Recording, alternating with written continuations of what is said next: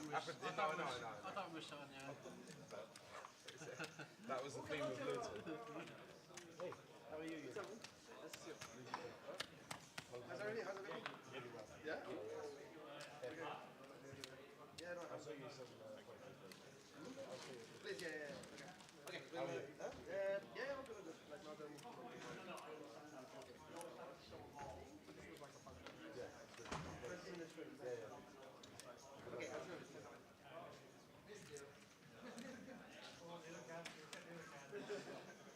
Profit of the year on the UKPL. I think so, yeah. This year, well, with the 25-50s, yeah. I won two. And I just wondered, because the people, I mean, I don't play one of the people at the top high levels actually it's quite interesting. Because obviously, people don't see all the bullets fired and all that kind of stuff. They assume the people at the top are like getting over. Well, all year long I haven't played for them, so I've not gone for Right. like some. So in previous years I have, but this year I've just played my game because I put in with my first baby. I wasn't ever planning to play this year much, and then naturally dragged into it. Yeah, I meant to ask Callum last night, but he was super terrible online, so I thought I'm not going to ask him at this stage because he'd be quite upset. But yeah, no, it's just so my pals text me like certain people like, oh look, it's cash and I'm like, yeah, but you don't see how many times I fire these bullets, do you know what I mean? Like, They only sent me a message yesterday. I looked, I was like, eight something. I was like, it's Brian. I don't go to context, so... No, that's fine. I said give it, but then they send me a thing without sending any message. Good afternoon. There are only 12 names. Yep. There are 24 runners. What? A lot of day two buy-ins. 100% day two buy-ins. Well, we know Jamie said yesterday buying day two. Yep. I'm guessing I can see Cal there. I'm sure. Yeah, There'll be a few. And the blinds are starting at 3-6. Yeah. They missed a level out yesterday. It was an error. Not starting at 4-8. So what they're doing is they're replaying 3-6 to basically start where they should have done. Okay. I think it was just an error in setting up the clock. So 3-6 it is. So 100,000 starting stack at 3-6. Plenty playable, which is why we've gone from 12 to 24. Spicer, Carl Spicer, chip leader, Chris Johnson, Dooley, Ben Miller. Some good names in there. Bouncy with 4 stacks. What's that about? I don't know. You can sit out till tea time. He could. He's got 60 big blinds, Tower. The Bouse. We'll get you the payouts as soon as we get them. They've literally just sat down, but we've got there. I think is it 50 in total? 50 players in total. And just to let you know, the pot's not 663,000. The blinds, I think for the first couple of hands were a running ante. So that gets sorted out straight away. But Spicer says I'm all in for his 600,000, so that's why the pot's inflated, and we have a call straight away. It's Cal. And that's Cal with Queen 10. Have we got an elimination the first hand? Cal sits down, Queen 10 off. He says, "Yeah, go on then. Let's have a game of this. Blind on blind."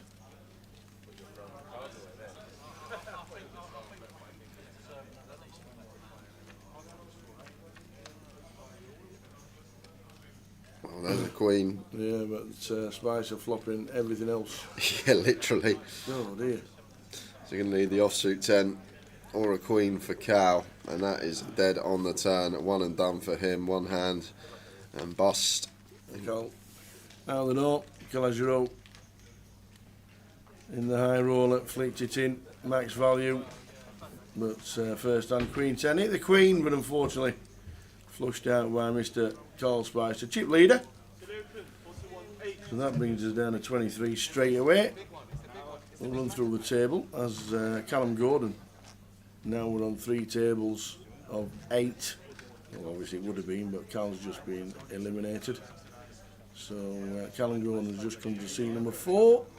Chris Johnson in seat number 2. That was the order. Chris Johnson was in 2. Abdul Ahmed in 3. Mo Romanovic in seat number 6. Mo watches the stream as well. Maxine Farner and Carl Spicer. We've now got Callum Gordon sat there as well, so we'll run through the full table very shortly. Good afternoon, everybody. Early start for one and all. If you're tuning in, hi. Hello. Great to see you back on the 888 Twitch channel. Yeah, we're on Twitch now on 888, and then YouTube and Facebook on Grosvenor Poker. See, Eastie's in the building. He's sitting by our comms room. I'm walking in. He goes, Yeah. "Late are we?" But not even hello, not even good morning. Just the first 3 words he says to me. I go, "I'm on time. Actually, I got a minute." Literally, not even good morning, mate. How you doing, mate? Nice to see you. Late are we? Were the 3 words that Eastie has said to me today. When I was actually on time by a minute. So, what's the chat about here?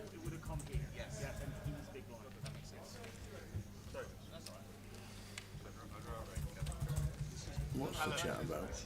Ah, see, the button is now on Spicer. And we can come in on the big blind because it's a dead small. That's what they've just been talking about. So we have a dead small.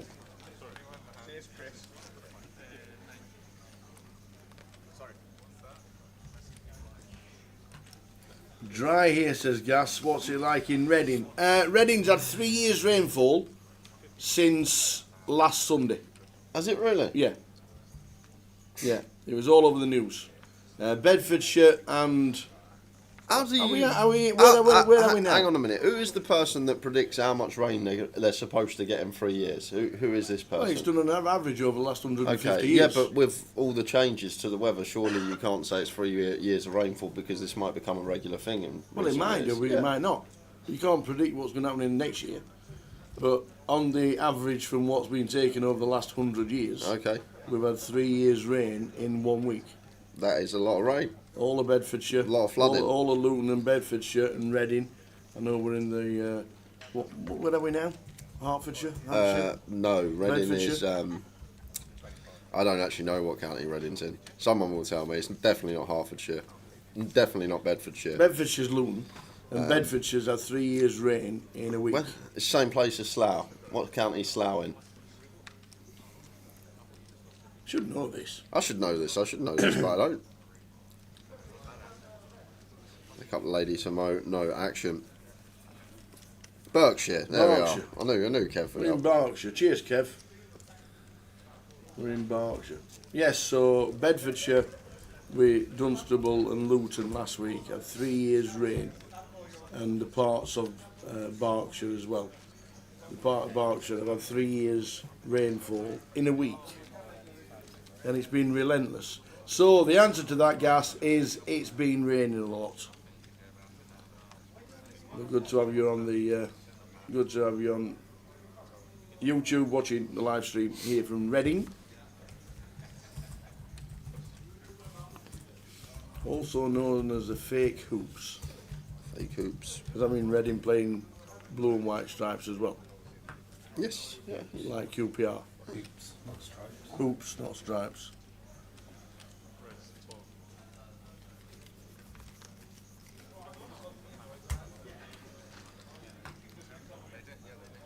A bit of trouble here for Chris. We've got chip leader opening.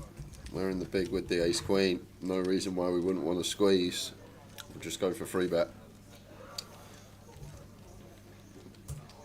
Nice meaty size, 47k, and could be a bit of bother here. Depends what he thinks about Carl. If he thinks Carl is going to find some lighter 4 bets, may still be continuing. But if he thinks Carl's never going to find a 4 bet that isn't value, maybe Chris will just get out of here, even though it's Carl versus big blind. Nice size from Carl. Making it like 2.5x in position. Could even go slightly smaller. Now, difficult one for the Macca pack with ace queen. Makes a very good laydown. Very nice indeed. So we're on 23, and there's the one. Money. Top 7. Getting paid out of the 50 entries, 16,150, and the bubble will be on the final table because the FT is 9, and obviously the bubble will be 8. So 7 players getting the money. And we'll show that up when we get closer to it from the FT onwards.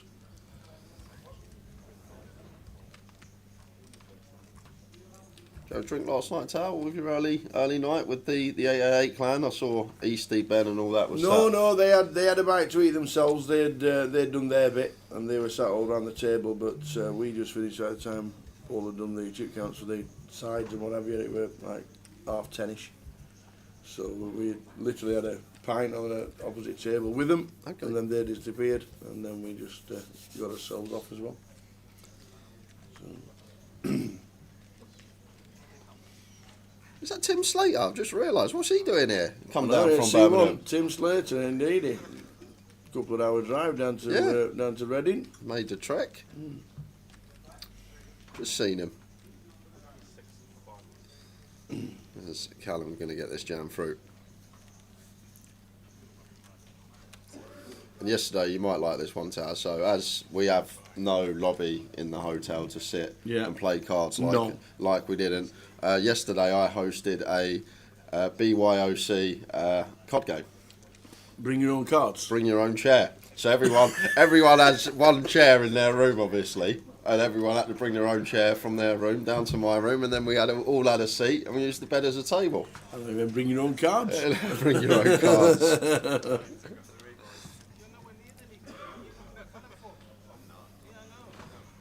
Bring your own chair. Bring your own chair. That was what it was last night.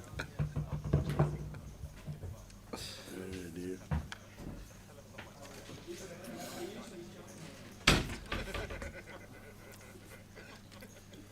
How did Spurs go? We won 3-0. 3-0. I watched the highlights. Somebody got sent off in 8 minutes. Yes, What happened? 7 minutes. Just last man. Someone's got goal side of him, and he's just brought him down when he's going to go through on goal. But when you're playing carrier bag, you can afford to go down to 10 men, obviously in the 6th, 7th minute. But I watched the highlights. They had 3 or 4 really, really good chances. They did. Really? Yeah, some really good chances. They missed a penalty as well. Oh heck. Like 3-0 weren't the scoreline it should have been. They deserved more than 3-0. To be fair to them. Cardsmith, afternoon chats. What's Reading card room like? One of the only few I haven't been to. Really nice. The casino's really, really nice. Nice seating area for food on the left-hand side. The bar area is quite big. There's a sports area with a big TV, and you got your own little booths with a TV on there. And then the main card room's got about 10 tables in it, but we're in the show bar, and there's another 10 tables in there as well. It's absolutely perfect, and if you look when the camera's on seats 6 to 9, you can actually see a little stage on the left hand side, but the rig just doesn't fit on it, so we're just to the right hand side. There's a bar open there, as you can see. It's a nice card room. You want to come down and check it out. Plenty of side events going on as well. Yeah, Chris just shoving effective stack here, really nice. From cut off, just recognising everyone behind is probably, when he's shot this hand, like 17 or less. Seems good.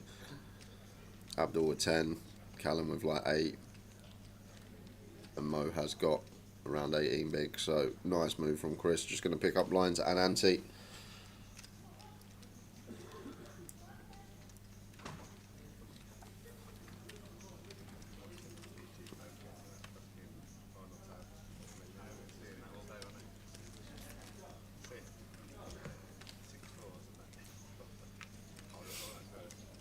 Callum was saying earlier today that he had 300k at one bit and just lost a terrible last level, he said.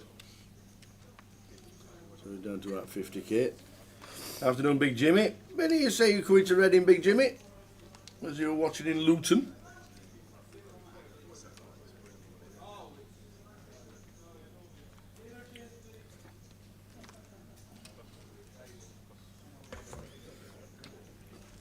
And good morning to Barbin watching on 888 Twitch.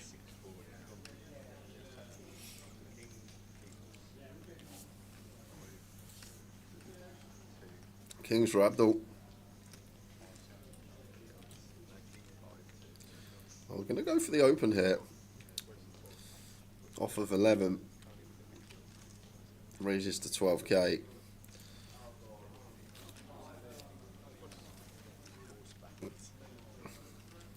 Guess we may opt us. I'm not sure. Maybe min click, maybe some like suited low down king X to offset this, because 11 bigs from the cut off.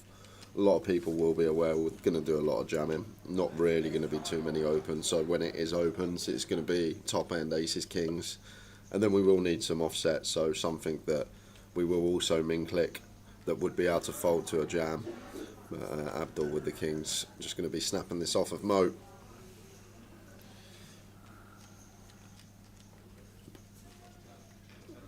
So here we go. Sixes against Abdul's kings.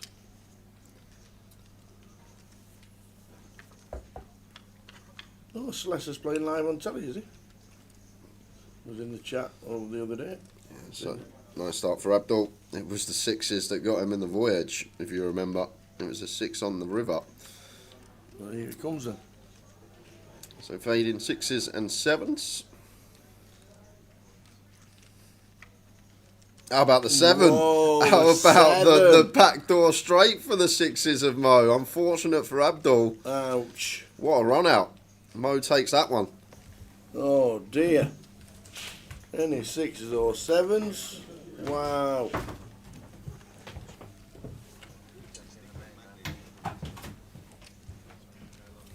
Unlucky Abdul. Kings against 6s.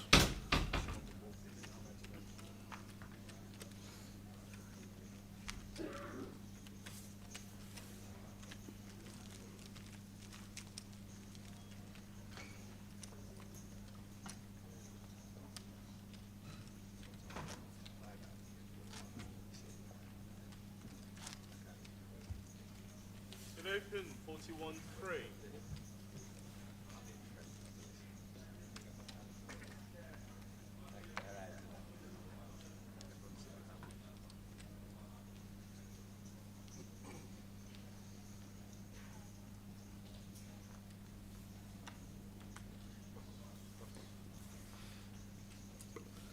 So we lost Abdul.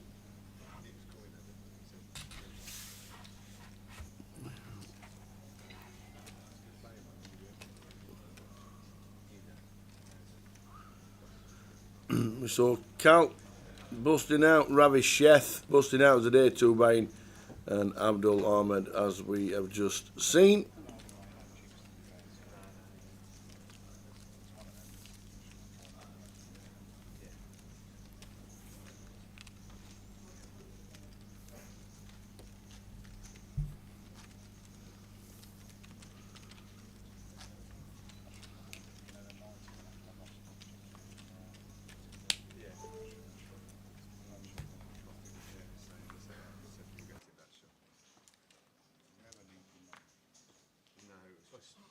It's just the wrong spot with that hand running out.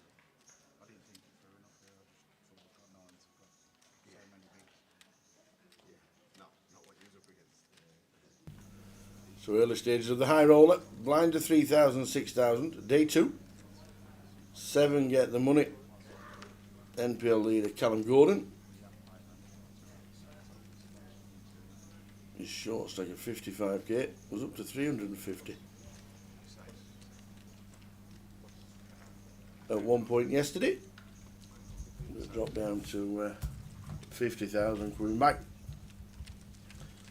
Spicer in C number 8. Nice chip leader.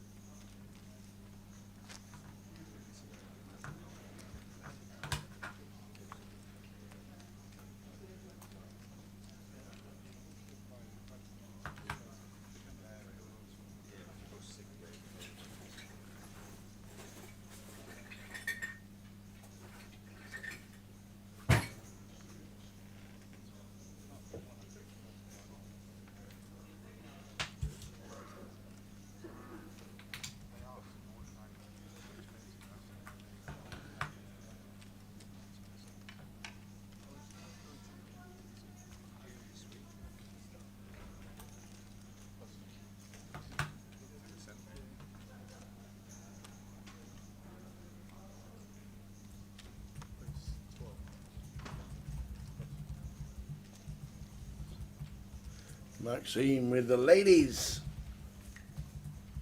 Tim Slater with the ace 4. Day 2 buying is Tim, so he calls the 9. Ace 4 Seward. Chris with the king 8 Seward as well. Any red flops about? 9, 10 Jack flop. Maxime. So dummy end for Chris. Top end for Maxime with the best pair. Tim Slater just with the redraws.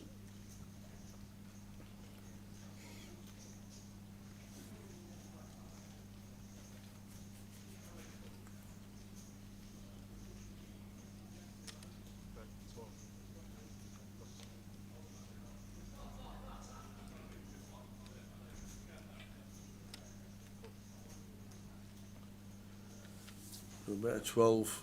Tim's out of the way. Chris calls with the dummy end. 3 of diamonds turn.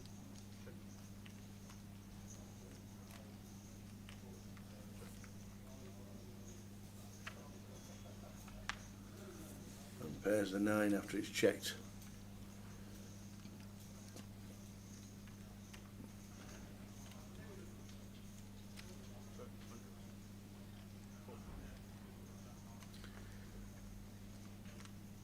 Chris bets 100,000. Maxime just.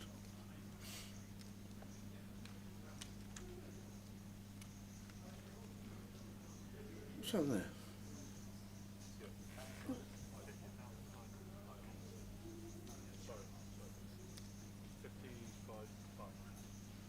There we go.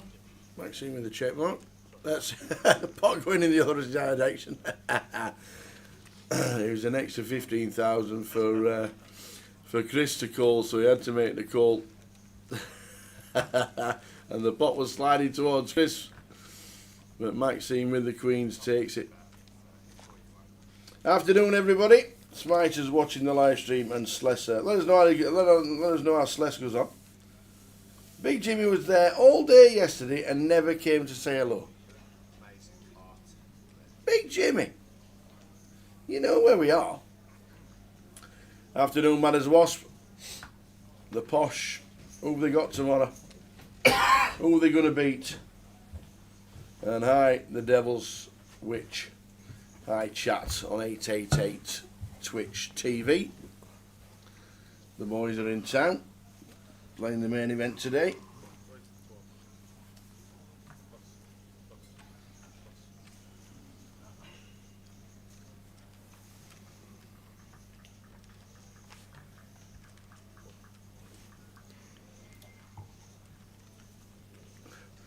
Afternoon, Valerie. I bet you're glad you've not had 3 months rain in a week as a taxi driver. How do you comprehend three years rain in 1 week? I don't know. Like, oh my word. Is it? I could be wrong. Is it not good for taxi drivers when it's raining because less people walk places and then you get more drops? In theory, but less people actually go out. Okay. Like you'd open the curtains and go, not today. All right. Plus, with the amount of rain Bedfordshire's had, all the roads are flooded. Yeah, they are. So you can't get around at all.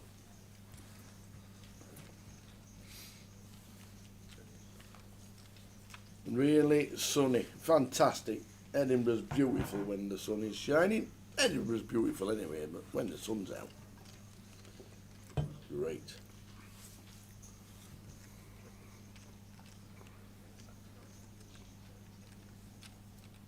And the best news came through today as well.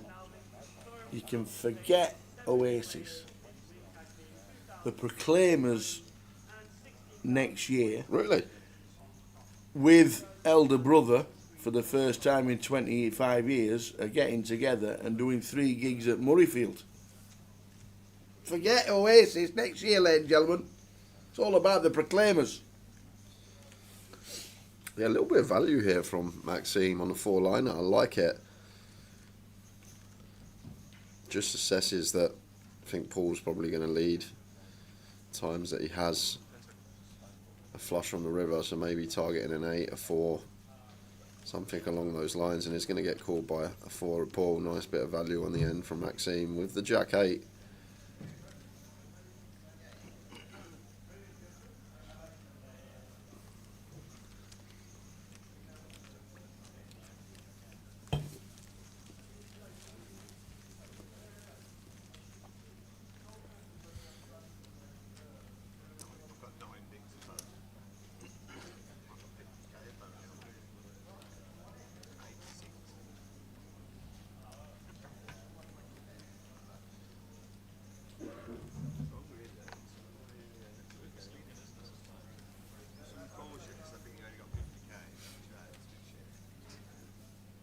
So we started the day with 24, we're down to 21 as Abdul Kadir bust out on ours. Yeah, losing a rough one versus this man Mo with the sixes. Mo going to open.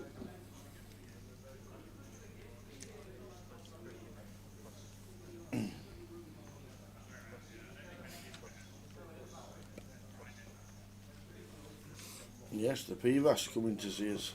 I think he's local to Reading. It's Paul Vasnunis. Champion here years ago. Still looks the same. From about 10 years ago when he won it. He does. Exactly the same.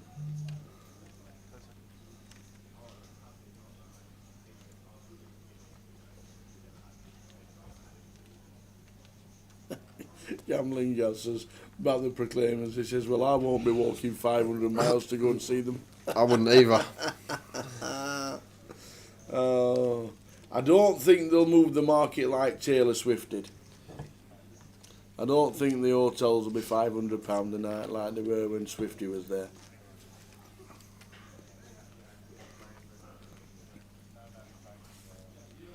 The thing is, like that show, the production value, like how Yeah. much it must have cost them. Everything, you got the stage moving, you got coming out of the stage, like everything, like all the screens changing at the back to like different dimensions. It was like, you think this must cost like millions and millions. Who to was the just run. guest appearance? Paramore, and I actually used to like Paramore when I was in secondary school. So I preferred the what do you call them? The support act more than the actual act. Tim Slater all in with Ace King. Going to be getting through Callum. Just got to get through Mo.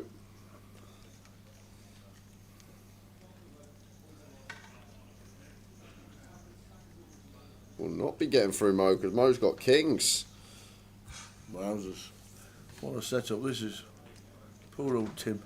Poor old Chris, he's got to hear it. Tim's going, how's he got kings here? I got Ace King, he can't have kings.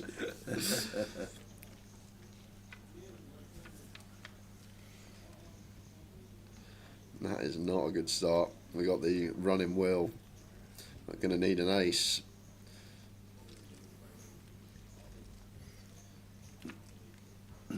No, just about it.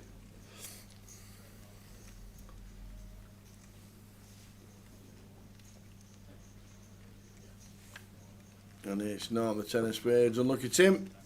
Tim Slater busting out in 21st. There he goes. So on 20. It open 41-1. See it open.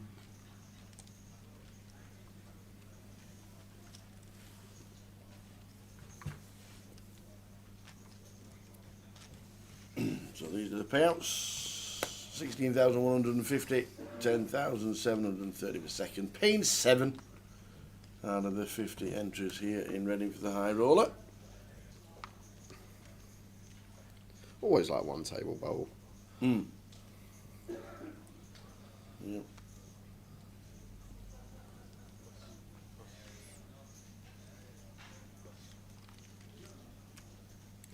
They're going to be a jam for Callum here. 9, Jack 10 on the button. Qualifies.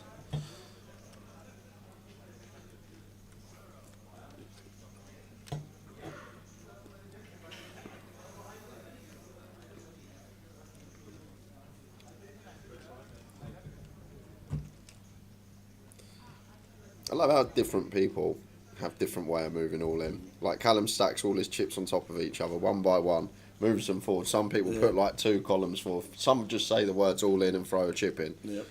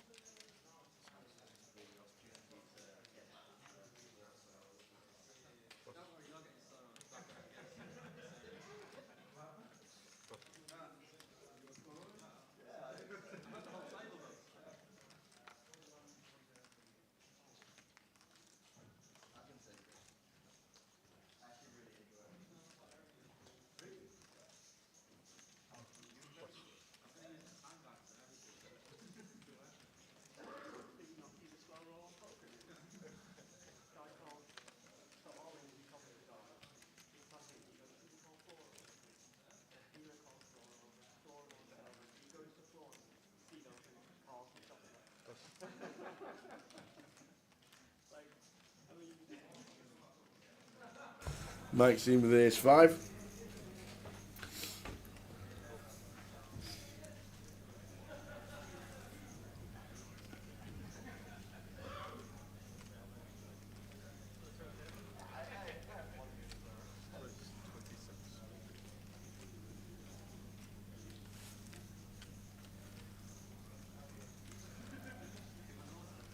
If Maxime had like 25 here, I think one that could potentially get aggressive and even go for jam. I think 30 to start the hand, maybe a little bit too much. But I think we're definitely continuing an ace. Looks like he is going to in the form of call. I think if Maxime had like 5 BBs or less there, off his stack, like 25 or less, might have seen a jam. I'm just going to play call off of 30.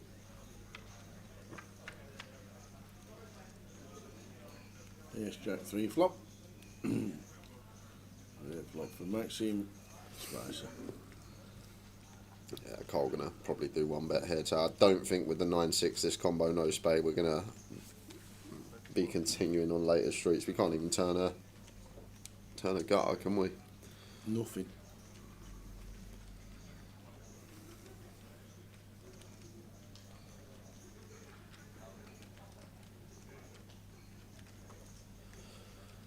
How are we doing? Super Zero. That was well worked out. I'd have been there 10 minutes trying to work that one out. So Queen of Diamonds on the turn here.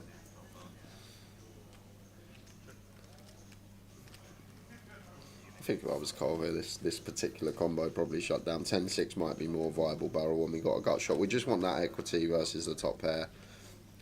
Like, if we're barreling, drawing dead, not a good spot to be in. Like, at least want some smidge of equity, whether it be a gut shot, whether it be an overcard to the board. Can't have an overcard on the ace-high board, obviously, but just as an example. But maybe just thinking here, Maxime going to call once we go such a small size on the flop with some king highs, going to call with some 3x, going to call with some jack x. So maybe just trying to target this proportion of his range to fold out. Not going to be working.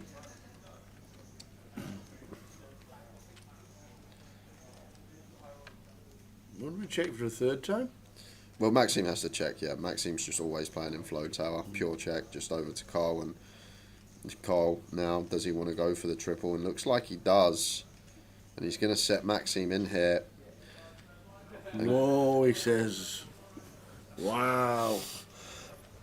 This is aggression of the highest order from Spicer. Yeah, just leveraging the big stack tower. That's what he's doing. Just trying to put Maxime to the test for all of it. And Maxime here with an ace, blind on blind. Do find in these spots as well that the chip leader may over bluff on this particular board when it is ace high, a board for them. When we can have a lot of like jack 10, queen 10, king queen, king, like king jack, a lot of hands that potentially will check call, check fold. But maybe with an ace and no spade in our hand as Maxime, maybe too good a catch here, tower. This is the thing. Like the fact that it's blind on blind and Carl is supposed to get aggressive and he will have all this like load of rubbish in their pre-flop tower that may just overdo it, as we can see, 9-6.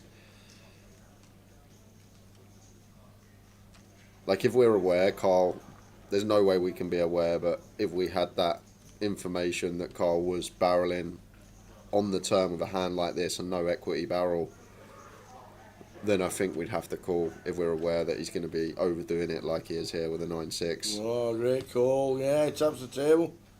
That says good call. Well done, Maxime. Great call. Up to 368. Call drops down to 650.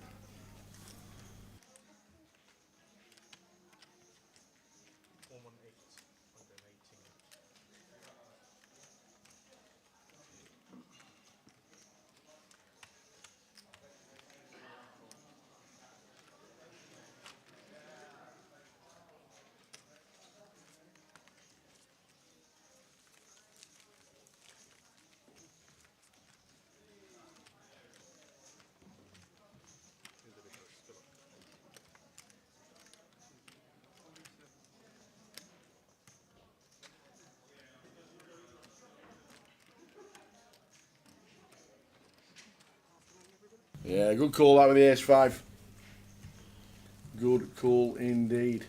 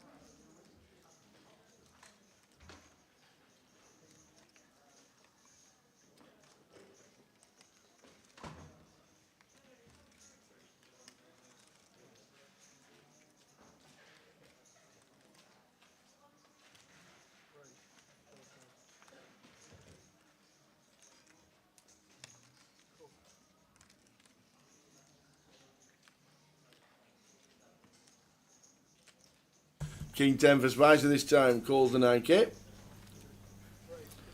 After an open with another ace for Maxime.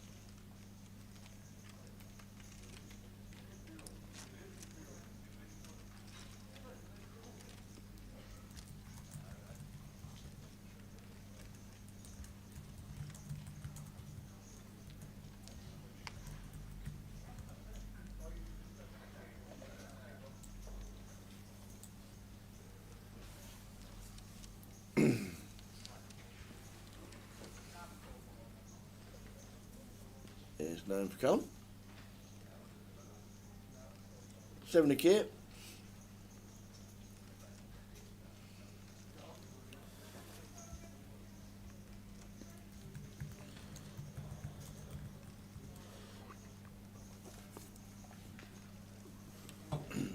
Nine, 3, 6.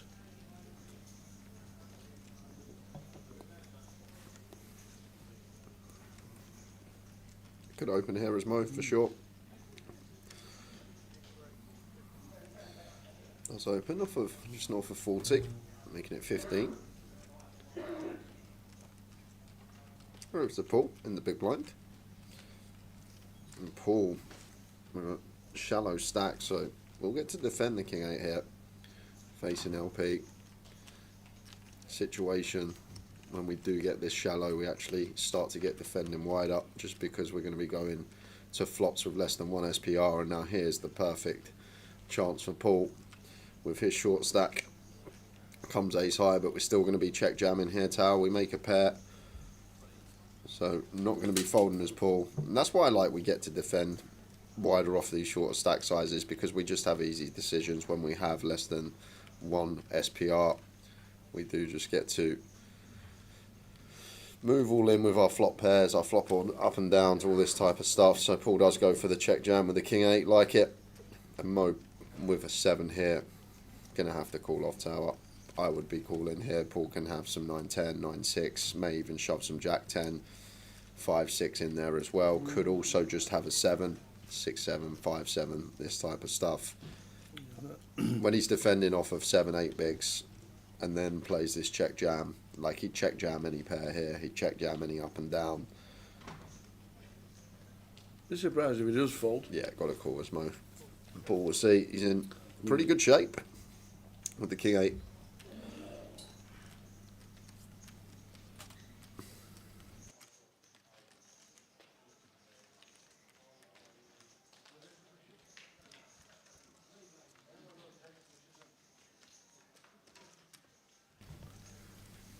Five of diamonds, no help. 10 of hearts, no help. 10 of hearts, no help. So the king 8 for Paul Nunes. 110k.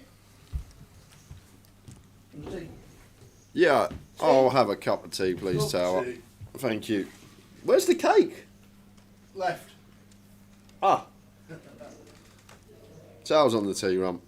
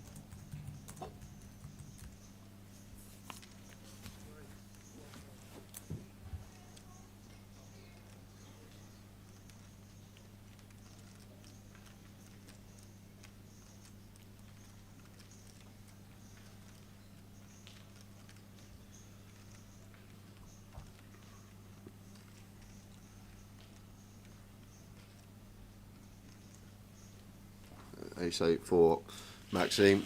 Going to be a nice jam for Callum here. Just sub 10, ace 10 into the middle.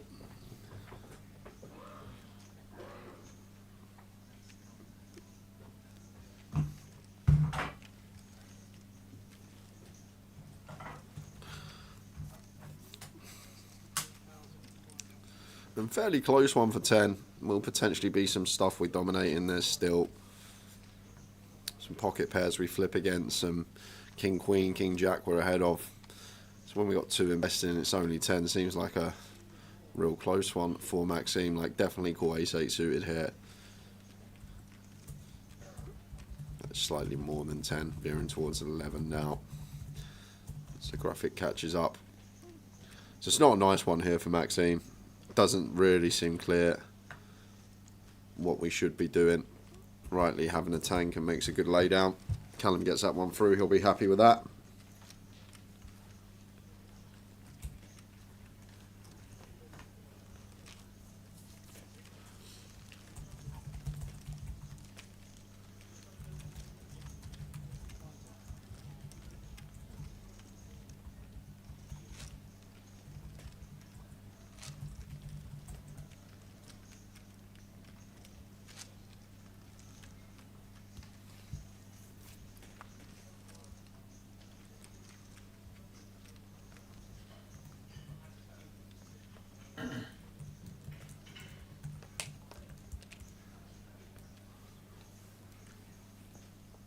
Slow start.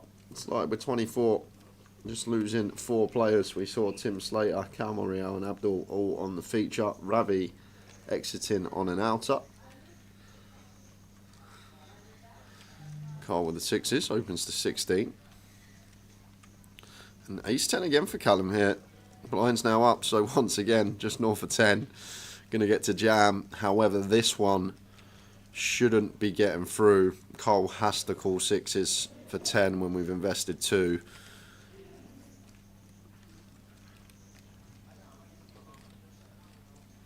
So once again, Callum all in, and this should be a call for Carl.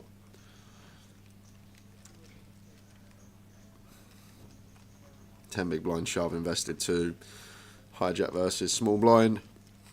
Callum will shove 5s through deuces. Callum will shove potentially some ace 5 through ace deuce suited. Got a call as Carl, as he does eventually.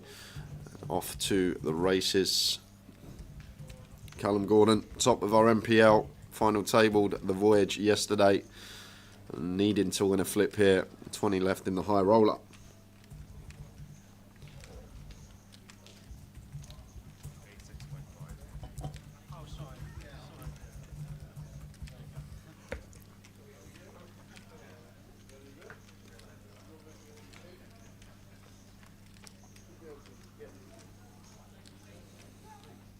Not a good start for Callum.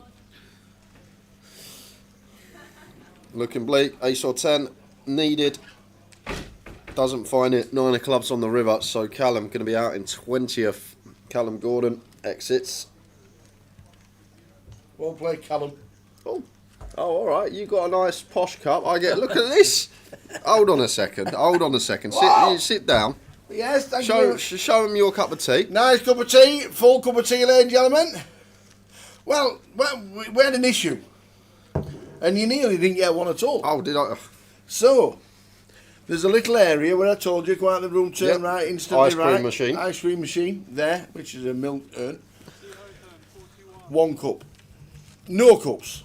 That's the cup I used for my first cup of tea. 0 cups on the shelf. I thought, they've just gone on a break with the main event. Oh, okay. Busy at the bar. Yeah. So I'll leave that. So I went to the second machine that's in the main card room. They don't do cups, they only have paper ones. Okay. So the option was nothing or me bringing something in the paper well, cup. thank you, And thank I you. thought, me, Thanks for the full I'll tower. do something in the paper cup. So next time I'll do it in that. Yeah, there was no need to just inform the staff there was no spare cups in our drinking area. So Mo may just give Maxime a walk here. I think I probably would with a 6 deuce.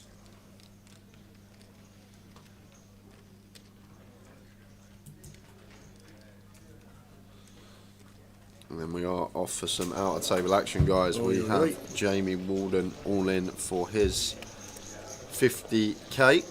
And Dave McConaughey has called with the King 7. Oh, McConaughey's here, is he? And it's 10-10-3.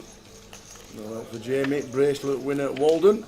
Well, that's no help for Jamie because now he goes behind. Something only hits a jack or an ace. Boom! There's the jack on the river. A little bit of Broadway for Jamie Walden. Very nice. Sees that king on the turn, thinks it's curtains. C number 1 bracelet winner Jamie Walden gets a nice double.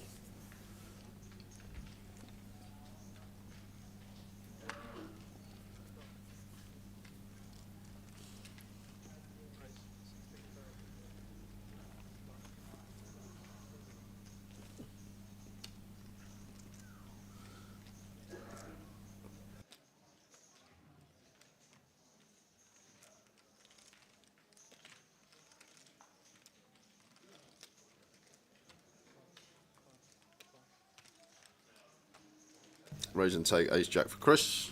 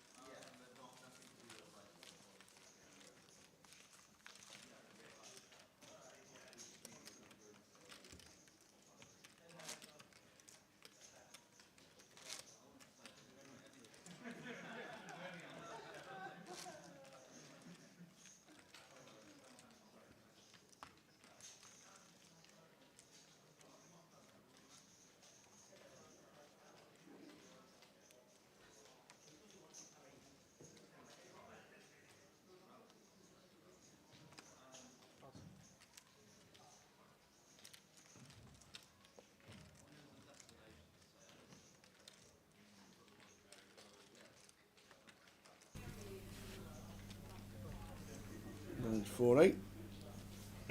40-minute clock.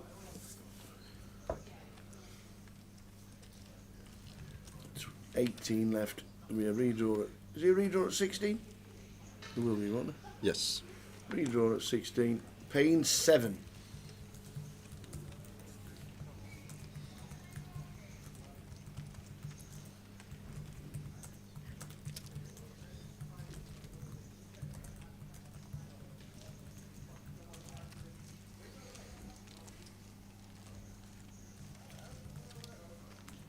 I roll the day too. Welcome to Reading. Hope everybody is good. 888 Poker TV on Twitch, YouTube and Facebook, Grosvenor Poker.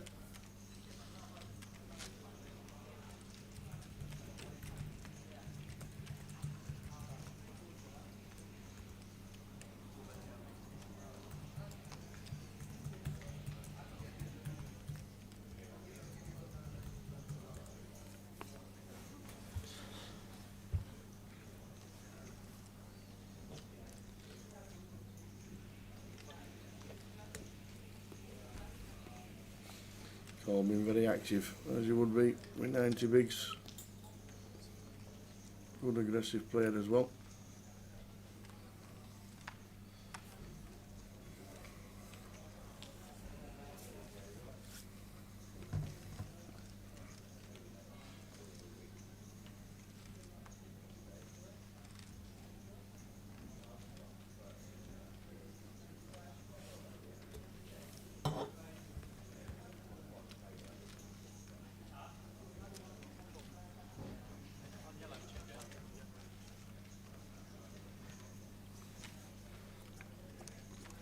Paul defending the ace-4 hit from the big. Spicer flopping nicely, but Paul hits. Yeah, and once again, Paul going to probably play the old stop and go here tower.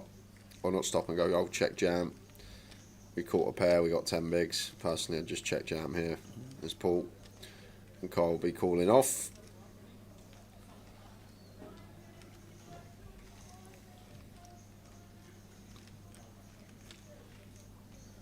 All in. Should be a snap. Indeed. That's exactly what's happened. Second pair. Pavivas against Spicer's flush draw. And Pavivas says, well, I'm ahead.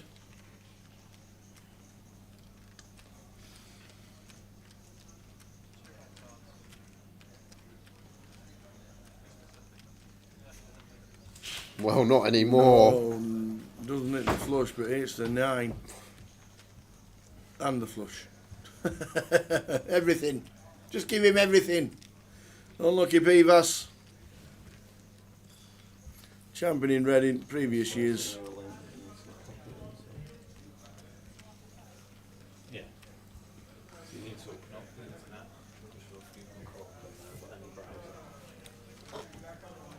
Yeah. So we're on 16. Pivas eliminated. 7 get the money.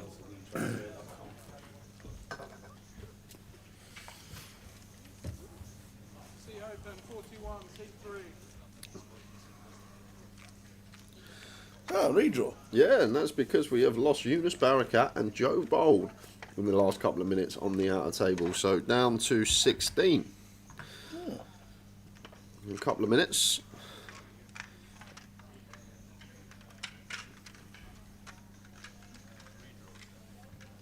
So then on the left it says that failed. 3-4 minutes, guys. Leave the pictures running. See what's happening here. That's the rest of the festival here. We're on Friday. Day 1C, Day 1B going on. The main's going to be massive here, I reckon. I reckon it'll be one of the biggest UKPL mains we've seen since maybe the start of the year that we had in Coventry. The turnout yesterday, fantastic. Already plenty in for the morning flight today. Yep. And then an additional 2 flights after that. So I think it's going to be a big day Sunday. Turbo Dash is a side event tomorrow. And then on Sunday, the big shot, the seniors, and also the live closer. And then on Monday, they'll have the 109 closer online as well. So plenty to get yourself into. And then Coventry is on the way. Last event for the 888 Festival in 2024. 10 days in Coventry, 10th till the 20th. We're there for 9 of it. We're doing Thursday, Friday, Saturday, Sunday the first week, and then Wednesday through to Sunday the second week. Plenty going on with UKPTs for the rest of the year. There's 2550s going on. There's all sorts going on. 2550s actually. This week are in Leeds, Blackpool and Birmingham. Blackpool is going to need a bit of help by the way day 1A started. Very slow. In Blackpool, you might be value town over in Blackpool in Grosvenor Casino. Leeds are good numbers. Birmingham are good numbers. Blackpool a little bit slow. We'll see how it goes over the weekend, and if we fancy playing next week, back to Luton, if the roads are clear. Good luck with that. Bolton, Newcastle, and Edinburgh. Edinburgh have a 25.50, and then back here at the end of the month, next month for Reading, 25.50, Benue Road in Leeds, and Glasgow. Benue Road and Leeds, bit of a strange one having them together. But if you're in Manchester, you normally travel to Leeds, and if you're in Leeds, you normally travel to Manchester. But staying local, Manchester and Leeds together, and then plenty going on regarding the 25.50s. And the last couple of GKPTs of the year, Blackpool, we've got the CAF Cup on the 2nd of November, the charity event with the music playing and dancing and singing on the tables and all sorts going on, and the CAF Cup, 2nd of November, Benteague's 30. Is it really? Yes. And he says he's not drinking. Yeah, all right. Benteague, He might not be drinking for the next week after that night, but he'll be drinking that night. Benteague, 2nd of November, he's 30. He is already registered for the CAF Cup. Actually here, in Reading. He is. Good to see him. Doesn't travel like he used to.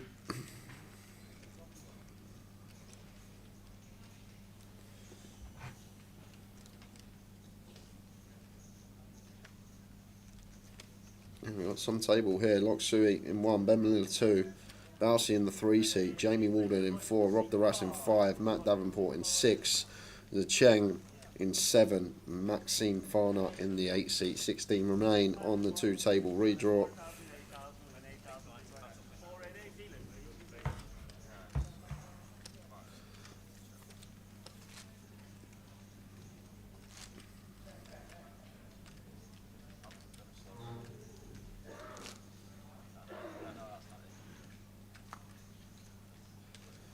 Off we go. 16 left. 7 getting the money.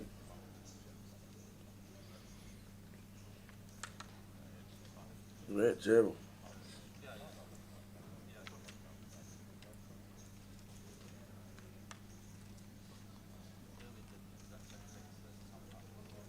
Darren Sherwood.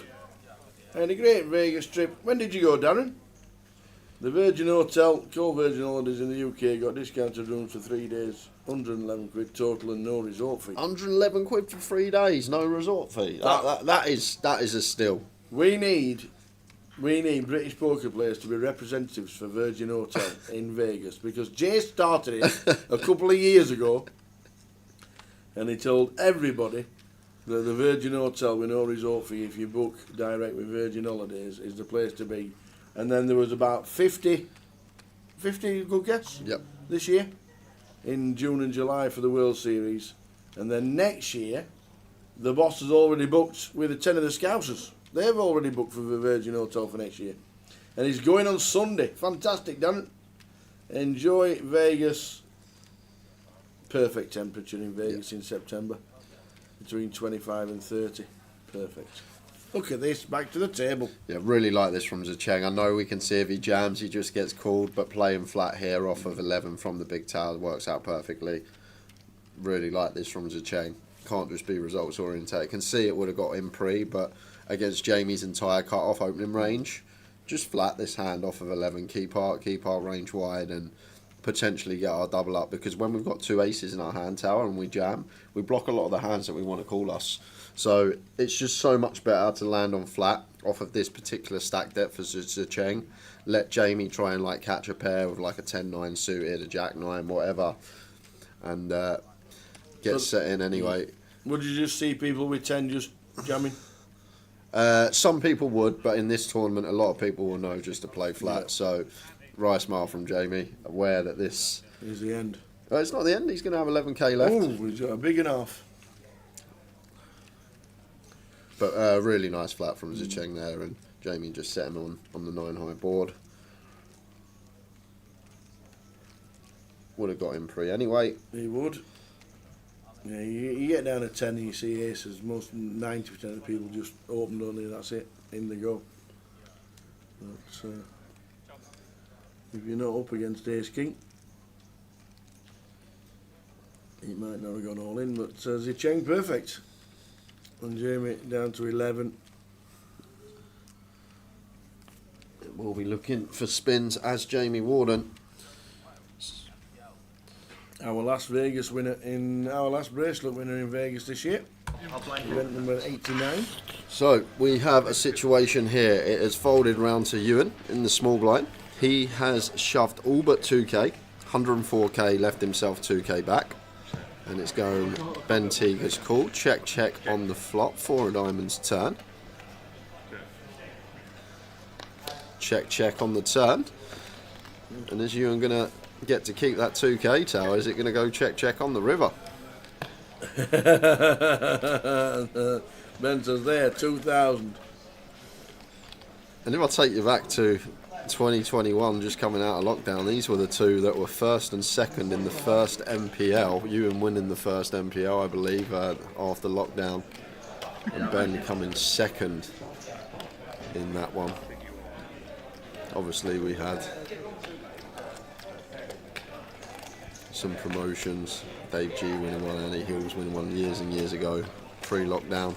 But these were the two that were 1-2 in the first MPL after lockdown, and now fast forward 3 years here in the high roll up, Ewan thinking whether to call off for his final 2k here.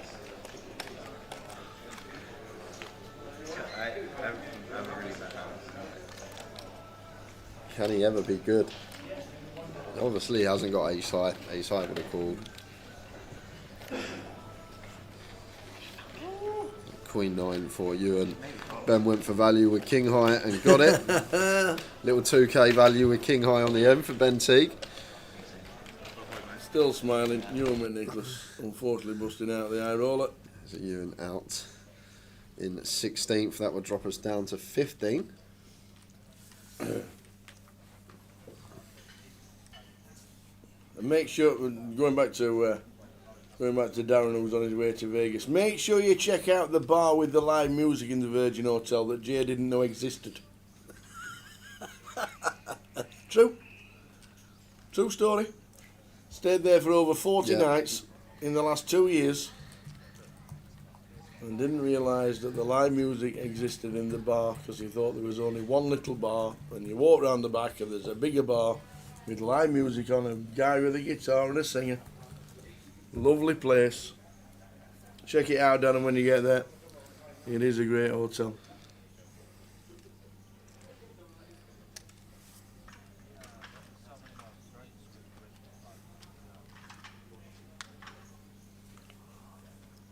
So Maxine turns a pair, but won't be too happy about this board. 789 flop. Maxine and Ben a call.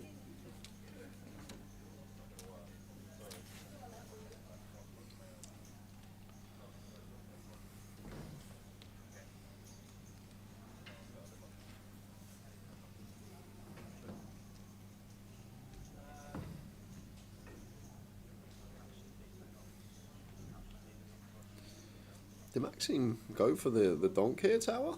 Did he lead flop 13k? Looks like he did.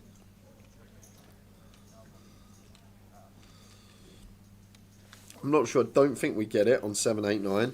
We might get it on 876. Definitely get it on 765. But when Ben should still have Jack 10 suited and all the sets, I don't think it shifts enough for us to play any donks as Maxime.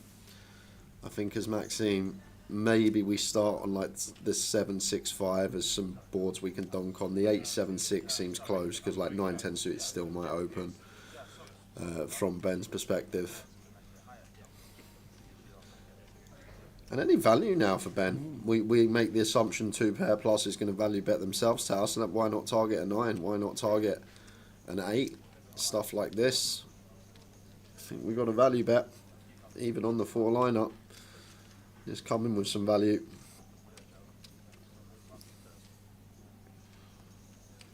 That's 32. Well, it seems to be great. Pulling out the call. Yeah, well, thinking like once Ben calls the donk on the flop, he will have ace 10, king 10, queen 10, queen jack, king jack, ace jack. All this stuff is out there as bluffs. So Maxime going to pay with a 5. But personally, I think as Maxime, we just play check fold on that flop. Maybe check call versus small. Don't think we're going to get any donks from the big. I think we need like at least 8-7-6 flop. Definitely 7-5-6. We'll have some more donks, but I'm not sure about the 7-8-9 rainbow. Then pulls in a small one from Maxime. 5 minutes left at this level. Richard Burner stayed at Caesars and missed the biggest buffet in the world, and you had no idea it was there. It is the biggest buffet in the world. I think there's only about 4 or 5 now in Vegas. The buffets. It's about $100, but they do lobster and fillet steak, and they do all kinds of seafood that you never get anywhere else. It is actually worth it if you want to have as a buffet goes. It is pretty special. The Wynn breakfast buffet is nice. Is it a Wynn breakfast buffet? Not done that. With the Caesars one, with all the seafood and the lobster and all the crab and all that, it is pretty special. I don't really do seafood. But it is expensive. I like crab sticks. They're all right. That's because it's not seafood. It's got 0 crab in it. Well, they're called crab sticks, Tower. They are. They're not called crab sticks anymore. Are they not? No, they're called seafood sticks. Are they? Yep. Because it's got no crab in it. Because it's offensive to crabs. Is it 2024? It contains 0 crab. This world's going mad, honestly. Probably something. It's probably something to do with that. It's because it's offensive or something like that. I'm guessing. Well, it's false advertising. Yeah, well, because it's but there's no seafood in it, is there? There's no seafood in crab sticks. I don't actually know what's in it, but there's definitely no crab in it, which is why they've had to change the name.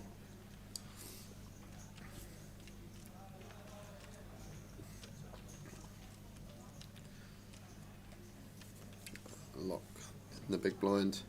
That's Justin Suey, isn't it? That's not Lock. I think it's his actual name, actually. Yeah. Lock Suey in 1. Let's get it changed. We all know him as Justin.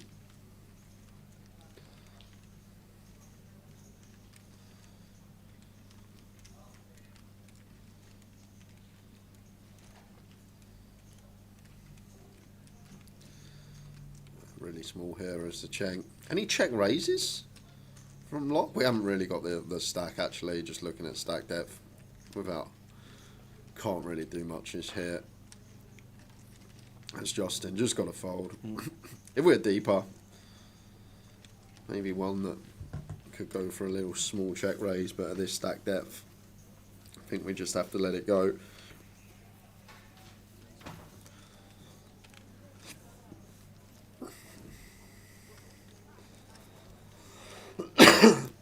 If you knew what was in them, you wouldn't eat them. Oh, I would, Lawrence. None of that stuff puts me off. They say that about sausage. Yeah, like you They see. say exactly the same about sausage. If you watch them being made, you'd never eat them. No, I still would. Yeah, it's a weird and wonderful world. But yeah. I like how you just I like crab sticks. Yeah, that's nice. Crab sticks.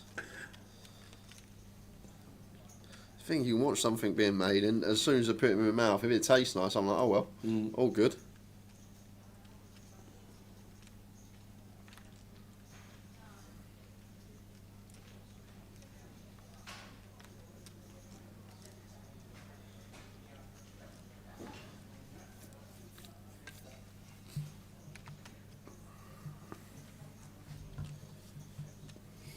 saw something the other day as well on about how one of those American super pumpkin spice lattes or something, iced pumpkin spice lattes you get in America from Starbucks. It's like the equivalent to 7 or 8 donuts that you're having. So now what I think, instead of getting a nice drink, I can just have 7 and 8 donuts. And this is the problem. when people post all this stuff to her, rather than thinking, oh, that's a lot of sugar, I just think, oh, well, now I can have 7 or 8 donuts instead of one of these iced frappes, even better. That's how my brain works. I'm not thinking, oh, look at all that sugar, it's got 7, 8 donuts in it. I think now instead of a iced frappe, I'm going to have 7 or 8 donuts to treat myself. How many could you do? What donuts? I can do, I used to be able to do over a dozen Krispy Kremes in one sitting. Yeah, I used to. You can. What? Yeah, I used to be able to. A full box? Yeah, I used to be able to knock back a dozen. This was going back when I had probably 20% extra body weight on me, where I used to be able to knock back a dozen. Jeez.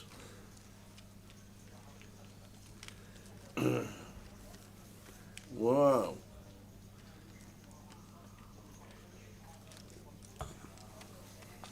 Wow. There you go. It's because it's got fish based in it is why it's classed as seafood. Okay. Actually, crab sticks, seafood sticks, chopped up and mixed in with coleslaw is delicious. Is it? Yeah, really nice. Thanks, Darren. I know it's great logic. It is great. It is. It is.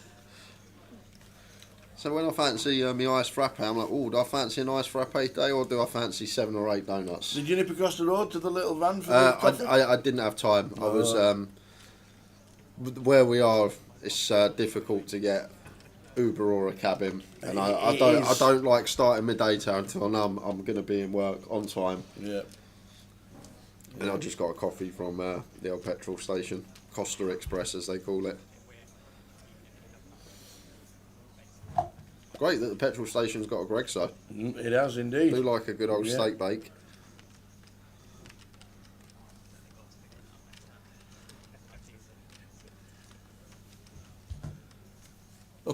Unless you're peaky and you go in for the old sausage and bacon sandwich with a cup of coffee on the special and there's no bacon. It says, oh, can I have the sausage and egg then? It says, oh, there's no sausage. No, not there's no bacon or there's no sausage. Yeah. You had to try and order 2 different things. He says, oh, there's no sausage. It says, can I have a steak bake? He says, no. I said, what have you got? He says, we've got chicken bake. King on the turn. For Ben. Mousy does pick up this gut shot. Blind on blind here, unless Ben goes big, I would probably be calling once as Bousy. Like we are ahead of all this 7-8, like 6-5, just random stabs, blind on blind. And against 8k, have to call, getting 4-1. See a river. The king pairs. This is going to be interesting. Because Bousy may have to hero here, Tower. Because we don't expect ace high to ever bet turn. So once Ben bets here on the river, basically saying that he's got a king, a 9 or a 10, and once we deduct that ace high is not going to bet turn, like queen high seems like one that would like to bluff catch some of the time. Goes for 30k. It's a difficult one for Bousy here, genuine decision with queen high, but he's going to let it go. Nice one, Bousy. Just gives Ben credit for a king, 9 or 10, and did have it. Jamie Walden waiting for his chance to get them in. He's 11k. In fact, now. It is now. 4 stall in on the big.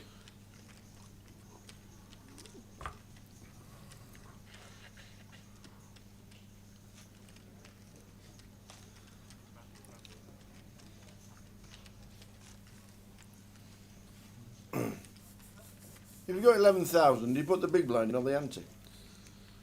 I think I'm not sure, they always, there's so many different rules that have changed with this over the years, and some places are different. So I'm pretty sure the big blind plays precedent, Tower. Yeah, it does. So he's got 11k, so he's big blind, he's got his 8k in, and he's got 1k in the middle for the ante. Yeah, so the big blind plays precedent for Jamie.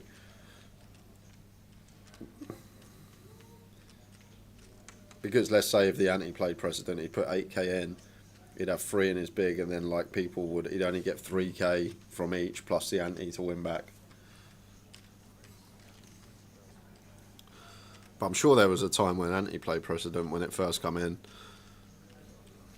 Yes, and it's working it out, isn't it? What's best for the player. It's unfortunate that he's forced all in on the big blind. Looks down at 5-3. I'll show you one. It's live. The 3's not good. Oh, and then the 5. We don't mind it. We don't want to catch a king or a 9 when we peel the 3 after. We're live. It's as good as it can be. Both cards. Well, we've hit the 3, but unfortunately, Maxim's hit the 9. So same scenario. Not anymore. Can still hit the Still 3. the 3. Stand up for the extra 2%. Oh, there we go. Sit back down, sir. Jamie Walden. It's our stand up for the extra 2%. Boom. There it is.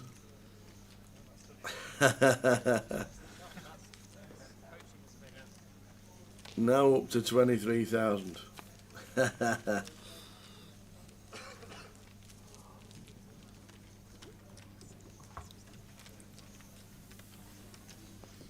there we go. Paul Rogers says the same. Most places seem to have sensed and changed the big blind ante all in to the big blind first.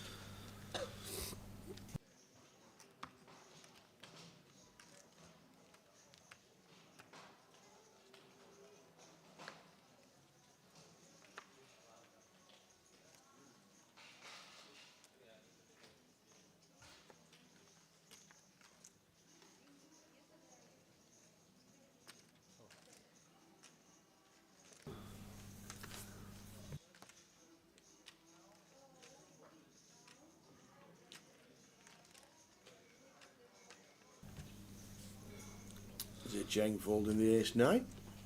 Early position. Down to Ben. Does the same. And you can't even play 9-3 on the button.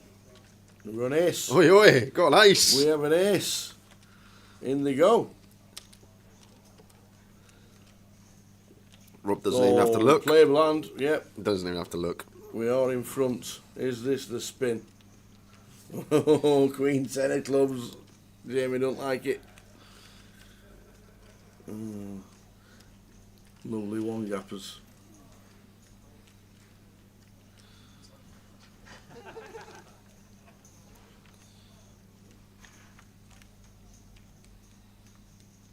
It's a good start. It Really is. good start. No backdoor clubs there. Just fading queens and 10s. Oh, man. not like that. Kidding? I thought the spin was going to start. Stand up again, Jamie. Barry about. No, it's not. Unlucky. Barry from Wish on the river. Unlucky. Jamie Walden busting out of the high roller in 16th. Very unlucky. Day 2 bite. Yeah, probably jumped straight into the main. Yeah. Numbers looking juicy for that. Today's flight, 6 PM flight as well, and then tomorrow the flight we will be covering.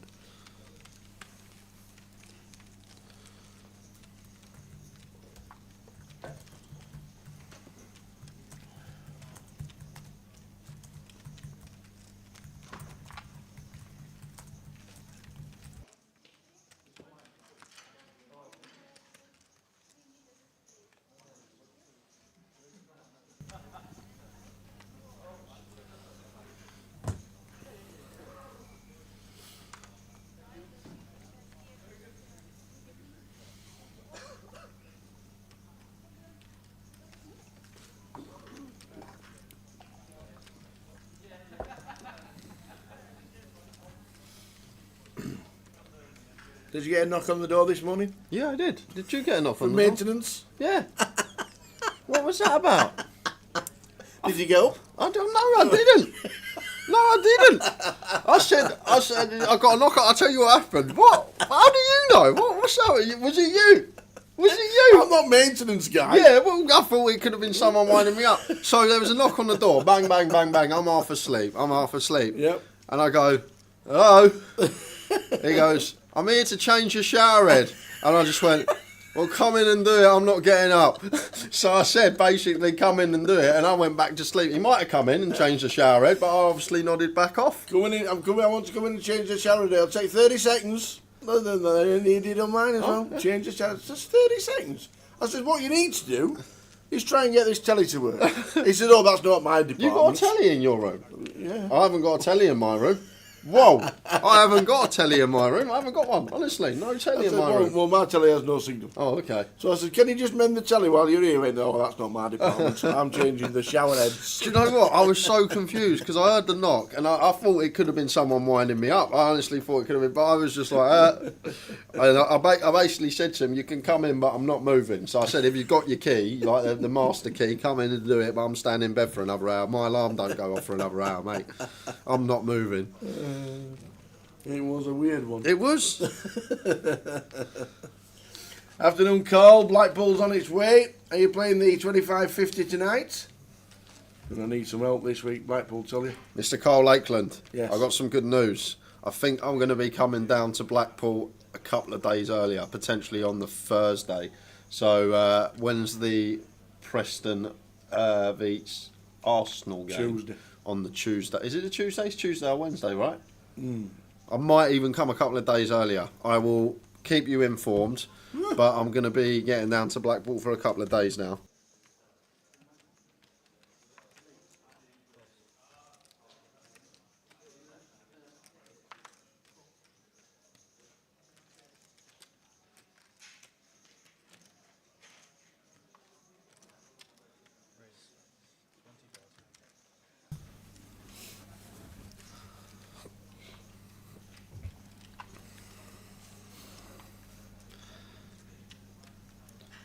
Well, I just thought though, Preston sounds cold.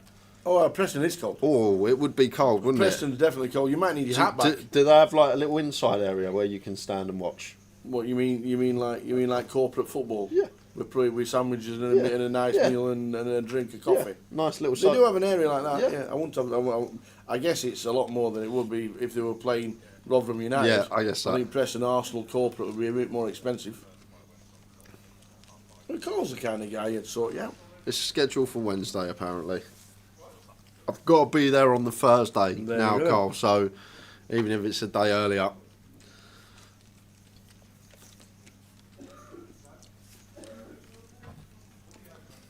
How are we doing, Dave? Where stands? How's things? How are you doing, Dave?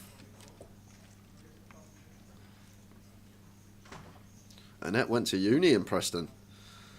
Oh, it's a big drinking town. Is it? Oh, it's a big uni city. They've changed it into a city. It's now a city. It's Preston. I thought it was just North Just, End. it's just another scribble on a piece of paper to turn it into a city, but it's an unbelievable university town.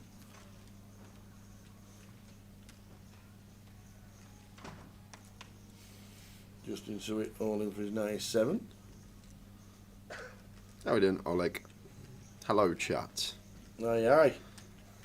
Afternoon, Oleg watching on 888 Poker TV Twitch. On there all week.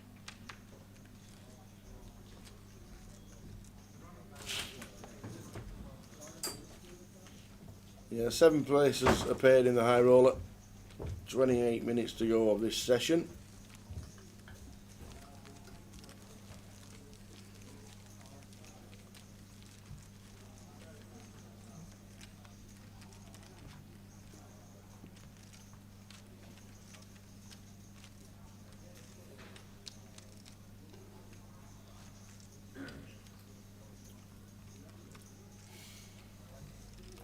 £16,150 to the winner later tonight.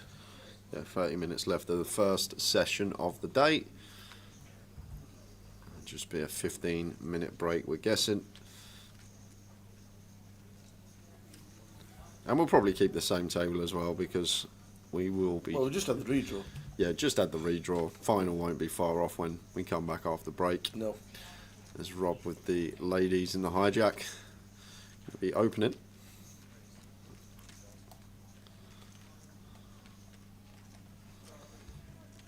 And King Jack off here for Matt, off of just shy of 18. Thinking about it.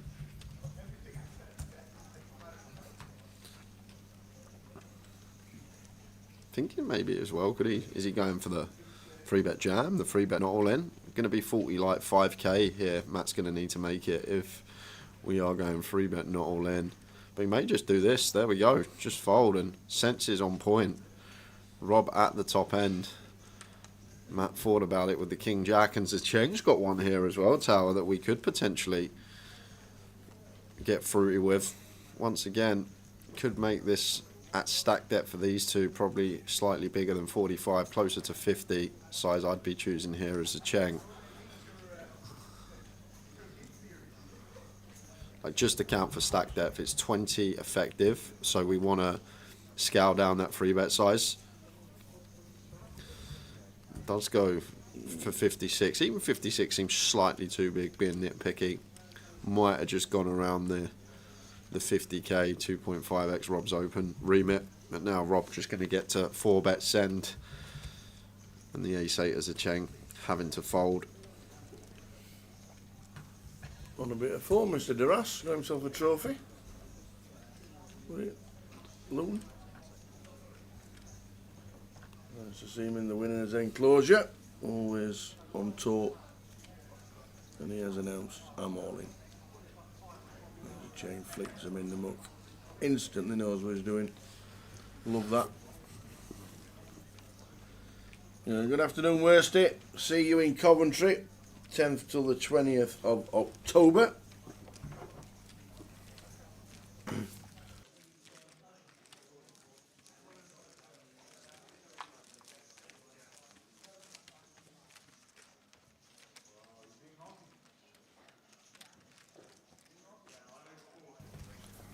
Yeah, it should be a cracker. A new bracelet winner in the midst on the way down to Coventry to Vivi. Now, we have an amazing social media guy that does everything. The pictures, when we have winning pictures, they're amazing. All the surrounds with the names on the screen, fantastic pictures. I'm not being funny. The picture for Vivi is one of the, not the best I've seen in my lifetime. Because the table's blue, the background's blue, and there's Vivi. They needed to think about it, I thought. Fantastic for Vivi. It was a brilliant achievement, and I just thought the picture was all blue. All blue? All blue. If you take the picture, check out the picture. I haven't seen it. Take the picture out.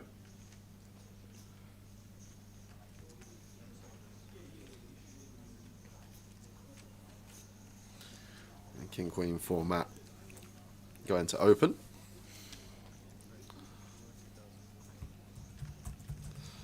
Raises to 20k. He's a Cheng in the cut-off. With the 5 deuce, can't do anything. We'll get out of there.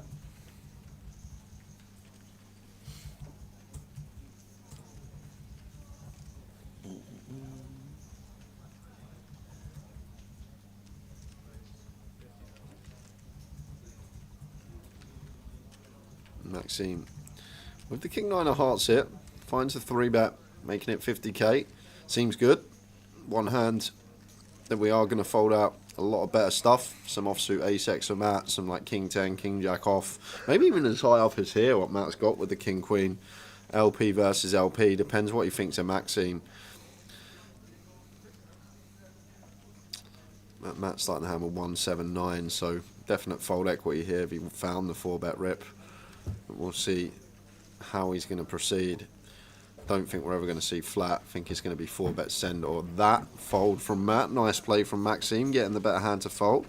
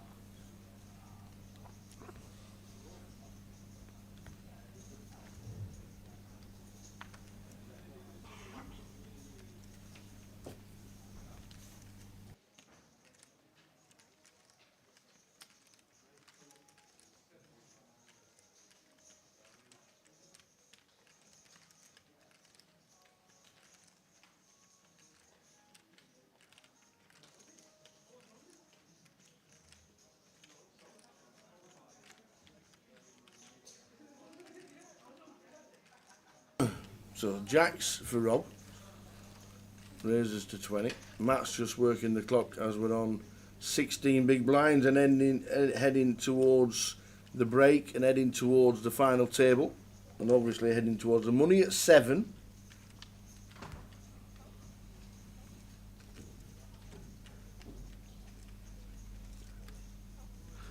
Did Rob just get queens and jacks? Back to back. A little bit of heat, no action with the jacks though.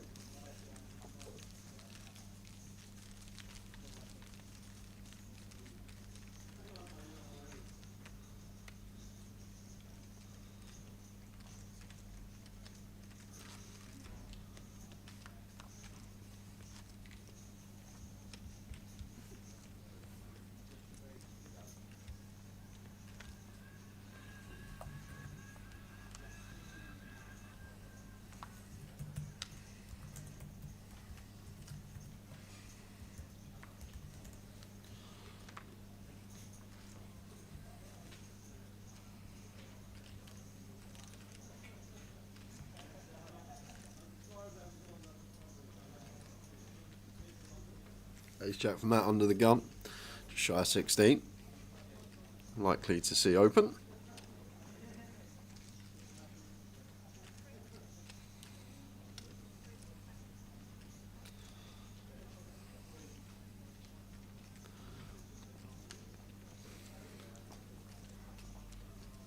Justin Sui out of the way, so he's bent down about. See on the small, also folding. Now Rob looks down. Oh, the 8-9. Good to see a flop. Yeah, should defend. 8-9 off.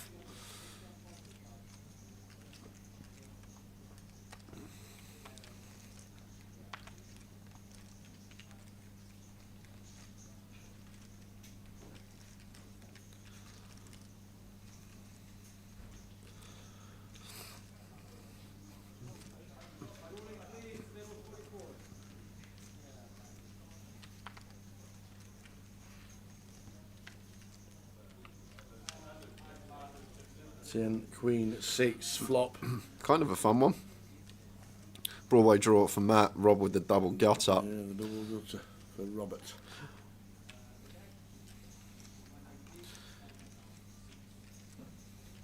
Interesting one for Matt, whether to continue or not.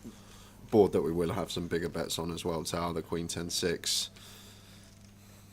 But maybe one he does play check some of the time, just because Rob got us covered, and potentially when we got 13 bigs could play some check jams and not getting to realise that equity of overcard and Broadway draw. But it's just going to see bet as Matt does go for the small size, 30% up. Now Rob with the double gut shot here. Not going to be going anywhere. Just assessing the situation. Do we think Matt's going to have many bet folds? Have we got aggressive, potentially set him in here? Or are we just going to take our price and equity to the turn? He's going to do exactly that. Nah, we're never going to donk this flop, Kev. Could Rob ever have any donks here? Not on Queen 10-6. Just got to play pure check.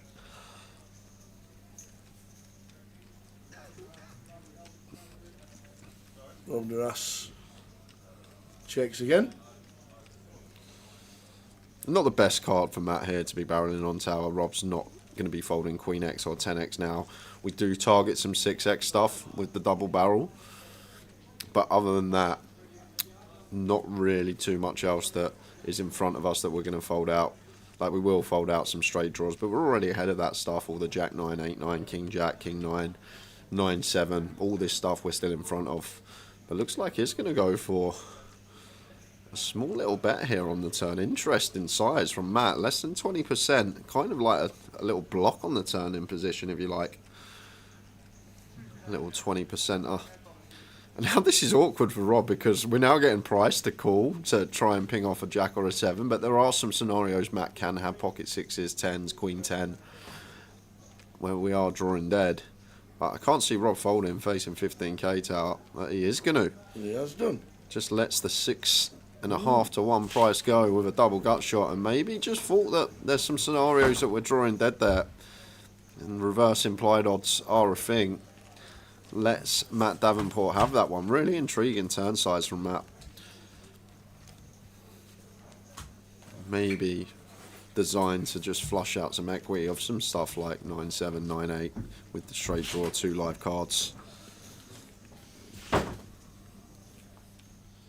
On 14, final table at 9, breaking 16 minutes.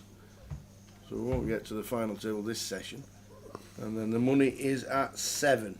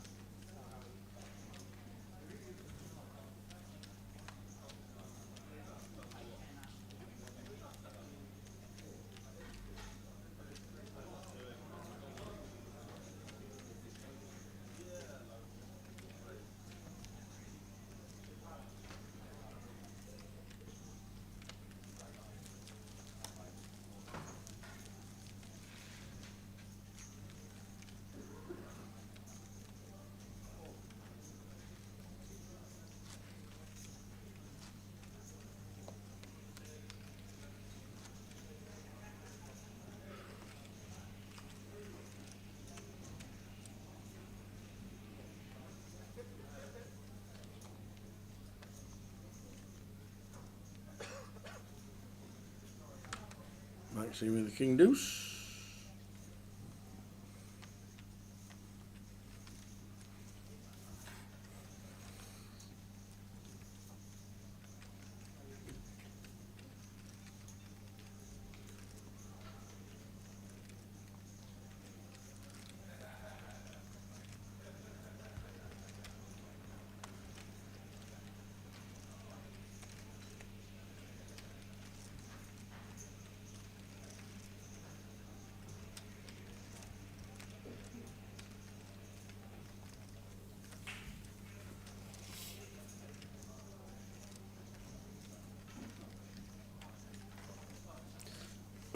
All in for Rob. Just a button jump. Not with an ace, but won't be calling. Certainly better spots for 18 bigs.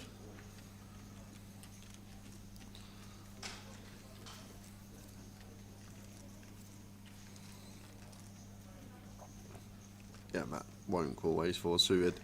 Noodaloo says, was the maths not there to call with a double gut shot there, 6.5 to 1 to 1? The maths was there to call if we're not up against the boat, but I'm guessing Rob just thought some of the time, reverse implied odds, we can be drawing dead against Queen 10, pocket 10s, pocket 6s, has to have been the idea there, but 6.5 to 1 is a ridiculous price with a double gutter. Maybe also thinking against ace king, the times it rolls off a jack, reverse implied odds, but if it weren't a paired board, he would have most certainly called on the turn there. When we're getting 6.5 to 1, don't actually need too much equity to be continuing, like 14-15%, what we need to be working with. And when we've got those 8 outs, 2.4% per out, we're getting more than the right price. But guessing Rob just thought, I can be drawing dead here, why he let it go. And maybe thinking he's not going to get to play river leads either. So there are some situations we make our straight and it just goes check, check.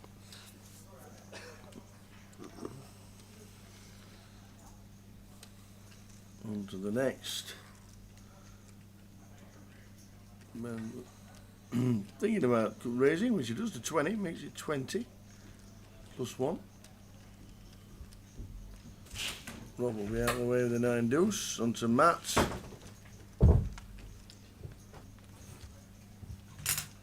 Ooh, Matt. Ace queen suited. All in. All of it.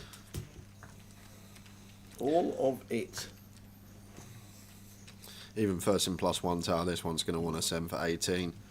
Don't think it's good enough to go for 3-bet call. Ace king suited for sure would 3-bet call, but ace queen of hearts just going to 3-bet send.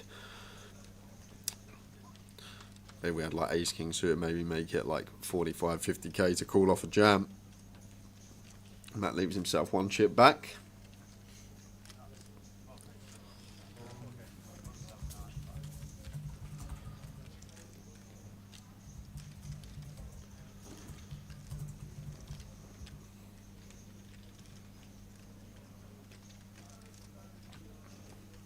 decision with Ben.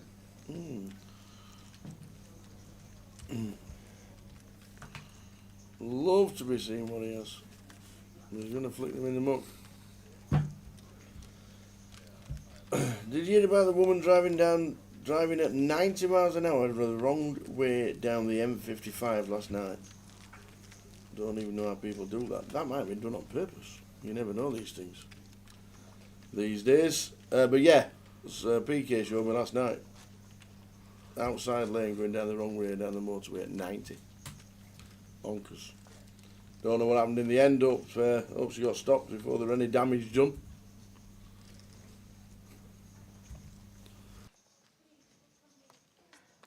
Maybe thought the faster I go, the quicker I'll get to the next exit.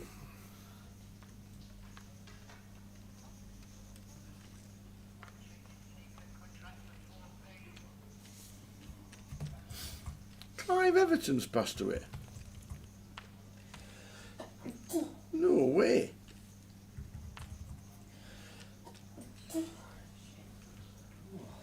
One of the best football commentators ever. Or is that the snooker commentator? Oh yeah. I was thinking of Clive Tilsley. Clive Everton, snooker commentator. Kill. If you're watching Clive Tilsley, sorry. My bad. And over to Maxime here. One that probably just jams for 22 effective of Matt. 8 effective of Justin. Does send it into the middle. Justin going to get out of the way with a King Jack now. One that Justin probably would have shoved that over Matt's open. But now going to have to let it go. And Matt will be doing the same with the Ace 9 you expect.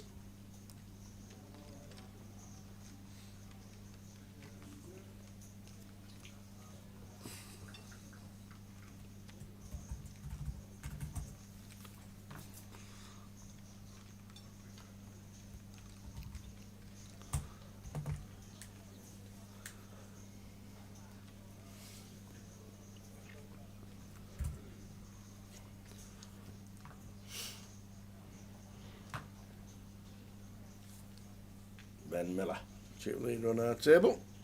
Seat number 2. 14 players left. 8 minutes to go until the end of this session. And then a break of 15, do we think? Yeah. Yep, 15. Confirmed.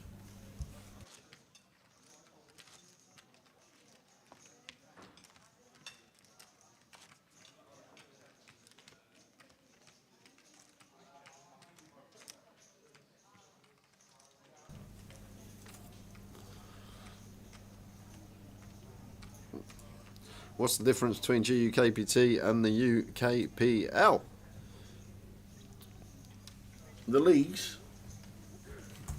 You want me to answer, or you want to UK answer? Poker League, yeah, go on. So GUKPT is just the Grosvenor tour that we have had for the last 17 years. Long time. And obviously travelling around the country. The UKPL teamed up with 888 last year for a separate league, UKPL, and we also travelled to Grosvenor casinos. Similar stops, some of the same stops as GUKPTs that go towards a different league. However, if you cash in the UKPL, your points will go towards the UKPL league and the MPL league. However, if you cash in a GUKPT, your points will just go towards the NPL, not the UKPL. But cashing in this one, you'll get points towards both. Cashing in the GUKPTs or them festivals, you'll get points just towards one. Thank you very much. And good afternoon, Jay says. All things are good.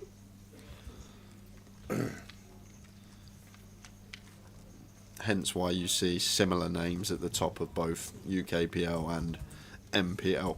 I think Matt Davenport currently leading the UKPL and sitting second in the MPL.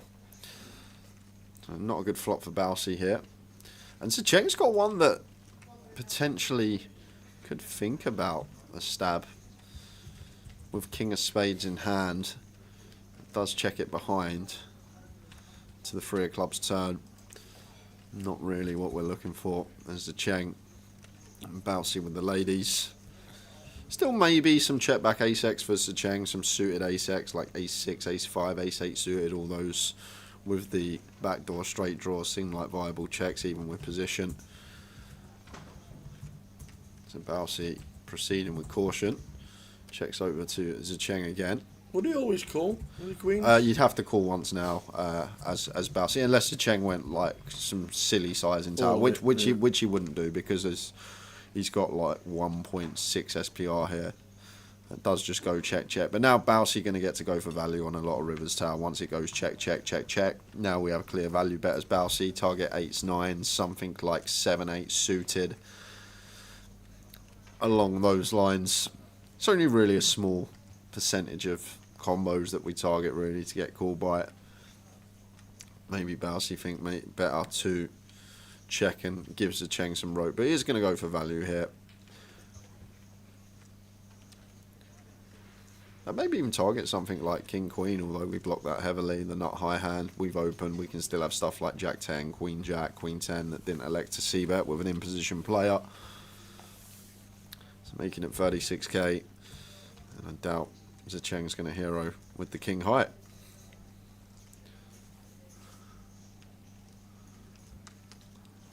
Nice one for Bouncy. A good week for Bouncy. Yeah, 437,000. Heading towards the break. 4 minutes to go.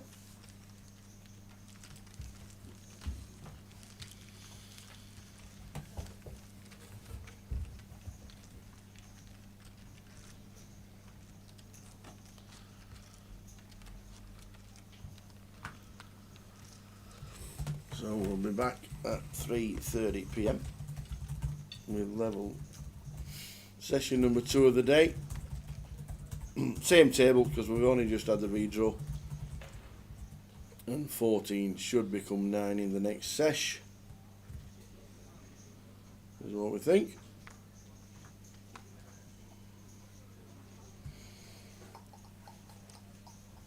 Right, with the Queen 10 off. Now up to 207 after a small pot with Rob Duras.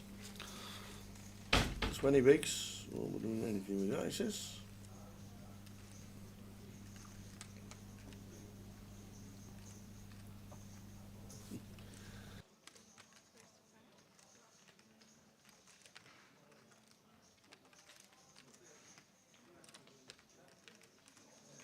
Justin Suet, Queen 9, suited on the button. Just gets out of the way. Yeah, kind of a loose one from Maxime here in the cut off with reshove stack on direct left. Yeah. It is still going to choose to open. And Bouncy here 7s, 33 effective and Maxime. Maybe too many to think about send from the big. So just playing flat to the Jack 3-5-2 clubs. So one overcard to contend with for Bouncy. We'll be calling a c-bet here, and I think Maxime has a hand that does want to continue. Can still fold out some better stuff. Some ace highs, some better king highs. That eater clubs blocking some continues of Bouncy. So 15k should be check called.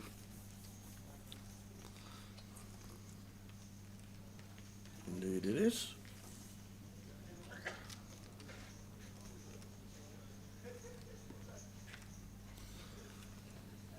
Turn pairs the 5. Yeah, and a turn that potentially Bouncy could have some leads on. Maybe with his actual hand, he's just always playing check, but potentially one we could start playing some leads from Bouncy's perspective. And not the best card here for Maxime to be barreling on tower. We don't fold out Jack X, we don't fold out 5X. We target a 3 specifically, and then all this 6-4, 6-7 stuff we're ahead of anyway, so all those variables makes for a plausible check. However, The ace of hearts. this river will not be checked, I can assure you of that. So Bouncy plays check here always, and then Maxime with decision. And I don't even really think it's a decision here. Like Bouncy will have some 5X that want to check raise now on this ace river, but he's also going to have some Jack X and some 3X that are going to have a real tough time calling tower. So if we're Maxime here, I just feel like we're going to need to bluff this spot. We beat all the 6-4, 6-7 stuff that's going to fold anyway, but what a bet does, it then potentially knocks out the Jack X and the 3X. but doesn't go for it and sees the sevens and sees his bet probably would have worked. Surprised he didn't attack on the ace river. Maybe thinking some ace 4, ace deuce getting there for Balsi as well, the wheel draws. But not electing to go for it, and that takes us into the final hand of the sesh. One more hand of the session. Afternoon JG Poker. Just joined us for the final hand of the first session. 15-minute break, take us to 3:30 p.m.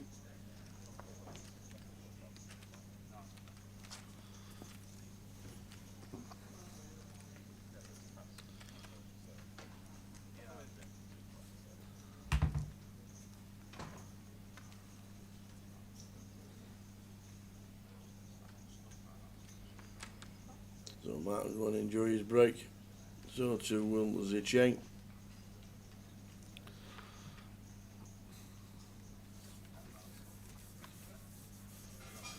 So, are we going to get a walk the last hand? No, we are not. No, we are definitely not. Ace 7 for the bouse. Either or here at this stack depth tower. I think both going to be fine. Really difficult to know what's best blind on blind. So much mixing going on. Goes with call. Rob with jack deuce. Seems one at low frequency maybe that he might attack with. Got the deuce, got the high card. We're offsuit. Maybe one that does potentially go for a raise once in a while. Looks like Rob's going to take it on this occasion. Not going to be working. And any fruitfulness going on from Bowsy here. Just a little middling offsuit ace-x, out of position, knows that Rob's a good opponent, will attack. Any little 110Ks coming in here, perhaps, from John Bousfield? I think he's going to call most of the time, but would love it if he could find a little 110 here, tower. Be a nice little play. I'm going to use a bank.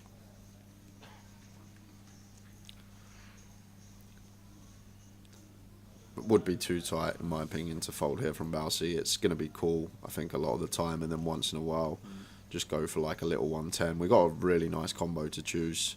The offsuit, middling ace-x, blind on blind, once we've opted to complete. Oh, he's going to find it. It looks like he's going to find it. Let's go, Balsi. Well, Balsi with the old 4. Really like it, tower. Looks a bit too small for me. I like around 110. What's that, like 70? Oh, okay. Extra little yellow in there. I didn't see. 108. Perfect. And that's going to be break for us, guys. Lovely little move from Balsi. Well played, sir.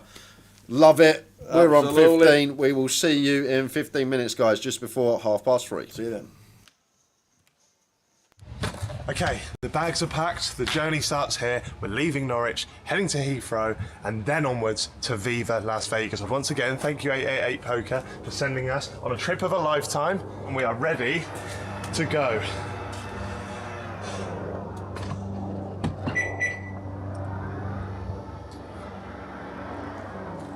See you in a bit. Today is packing day. Why is it packing day? Well, because tomorrow I am off to the airport and we will be getting on our 11-hour flight to Las Vegas to play the World Series of Poker main event. And let me show you, I have a Vegas picture in my living room. My luggage is almost all packed and tomorrow I will be starting my journey to Vegas. Headed back to Vegas to play the World Series of Poker main event. Had to use the old big bag, as you can see right down there. Wish me luck. Now we're gonna be here in Amsterdam for 3 hours, and then we have 11 hours ahead for our flight to Las Vegas.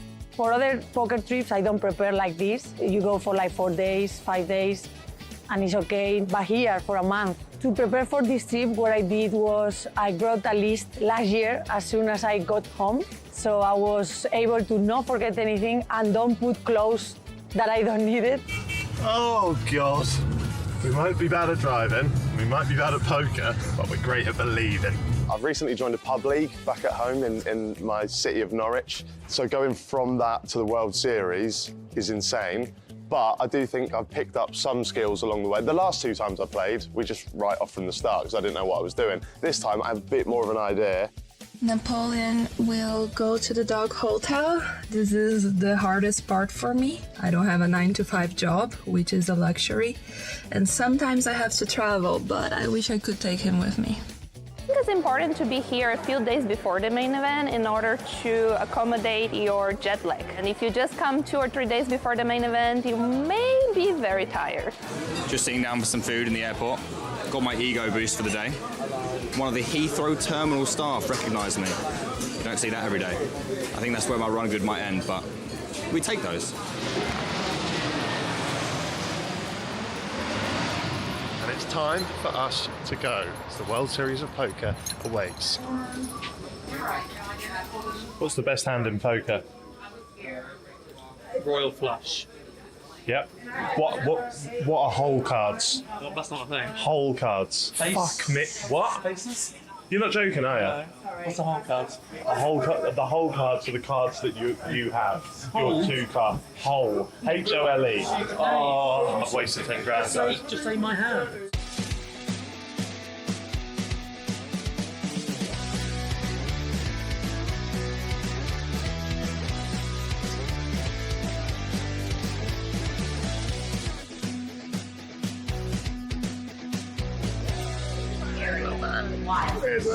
You've been waiting for our bag for about half an hour. It's not what you want when you come through. How do you feel? I'm fine. You're fine? I'm absolutely fine. We've made it. 11 hours, or 11 episodes of Dexter later, and we're in Las Vegas. I'm absolutely shattered. Super relieved to be here. And my second worst enemy is out of the way, and now it's time for my worst enemy. 45-degree heat. One more day until the main event. Let's do this.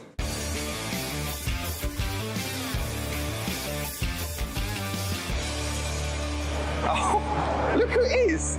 Hello, mate. Right. How you doing? So tired. I thought my day couldn't get any worse, but here you are. I got to Vegas about a week before I started playing poker, and I wanted to have a little bit of a vacation and not just a work trip. And so my fiance and my parents were here too. And it was really nice to get here early, get settled. You know what? If you want this bounty, you're going to have to call all of it. I'm going to make it 8,000. That way we can sweat it. Primarily coming from online, I don't have the live reps that other players have. So I think getting to Vegas or getting to the casino and playing some hands of poker, whether it's cash games or tournaments, really kind of warms me up.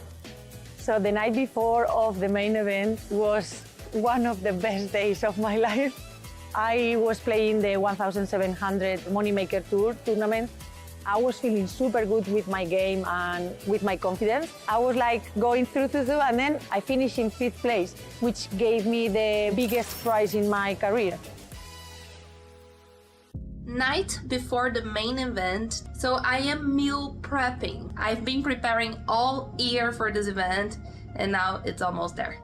I don't feel nervous about playing the main event. Mentally, maybe because I put so much preparation, I struggle in terms of not feeling entitled to do well. When you put all this effort, in a way you feel like you deserve to do well, but this is not how poker works. Everyone here is capable of winning the main event. I would do everything in my power, but I cannot control the cards. Is this kind of old hat this time around, or is there still a buzz when it's getting close? There's definitely still a buzz, obviously reduced. The first year was like completely insane after having won a competition to be here as well. This year just felt like completely down to business. I really wasn't phased, just really focused on playing my best poker. So I just told the people in the lift that I found a dead animal in my room. It's a bit of exaggeration because it's a moth, but they were like, dead animals? What, snakes? And I was like, why snakes? Why have we gone straight to snakes? Why would there be snakes? It's like an hour to check in, but we are in, courtesy of 888 Poker. Go on. Is $10,000, mate. Can I not just keep this and not do it? No, you have to do it. That's kind of the agreement. I've never seen this much money before. This 10,000 turns into how much if I win the poker? It could be anything up to like 15 mil. I'm gonna win. Come on. We're gonna do you proud, 888. We're gonna do you proud.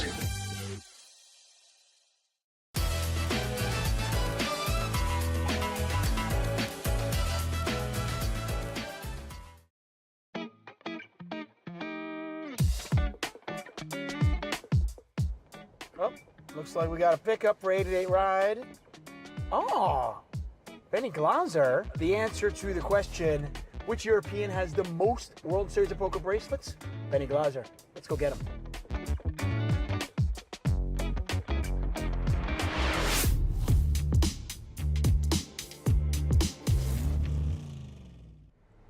It's summer here in Las Vegas, which means three things. First, it's really hot. Second, the World Series of Poker here. And number three, 88 Ride is on board providing a service, bringing poker players to the World Series of Poker. Yeah. And, well, at this point, when I think of the World Series of Poker, Benny Glaser is just a name that comes really quickly to me.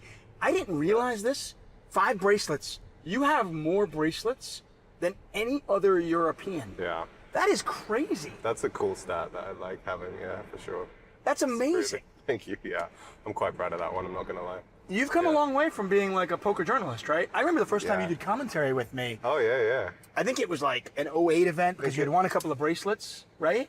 Yes, but I think the first time I did commentary with you was the 10K single draw final table when I bust out of it.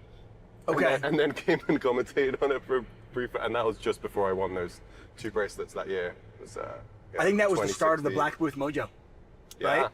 You came in there and then you won a couple of bracelets. Yeah, I remember that as a thing, yeah. So when you started down this path of being in poker, did you ever imagine a scenario where you would be here? I mean, you have the most coups, most scoops, most bracelets out of all European players.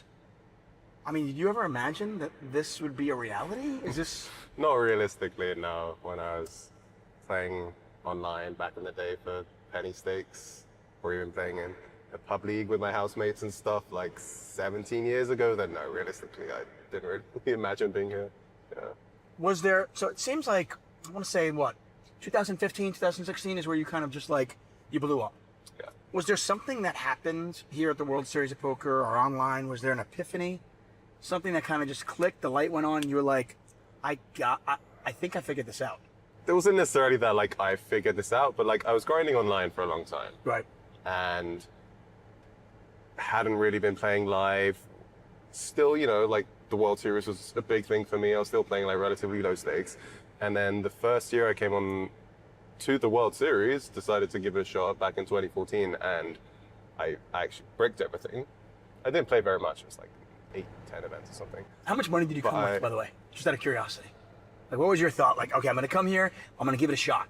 It wasn't like exactly like that. It was like I had sort of planned. I had like a friend help me out as well with money. Like it wasn't, I'm, this kind of thing. So I bricked everything, but like I had the realization when I came is like I'm actually, better than most of these guys that I've been watching on TV. And it's like, yeah, I can actually definitely compete here. So even though it's tough for me to come to the World Series and break, I was still like, okay, I'm planning to hopefully come next year and do better. So despite the fact that you bricked everything, it actually helped to build your confidence? I think so in a way, yeah. Wow, that's interesting. Because just like the guys that I'm playing with that, I might have put on a pedestal kind of thing in a way of like being an online player. Just playing with them and, just feeling very like comfortable and like, it's like, oh, these guys are making mistakes or whatever. That built my confidence, yeah. That's amazing because in I think in life and in poker, people are so results oriented. Yeah. Where if you make a decision to go with a bluff in a certain spot and it doesn't work, sometimes people are like, well, that was stupid. I'm never going to do that again. Of course. Or if something works, even though it was a bad decision, you're like, well, it works. So it was great. And a lot of people are just simply like, if you brick everything, I'm not good enough. That is one thing that hopefully poker teaches you in a good way, to be logical and rational and not be results oriented. You're like, okay, at the time I had all of this information, and based on that information, I made the best possible decisions. And then this is the result, the outcome, which might have gone not the way you hoped for, but at the time it's still a good decision. So you can just be happy with those decisions at the time and trying to not be results oriented. So generally poker hopefully teaches people in life to be able to separate that stuff. And Yeah, for sure. I think it's one of the things about poker that really does, it's a kind of a life skill. Yeah, and for sure. It's pretty amazing that I've known you for almost 10 years now. You know, we did commentary back then. I was cheering you on. You're winning bracelets. What an amazing journey you have been on, and the fact that, you know, you think about it, 10 years ago you were here and you bricked all those tournaments, you built some confidence, and now 10 years later, all-time winningest scoop, coupe, title holder, and 5 bracelets. Has the journey been...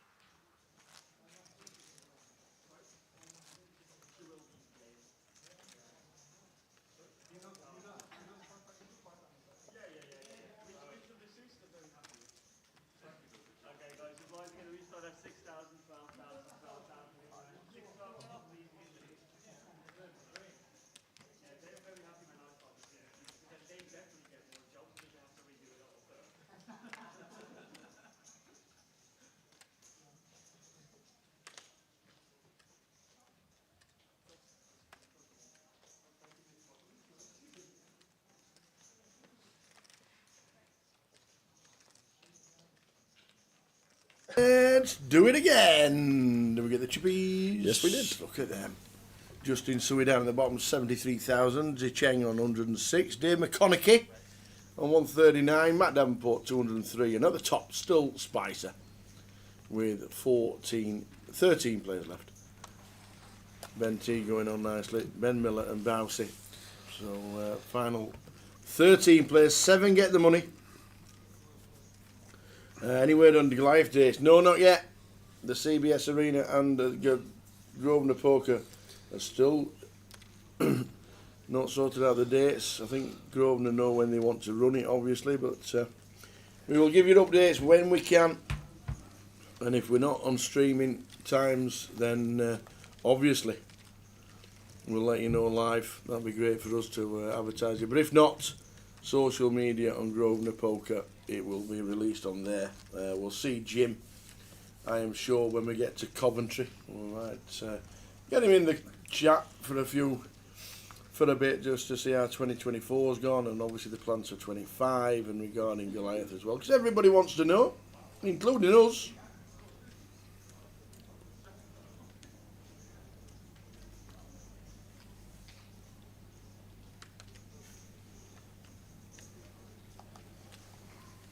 And good afternoon, Gina. How are you doing? Working again tonight, she will be. Still cake left, but Jay's been eyeing it up. First thing he said when he got in is, "Hey, where's the box?" Bring your little plate, Gina. Cake is still here. Thanks to Sandra for that. Bousey making it 24 from cut-off.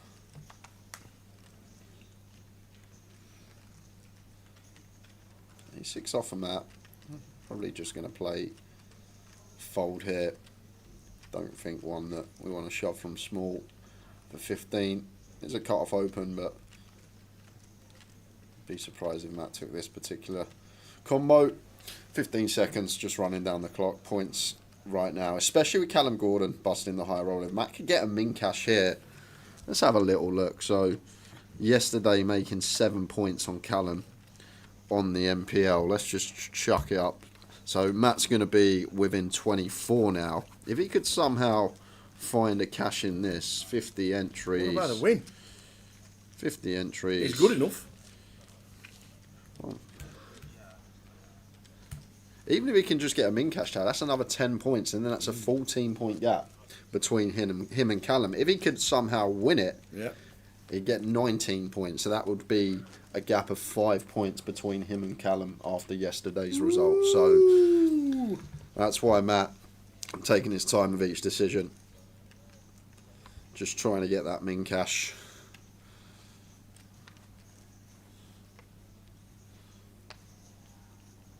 Yeah, Justin here, got to go, sir.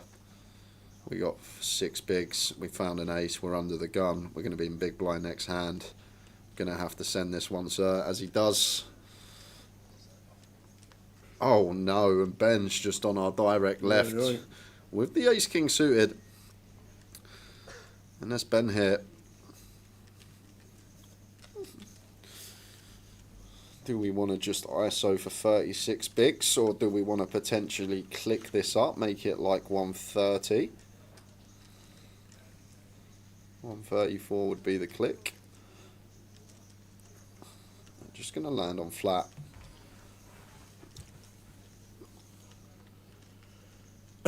Hey Daniel, let you know very shortly. Rob gets out of the way, Queen 6 in the cutoff, Matt on the button. We're going off to the races unless the Cheng has the biggie.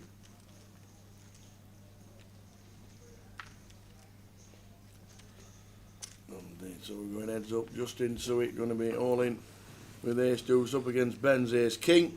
Maxine will fold this, like when Ben's flatted +1 here, very strong range, and ace 8 off out the way, so Justin going to need help. Off we go. Justin Suet, 13 players left.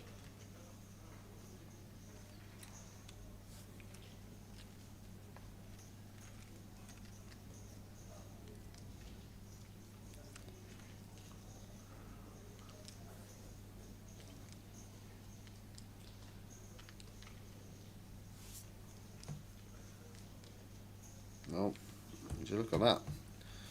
Pick up a will draw, however, nut flush draw for Ben, an ace on the turn. So going to need an offsuit deuce or 4.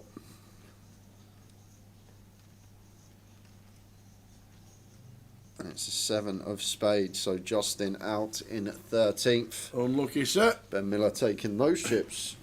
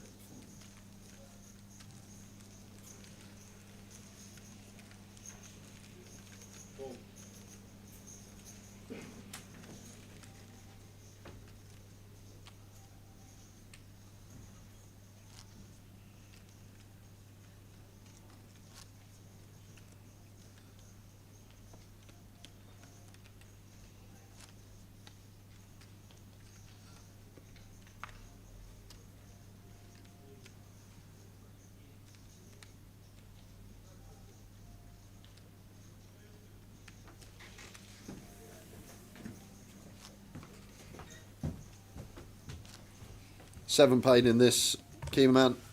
There's the payouts across the bottom for you. Stick in there if you want. Oh no, you can't. Sorry about that. You knew best. Yeah, I'll do it. Don't worry. 7, get the money.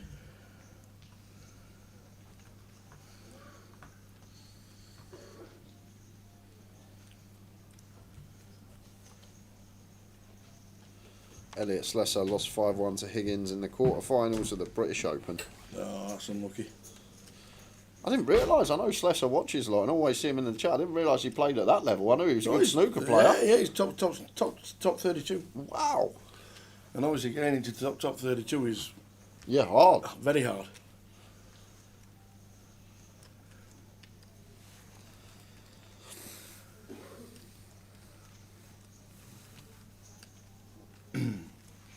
Car parking at Reading is decent. Yeah, car park's really big. You have plenty of spaces to find. I don't think parking's going to be a worry. The only worry is the flooding. Yeah. You heard about Cal? No. So the other day he couldn't get home. He'd parked in a spot where all the water was draining to, and his Tesla, the water was up to like his wheels, so he couldn't physically get in the door without going like knee deep in water. So he just left it there. And I think he got a lift with Rob instead. Yeah, but he parked in a spot where all the water was draining down to get in his car. He had to go for a knee deep water. So he just thought, you know what, I'm going to leave it. I love it. Hopefully it's drained out by Sunday. Oh dear.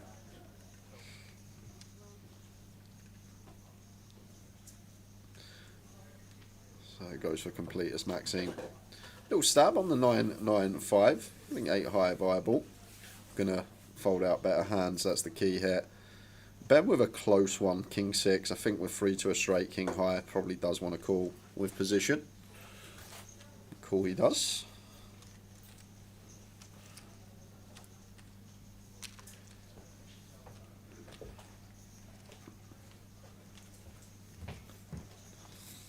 Ace on the turn, so King higher Ben still out in front. Maybe one that we now wave the white flag as Maxime. Barrel on a club, barrel on a 7, barrel on a 6. I don't think this is the turn where we want to get after it on.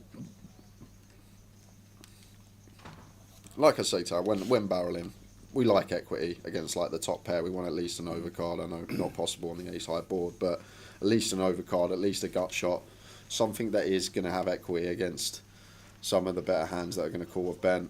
So just giving up here with the 8 deuce. Ben thinking about showdown, as he should be with King high. Checks back. Oh, the deuce. The 8 deuce. Well, Maxime in C number 9. I'm just going to be check tower. Can't go for value with a deuce as Maxime here. Still some 5x in Ben's range. Target specifically King high. So be surprised if this one didn't go check. Ben gonna see been unfortunate on the river deuce for Maxime with the 8 deuce of clubs. Didn't John Higgins become the only the second player ever to have 1,000 century breaks last week? Potentially, yeah. I think know Ronnie's done it. I think Higgins last week. I think it was. Has Judd not done it? Judd? Yeah. Trump? Yeah. No, he's not been. He's only been around 5 or 10 years. I reckon he's had at least 800 centuries. Get away! Not a chance. I bet he's had 300. 999. Told you. How good am I? 999 Judd has had. Wow. So his next 100 break will get him over 1,000. Wow, that would have been 500 out. That should have been my Tower Thinks question. That would have been 500 out. Judd's on 999. He's not been around that long. Yeah, but you know what he's like. He's just showboat only when he has won the frame already. He's probably one of the best of clearing up the things he can do with a cue ball. No one else can. I thought it was somebody who'd have to be around 20 years plus. Well, that got me.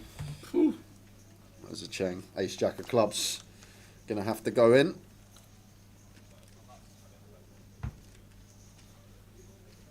There you go. John Higgins has been playing 14 years longer than Judd. And he's only just hit 1,000. No, that just shows you. 14 years. Yeah. But it does make sense, because I feel like if you watch Judd, when he can play all these showboat shots when he's already won the frame and go for a century break, he's just got a bigger advantage than anyone else. You just move the cue ball like any. Yep. I've never seen anyone do what he does with a cue ball. Not even Ronnie. Yep. The giveaways will probably be on Sunday, Rafa. We'll probably have 5 109s on Sunday like we usually do on the UKPLs. We need to wait for Lime to be in the chat, which she will be Sunday. She will indeed. She'll be tuning in really early. And Piano Cat's on the way to Cov next month. Oi, oi. That's 2 cats on their way to Cov.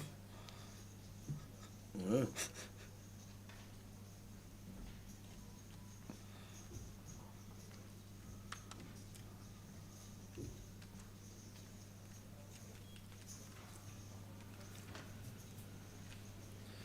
So it's a Cheng. Finds ace jack of clubs, then finds ladies. Going to be back-to-back jams for him. 8 big blinds now.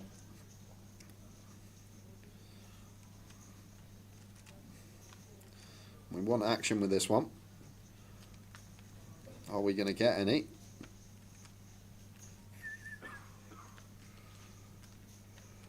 Probably not. What is this?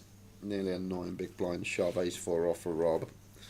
Don't think we'll see Rob call here, especially for what would be 40% of his stack. I think ace 4 off gonna go into the muck. Rob does get out of the way.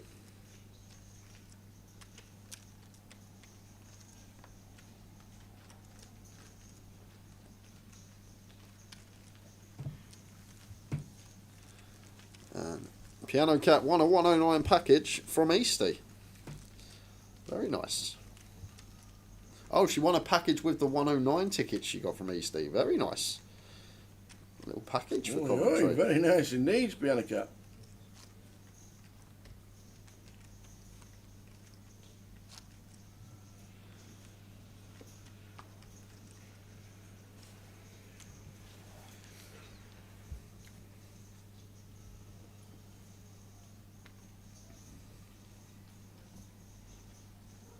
How are we doing? Get a manas.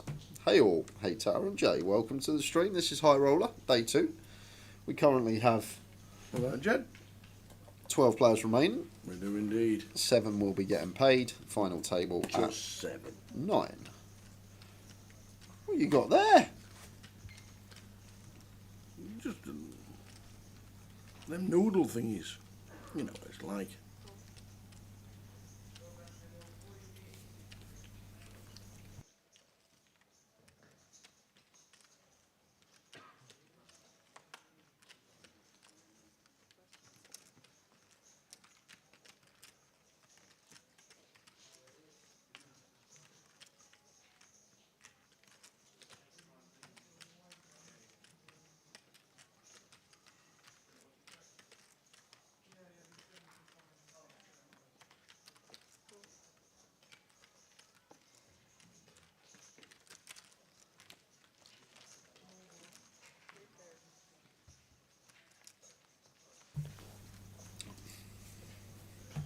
Is there a free roll tonight? I don't think there is unless it's a normal one. Not for us. Out of position to bounce on the button. I think we want to play heavy check here as Maxime. Especially with our particular hand. Bouncy is going to have all this king, queen, queen, jack, king, jack, jack 10. A lot of stuff that will connect with this board with position. Bouncy checks back with his middle pair. So the queen turn. So probably one that's going to check through again here, freeway. Don't think Matt's going to play any leads now once this queen rolls off. A lot better for both Maxime and Bouncy, who are in position to us. And what I spoke about on flop, same scenario for Maxime. Bouncy's range on the button. This queen 10-9 out there now. Going to be all over that. So checking it over, and Bouncy, third pair, up and down. Seems like a nice little one to check behind. Difficult to get value from worse. Maybe we check back. Take a river.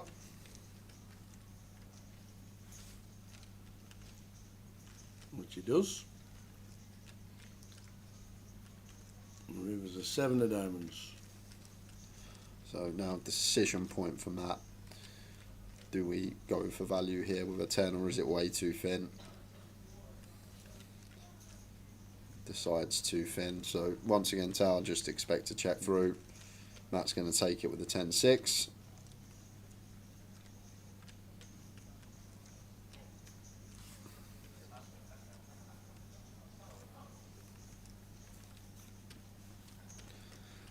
Nice little pot to win for Matt. Indeed, nice smile on his face. 20 bigs. Yeah, I've calmed down since yesterday, JG. That bloody fish, honestly. It was Tower's fault. It was Tower's fault. I double clicked. He asked me to pass the cake. He muted the mic. And I thought he did. And there was some fish in the way, so I got it out of the way and gave him his cake. Blame Tower. But we're a lot calmer today. He double clicked, he said. He knew what he was doing, stitching me up.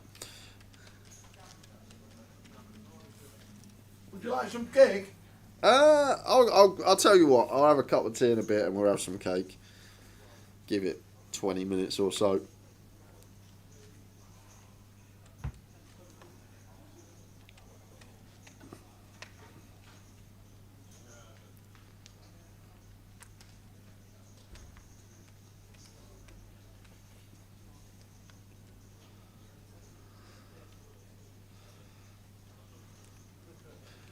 $10-7 for Rob. 2 loose, especially with 2 reshove stacks in the blinds. Just going to have to let this one go.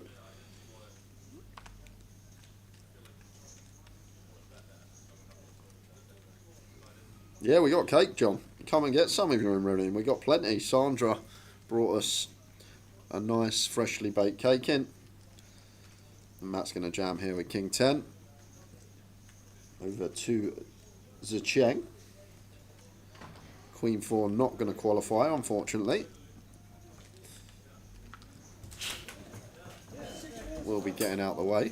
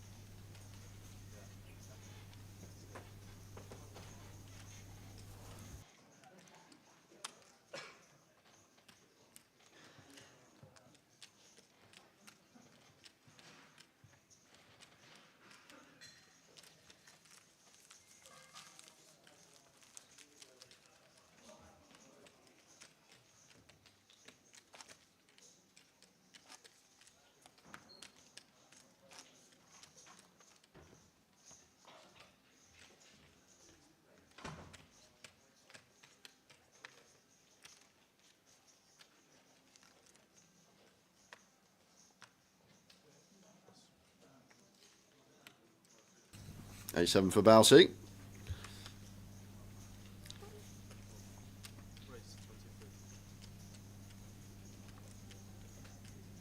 John Gammon's got a present for us both when we're in London. Can't wait. Like presents.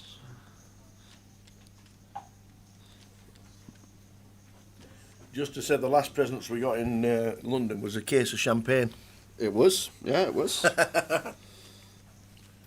Who was it that brought us all the alcohol in? Like bottle of vodka, bottle of whiskey. That was Victor, wasn't it? Victor Lucan. Victor Lucan, yeah, he got us all a bottle of spirits, whatever we wanted. He's not been too well, has Victor? Is he not? No, Oh. He's had a bad leg. This is why he's not made Luton or Reading. Because he lives in London.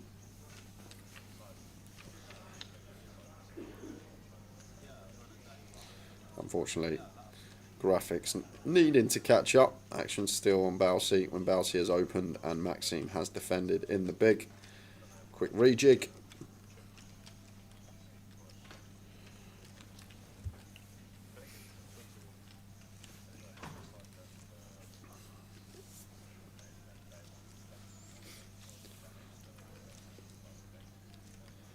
Yeah, I might have jammed here as Maxime Tower pre-flop. But it's going to work out better, the flat, because now we get the C-bet from Balsi. We've got a nice little check call with the ace-jack, but I think ace-jack here, off of 24 to start the hand, I think it's perfectly fine to send versus this Balsi hijack open. Like, yes, we are now 5 spots off the money, but in terms of time, that's still a good couple of hours until we get there, being a one-table bubble.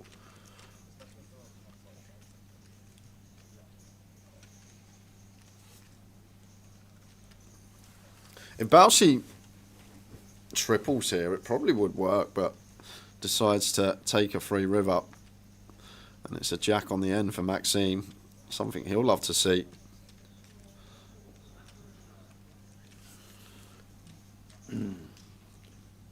Check lead though. Just like deducting here whether Bousey going to have any value bets? Like, will he have some king queen, some suited king x that check back turn and go for their value on the river, and then we can spring the check raise? But looks like Maxime just going to go for the value himself. And now Bousey with just ace high, not going to be able to call here.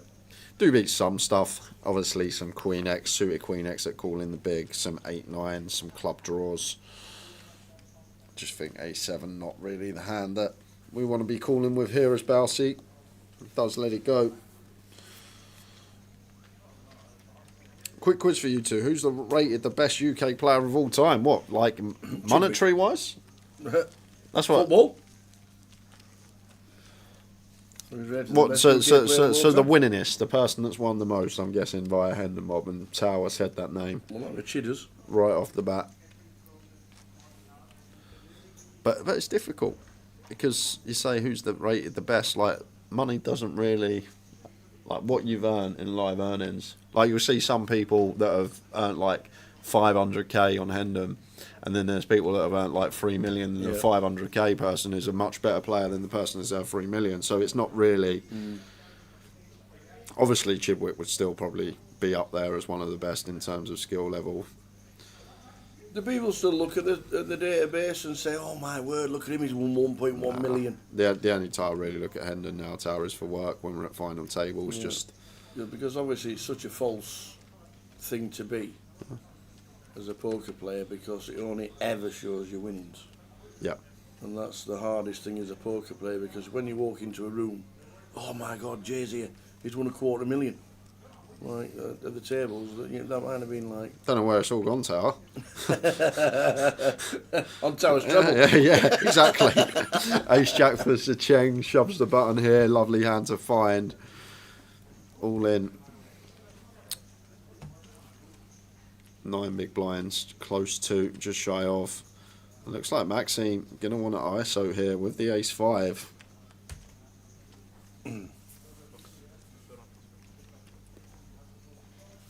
So the Cheng with the ace jack, big chance to double.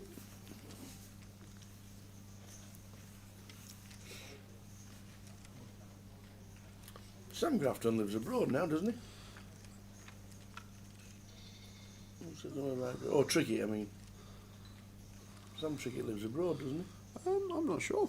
But to the flop, that's as good as it gets for Zecheng. No jack there, but only real runner is the running wheel. Just fading these 3 outs. And nice turn to see. So just fading the river. Doesn't want to see a 5. He does not. The Cheng will double. Oh no! We've seen some brutal ones this week already. Maxime Zecheng, feeling for you, man. 5 on the end. Maxime gets there. Bit of good fortune his way. Zecheng out in 12th. Wow. Brings us down to 11 players. Yeah, I don't know where Trickett leaves, Sam Trickett.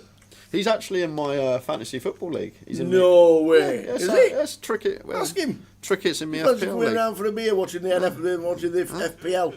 See what he says.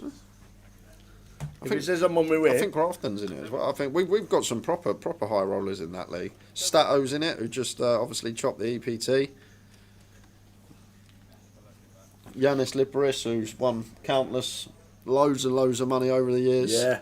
Dean Hutchinson's in it, WSOP. We've got a proper set of poker players in our FPL league, Tower, I'll tell you that. Wow. So it's not a free league then? I'm guessing there's no. money It's £500 entry. Flipping heck. Yeah, it's a monkey entry, but it's a mystery bounty format. So you get a box for certain things. So the top 3 in the league will get a box. Whoever at the end of the season, manager of the month gets a box, and then the 2 highest game week scores get a box as well. But some of the boxes contain nothing. So at the end of the year, we hopefully, I need to speak to PK actually. We're going to do the draw on stream. I told them because they put in the chat, "Is there any chance you can do the draw on stream?" And we'll do the draw for our FPL probably May time next year. Will we be at the Vic then? That's a great idea. Yeah. We could well be. Yeah. It could be the opener. Yeah, it could be. It could be the opening tournaments of the Vic. Back with the Vic later in the year, next year, because obviously the refurb cash going on a regular basis. Always check the app. Why do you think I've been so invested in FPL this year, Tom? I'm not gonna. If it was a free roll, I wouldn't be bothered. Put a sum of money down. I want to try and compete with everyone in my first season. But there's some sharks in there as well, I'll tell you that. There's some proper sharks. What was the one that Yanis did the other day with some Brentford captain or something like that? Yanis captained and Buemo got 2 goals, just found it. And then Stevie Warb's first week, he played his bench boost, wild cards. So what Warb's done, basically went all out first month to lock up a box. Like, was really clever about it. Used all his his power-ups early in the first month, so he locked up a box and got the highest score for that month. And this is what I'm playing against. I've got no chance. Well, you haven't when you sleep in till after the deadline's gone. Yeah. To be fair, if he's watching, he's probably listening. But Johnny Kelly is the only person that's more useless than me. He's the only person in a 20-man league that don't have Ireland in his team. What? He's the only one out of, I think, everyone in the league that doesn't have Ireland in his team. That's like not having Phil Taylor out of the top 50 darts players. And he's 20 or 20. Obviously. Obviously. There's only Ireland that scored this year in the league.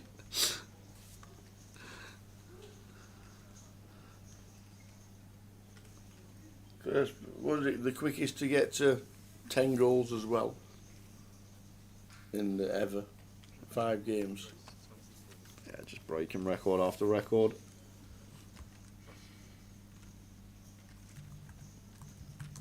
I wonder which part of Manchester he lives.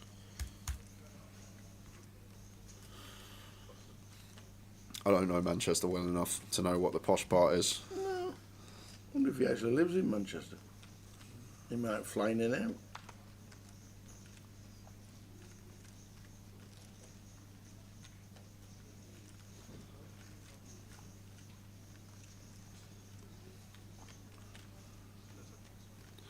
Jack 6 suited for Maxime. Makes it 24. Rob with the defence. Some diamonds here would be brutal.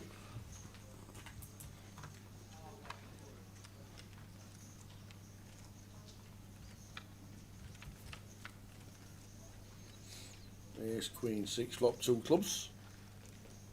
Top second pair for Rob. And bottom pair for Maxime. It may just still bet range here on this board as Maxime. Like some of the pairs I might check back would be stuff like King, Queen, Queen, Jack, this type of stuff. Maybe like an Ace, Deuce of Spades to have some top pair checkbacks as well. But a board that we are going to have relentless bets on. So Maxime just continuing in here for third pot. Slightly more, sorry, closer to 40%. And Ben with the Queen, got to stick around for one even against B40.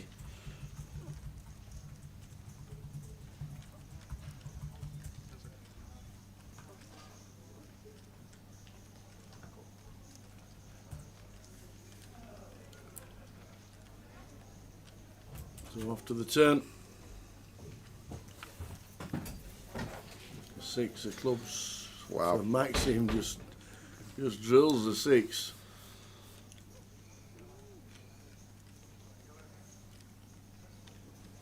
Not the best of boards, but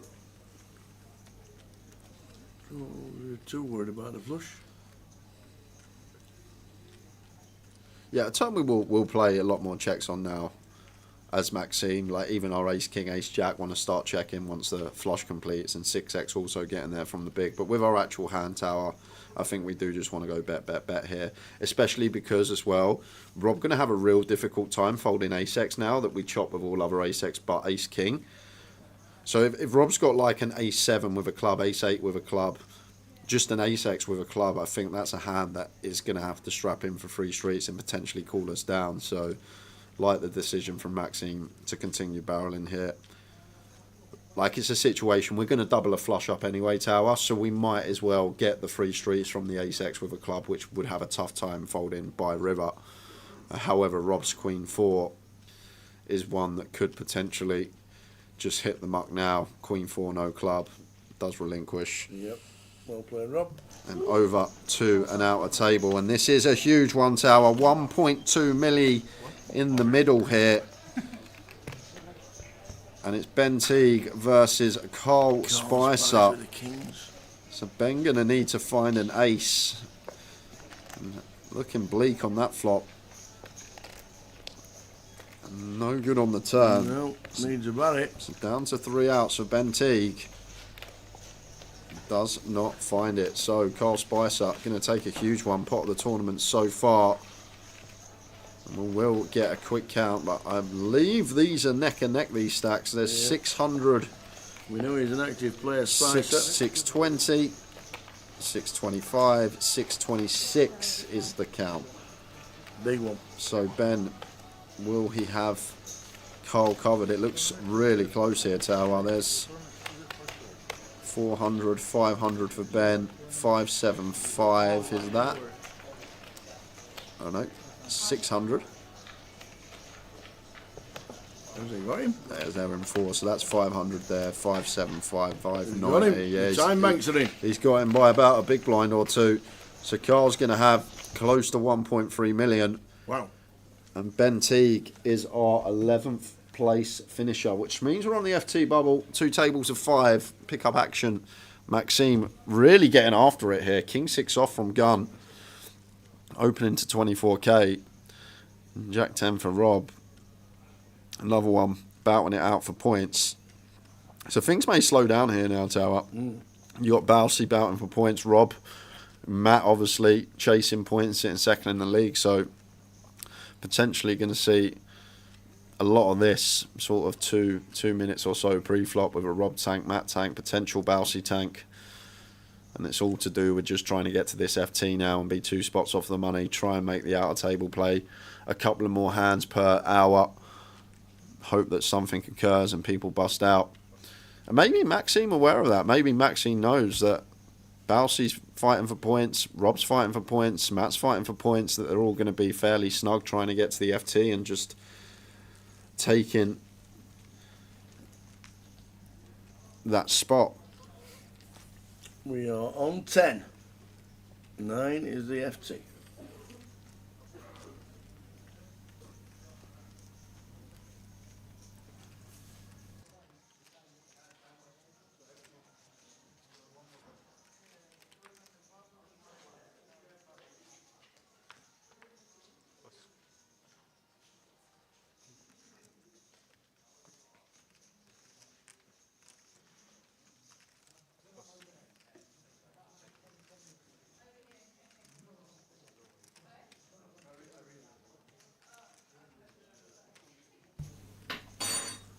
Yeah, I don't think Ben knows what he's doing.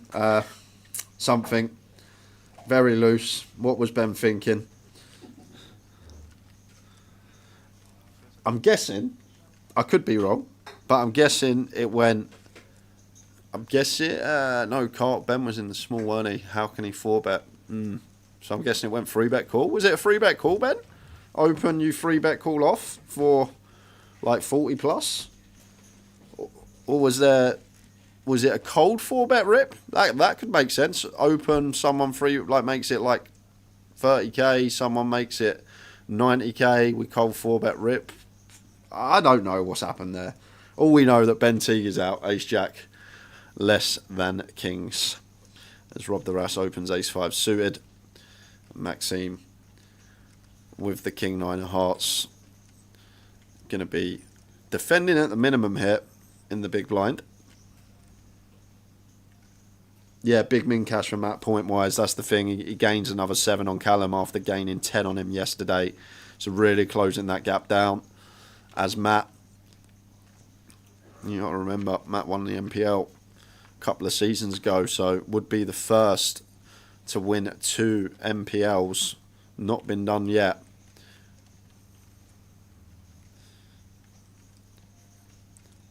What a flop for Rob. Yeah, Maxime's overdoing it with his donk. Second time we've seen this. Like the 4-6-8, like on the button, Rob's still going to open 5-7 of hearts. Rob going to open 4-6s, 8-6 suited. 6-4 suited might fold, but he's still going to have some nutted hands on this board. All the sets, the flop straight, suited variety. Yes, we outweigh it in terms of offsuit combos that we would defend, but against button, like when they still have a lot of hands that want to open, like against under the gun, for sure. Let's have a little donk on this board as Maxime, but against button, I think it's kind of overdoing it. We saw him donk a board earlier, which was 7, 8, 9, where I think we probably don't have any either, where our opponent still has all the sets, the Jack 10, some 2-pair combos. But maybe Maxime just overdoing it with his donks here, and if someone is overdoing it on the low boards, best way to exploit that, start putting in some raises in position. And looks like Rob's going to do exactly that here with the ace-5 of spades. I know we can see Rob's got a heap of equity, but even if Rob like had ace-5 of hearts here, I think I'd really like it if we're aware that our opponent is kind of overdoing it with the donk leads on the low boards and Maxime just out of that.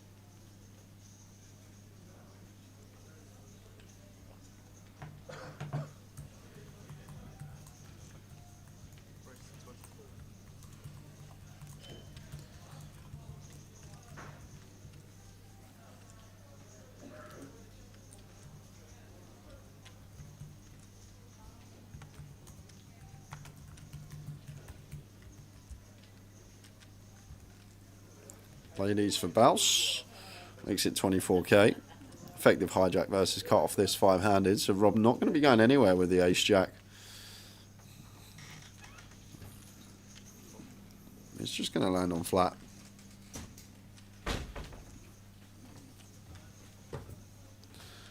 That will just run the clock down. Take his 30 seconds before folding.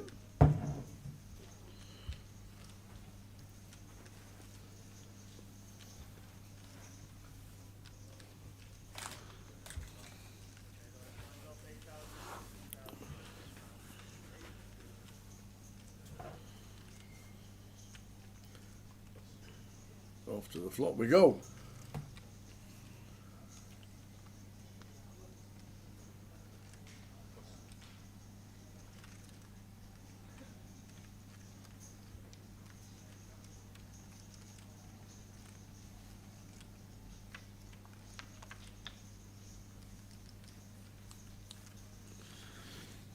And it's trouble for Rob. Any checks here from Bousey? Player on direct left. I think we'll do a fair amount of checking here. Over to Rob. Bousey plays some really good stuff to he really does. I always say he's probably one of the most improved players over the last 7, 8 years. I remember playing with him in 2017 thinking, who's this guy? What's he up to? Aces, yeah. kings. To be fair, he's done a hell of a lot of weight since then as well. He used to have a bit of chunder on him, did Bousey. I remember when he used to face off with him at the tables. So he's just raised a lot of money with running the Great North Run. Yeah, I know he does. Into his fitness now, looking trim and about to win a nice one here, you'd think, with the ladies. And we've got the Queen of Hearts blocking Queen 10 of Hearts. Like, Rob's not going to pill any offsuit combos here. Ace 10 off might elect to pill, but King 10 off I don't think would ever be in there. So mainly the suited 10x we're worried about, and Ace 10 as Bousey. But Rob's still going to have value bets with his Jack X, maybe even some like pocket pairs that are going to be in there. Eight of spades turn. Slightly fruity. Bousey checking again. Yeah, he should, like, once now Rob has the betting lead, check again. Not going to have any leads as Bousey. And now Rob with the ace-jack. Like, Bousey's still going to have ace-king, king-queen, ace-queen, potential to get value from this. Queen-jack, king-jack, potential to get value from this as Rob.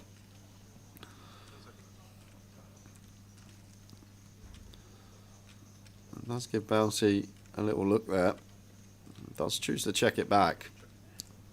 Great news for Bousey now, because now we assess that Rob's never going to have a 10 in this spot tower. He could have something like Jack 10 and got trappy, but other than that, it's only one combo, Jack 10 of hearts. So therefore, bad card in the deck for Bousey. Any kind of low card brick would have been interesting for Rob Duras. how much size Bousey going to choose?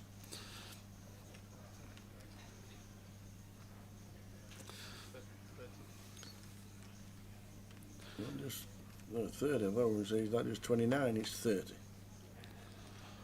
Yeah, it's now a real difficult one here for Rob Tower.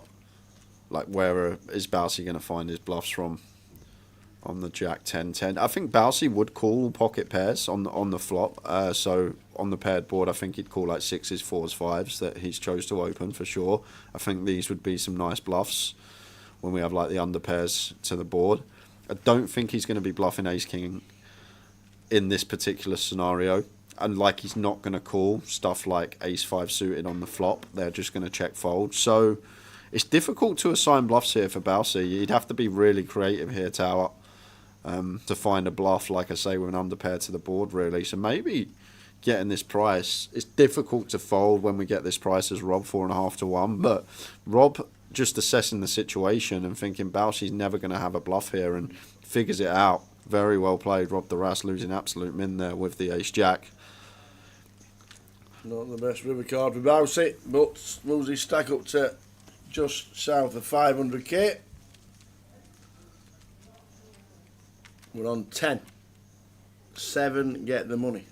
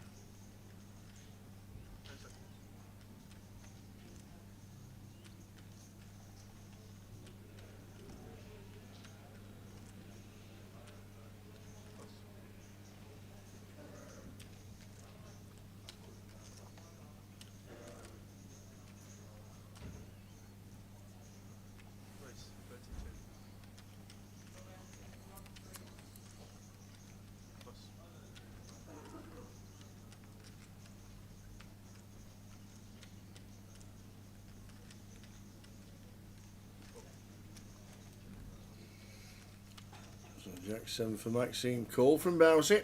Out the big with ace-9.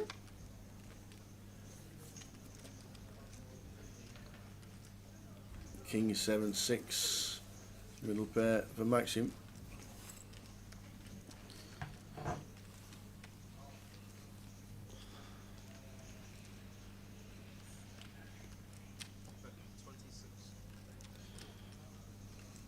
Got to stick around for one as Bousey here with the ace high. No, he doesn't. Well timed fold. Button versus big, just folding with ace high, free to flush, free to straight hand there. Thought he'd be sticking around for one. Decided against.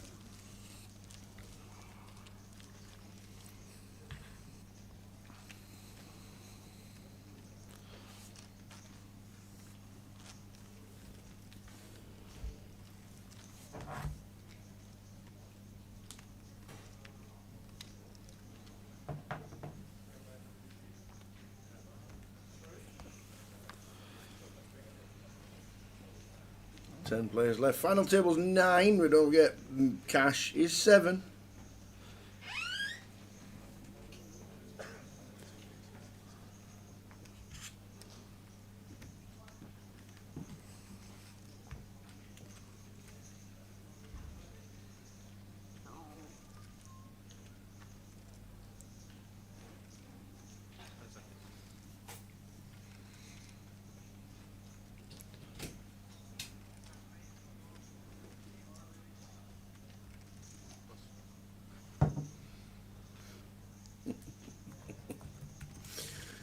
Maxime in scene number 9.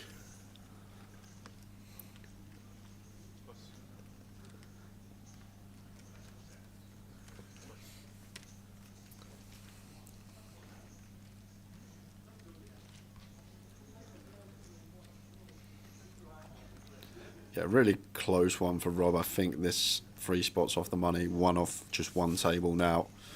Like, definitely we're getting in chip EV. ICM real 3 off the money now, risk premium high. So maybe we just let this go as Rob. Rob agrees. Into the muck.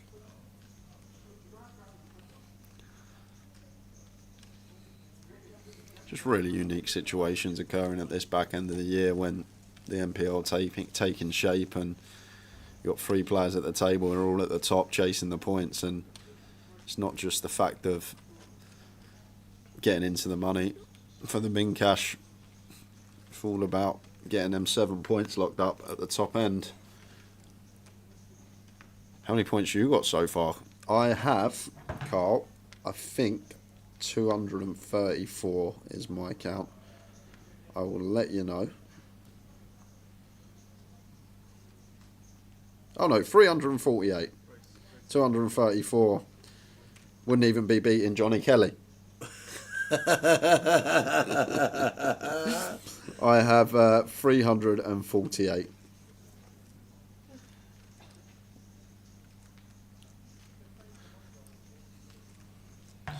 Do they have like a world league or Yeah, a national league? yeah, they have a world league and national. Do they really? Yeah, and they also have your club league, so all the Spurs fans are in the league as well.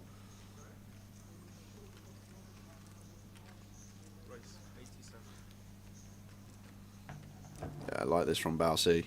Just recognised that Maxime opening a lot of hands now on the final table bubble, and we've got a stack that can do some damage to him, and just using King 10 off as a 3-bet bluff seems like a combo that may find it from time to time. Not always going to 3-bet it, going to play fold most of the time, 3-bet some of the time, but then that frequency probably going to increase when our opponent is V-pipping a high percentage as Maxime is, so making it 87k, and it should be getting the job done.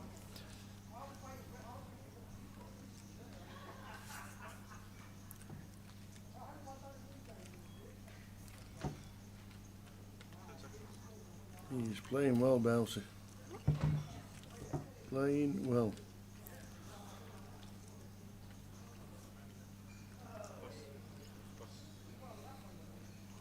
Adding more to his stack. On the bubble for the final table, but not the money. And it's not just like adding the chips to the stack, like obviously the chips house tower, but what else it does, it just sets a dynamic there with Maxime. Just letting Maxime know that you're there and you're capable of putting in some free bets, and may let him tone down his open frequency, and then what that does, it's going to be folded to us more often as Balsi, then we're going to get to open more potential to win more pots. And playing some nice stuff is Mr. Bousfield on the FT bubble, high roller here in Reading. 7 getting paid.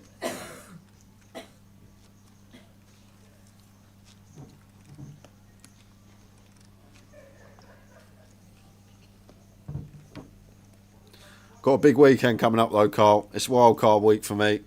I've set an alarm. So what's the plan? The plan is wake up. Get to the wake up. I'm going for the Gabriel Saliba at the back double. 2 Arsenal defence. Arsenal got a great run of fixtures, so getting 2 Arsenal defenders in. I'm not going to bring Salah in, but I'm going to bring Mbuano and Semio in. And then up top, Solanke's going to be coming into the team. Haaland will stay, and then I'm going to build around with like Lewis, Konza, some of the smaller prize players to balance it out. But I'm ready. I've got the screenshots. I've got 2 drafts, 2 wildcard drafts, one which I'm going to pick tomorrow morning. It will be the earliest I've been up on a Saturday UKPL weekend in about 2 years, so can't miss it. Plan all these things, you see.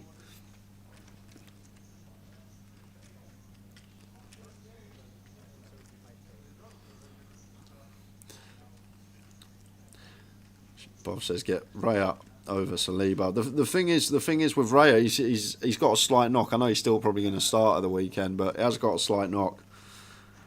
And I think with Saliba, obviously, he can get a goal from corners from time to time. And I've got a nice keeper rotation anyway, so there we are. Rob all in with the King Jack suited. Which keeper's got most points at the minute? I think it'll be Onana, won't it, from Man U? He had a huge week last week, a couple of weeks ago. Someone will tell us in the chat. Maybe it is Raya, actually, because he's had 3 clean sheets for Arsenal.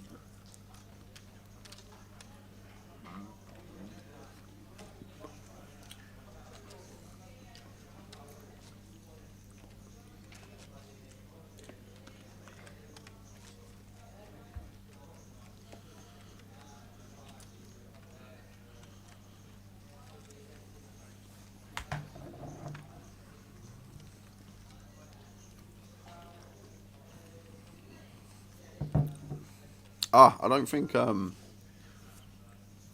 has had 3 clean sheets as well, says Rafa.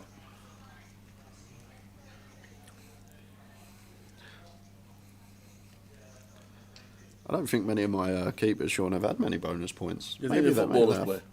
Yeah, the footballers play it for sure. Queen Jack for Rob. 14 in the cut-off. But we are 3 off the money, 1 off the final table, and then we actually have 9 hands in orbit rather than 5 that we're playing now, so difficult spot again for Rob. And he's going to go for the not all in here with the Queen Jack, and Matt just going to get a nice, easy all in for 11 on the button with the Ace Queen of Diamonds.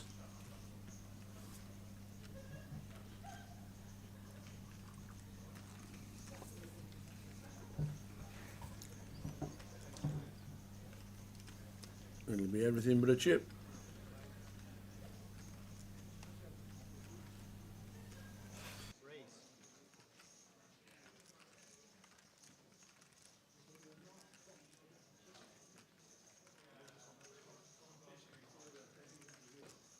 So goes for leaving the 1 chip back.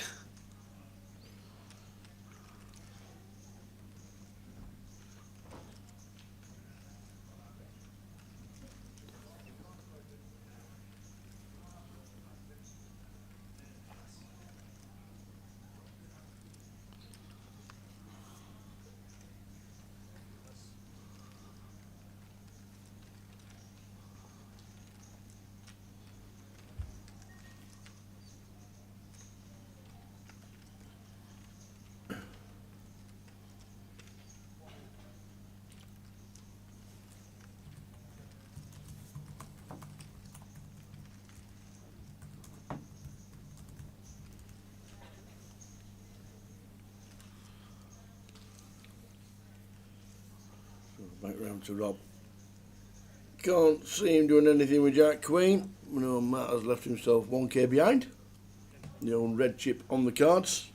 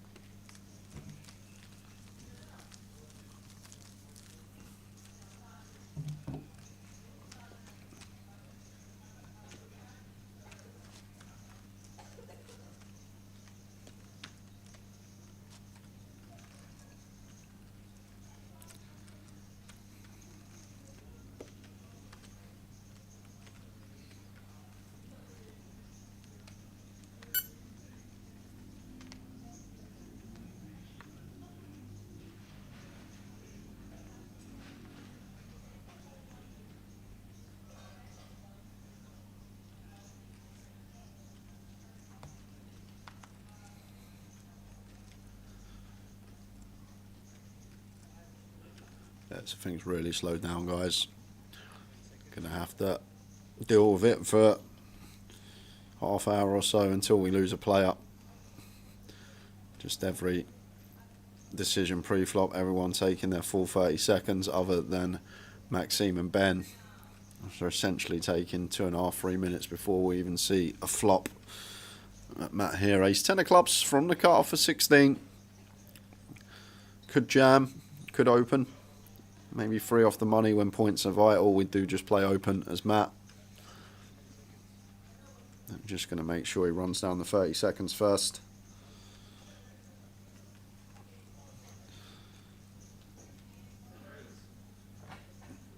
Does go for the jam.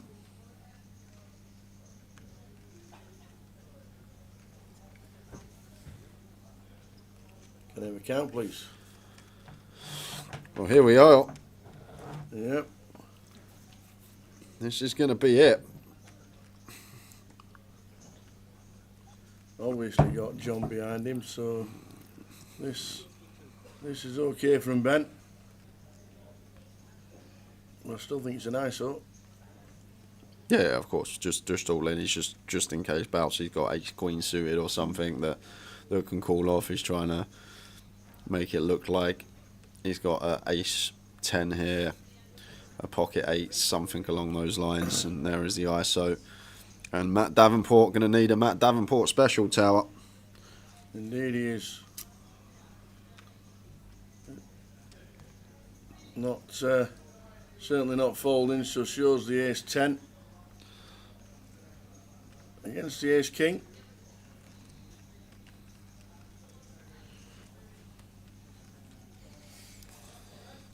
Yeah, not much Matt can really do here, tower. Queen 4-4 flop. We've got some chop outs. We have. We'd love to see a queen. Well, we'd love to see a club as well. Wow, look at this catalogue. Gone to 16 outs.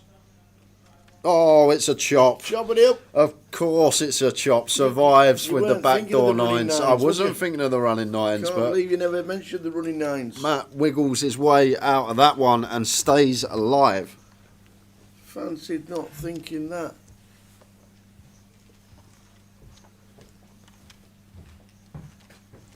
The running nines.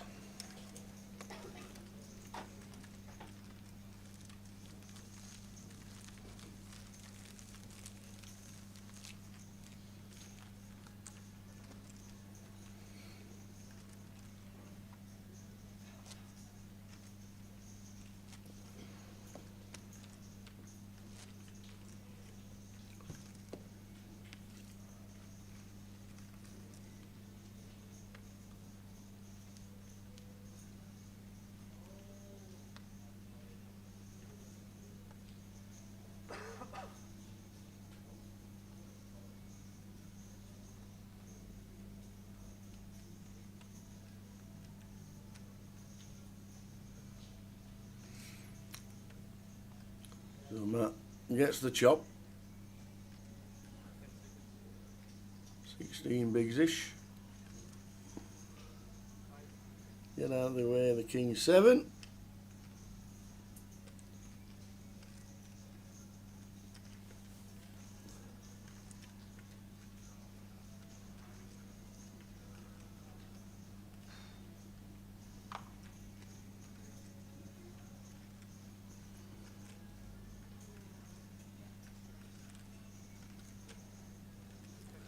We'll use a time bank and get out of the way. Minute of the clock less. Wow, 2 used.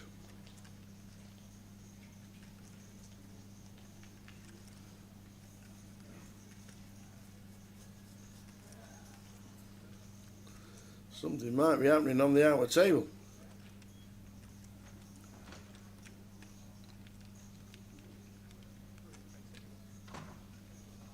Yep.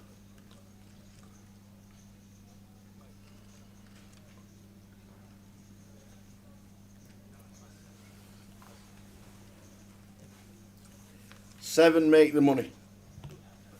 There are 10 players left.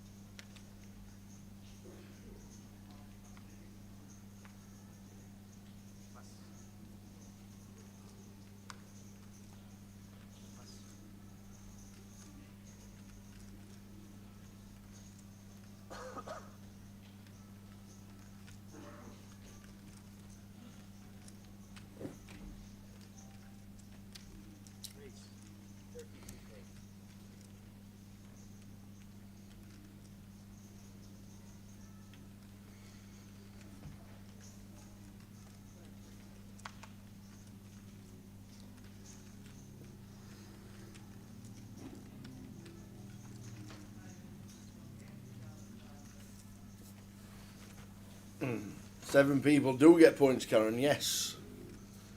The 7 people in the money will get the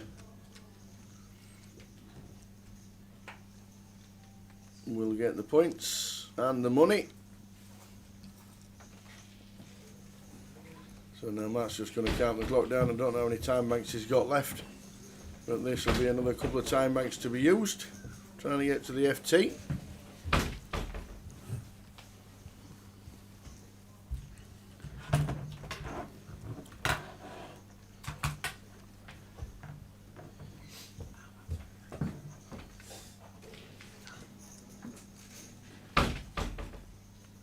Out the way they go. Matt can't do anything with Jack 2.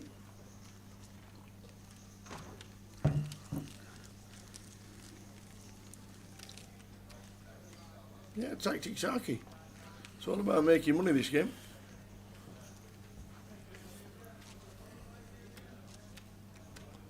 And if you can use the clock to your advantage, then that's what players do.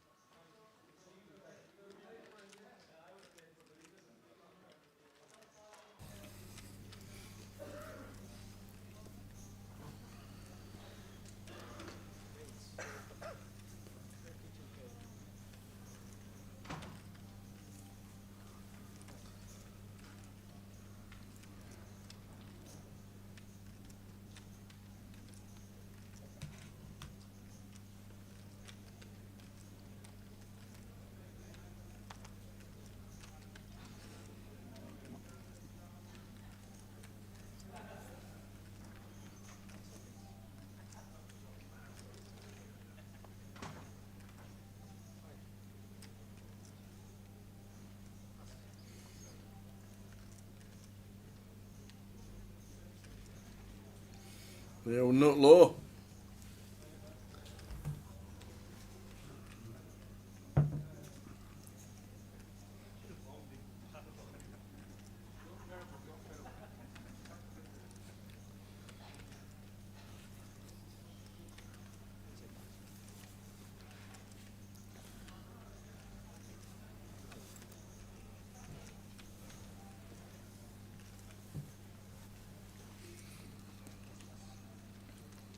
Just raise and take from Ben with the Jack 10. Still on 10 players, 12 minutes left of this level.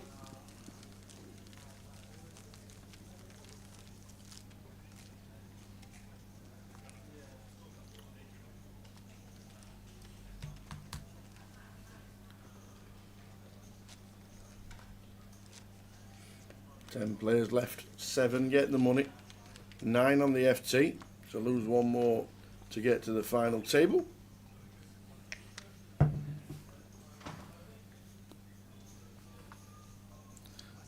And the big news, Tower. Yes. Big news. Easty hasn't come in the comms room yet, which means he must have been made the second break of the main event. Get away. He must have made the second break of the main He's event. crying in a corner somewhere. He's never made the second break. He's made the second break. Oh, oh.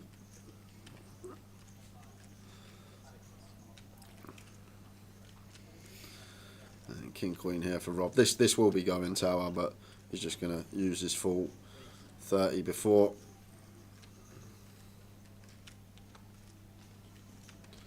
Probably would have been going for Matt if there was a fold in front of him. Ace 5 suited though, going to have to hit the muck now. Well, in 19 seconds.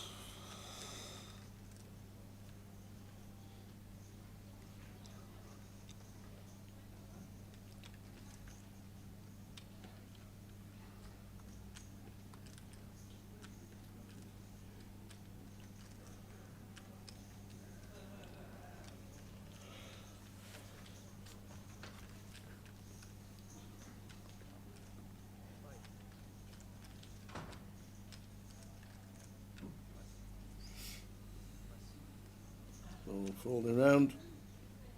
Big blind with ace deuce. Won't be doing anything. I know it's an ace, but the worst ace you can have.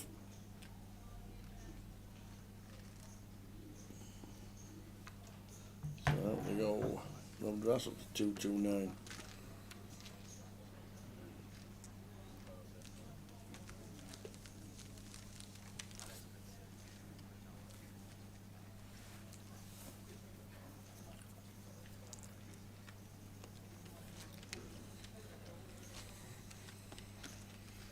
Ten players left in the high roller. You'll crown a champion on the live stream sometime tonight. Yeah, I reckon 10 o'clock. Seems good. What's the big game tonight? Have you got any players playing tonight? Yeah, we'll have the same. It will be BYOC again because obviously the rooms are quite small with no chair, no table. Chair. But yeah, bring your own chair, Tab. If you want to play some Big Two, you need to bring your own chair.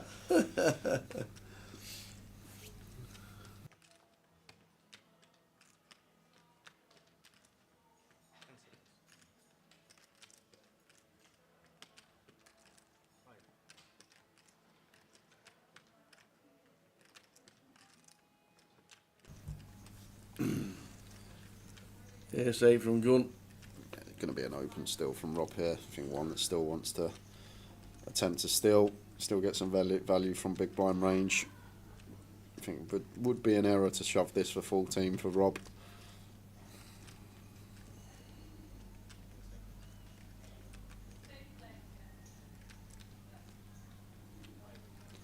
We are five-handed though, effective hijack. Is he going to go with fold? Okay. Thought it was going to be an open.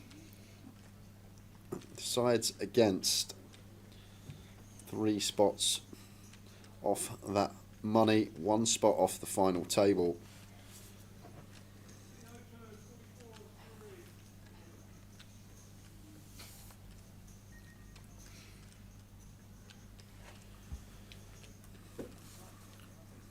Counting down to a fold.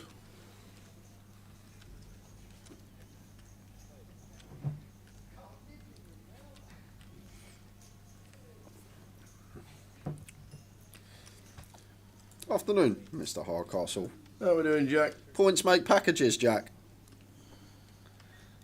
Obviously thinking about the min cash worth 7 points, and Rob obviously on the cusp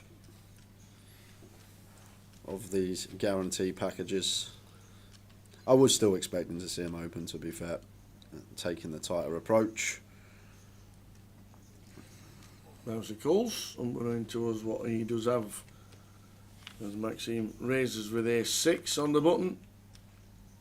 Wow, that's a flop. That is a flop. What a flop for Maxime. Yeah, and size-wise, assuming he's going to continue, should be fairly small here. Tower could even find quarter pot if he wanted to, as Maxime.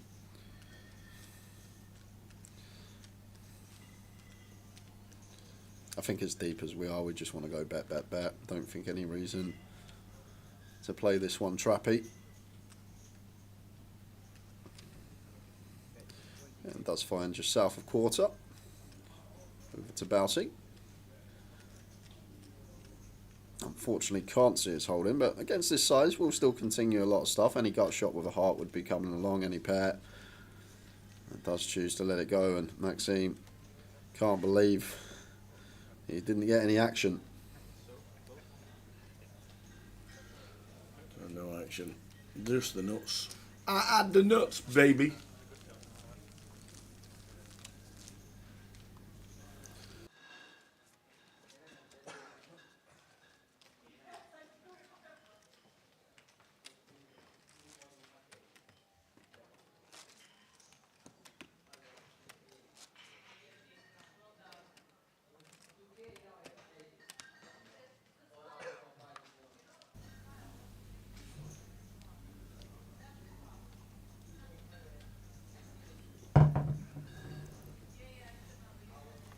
Be surprised if Matt got involved here. Only working with 14.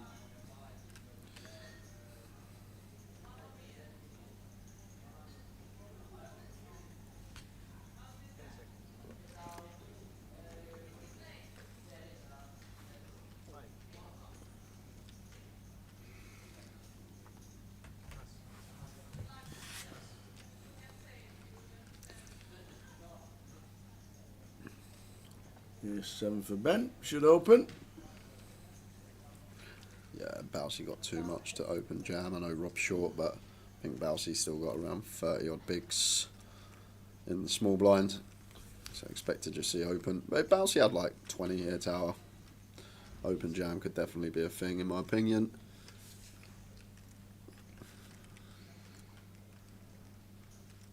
Does just make it 32. The queen deuce.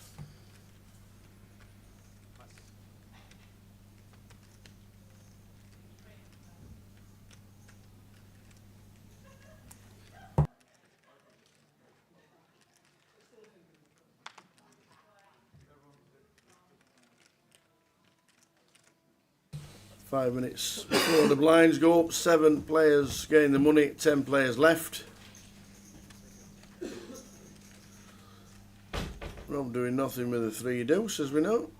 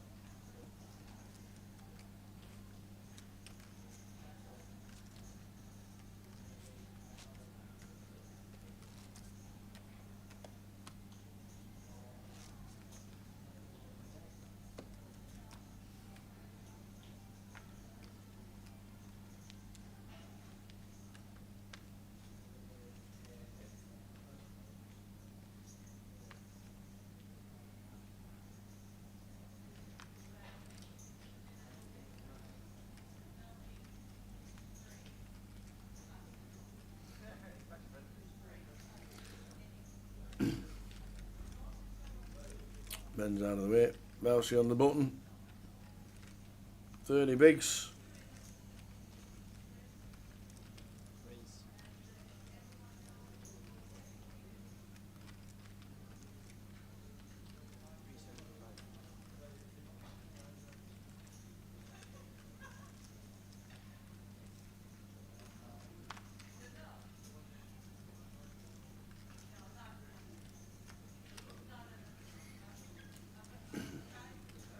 Bousey, there's me thinking not doing anything with the 7-6, but the button puts the other 2 in.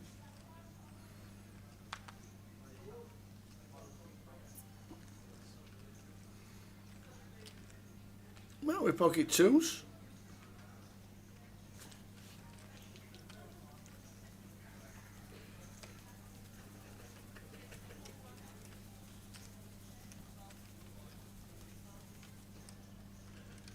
Could he ever make the call? Would it be the right thing to do with 2s? Said yesterday it was a made hand, but Jay said no. Made hand sometimes you can fold. And does.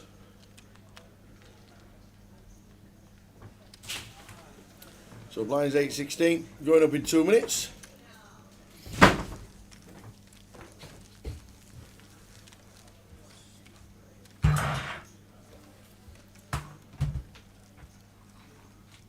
Ten players left. 9 make the final table.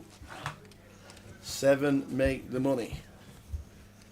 And that's when the points start for the High Roller League and the MPL.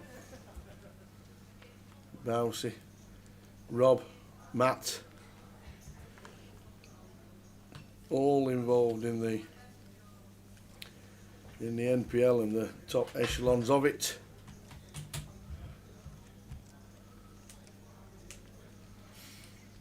He will fold. And around to Rob on the button. Won't be doing anything with this.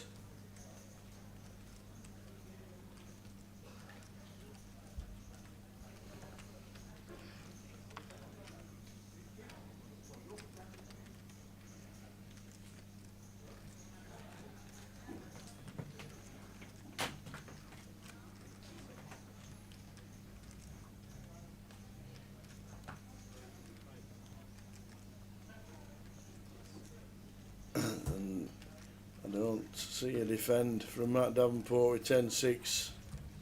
This will be the last hand of the level because we'll be counting down.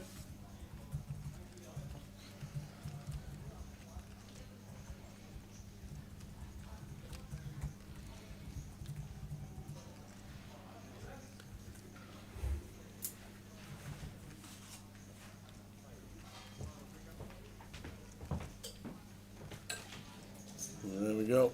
So the last hand at that level, blinds going up, will be 10-20 this hand.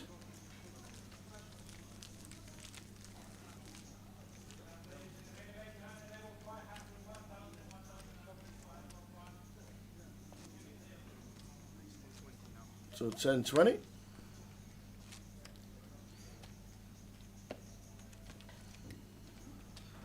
Blinds in.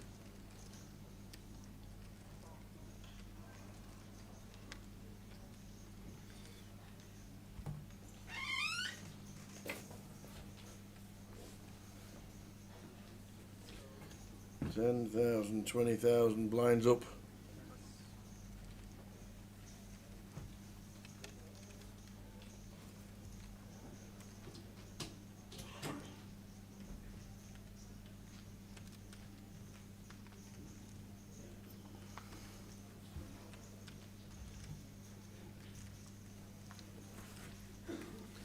Rob will be folding.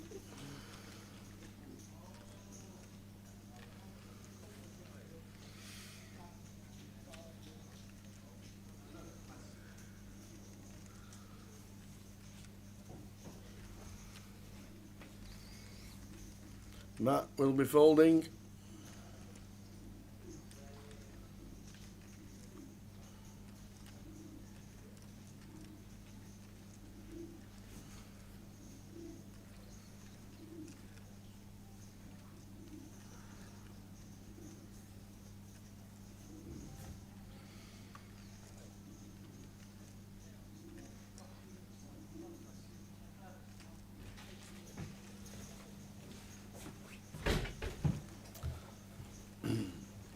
Maxime shouldn't be doing anything off 27 with 10-5.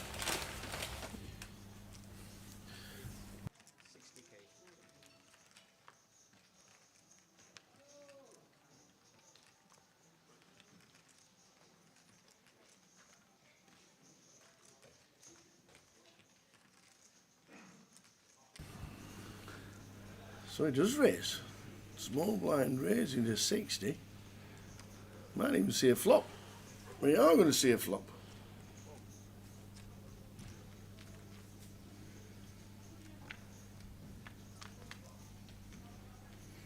Jack 7-4. All spades. Great flop for Ben.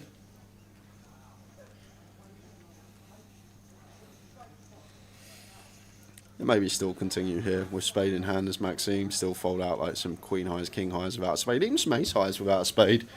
Have a tough time continuing.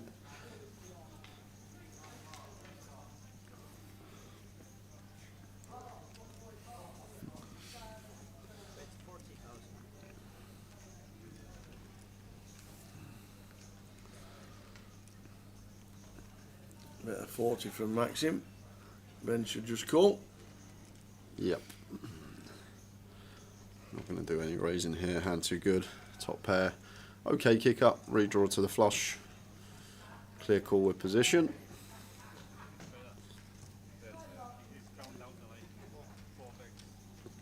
Some turns they get really interesting, Tal. Like Maxime, a 6.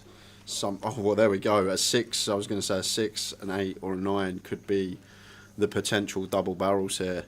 Now, now picking up and down to go alongside the bare spade in hand. So I wouldn't be surprised if Maxime went for the double barrel now. Tal sitting with just 10 high can still fold out better. Equity in the form of the up and down and the flush draw now. Not going to be working versus Ben's particular combo. Top pair redraw. Going to be another clear call for Ben with position. However, we do get to the river and we are met by an all in, we are going to have a real toughie. But turns pretty clear. Should just be a flat. and off to the river. That's what's going to happen, or should be, as Jay says.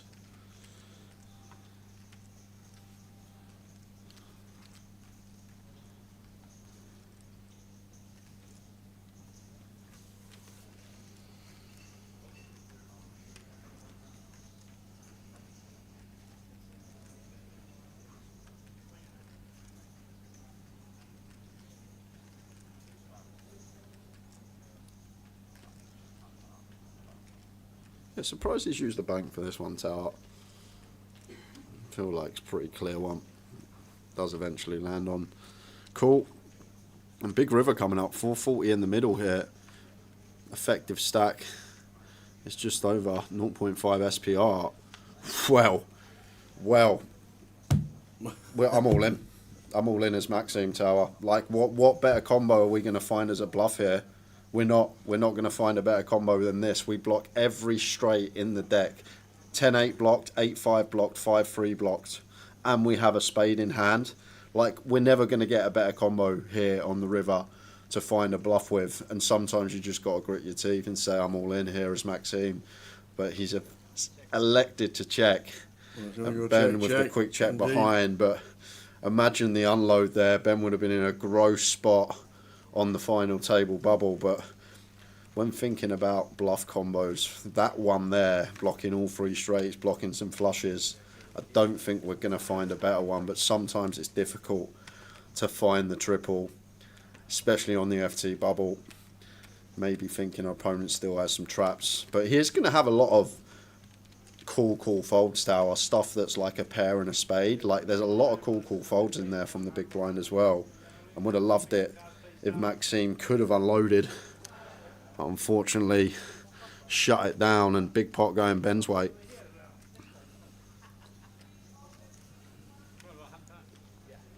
There we go.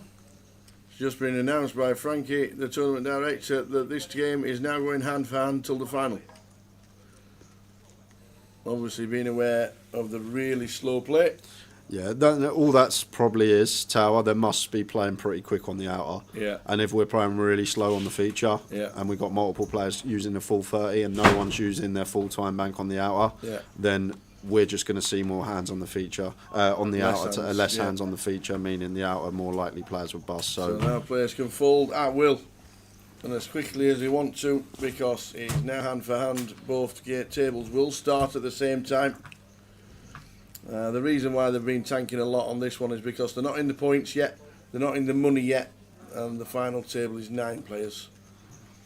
And if you get a redraw when you end up on the button, if you make the final table, then obviously as a short stack that's very advantageous for you.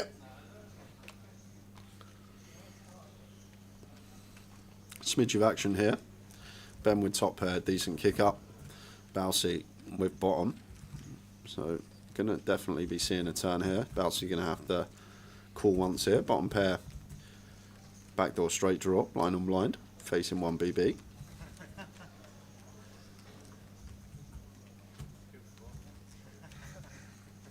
But Queen 3 for Bousey.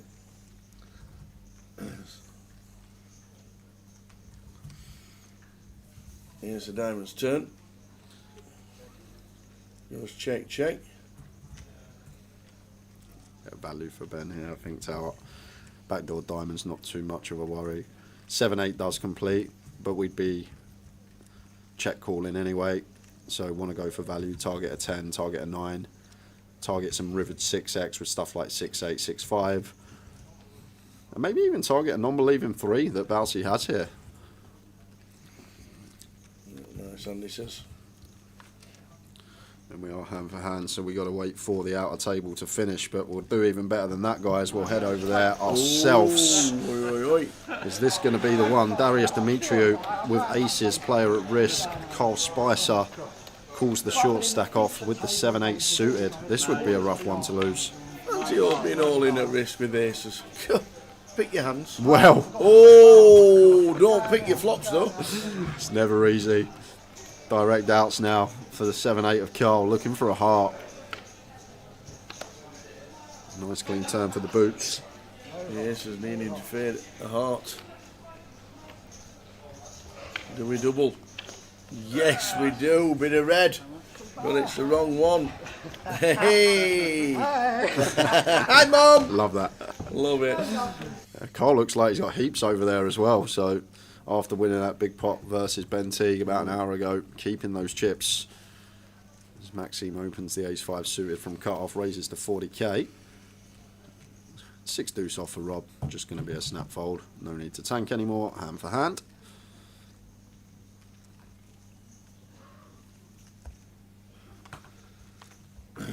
Nice double for Darius when we're on 10.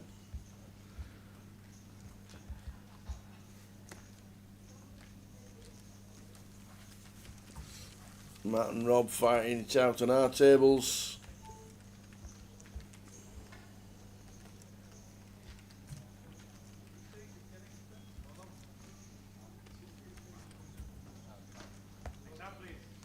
Next hand, please. Says Mr. Frankie. Next hand, please.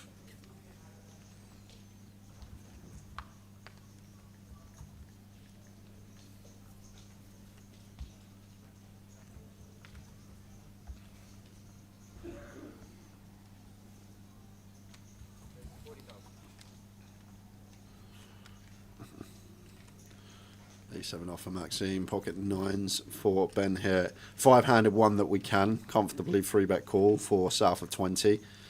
This is effective hijack versus cut off, so I think as Ben cover Maxime by plenty now, and the way he's been playing very aggressive the last hour or so, I'd probably be 3-bet calling here as Ben as the big stack, but it's just going to land on call.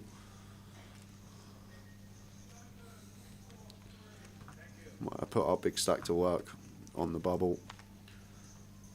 Rob out the way with King 4. Over to Matt Davenport in the big blind. Snap fold from him with the 10-4 of diamonds. So heads up between these two. Yeah, it's gun versus cut off. Effective hijack versus cut off in a 5-way coup. King deuce deuce. 2-heart board. On to Maxime. I may fancy putting this ace to work. I think we will still be doing a fair amount of check-in, as I always say, going heads up, out of position to the player that is on our direct left. Like this is where we are going to have a lot more checks, and Maxime does check it over. Oh, decision for Ben with the 9s here. He's going to take a freebie. We'll recognise that Maxime here will have some stuff like King Queen, King Jack. The best card to see for Ben Miller. Not just the best card in terms of turning a boat. Maxime picks up the nut flush draw and may fancy a delay after flop goes check check.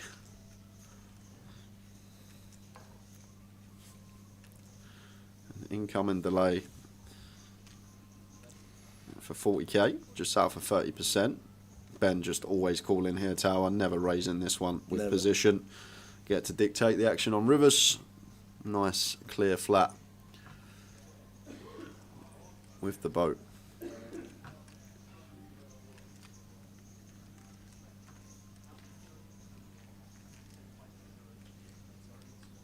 Yep. The call. No, this is a bit ill. It would be. Comes running hearts. No, it hasn't. It's a 5 of clubs. So, probably a check from Maxime. Well, now Maxime check's not really going to show down here, Tal. There's not really much we beat, because Ben shouldn't be flatting the offsuit combos here, I don't think. Queen Jack, Jack 10, Queen 10. It's only going to be suited. So, therefore, it's not like we check and beat Queen Jack, Queen 10, Jack 10 with a heart. It's just always a case that if we check, it's just a give up. Like, I can't think of any hands that we ever show down the winner against here that are in Ben's range, because, as I say, the offsuit combo should fold pre. So maybe just white flag wave. I think they'd already thought the check fold was in the was his moves.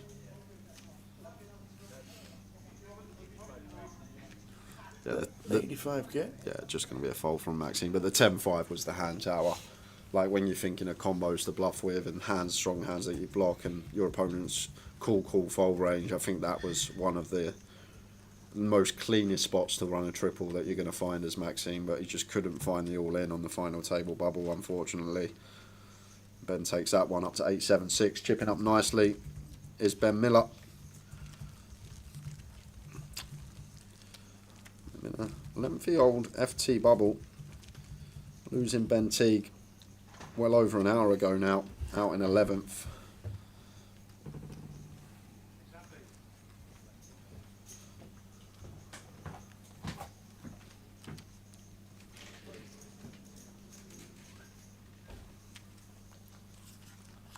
How are we doing the Loop Start afternoon? Tuning in via Twitch. Welcome. And Fitz McKenzie, Towers treble will be tomorrow. Around about 2ish. I'll tell you what. Yes, sir. Could we forget Towers treble this weekend and do Towers single on the Luton game tonight and see if you can just get a single up? Who are they playing? Luton versus someone in the Championship. Luton versus... Let's have a look. Someone will tell me in the chat. Are they at home, before I get Luton? there. I'm about to find out. Might be called off because of the weather. Plymouth versus Luton. At Plymouth? Yep. Home win. Home win, yep. Yep. Okay. Home win. Matt D. Everything but one chip with a Queen 6. Oh, Maxim says have some of this. King 7. So Matt puts everything in but one chip. And Maxim says call, which leaves Matt Davenport with a 1k and announces a blind check. Ace 9-4. The King 7. Whoa. King 7. Matt's still live though. Got the full 6 outs. Tables might not have finished on the outer table.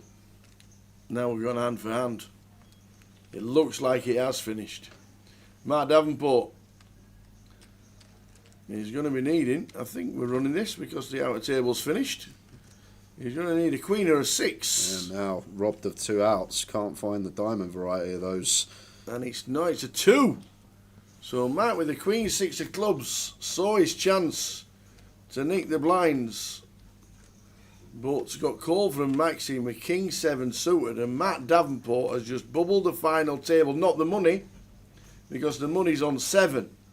But he has bubbled the final table, which means we'll be having a 15-minute break. Get everything set. I believe, Tower, Yep. it's going to be about 20:25. We're going to be back okay. around 5:30. 5:30? Is what Okay. what I've heard. Maybe a little bit before, but between 25 past and 5:30 is what we're looking at, guys, for the FT start. Excellent. So 20 minutes from now, come back, join us with the final table of the high roller. See you then. Definitely not. There's been a lot of misery and pain and that kind of stuff. Tell us about some of the misery and pain. I want to know, what was some of the low points? Because on the outside, the perspective just looks like, man, this guy just sun runs all the time, and he's so good. You're the European version of Jeremy Austin. I'll take that as a compliment. I'm cool with that. There's been a lot of. Even recently, actually right before this World Series, I was on the biggest downswing I've ever had, by quite a way. People don't necessarily see how hard I fire. I'm firing really hard. I was playing all the Win 10Ks in March, all that kind of stuff, and I was just sadly running very bad at the highest stakes this year. So there was 2 months where, for example, even though I won a scoop, I was still down a bunch on the series, and That's amazing.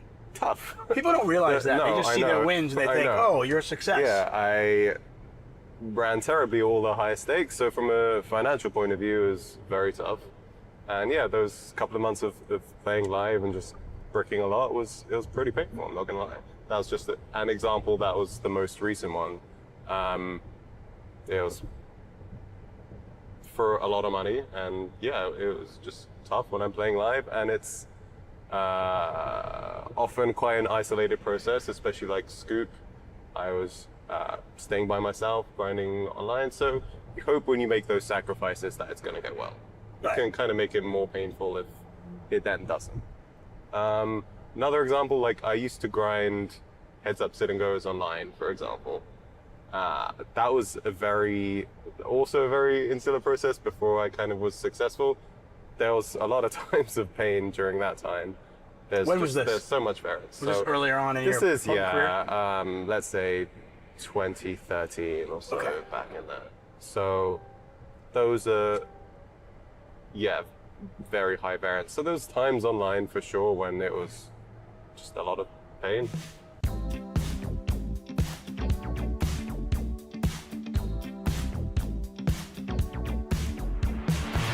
What is it about the World Series of Poker that just seems to bring out the best in you? I mean, obviously you're great online as well, but 5 bracelets, many of them in different disciplines. None, by the way, in No Limit Hold'em yet, but maybe that'll change. Who knows? Yeah. But you seem to be just good at all the different games.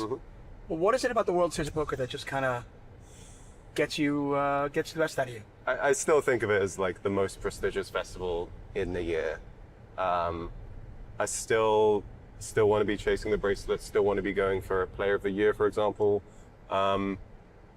Stuff that, I was wanting since I was young. It's still have a bit of the dream and the special kind of feelings for that. I do seek and enjoy, and it definitely has a buzz. Like the deep runs are great, really, they can be exciting and a lot of fun.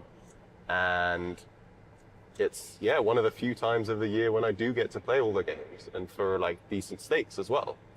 Right. So it's tough when I'm still specializing in mixed games and there are not that many around the year. So this is pretty much the biggest time of year for me with like how much buy-ins I put in and how much mixed games I'm able to get in. Okay, if money was not a factor and you could choose one event or one accolade to achieve in your poker career, what would it be? I'll give you an example, like the 50K Players Championship or World Series of Poker Player of the Year or Hall of Fame. Okay, those were literally the first two that I thought of and I was debating between. Either winning the 50K or World Series Player of the Year. I guess I would lean Player of the Year. I think it's a little bit more prestigious in that way. And I think Poker Hall of Fame would be next. I don't know, I guess where I would rank those two. Right. Yeah. I mean, I would say that Europeans are underrepresented. Yes. By a large margin in the Poker Hall of Fame. Yeah. And, you're still 5 years away from being eligible, but got to imagine that, if you keep it up the way you're playing, you're certainly in the conversation. I hope so, yeah.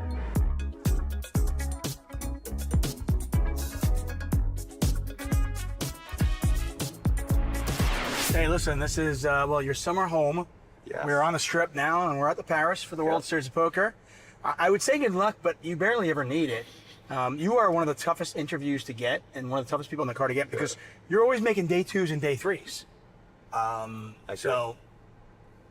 It's frankly, it's really impressive. I don't know how you do it. Thanks. But hey, good luck to you, and thank you so much. I really appreciate it. Okay, buddy? Take care, Dave. As always. Cool. Go get number 6. Hell yeah. Thanks, man. Appreciate it. 8-day ride. Benny Glauser, everybody. Thanks, guys. Welcome to the 8-8 Poker YouTube channel. What's going on here? I've never seen anything like it in my life. I mean, are you kidding me? This is going to be a million-chip pot. These hands are just insane. The situation can have one of the biggest impacts in your win rate. We have a pretty good jack high, which you don't really hear very often. Each and every month, I'll be getting to know one of your favorite poker personalities. I had my first 50K day and 6-figure month. I had spent 9 years traveling the tournament circuit full time. 888 Poker, I'm bringing it home for you. Welcome to the main event. How's everyone doing? Not a club, not a club. He's very puzzled, and he makes a fold. I've just flopped the nuts and turned everyone dead. Will this be the 100K bounty? Oh, it is. It's an awesome token. Subscribe now for the best poker content on YouTube. 888 Poker, made to play. Okay, the bags are packed, the journey starts here. We're leaving Norwich, heading to Heathrow, and then onwards to Viva Las Vegas. Once again, thank you 888 Poker for sending us on a trip of a lifetime, and we are ready to go.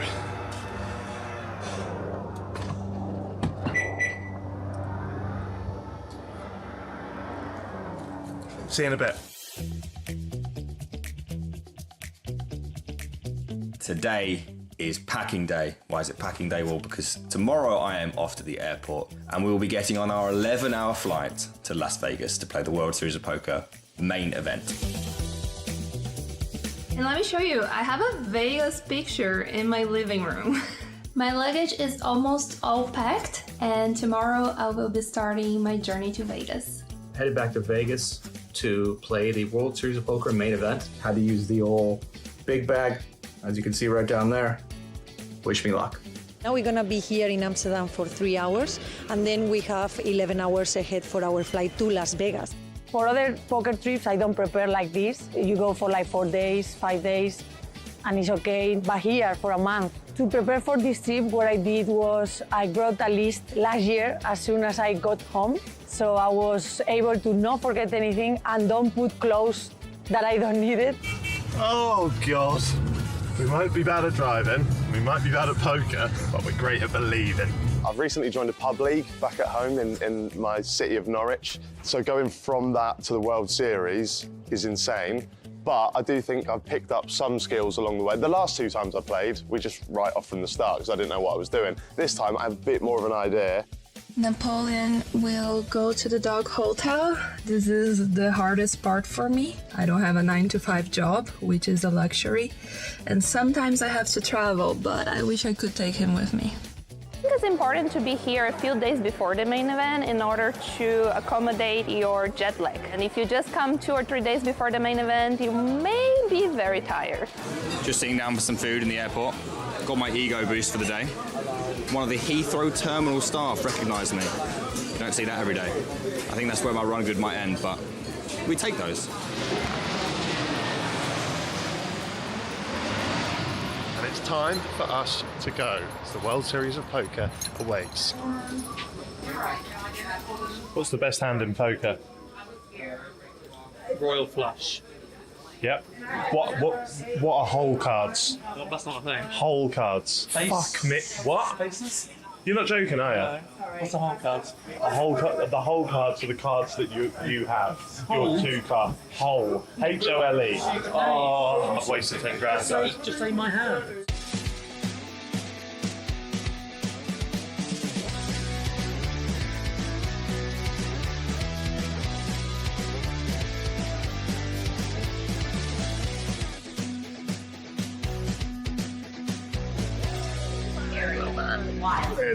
We've been waiting for our bag for about half an hour. It's not what you want when you come through.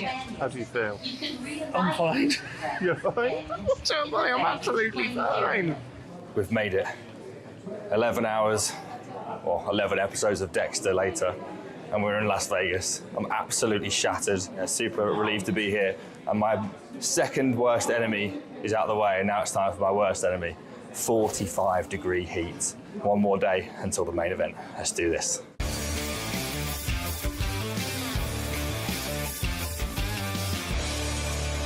Oh, look who it is! Hello, mate. Right. How you doing? So tired. I thought my day couldn't get any worse, but here you are. I got to Vegas about a week before I started playing poker, and I wanted to have a little bit of a vacation and not just a work trip. And so my fiance and my parents were here too. And it was really nice to get here early, get settled. You know what? If you want this bounty, you're going to have to call all of it. I'm going to make it 8,000. That way we can sweat it. Primarily coming from online, I don't have the live reps that other players have. So I think getting to Vegas or getting to the casino and playing some hands of poker, whether it's cash games or tournaments, really kind of warms me up. So the night before of the main event was one of the best days of my life. I was playing the 1,700 Moneymaker Tour tournament. I was feeling super good with my game and with my confidence. I was like going through, and then I finished in 5th place, which gave me the biggest prize in my career. Night before the main event, so I am meal prepping. I've been preparing all year for this event, and now it's almost there. I don't feel nervous about playing the main event. Mentally, maybe because I put so much preparation, I struggle in terms of not feeling entitled to do well. When you put all this effort, in a way you feel like you deserve to do well, but this is not how poker works. Everyone here is capable of winning the main event. I would do everything in my power, but I cannot control the cards. Is this kind of old hat this time around, or is there still a buzz when it's getting close? There's definitely still a buzz, obviously reduced. The first year was like completely insane after having won a competition to be here as well. This year just felt like completely down to business. I really wasn't phased, just really focused on playing my best poker. So I just told the people in the lift that I found a dead animal in my room.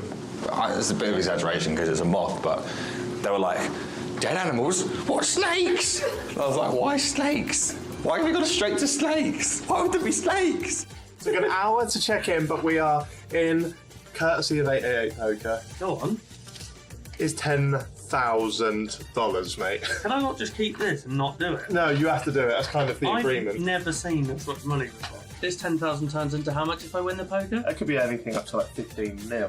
I'm gonna win. Come on. We're gonna do you proud, 888. We're gonna do you proud.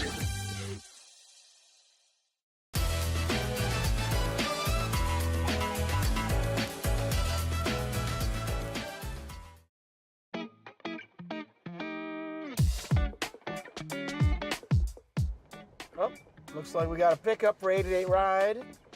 Oh, Benny Glaser. The answer to the question, which European has the most World Series of Poker bracelets? Benny Glaser. Let's go get him.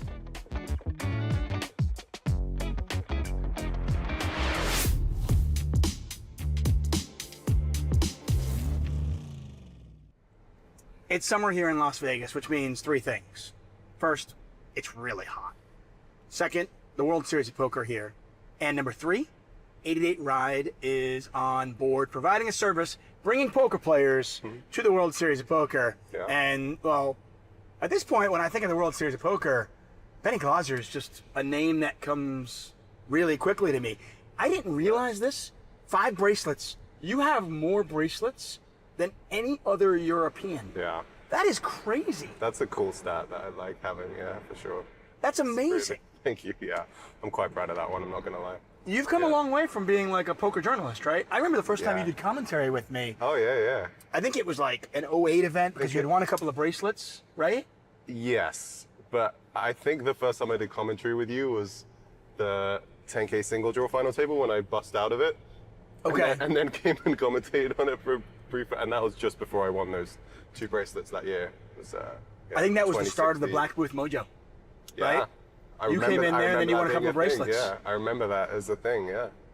So when you started down this path of being in poker, did you ever imagine a scenario where you would be here? I mean, you have the most coups, most scoops, most bracelets out of all European players. I mean, did you ever imagine that this would be a reality? Is this... Not realistically, no. When I was playing online back in the day for penny stakes, or even playing in a pub league with my housemates and stuff like 17 years ago, then no, realistically, I didn't really imagine being here. Yeah. Was there, so it seems like, I want to say what, 2015, 2016 is where you kind of just like, you blew up. Yeah. Was there something that happened here at the World Series of Poker or online? Was there an epiphany? Something that kind of just clicked, the light went on, and you were like, I think I figured this out. It wasn't necessarily that like I figured this out, but like I was grinding online for a long time. Right. And hadn't really been playing live. Still, like the World Series was a big thing for me. I was still playing like relatively low stakes. And then the first year I came on to the World Series, decided to give it a shot back in 2014, and I actually bricked everything. I didn't play very much. It was like 8, 10 events or something. How much money did you come with, by the way? Just out of curiosity. Like, what was your thought? Like, okay, I'm going to come here, I'm going to give it a shot. It wasn't like exactly like that. It was like I had sort of planned. I had like a friend help me out as well with money. Like it wasn't, I'm, this kind of thing. So I bricked everything, but like I had the realization when I came is like, I'm actually, better than most of these guys that I've been watching on TV. And it's like, yeah, I can actually definitely compete. here. So even though it's tough for me to come to the World Series and break, I was still like, okay, I'm planning to hopefully come next year and do better. So despite the fact that you bricked everything, it actually helped to build your confidence? I think so, in a way, yeah. Wow, that's interesting. Because just like the guys that I'm playing with, that I might have put on a pedestal kind of thing, in a way of like being an online player, just playing with them and just feeling very like comfortable and like it's like, oh, these guys are making mistakes or whatever. That built my confidence, yeah. That's amazing, because in I think in life and in poker, people are so results oriented. Yeah. Where if you make a decision to go with a bluff in a certain spot and it doesn't work, sometimes people are like, well, that was stupid, I'm never going to do that again. Of course. Or if something works, even though it was a bad decision, you're like, well, it works, so it was great. And a lot of people are just simply like, if you brick everything, I'm not good enough. That is one thing that hopefully poker teaches you in a good way, to be logical and rational and not be results orientated. You're like, okay, at the time I had all of this information, and based on that information, I made the best possible decisions. And then this is the result, the outcome, which might have gone not the way you hoped for, but at the time it's still a good decision. So you can just be happy with those decisions at the time and trying to not be results oriented. So generally poker hopefully teaches people in life to be able to separate that stuff. And Yeah, for sure. I think it's one of the things about poker that really does, it's a kind of a life skill. Yes. And for sure. It's pretty amazing that I've known you for almost 10 years now. We did commentary back then. I was cheering you on, you're winning bracelets. What an amazing journey you have been on, in the fact that, you think about it, 10 years ago you were here and you bricked all those tournaments, you built some confidence, and now 10 years later, all-time winningest scoop, coop, title holder, and 5 bracelets. Has the journey been as easy as it appeared? Definitely not. There's been a lot of misery and pain and that kind of stuff. Tell us about some of the misery and pain. I want to know, what was some of the low points? Because on the outside, the perspective just looks like, man, this guy just sun runs all the time, and he's so good. You're like the European version of Jeremy Ausmus. I'll take that as a compliment. I'm cool with that. There's been a lot of, even recently, actually right before this World Series, I was on the biggest downswing I've ever had by quite a way. People don't necessarily see how hard I fire. I'm firing really hard. I was playing all the Win 10Ks in, March, all that kind of stuff. And I was just sadly running very bad at the highest stakes this year. So there was 2 months where, for example, even though I won a scoop, I was still down a bunch on the series. And that's amazing. Tough. People don't realize that. They just see their wins and they think, oh, you're a success. Yeah, I ran terribly all the highest stakes. So from a financial point of view, it was very tough. And yeah, those couple of months of playing live and just bricking a lot, it was pretty painful, I'm not gonna lie. That was just an example. That was the most recent one.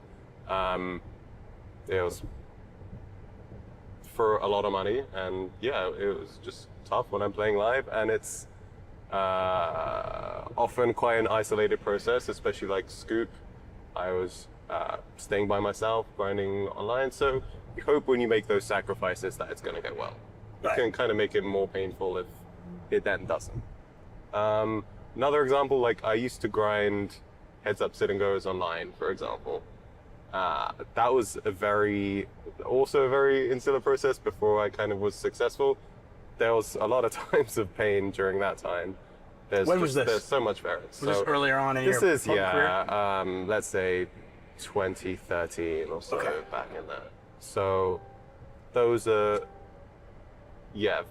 very high variance. So there's times online for sure when it was just a lot of pain.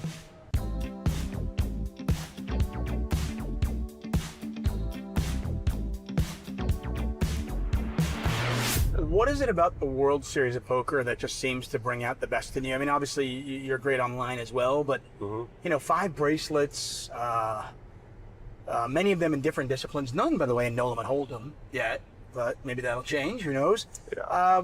But you seem to be just good at all the different games. What is it about the World Series of Poker that just kind of gets you the best out of you? I still think of it as like the most prestigious festival in the year.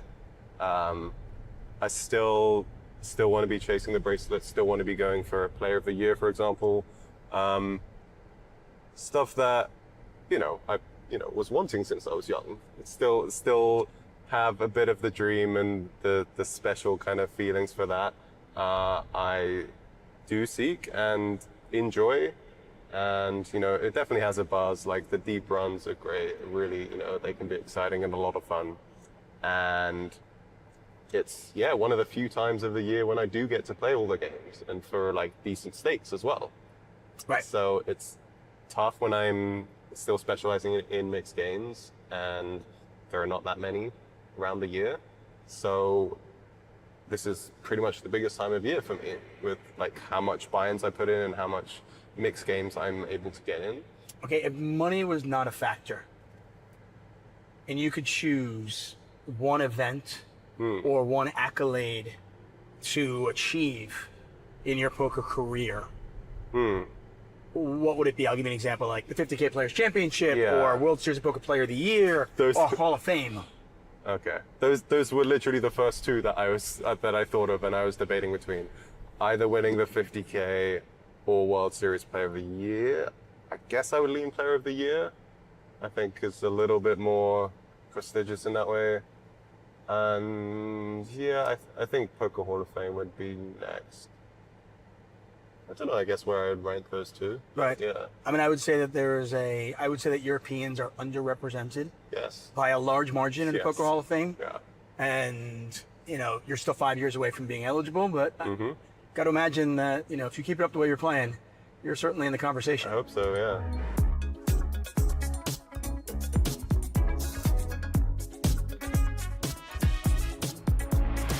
Hey, listen, this is, your summer home.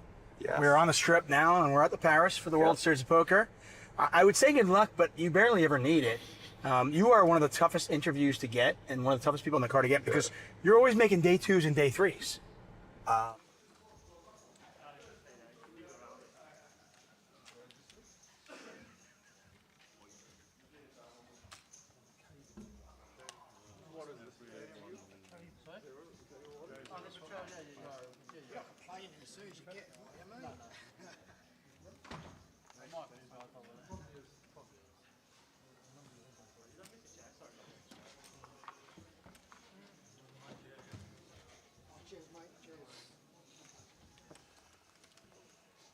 Well, this is now the final table of the high roller. Welcome. Welcome, welcome, welcome. So down to the final 9. We're not in the money, guys. 7 getting paid here, so still need to lose 2 more players, but no stalling anymore with just 1 table, so it should just be thick and fast action. Going to run you through the lineup in 1, Maxime Farner, in 2, Chris Johnson, 3, Darius Dimitriou, 4, Dave McConaughey, 5, Rob Duras, 6, Balsi, 7, Carl Spicer. First time I've seen Dooley all week in the 8 seat. Yeah. And Ben Miller in the 9. Carl Spicer, our chip leader, with 1.2 million, which is good for a quarter of the chips in play. Let's do it. Who wins it from here?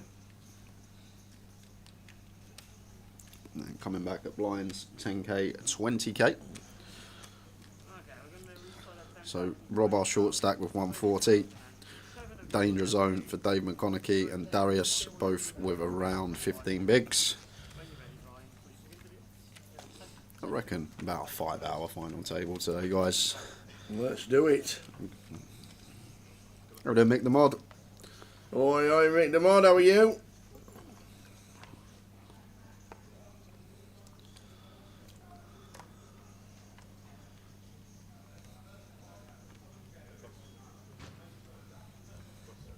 First hand of the final. 7 get the money. The bubble bubble.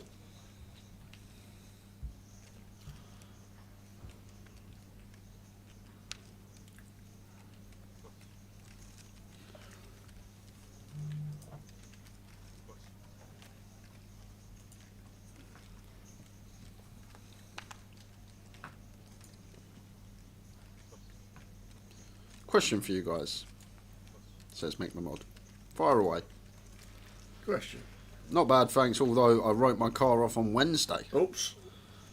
Hope you're alright, Michael.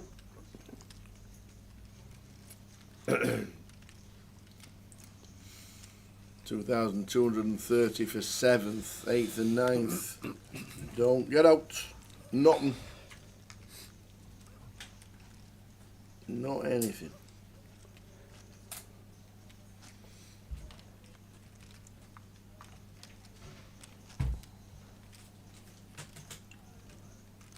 How is the easiest way to get money onto your Grosvenor Live app? I'd say via the casino itself. You can only do it via vouchers. Can you not walk You into a can't casino deposit. and put money on your card? No, you just vouchers. Yep. Vouchers or satellite wins. And that's the only way it goes on? Yep, at this moment in At time. this moment in time, okay. Yep. Can't deposit onto the Grosvenor Live app unless there's a big event going on. So we only done that for Goliath? Yes, Yes. for the queue system, for the re-entry system. Okay. It could be the way forward in future events, but that'd be something that Jim will let us know. Goliath was just a brilliant success regarding rebuys and re-entries, because you could re-enter on the app. So they did that, a minimum deposit, because it was a big festival. They might be doing it in Coventry, you never know. But we will let you know.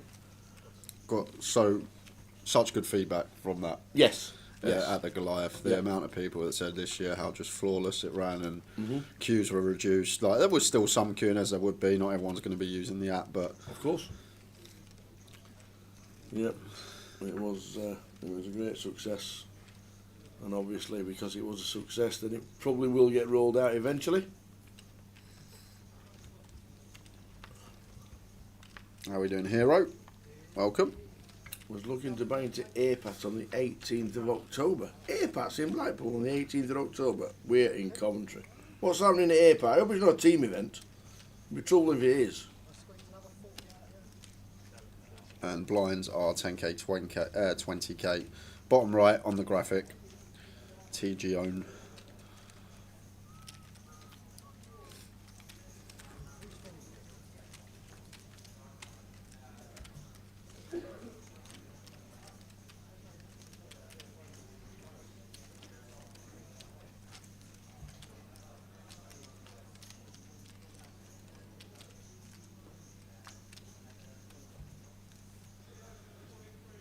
Every 40 minutes the blinds go up. Got a 15-minute clock on a high roller. That would be fun. 40-minute clock. When we reach 5-handed, it does get reduced, just for the fact that you see more hands in a 5-handed situation. Drops down to 30.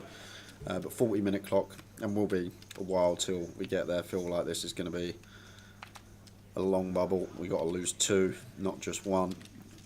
And Rob here with the A7, got to go, in my opinion.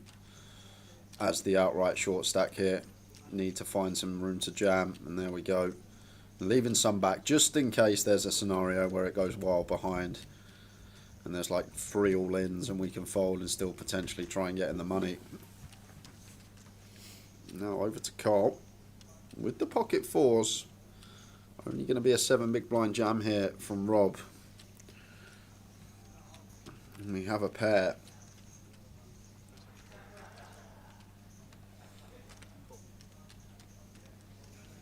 So it is raising up.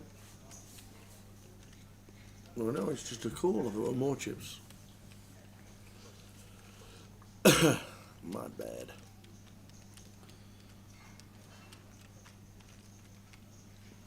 Leaving himself a big blind, Mr. Rob Duras in seat number 5. Oh wow. Whoa, we're not getting away from this one. And we see that flop as Rob, and we're loving it, Tower. There's all of his chips and he puts them in. To see Rob drawing pretty thin, that's unlucky. Oh.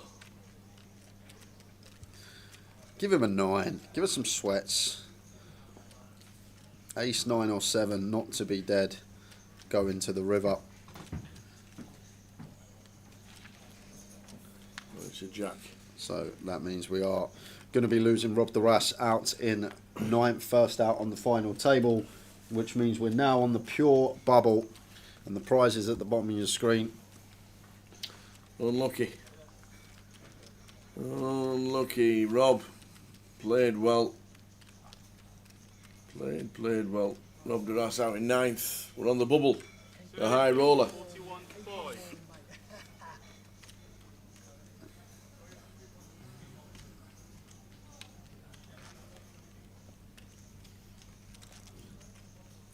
Meet the Mods says they're having the yearly Cracked Kings tourney. God, I went with Cracked Kings once in Liverpool. Years and years and years ago. I'm talking like 2008. Maybe 9. Let me tell you, them chairs are heavy. Joe's obviously been to the gym. He must have been in the gym. Yearly Crack Kings tournament. Couldn't find our on venue, so just joining in APAC game. Are you already drunk? No, Mick, what not does that impossible. even mean? Not impossible. Oh, the forum no longer exists, but you all keep in touch. I love that. Yeah, now we're on the bubble. Carl is the big stack, just going to be getting after it. And like Ben seeing second in chips here, no need to get aggressive like Queen Jack Suid, just going to play flat as Ben with position. Or is he even thinking about going? Wow, he even goes tighter than that, lets it go. Thought we'd see him continue. We'll know that Carl is getting after it on the bubble. Oh, the Swifties in the chat. Oh, you're a Swiftie? Hi guys, I've tuned into Al Balsi. Go, go, go. Well done last week. Well done last week, Katie. Second, I know you wanted first. I know you wanted to be the first lady to win a GKPT, but second was fantastic. What I want to know is when you knocked out Bowsy with the Kings, with the King of Diamonds, he got a cuddle. You knocked out 13 people in that tournament. Nobody else got a cuddle.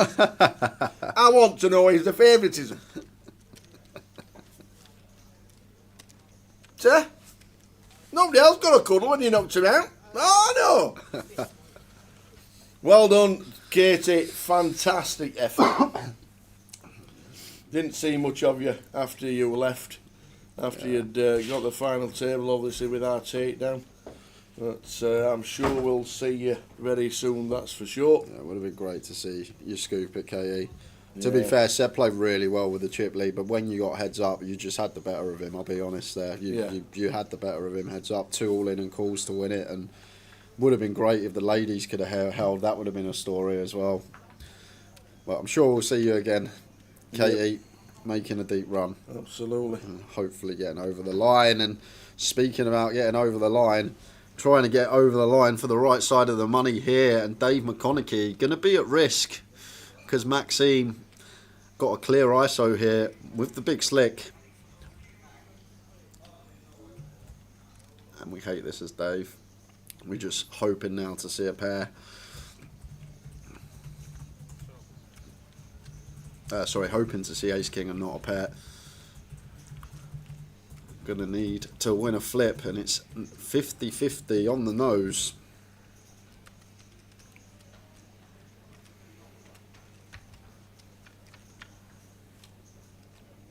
That's a good start. Nice.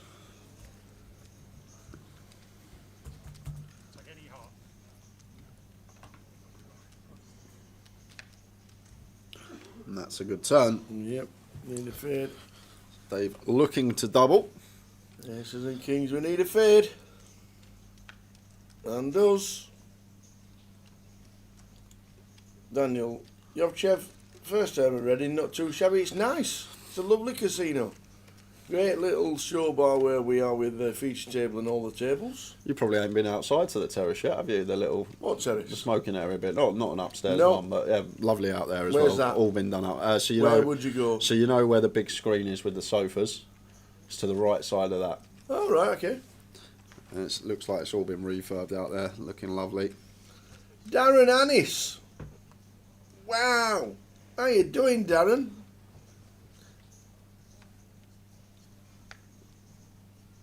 Darren Annis. Snooker commentator.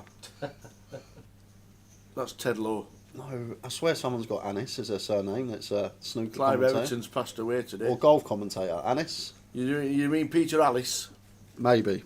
Peter Alice. Okay, carry on. I'd like to know. About 8 years ago. I'd like to know who Darren is. Can you continue with the story? Darren Annis is a GUKPT winner, title holder.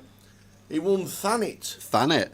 When we used to go to Thanet, Darren Annis. It must have been about 2009 when we did GUKPT Thanet. And if I'm not mistaken, you beat Kimber heads up. And he's probably still making interest on the winnings. Oh, Darren. There you go. How are we doing, Darren? Katie Swift, yeah, it's 100% favouritism for his bestie. Felt bad with the tens, the queens and the kings all in pre. He flopped his set and you rivered the flush.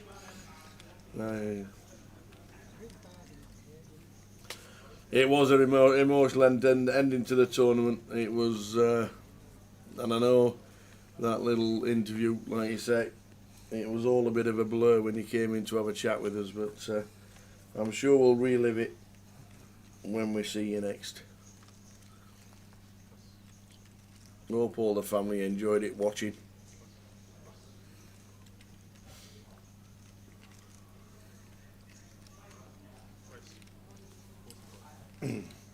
Darren Allen says, good thanks, most of that was right. Which bit wasn't? Hi, Mr. Johnny Scott. Still on his holidays. We're on clock watch here in Santa Ponza. Where's that? Tenerife? Klopp watch? Has he not got a game tomorrow to manage for Liverpool?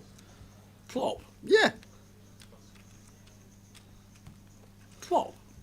He's saying he's on Klopp watch. I'm sure Liverpool got Wolves tomorrow. They have.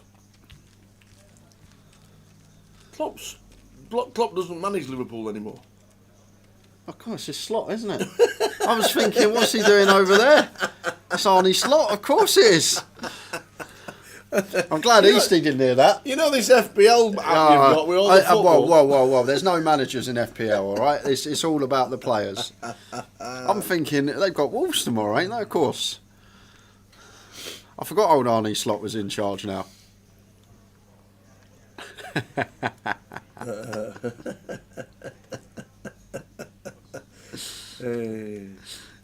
Santa Ponza is in the Costa del Sol. Nice one, Johnny Scott. Oh, we're having a great time.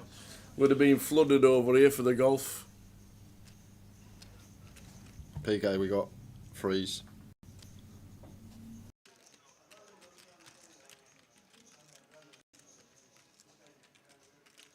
Woo! A little bit of lag there, but we are hopefully okay.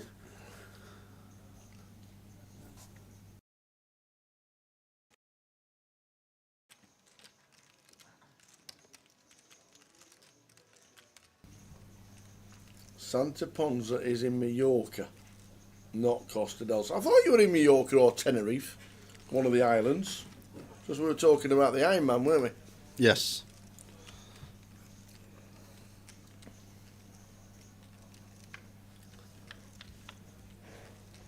So 4-4-5, two spades. Not much for either here, but bottom versus big. May just check this back as Dave. Like now we're at 25, we're kind of locked for the money if we play correctly. It looks like it's going to go for a small C bet here and should be getting called. One big blind, King Jack with a spade. Carl has to continue once here, Tower. At least he should be as covering stack. Let's call the King High.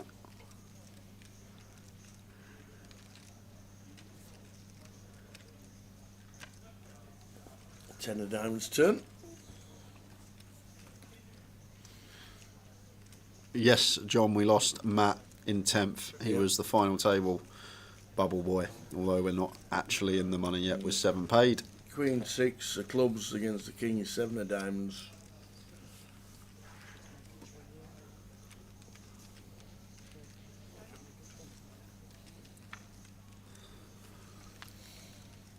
Queen of Hearts river as it's checked on the turn.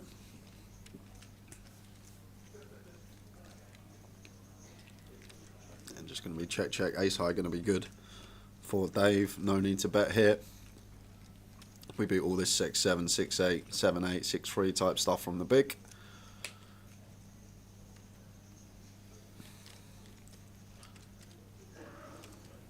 And don't forget as well, guys, if you fancy a flutter in the main, we've got this 6 PM flight starting in 10 minutes time. Just a 30-minute clock on that throughout for the evening session. And then one more flight tomorrow, 12 PM start, day 1D for the main event. Last time to bag chips for what's looking like a big day Sunday with the turnout we've had already in Reading.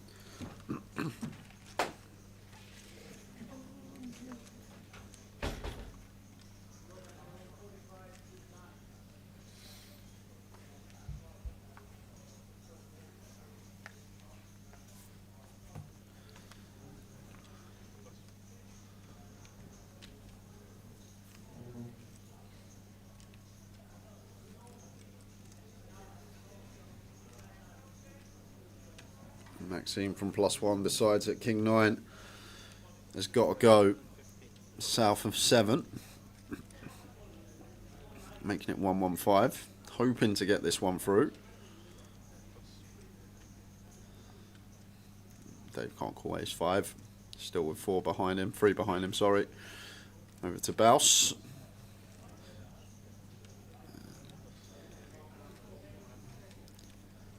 And Carl with the snap jam, pocket 8s.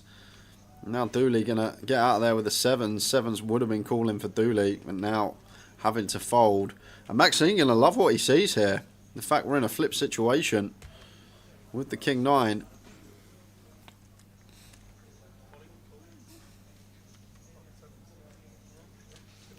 So Mr. Spicer with the 8s, Maxime, King 9. I don't know why you've called your dog Ponza. Didn't realise it was even a place. Poor old wet dog. Walking it around in the rain. So is this the one that's going to get us in the money? Jack 6-3, not looking good for Maxime. It is not.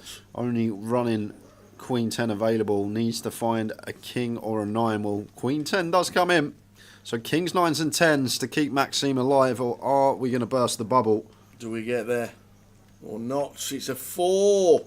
Everybody's in the money. The bubble has gone. Maxime in 2 big hands has gone on the bubble in the high roller. Means that we are all in the money. And prizes at the bottom of your screen. See what we're playing for. What everyone's locked up. We are now in the money with 7 remaining. Blinds going up in 4 minutes time. John Gavin says, I saw the rerun of you calling Saunders second hand in play with Kings and you calling the King Club. Still made me pee myself. Like I say, if I'm having a bad day, John, I literally have that video saved now, and I just go to that video and I watch it, and it instantly makes my day better. It's still one of my favourite moments. It's top 3 for sure.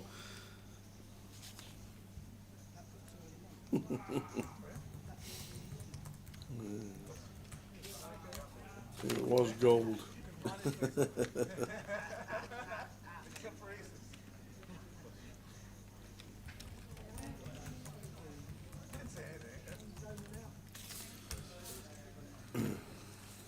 So Mr. Spicer, chip leader, also lives down that in the neck of woods. And Darren Annis and Katie Swift. Just going to be raise and take for Cop. Has Joe watched it? He watches it on repeat in his shop. He sits in his shop and puts it on. Of course he's watched it. All the group, we're in many a group chat together, me and Joe, known each other a long time, and that video was going around all the group chats. It was just one of those moments that you go into work not expecting, and still my favourite hand. Like, definitely top 3. I've got some like ones that like analytically better hands for commentating, but that one just in terms of entertainment and banter was top of the list.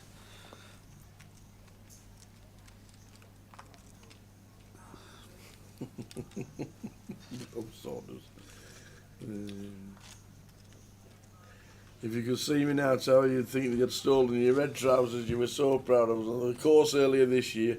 Took too much sun today. Hey. I have to get some new ones. They're getting a bit tight, unfortunately. I might just lose weight. That's probably better. Saves you a lot more money. You don't eat as much. You don't need a new wardrobe. Yeah.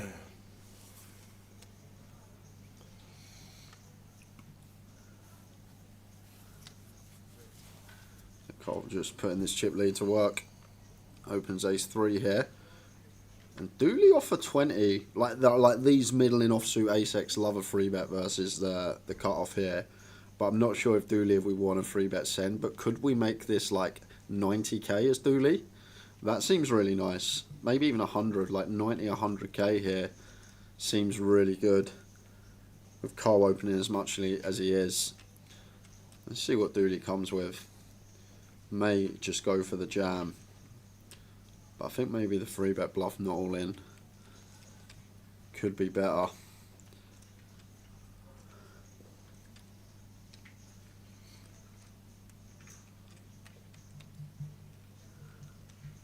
Like fold going to be fine as well. I think here I'd just make this like 90k tower. I think that's the most viable option. Well, he does go for the free bet not all in. Yeah. Slightly bigger goes for 115. I think maybe off a 20 effective. Maybe want to go slightly smaller, but love the fact that Dooley's found this free bet not all in. Middle in ace-x, offsuit, facing the cutoff open from the chip lead. That seems like a dream spot to attack.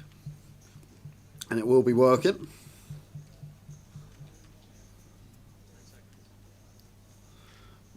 But like if Cole had ace-3 suited here, imagine the power jam, because Dooley's range here in terms of value going to be really polar. Like he's not going to 3-bet not all in ace-king off. Like he might ace-king suited, dip into that. Aces, kings, queens, jacks, maybe ace-queen suited. But like when you think about the rest of it, the 10s, the 9s, the 8s, the ace-jack, the king-queen, the ace-10, all this stuff's just going to pure jam for 20. So like our value's pretty polar there when we 3-bet off that stack size. So don't want to overdo it like with every middling offsuit ace, but all about picking the right spot and frequency. Nice pick up there from Dooley. Nice one, the duels.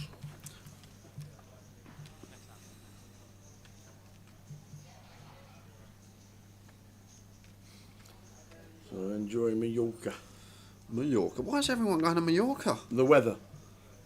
It's not like hot though. It was like the week we left, it was like 28 degrees. That's 82 degrees. Yeah, that's hot. Like, yeah. That's perfect. Johnny Scott's looking like a lobster. Oh, okay. It's hot.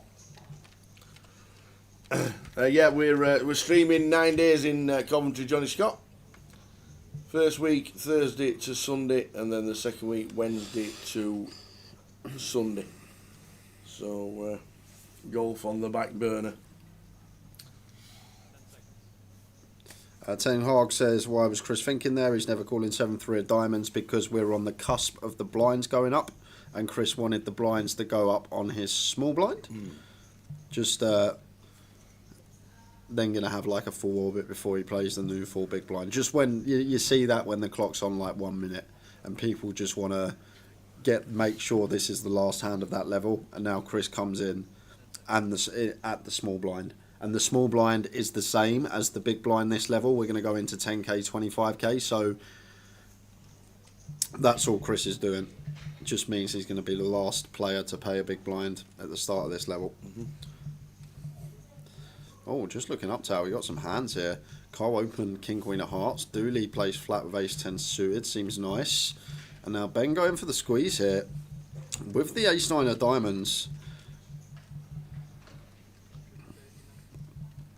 And back on Carl, and we still got Dooley in between us, but I don't think Dooley's ever playing any traps here. That's the important thing. So I think Carl could come along here. King, queen of hearts, hijack versus button. The player in between shouldn't really have any traps. Does find the call. Now it's so awkward for Dooley what to do here with ace 10 suited, because now we're getting this 4-1 price with ace 10 of spades, beautiful looking hand, great playability, but we're sandwiched between two opponents, and obviously against Ben's value range a lot of the time going to be dominated. But it's really awkward for Dooley. I actually don't know what we're supposed to do here, Tower, or even have an idea of what we're supposed to do here. Is calling not? Yeah, I think we probably do land on call. I think call's probably the way to proceed. But then, do we want to split equity three ways? And then the problem is we're in that sandwich spot. And what I mean by that, when we go to the flop, if Ben C bets and like Carl calls, like we've then got a decision three way again. It's really sucky for Dooley, and he goes with fold. And I actually don't really know, guys. I don't really have much idea, but I probably would have gone with Tower's approach and just called, taken our price, see if we could have flopped anything nice. But now heads up between these two. 9-4-4 flop. Ben flopping 2 pair. Yeah, really small size here from Ben. Could find 20% for 70k. I think 20% seems nice on 9-4-4, especially when there shouldn't be any 4x for Carl. We block the pocket nines as well. Jacks plus, probably going to 4-bet send. It's a really nice flop here for Ben, just a bet small. It doesn't go with the 20%, but does go with around like between quarter and third. 28% up, 27% up. And Carl may stick around for one here, Tower, getting 4-1 on money. 2 over cards. Backdoor flush, backdoor straight. I definitely would be calling once here as Carl.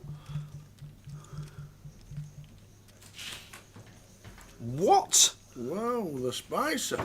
Spicer, alright, Tower. That is the spiciest jam I've seen in a long time. What? Wow, this is massive for This Ben. It's a huge pot, and Carl just, I'm assuming, trying to leverage that chip lead, but like, I no comment. 2 of spades turn, can still get there. This would be ill for Ben, and does not. So huge pot Ben Miller's way, up to 1.6 million, Chip 80 leader. bigs, but Carl Spicer.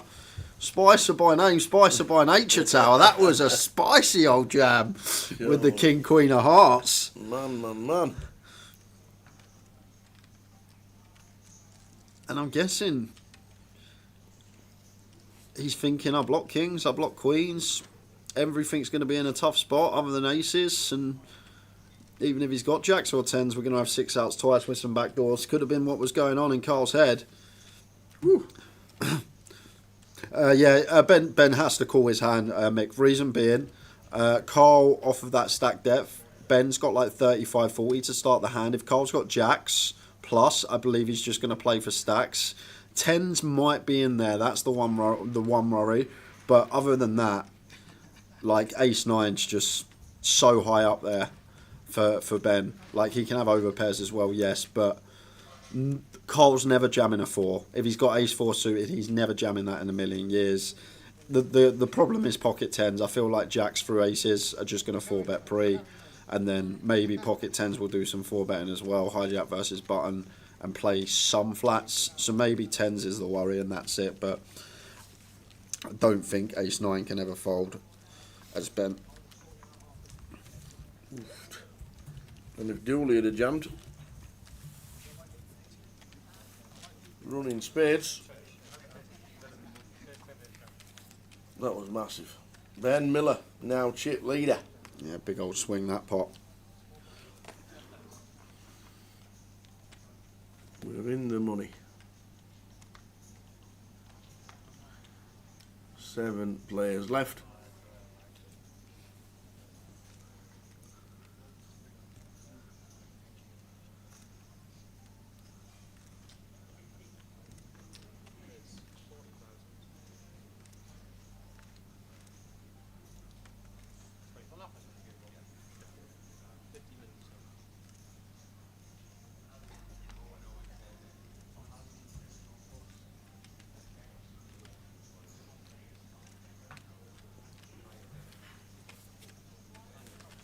Nothing on Goliath just yet, Chris Heighton.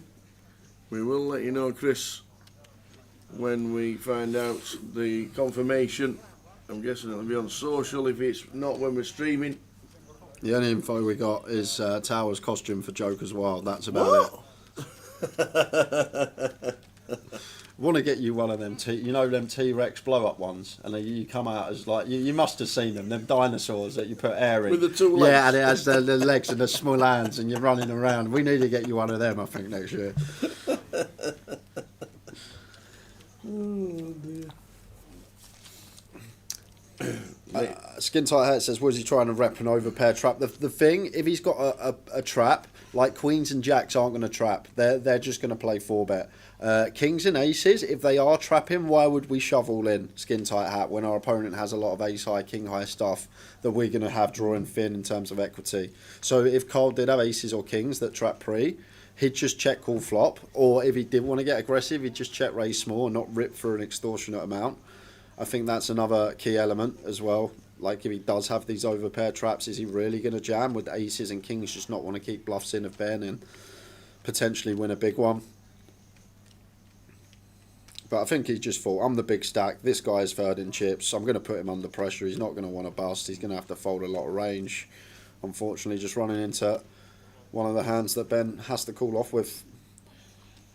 So Dave completes, and Bousey going to get to check option with a Jack 3 suited. Flop time.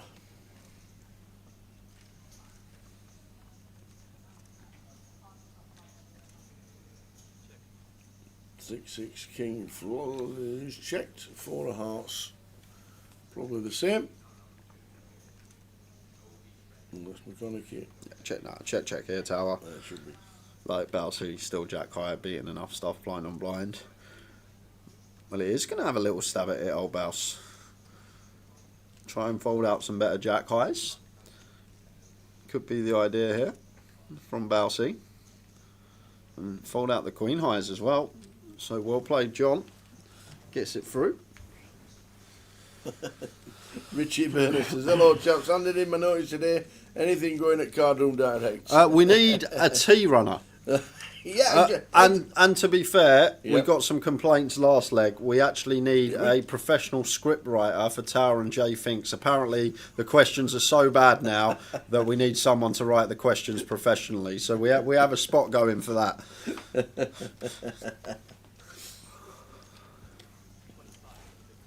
Anybody wants to take the rig down Sunday night, feel free to come forward.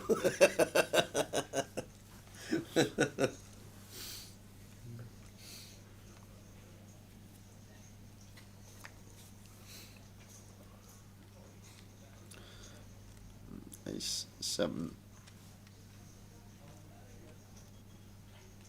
From there.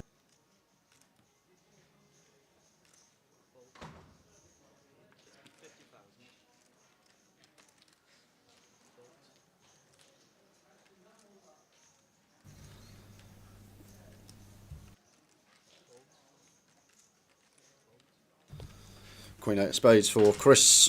Opens in the hijack, and Carl going to have a defend with the 10, 7 of hearts.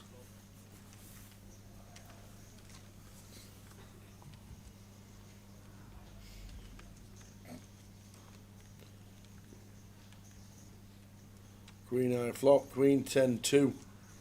Both players flopping a pair.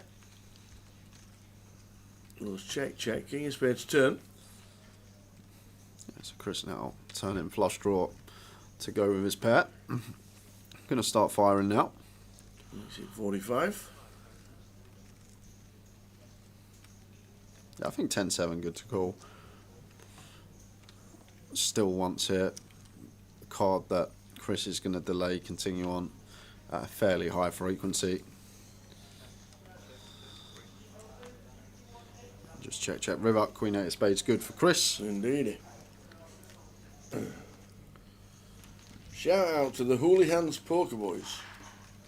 Where are the Hooligans Poker Boys based, Mr. Max Jones? What a player he was, Houlihan, for Norwich. Wes. Started at Blackpool. Did he? I was surprised you knew who he was when you said that. I was like, whoa. Started at Blackpool. He was their star player when Blackpool were in the Prem for one season. Was he? Yeah. He was. Him and Keegan Parker.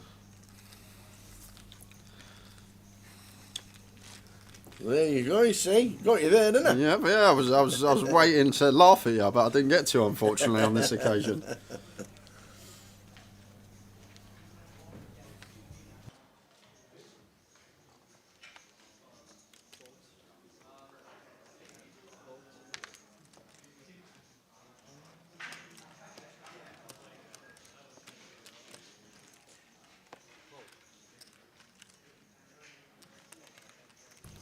Darius with the dukes.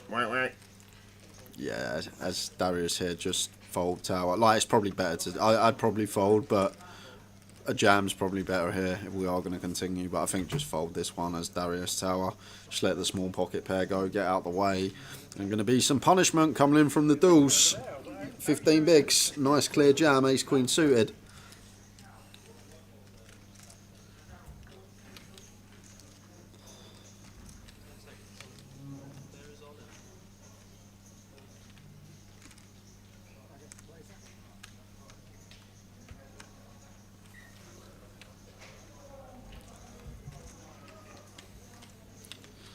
So the dueling with the ace queen is in.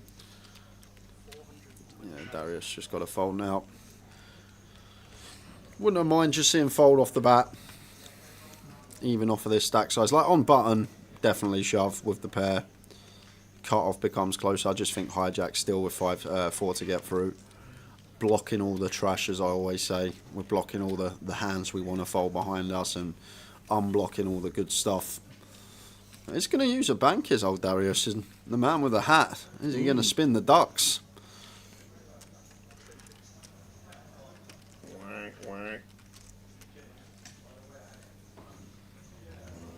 Surely not, Tower. Can't be calling with the twos here. Yes, it's a made pair, but no, you're not in front of all. Equity, you're like flipping all the time.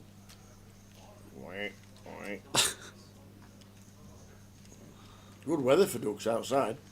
That's where they belong.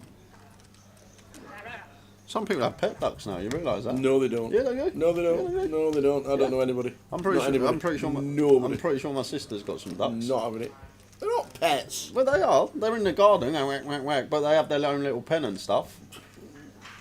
They're not pets. They don't name them. And if one of them's called Donald, well, it might be chickens actually. If Mum's watching, she'll tell me. She's got some sort of. She has like a farm, my sister, in her back garden. I'm pretty sure. So Max Jones and the Ulian boys are based in Ruislip. Is that near Wembley? Yes. Any good pool halls in Blackpool? Yeah, queues. Just literally off Waterloo Road. It's a big pool hall. They have massive games there. They have a lot of sponsored cash games in there, and they have big tournaments. And Jimmy White's done an exhibition show in queues. Very good. See, 4K Ben. I had pet ducks, but they ruined the grass in the garden. See, you can get pet ducks these days, Tower. I'm not having it. You can. There's no way you put a lead on it and take it for a walk. Well, you say, don't. Come on, ducky, off for a walk. You don't take your cat for a walk, do you? You still have it as a pet. Yeah, but people do. You should. She get to like you.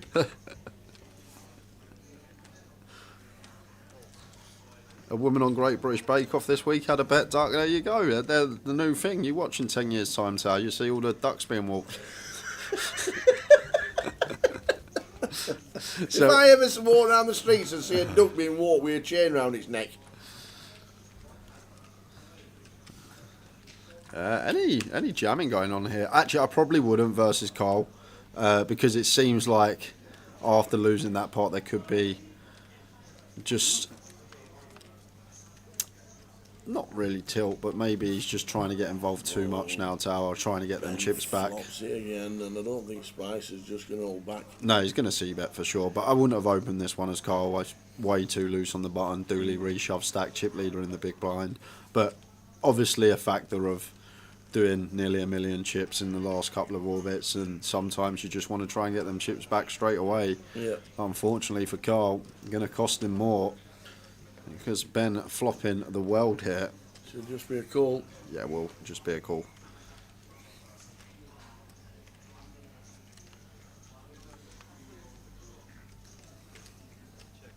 I'd like to see Carl shut down now.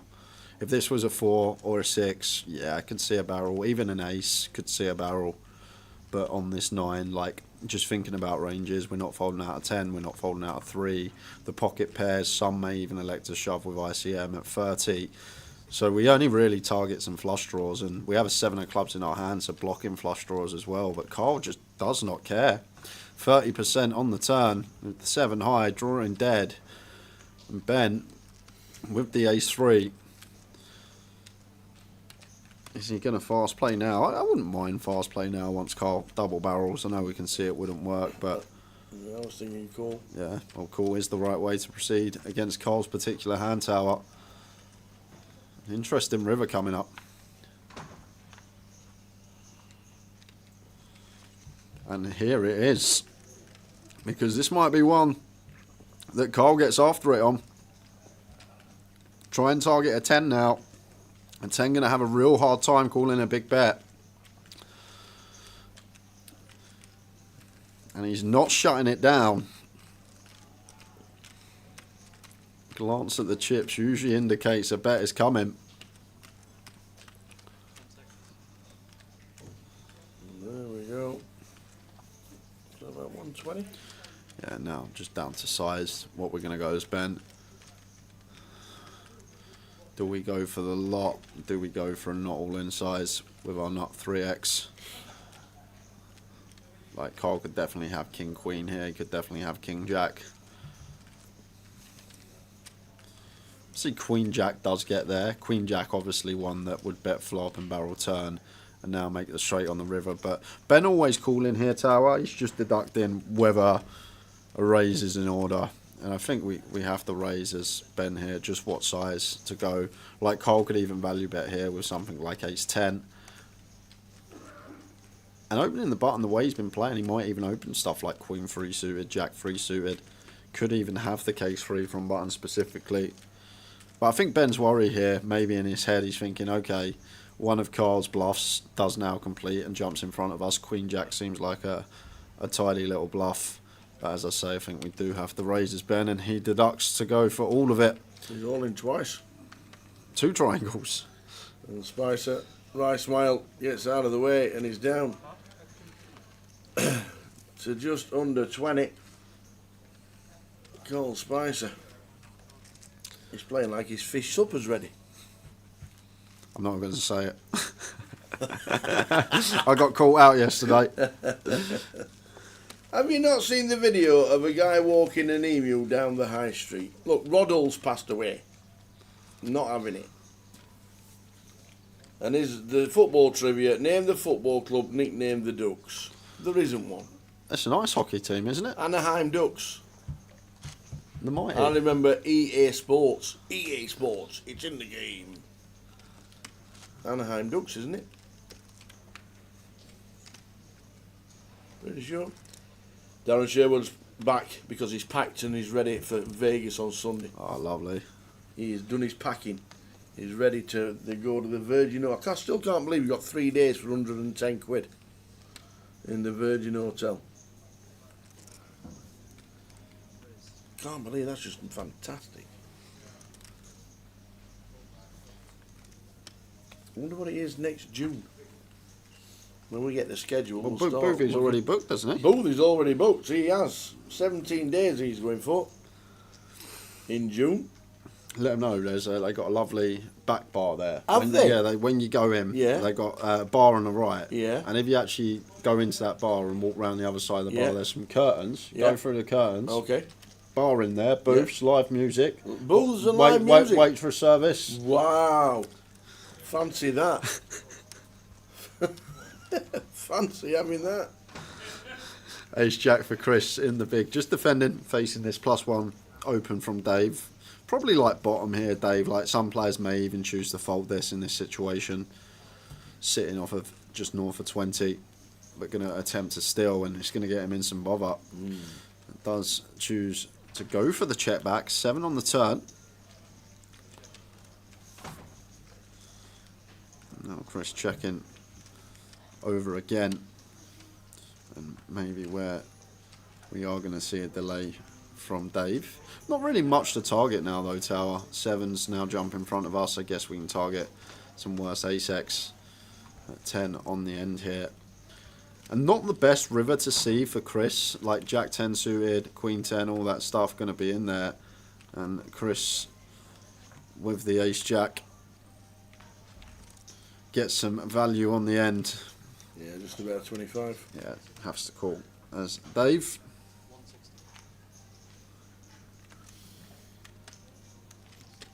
$225 did Chris go? What? 225? No, 160. Oh, 160. Still meaty old overbet from the Macca pack. Aylesbury United are called the Dukes. There you go. There's no wonder nobody knows that. They've never been in the Football League ever. I've never heard of Aylesbury, don't even know They where it must is. be in tier 11. Good evening from a sun-kissed Killarney. Wow, very nice, Gary. Is it still raining in Portugal, Neil? Neil Wolfer is watching in Portugal. We've got Johnny Scott in Mallorca. We've got Gary McGaffney in Killarney. Very cosmopolitan today. Evening, Zuma. Evening, Zuma. Where's Zuma watching from? Aylesbury. Aylesbury. Nah. Where is Aylesbury? Aylesbury United, somewhere down south. I reckon they're in Conference South. I'll tell you what though. It's definitely down south. I bet you they'd still keep a clean sheet at home to Rotherham. Forget what league they're in. Do you know what? Rotherham United have not won away since like the 26th of October 2022. Yeah. And they are actually favourites tomorrow away from home. Who have they got? Shrewsbury Town. Oh, okay, that's why. And they're actually favourites to win away from home. And what a sight to see for Ben. King's on the button, everything going his way so far at the FT.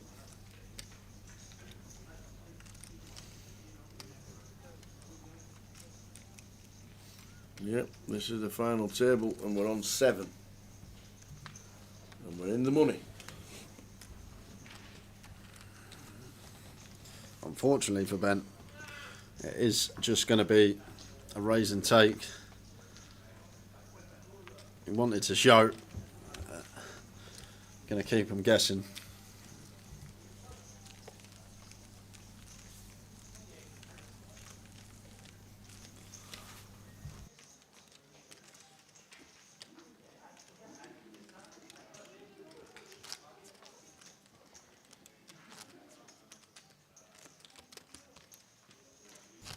Aylesbury is in Buckinghamshire.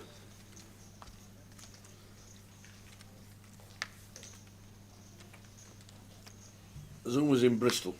Keep the faith for tomorrow with the treble tower. Shan't be putting Bristol Rovers in it. Brizzle.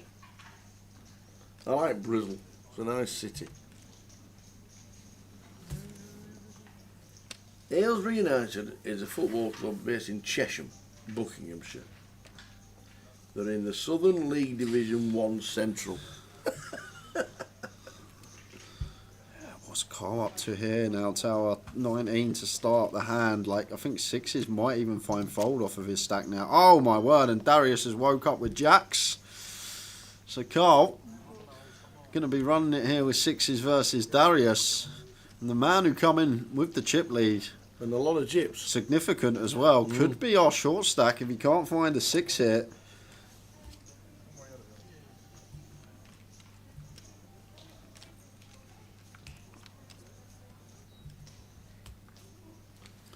Queen, 7, 8.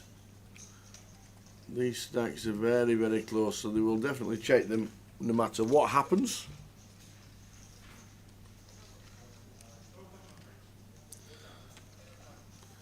The call's already shoving in the 225, the 210,000. It's like he knows no 6s are left in the deck, which there aren't. And it's not, it's a 3, so Carl Spicer is down to 10 bigs. After being chip leader. Not just chip leader, Terry. Had a third of the chips in play less than like 40 minutes ago, I'd say. It was probably that King-Queen hand was the pivotal turning point. Just thought we were going to see check call, but check ripped for a lot of chips and ran into the top pair, top kicker of Ben. And not been able to get any back since then. But then once again, the 7-5 off on the button tower. If we just managed to find a fold there, we don't lose more chips.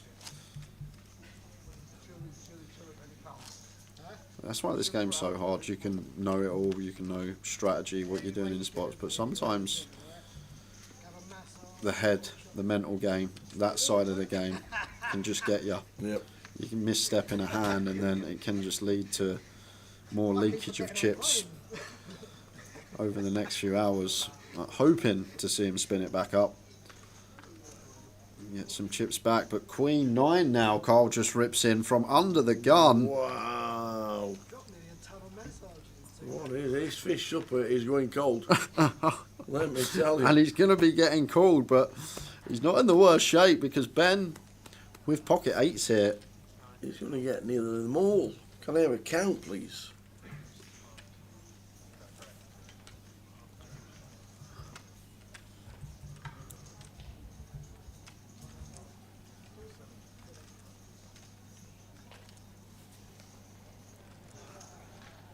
But I think, like, if the dynamic weren't there, this would be really sucky for Ben, and I probably would lean towards fold here, Tower. But the dynamic of Carl, we've just seen him open rip 6s effective. Like, I know he 3/4 stacked or whatever, but we've just seen him rip 6s for 20 from +1. So taking that into account, I think we have to call 8s as Ben. And it's also the hand he was involved with Ben when Ben flopped trip 3s. So is Ben going to get 90% of Carl's chips and be up to nigh on 2 mil?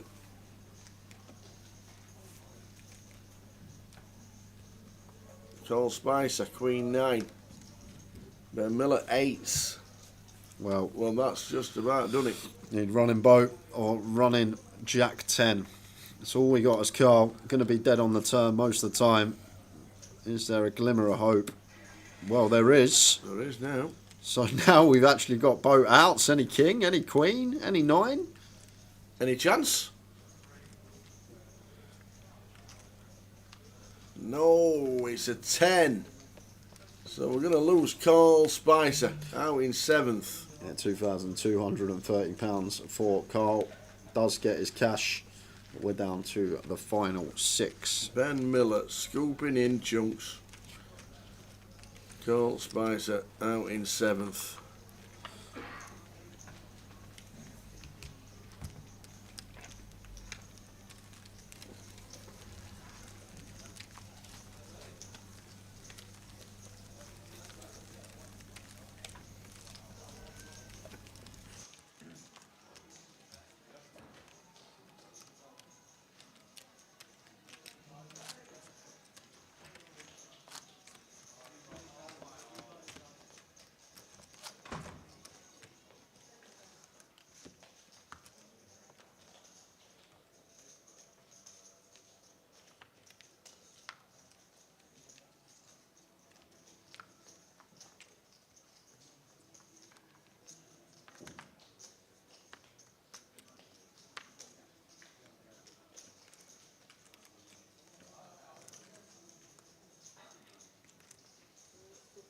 So we lose Mr. Spicer.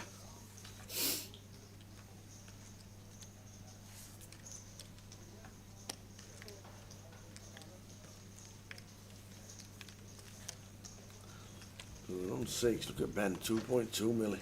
Yeah, gets a real opportunity now to get after it, Tower.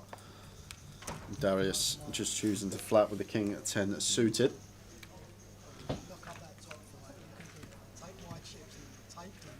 Oh my word, Darius.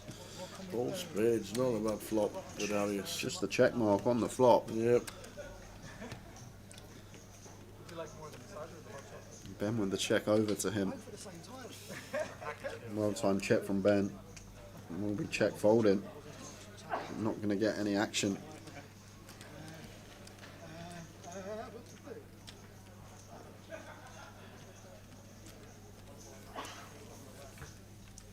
Should be in the muck. Make the mods off to play some poker as well as drinking his way through the night. Have a great night, mate. Off to the Aliyah.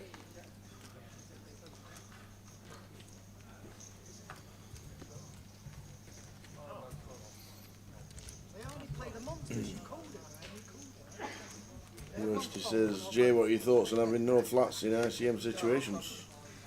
I think one of the key components that works is like the table you're at and the final table. Like most of the time, final tables 2 tables out. Like full table of 9 or 8 at final table. Obviously, when ICM's like at its highest. But I always say in these situations, you can be as studied as you like and know how you should be playing.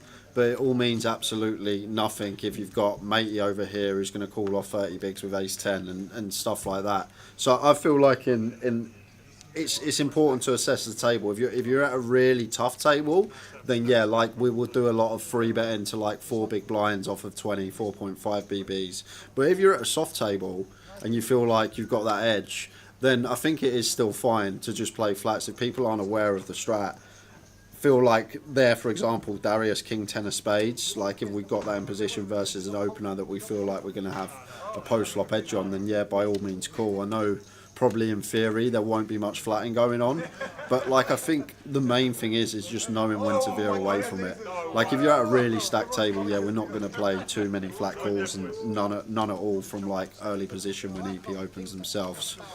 But I always say in these, when I get these questions, it's very dependent on table and the table understanding the theory and why they're doing what they're doing. Because if you're at a table when people are just playing their hand as they would at a normal stage in a tournament and not fussed about ladders, not have any regard for ICM, then if we're sending ace deuce off for 30 bigs and old Jack the lad's going to call off with ace 8 suited, like it just all goes out the window.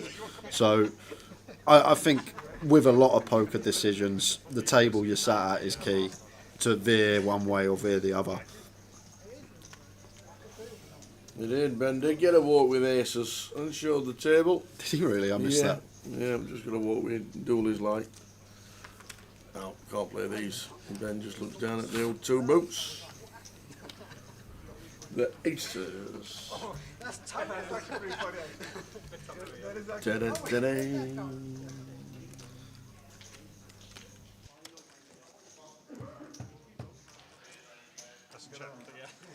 Checking forward. I love to play. I love to play the invisible cards, man. I love to play it. Quadruple tequila in there as well. Are you having an invisible flash too?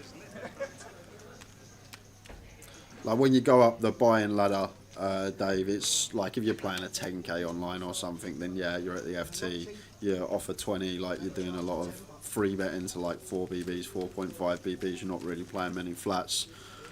But when you're like at a buy-in level, like a lot of stuff we cover from a £200 to a £1,000, just I think the best thing to do is just assess the table, try and get an idea of what they're up to, what their understanding of the game is, and then go from there.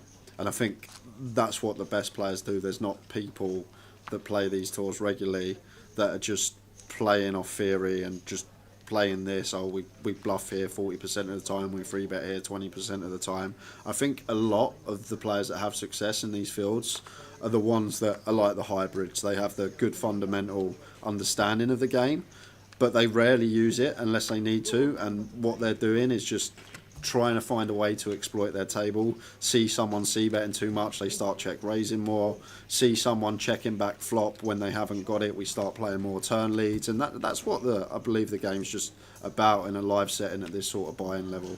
Like when you go up the buy-in ladder, yes, it becomes a lot more theory based, people playing nigh on perfectly all the time. But I feel like at this buy-in remit, a £500 main event, it's 1k high roller we're covering today.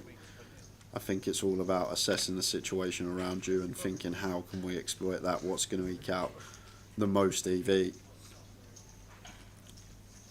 So Bousey with the ace 10 in the hijack, making it 330 as an all-in, which is good for 13 bigs. Ben not going to be able to call king 10. Is Darius waking up with anything in the big? He is not, so Bousey going to get this one through.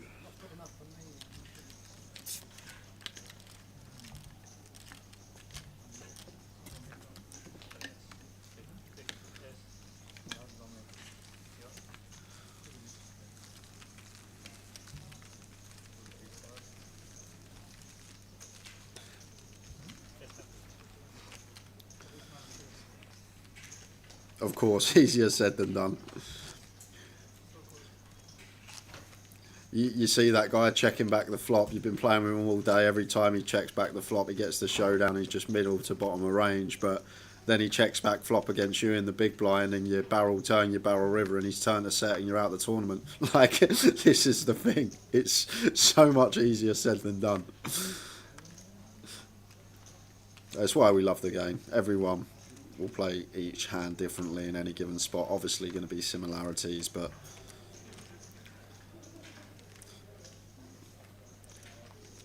we love it.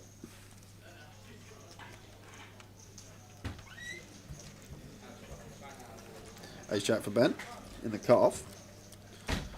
Would like to see open.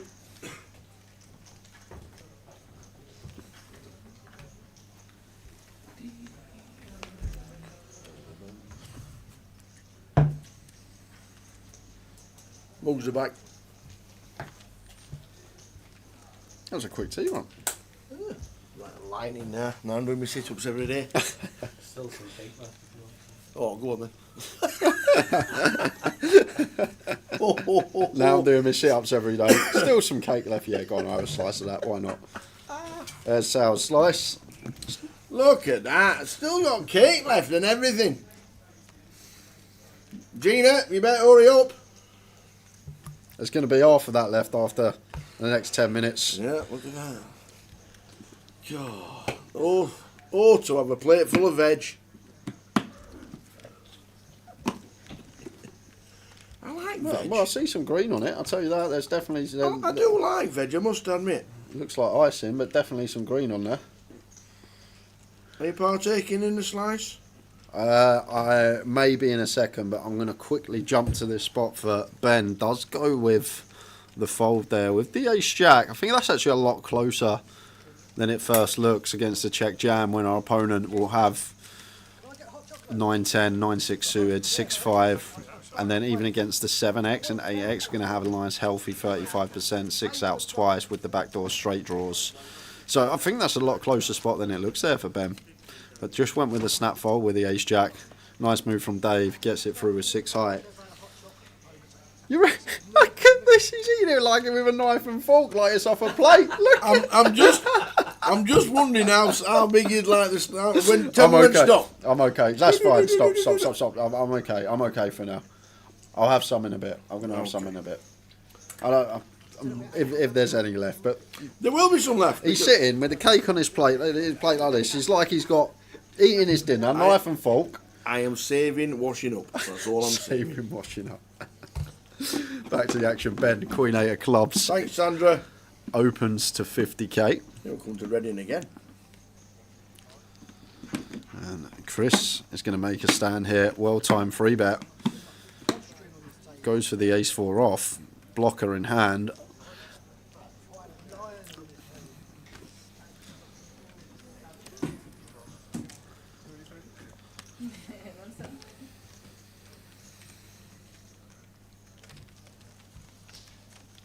A nice play from Chris. Timing impeccable as always. Ben nearer the bottom of opening range. Gets it through.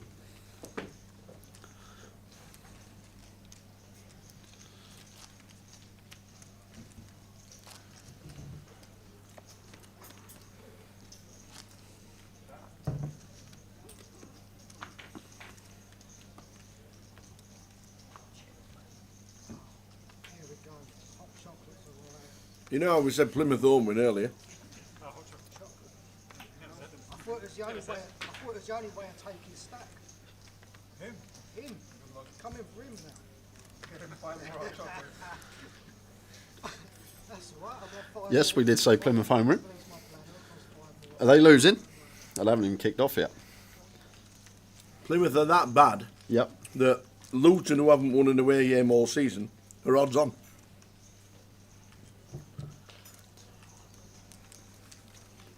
Well, Ben had Kings not long ago and had a raise and take. Is he going to get action this time with the Cowboys? No, he is not.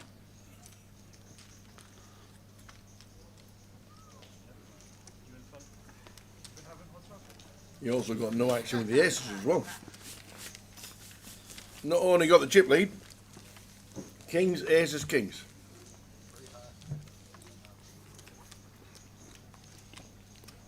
yeah, he got walked with aces, didn't he? Raise and take kings, raise and take kings, and walked with aces.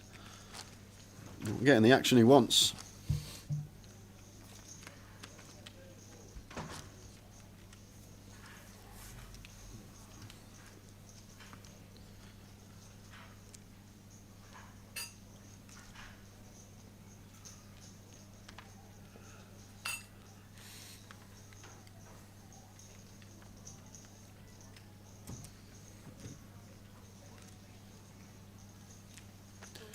Pocket threes for Chris. Goes with limp under the gun. I don't like this tower. Seems out of character for Chris. Going for the little limp under the gun. Would have just landed on fold personally, but now Bousey going to get the opportunity to attack with the ace-4 suited. And will be picking this up. No, he will not be picking it up. The duels with the ace-king in the small blind. Just going to be saying, I'm all in.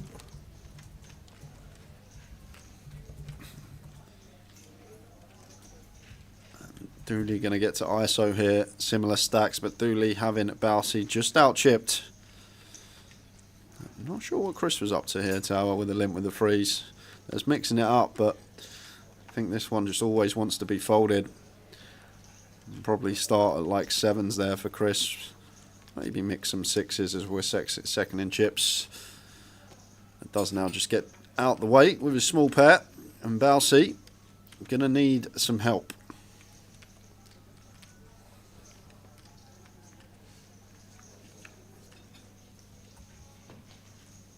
And that's not much help. Running diamonds, running wheel.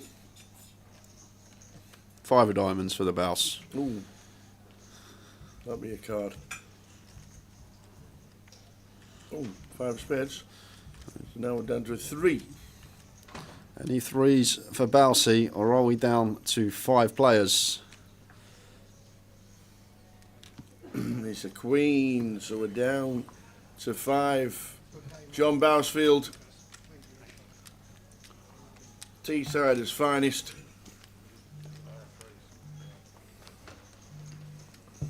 Busting out £2,710. So John, he'll be jumping into the main event for sure.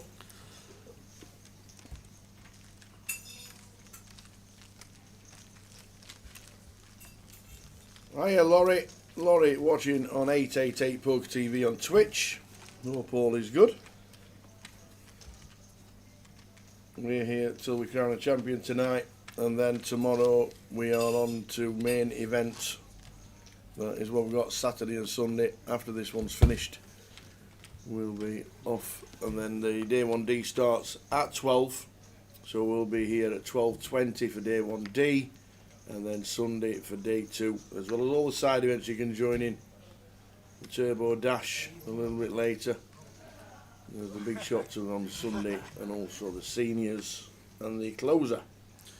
Yeah, Darius learns from his previous mistake a few Orviets ago when he limped the deuces from +1. Just letting him go here from gun. Going to be round to the blind, 6-5 off for Ben.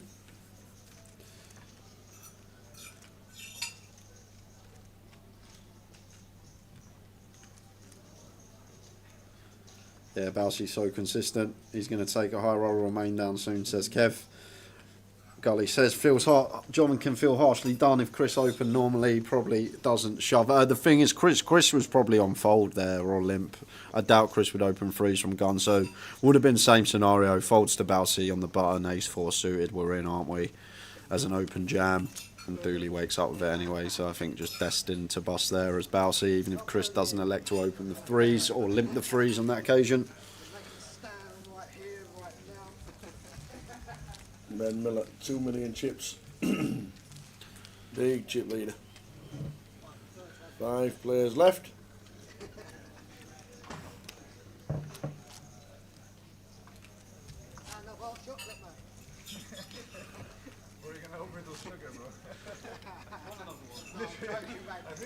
Raj won yesterday, Laurie.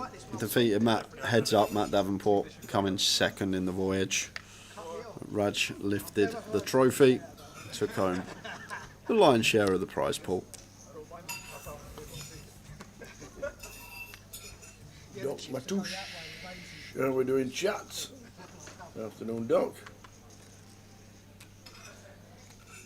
I'll defend against you this time, bully. Do it.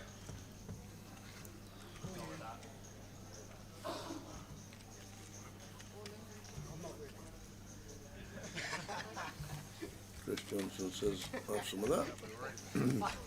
Verbal's binding, he said I'm going to defend. That's cool, isn't it? So next level on those blinds will be 30 minutes. How are we doing, Doc? When's the next break, mate? After this level. After this. Oh, that's handy. That's handy. You've got 30 minutes. And I believe this is 30 minutes to break now. Come back with 28 on the clock, played 28 minutes, played 40 minutes. I'm assuming we're going to have a break in 30 minutes time.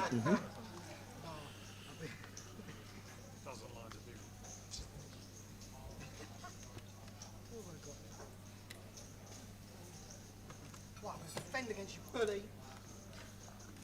you sure you only had 2 half buckets?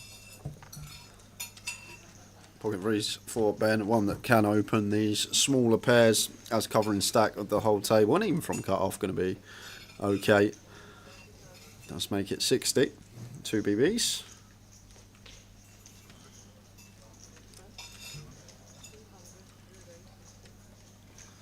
Ace 4 for Chris, and Chris is just attacking Ben when he opens. Real on the tack, and this is going to be great because now Ben's going to have to see what Chris has been free betting him with, because Chris has to call this one off. Has to call it off, and he's got ace 4, and Ben's finally going to get to see some of these free bets that have been coming in from Chris Johnson, and I can't wait to see Ben's face. Being like, you really going after me that much, Macapack? You really going after me that much? Ace 4 off. And Darius in great shape here with the Kings. Can he get his double? All aces live for Chris. They're all in there. Need to find one of them.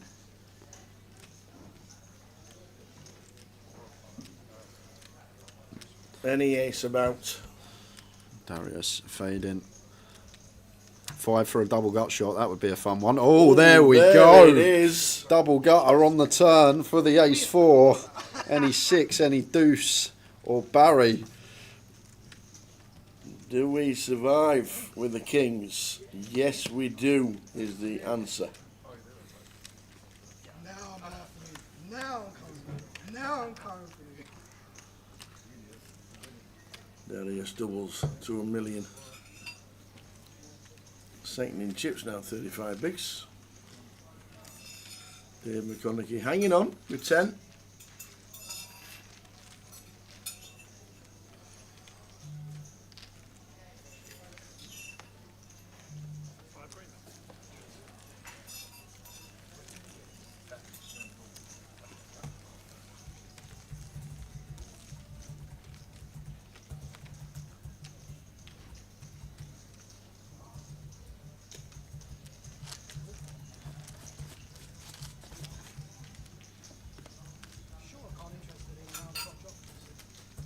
I get down aces, kings, jacks, yeah. Take your chance. You get aces already? Oh yeah, you got aces there. And then? Really? Oh wow. Oh yeah, I got my there. I don't freak. Oh, you got aces from the same bank. That's your bank, I've got to tell you as well, to our last break, walkout, someone's got like 3 starting stacks in front of them in the main. Easty. What? I go, where'd you Easty? get? I go, where'd you get all them chips from? He goes, I made a straight. And that's all he said. I made a straight. So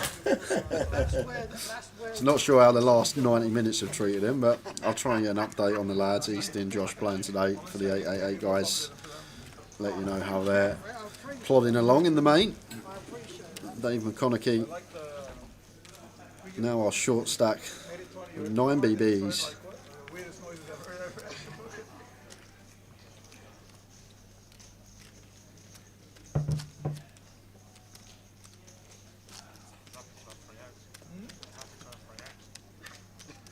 Like, listen, you didn't have aces or kings? Like nothing else, right? The way it was acting? I don't even think queens, like, I think queens would get a bit scared, but...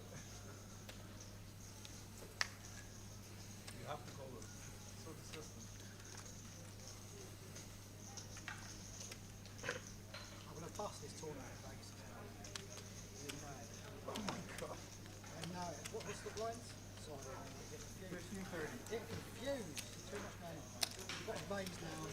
Coming for you now. Laurie's been out to the supermarket and windows all boarded up, expecting 50 miles per hour winds tonight. Wowzers.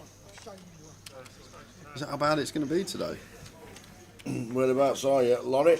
I know Swindon's been on tornado watch. I won't tell you if the other one's Whereabouts are you, Laurie? Is that Shet 94 as in we're in the Shetlands? 50, there you go, Shetland Downs. 50 mile. Apocalypse is up there as well. Yeah, and Apocalypse is 94 as well. You might have went to school with him. Yeah, Apocalypse. I'm pretty sure they know. Comes into our chat on a regular basis every day. He's in the Shetland Islands as well. Beautiful place, by the way.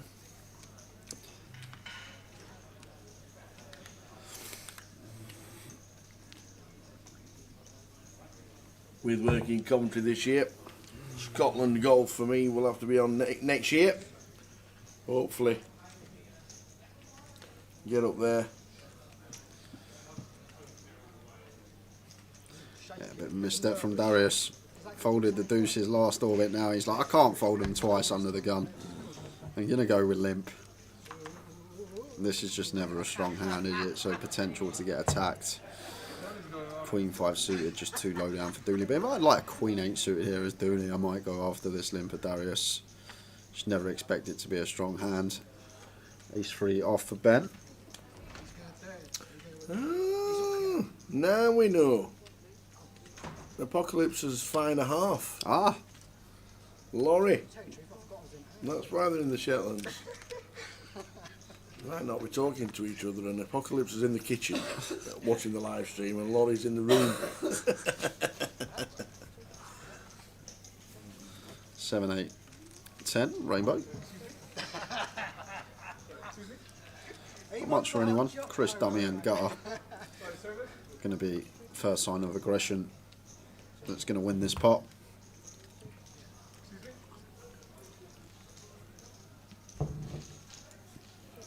King of Hearts on the river, check mark. For Darius with the 2s. Just a 6th pair. Yeah, Chris just senses all the weakness out there and gets the better hand to fold.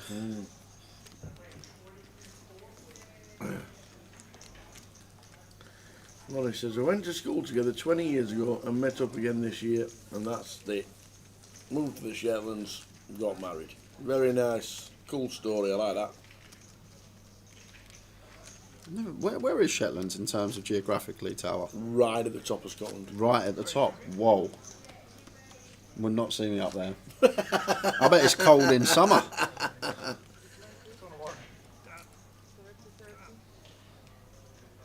You have to get like a boat over there. I'm assuming a ferry or something, like Isle of Wight, Isle of Man. Yeah. Yeah, right at the top. Right at the top. So you go to Scotland and then you get on a... Yeah, well, unless you get Fraser to fly it over. Yeah, I'll go give Fraser a call. Yeah. A 12-hour ferry to the mainland. No, that can't be right, can it? Wow. Well, obviously it is. I'm guessing somebody in the Shetlands will know exactly. Yeah, I know, but that's like... I'm sure it's only like a 2-hour ferry to Isle of Wight. Well, that's that far on the map. Shetlands is that What, far. is it proper out there?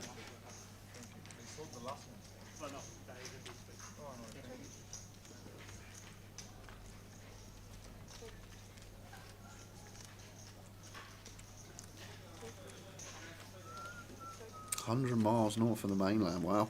Wowzers. Closer to the Arctic Circle than London. Wowzers. Any golf courses on the Shetland Islands? Par 5 with the wind. I drove through the green again. I drove into the sea. Where are you? About a mile away. Oh dear. GUKPT Shetland Island, says Perry Hits. Any chance?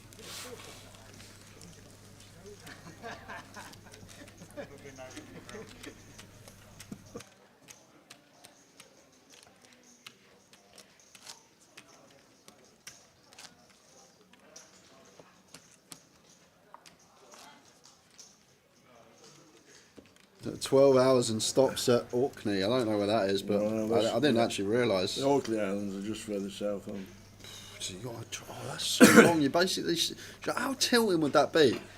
Like you got to travel 12 hours to get back to mainland. You could fly to Vegas Tower and go to Vegas quicker. What happens if you need a bottle of milk from somebody? I'm sure they've got some shops on the island somewhere. And I'm sure Apocalypse said the other day there was deer in his back garden or something. How did they get over there on the ferry as well? Like 2v2. Yeah. Ace Jack for Chris on the button.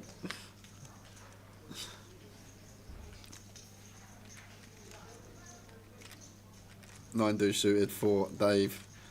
Chris just making a small adjustment there because of the stack in the big blind, adding on a little bit of extra juice.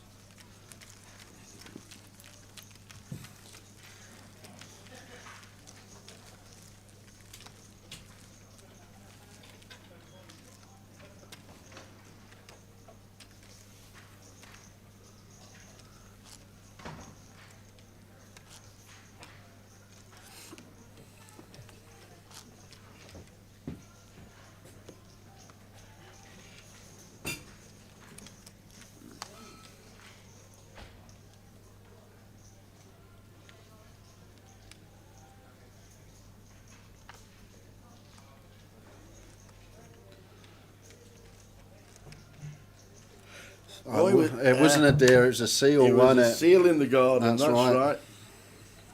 Yeah, it was a seal in the garden. Exactly what it was. It's 4-4 Chris and the cut off. Dooley should be defending the Jack 9 here.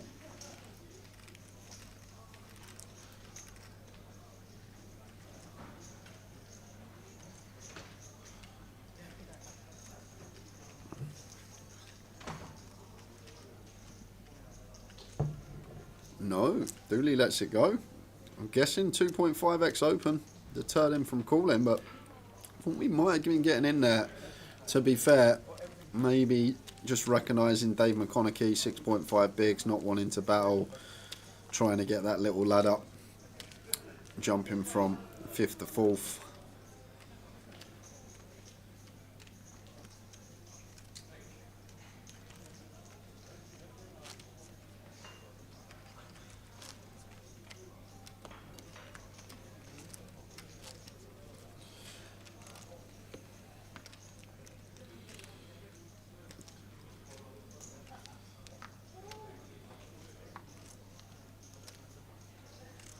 In 2 months, we will have 24-hour dark until January. Then 2 months, we have 24-hour daylight in the summer. 2 months of 24-hour daylight. That's like Scandinavia, isn't it? Get a golf course up there. 24-hour golf course. 24-hour darkness until January. November to January, you do not see daylight. Wowzers. Imagine that. Imagine experiencing that for the first time. And Like, just not knowing and that not- it goes, yeah, you not just really- moved up there, you didn't know. And then you're like, You'll be the kind of person that had got no idea. I would be. And then you went in the summer to the Shetland Islands for a holiday. Yeah. And you're like, it's still light. It's midnight. You're like, it's 2 a.m. The light's still on.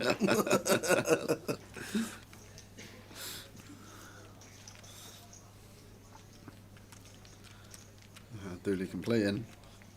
Ben checks option.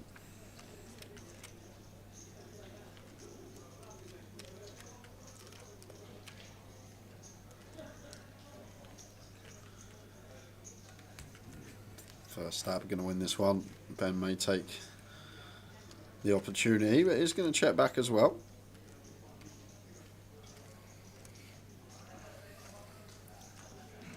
One of these two have got to stab 7 high, surely. Looks like it's going to be Dooley.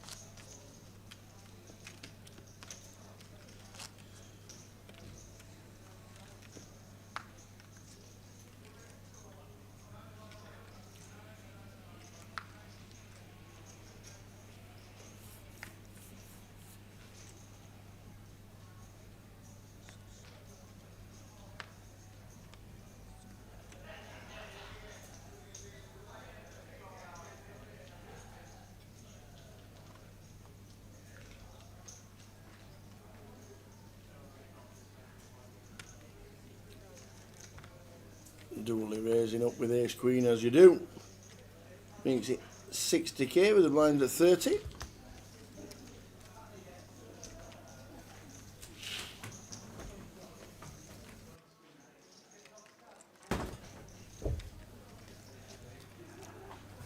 Queen 10 for Ben. Cam call, so he does with the suited one gappers. Yep, and another suited connections for Chris also. So with three-way action.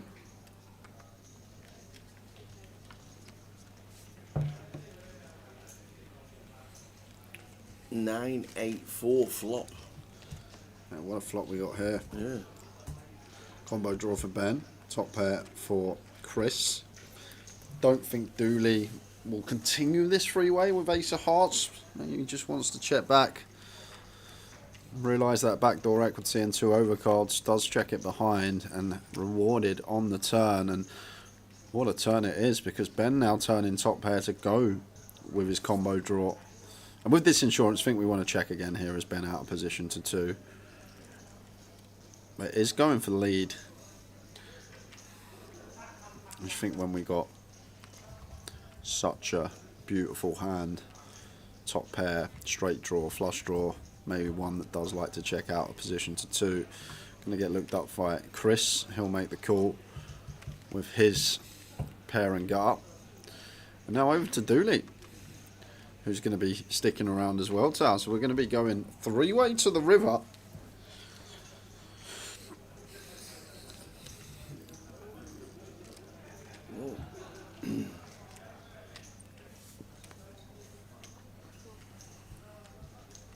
Dooley does make the call.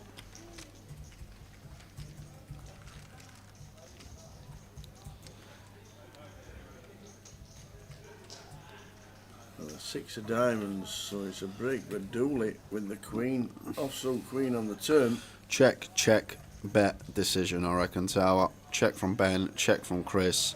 And then Dooley has a lovely spot to value bet, because we just assume that if Ben has value, he bets himself. If Chris has value, he bets himself. If either of them have 2 pair plus, we assess that both of them are going to lead this river tower. So as Dooley now, we know most of the time, we may get check raised some of the time, but we just want to bet fold this hand. So bet if we get raised, then fold. But we want to target the queen jack, the queen 10, the king queen, all these hands that will be in there once floppers check through. But I'd really like to see Dooley go for value here. Just, there will potentially, like Ben could check raise jack 10 here for sure, but our hand still wants to bet fold. Like Chris, we just always got the best hand against Chris. He's gone for the check. Yes. Maybe left some value on the table. And ace queen going to be good for Dooley. Maybe thinking difficult to get called by worse three-way, but I just think once Chris checks in the big, he always leads his 2 pair plus with just 1 player left to act behind. So we always have a better hand than Chris. And against Ben, he's still going to have some queen jack, queen 10, king queen once it checks through flop. And if he has got the jack 10, we can still bet fold that hand. Like, he's not going to have jack 10 that often, but he will have it in there. But he's going to have more of this, like queen jack, king queen, that type of stuff, because I think jack 10 will just continue betting themselves on the river a lot of the time. But maybe some value left on the table for Dooley.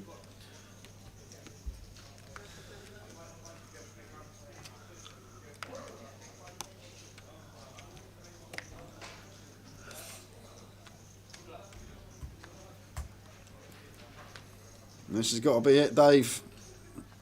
Queen 10, the one gappers, they're in.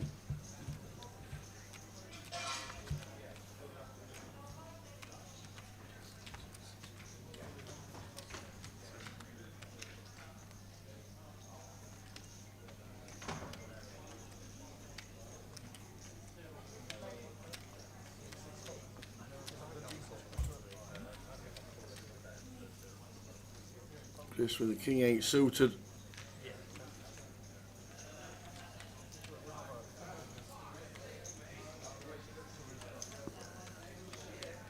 Just working on his stack. 31.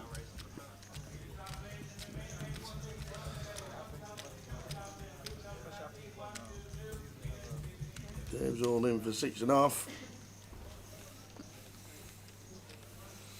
Yeah, tough one for Chris for 6.5. Like, Dave is forced to shove slightly wider when he has 6 bigs and he's under the gun here because the blinds are about to come round. So there will be like the suited King X that we dominate, King 7 through King Deuce suited. And like even against the Ace X, when we have 2 live cards, the suited King going to have like around 35-40%. But it is a fold from Chris, and Darius cannot wait to snap off behind. King of Diamonds. Chris is like, phew.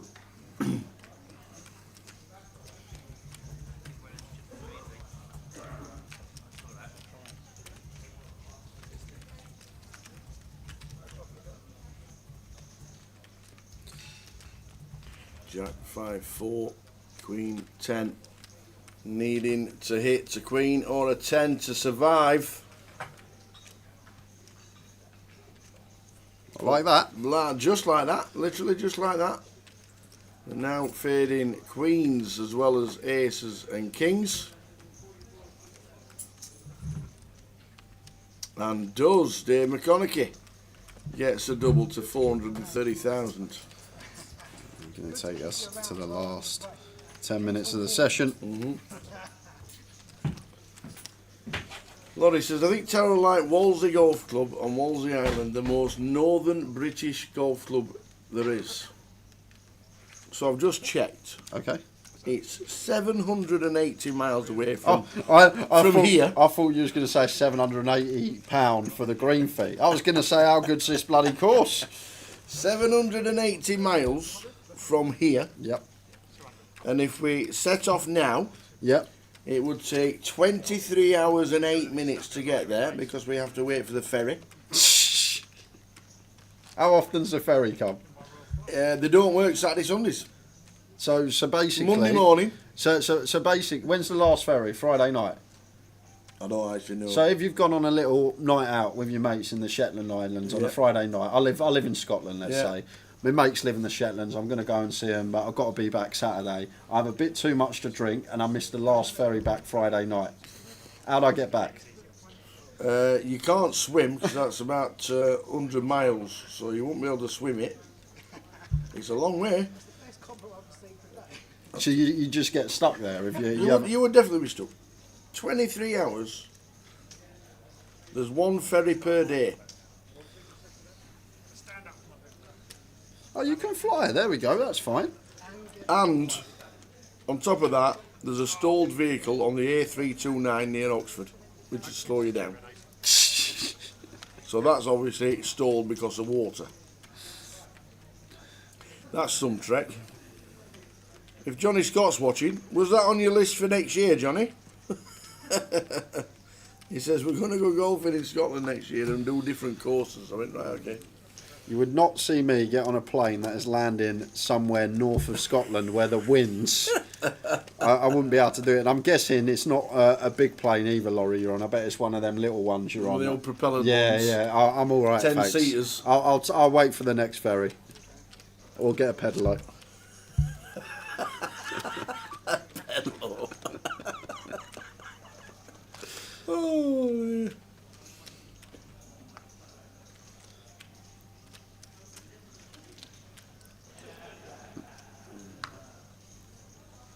A wonderful shell, but they do have the internet because they're watching the live stream. Yep, that is great. Do have internet, and the fire will be on, and the doors will be shut.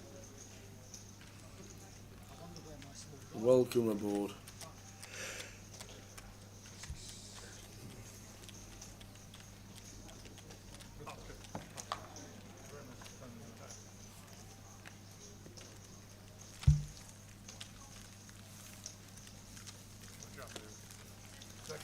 Six minutes to go until the end of this session, and then a break of 15 minutes.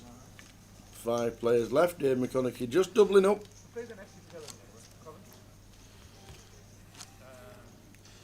Yeah, a bit of good fortune for Dave, snagging that 10 on the turn, keeps him in this one.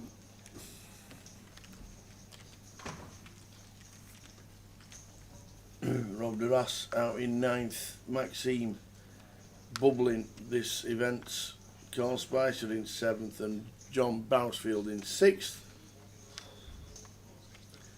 We're down to 5.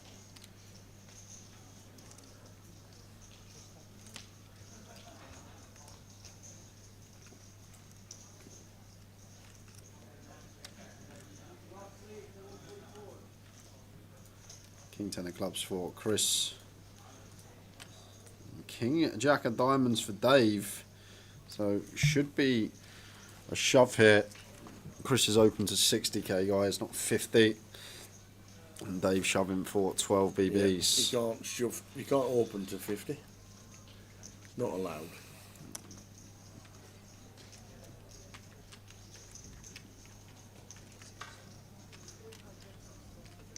I think this one gets through most of the time.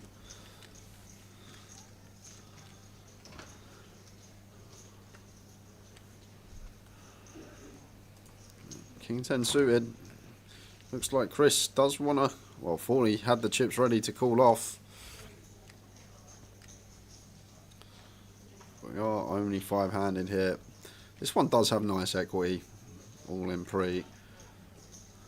It looks like he is going to call us Chris and see the bad news. Dave having him dominated. The King Jack of diamonds.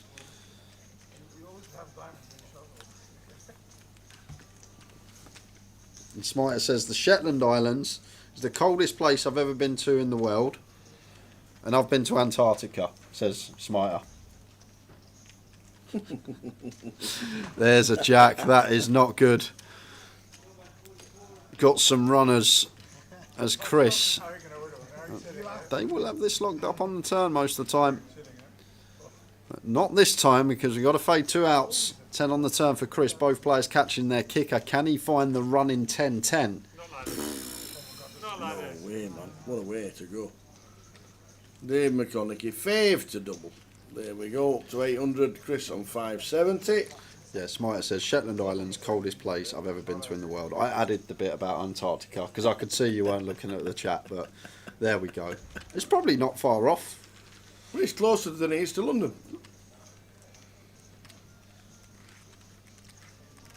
What's the hottest temperature ever been on the Shetland Islands? What do you reckon? In the 20s? Yeah, it's got to be, right? They still get some nice sun up there, I bet. Yeah. Boundary Park is the coldest place on earth. That's from a Bradford City fan.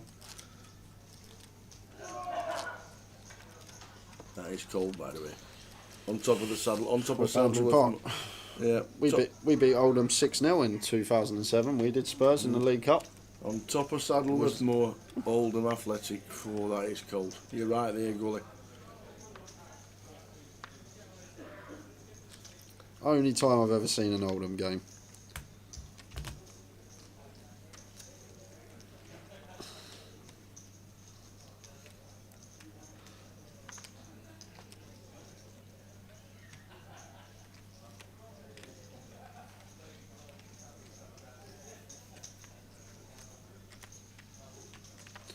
The hottest day, 28 degrees. Still pretty hot.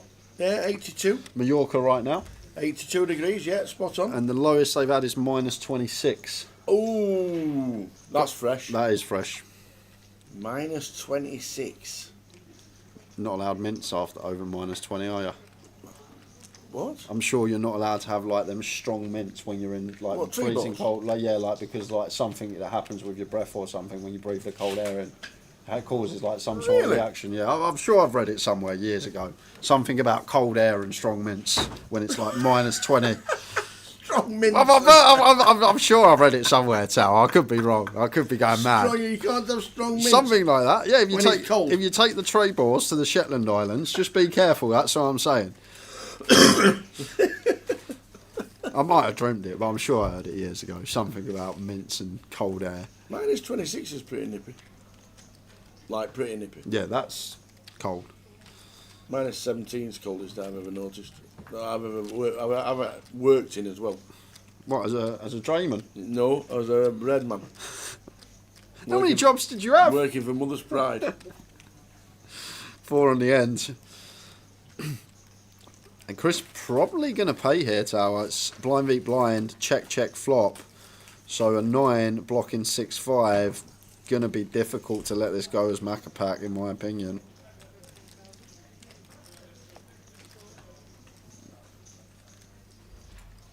Yeah, Chris does pay. Can't fault him. Squeeze one more hand in.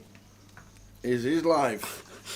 Maybe it was an advert, Kev. It might have been. You've been watching too many Fox Glacier mince adverts, Jay. I'm sure I read it somewhere that you couldn't have mince in like -20 or more.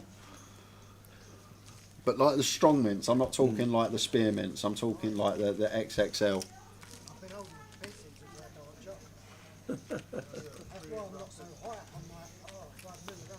It might have been an advert. It was a long time ago. How many islands do you think they make up the Shetlands? Got to be loads. Probably into the teens. 17. I'd have said more. I'd have said about 40. Could have saved it for a giveaway. Yeah. How many is there, Mel? You've got 20 seconds to tell us because we're going on a break. And the suspense of killers.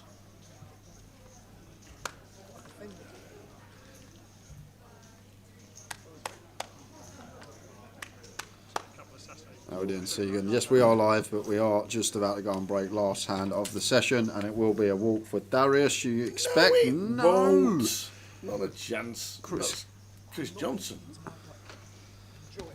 Darius just folds a hand. He should shove. So why? Chris maybe saw Darius was ready to go on his break, and he wanted his 15. Ace 4 off. Just rip it in there, Darius. But he just said something to Chris as well as he was walking off, leaned down in his ear. What a character that man is. We are back in 15 minutes, guys. So we'll see you at 7:30.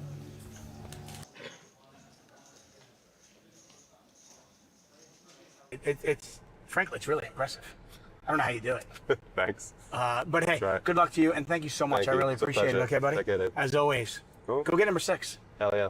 Thanks, man. Appreciate it. 8-day ride. Any Glasgow, everybody. Thanks, guys. Welcome to the 8-8 Poker YouTube channel. What's going on here? I've never seen anything like it in my life. I mean, are you kidding me? This is going to be a million-ship pot. These hands are just insane. This situation can have one of the biggest impacts in your win rate. We have a pretty good jack high, which you don't really hear very often. Each and every month, I'll be getting to know one of your favorite poker personalities. I had my first like 50K day and 6-figure month. I had spent 9 years traveling the tournament circuit full time. 888 poker, I'm bringing it home for you. Welcome to the main event. How's everyone doing? Not a cup, not a cup. He's very puzzled, and he makes a fold. I've just flopped the nuts and turned everyone dead. Will this be the 100K bounty? Oh, it is. It's an awesome turn. Subscribe now for the best poker content on YouTube. 888 Poker, made to play. Okay. The bags are packed, the journey starts here, we're leaving Norwich, heading to Heathrow, and then onwards to Viva Las Vegas. And once again, thank you 888 Poker for sending us on a trip of a lifetime, and we are ready to go.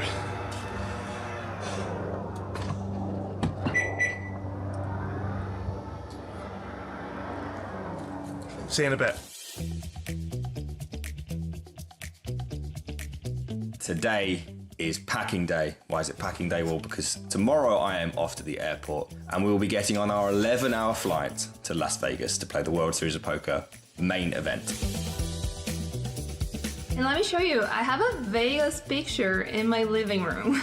My luggage is almost all packed, and tomorrow I will be starting my journey to Vegas. Headed back to Vegas to play the World Series of Poker main event. Had to use the old big bag, as you can see right down there.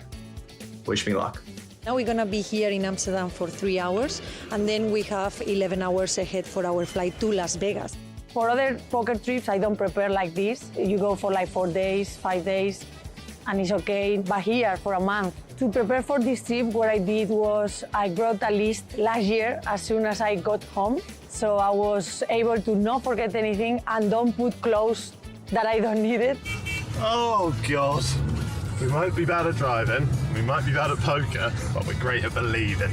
I've recently joined a pub league back at home in my city of Norwich. So going from that to the World Series is insane.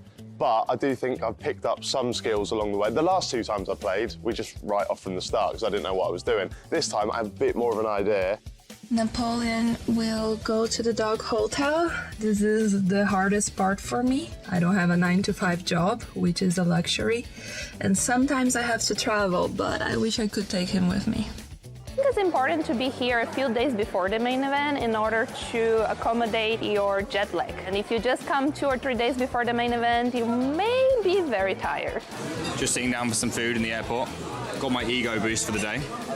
One of the Heathrow terminal staff recognised me. You don't see that every day. I think that's where my run good might end, but we take those. And it's time for us to go, as the World Series of Poker awaits. What's the best hand in poker? Royal flush. Yep.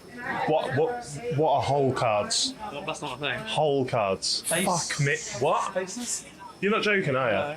What's the whole cards? The whole cards are the cards that you have. Whole? Your 2 card. Whole. H-O-L-E. Oh, I've wasted 10 grand. guys. Just say my hand.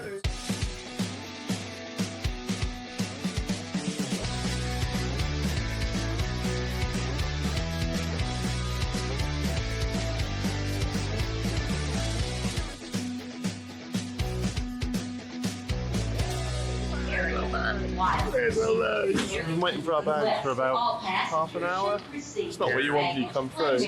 How do you feel? I'm fine. You're fine? I'm absolutely fine. We've made it. 11 hours, or 11 episodes of Dexter later, and we're in Las Vegas. I'm absolutely shattered. Super relieved to be here. And my second worst enemy is out of the way, and now it's time for my worst enemy. 45-degree heat. One more day until the main event. Let's do this.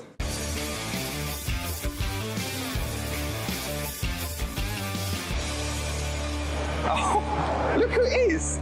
Hello, mate. Right. How you doing? So tired. I thought my day couldn't get any worse, but here you are. I got to Vegas about a week before I started playing poker, and I wanted to have a little bit of a vacation and not just a work trip.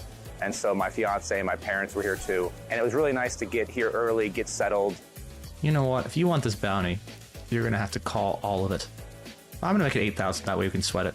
Primarily coming from online, I don't have the live reps that other players have. So I think getting to Vegas or getting to the casino and playing some hands of poker, whether it's cash games or tournaments, really kind of warms me up. So the night before of the main event was one of the best days of my life.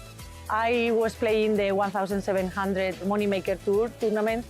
I was feeling super good with my game and with my confidence. I was like going through, and then I finished in 5th place, which gave me the biggest prize in my career. Night before the main event, so I am meal prepping. I've been preparing all year for this event, and now it's almost there. I don't feel nervous about playing the main event. Mentally, maybe because I put so much preparation, I struggle in terms of not feeling entitled to do well. When you put all this effort, in a way you feel like you deserve to do well, but this is not how poker works. Everyone here is capable of winning the main event. I would do everything in my power, but I cannot control the cards. Is this kind of old hat this time around, or is there still a buzz when it's getting close? There's definitely still a buzz, obviously reduced. The first year was like completely insane after having won a competition to be here as well. This year just felt like completely down to business. I really wasn't phased, just really focused on playing my best poker. So I just told the people in the lift that I found a dead animal in my room. It's a bit of exaggeration because it's a moth, but they were like, dead animals? What, snakes? And I was like, why snakes? Why have we gone straight to snakes? Why would there be snakes?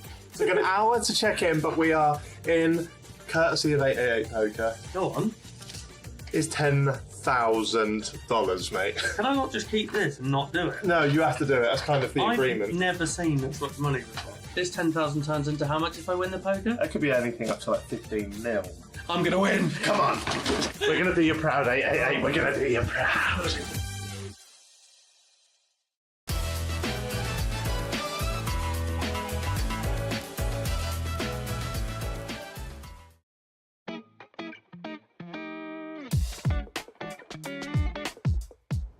Oh, looks like we got a pickup for 888 ride. Oh, Benny Glaser. The answer to the question, which European has the most World Series of Poker bracelets? Benny Glaser. Let's go get him.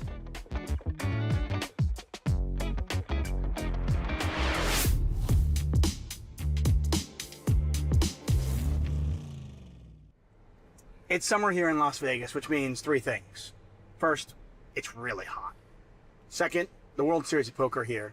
And number three, 88 Ride is on board providing a service, bringing poker players to the World Series of Poker. Yeah. And, well, at this point, when I think of the World Series of Poker, Benny Glaser is just a name that comes really quickly to me. I didn't realize this.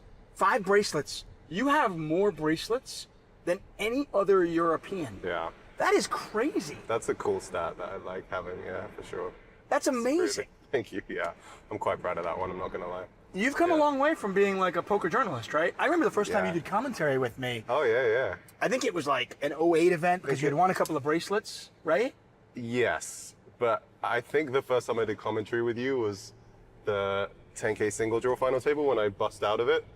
Okay. And then came and commentated on it for a brief, and that was just before I won those 2 bracelets that year. It was, I think that was the start of the 2016. Black Booth Mojo, Yeah. right?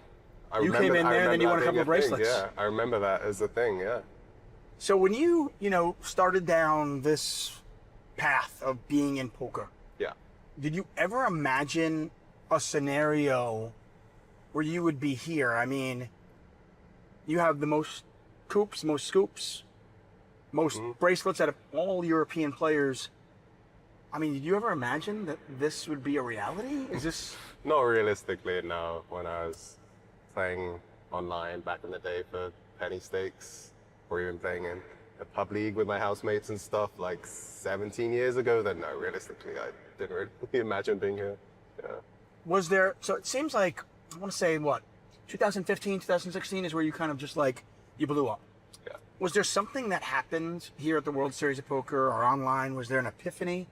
Something that kind of just clicked, the light went on, and you were like, I think I figured this out.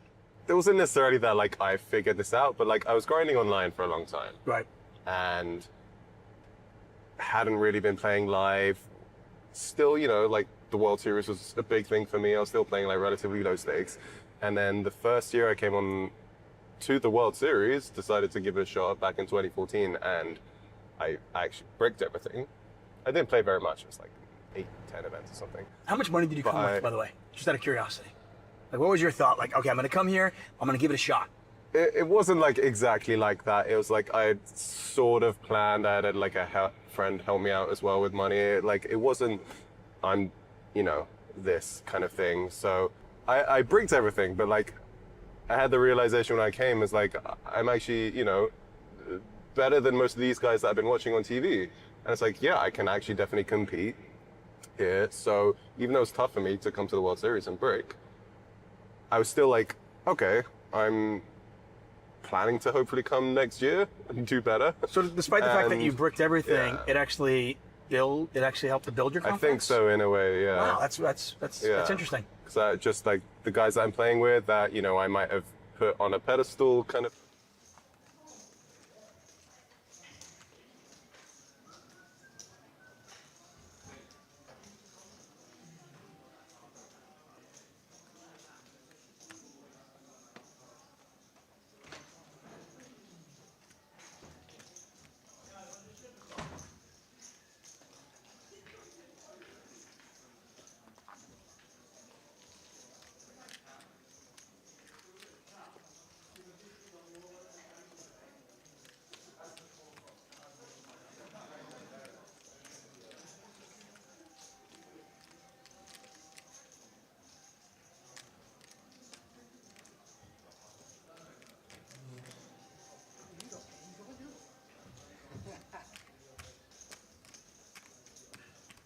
Good luck.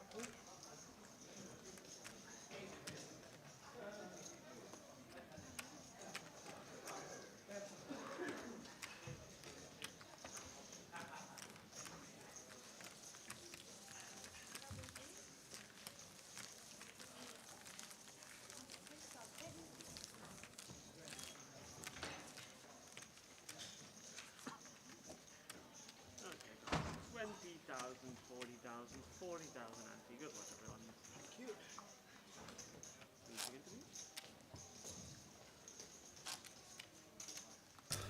So guys, minute left on break, but the players have decided, as they're all back, we're going to start now. Why not? Off we go. Who's going to do it? We're down to 5. Chris Johnson in 2. Darius Demetrio in 3. Dave McConaughey in the 5 seat. Dooley in 7. And Ben in 8. Ben Miller with the chip lead. And we did. I thought we may have got stacks. We did not. Got it on the screen. I'll pull them up. Straight after Thand. In seat order.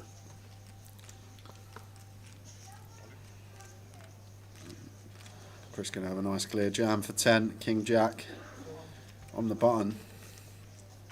King 9 suited for Darius. Doubt he'll be calling.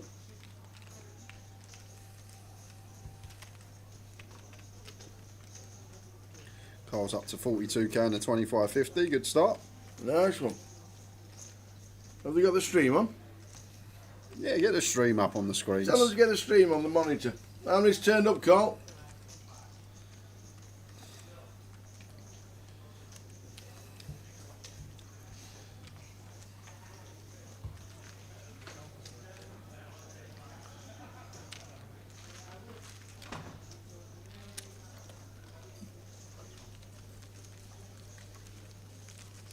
There's the stacks.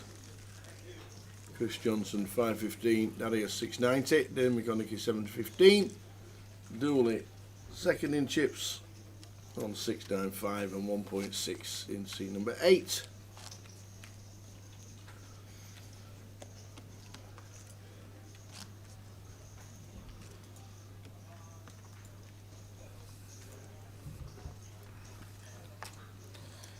I don't think this will be done this session, guys, but I think one more break and then somewhere during the next session, around between 10 and 11 finish. There's Ben with the 9s. Big hand 5-handed.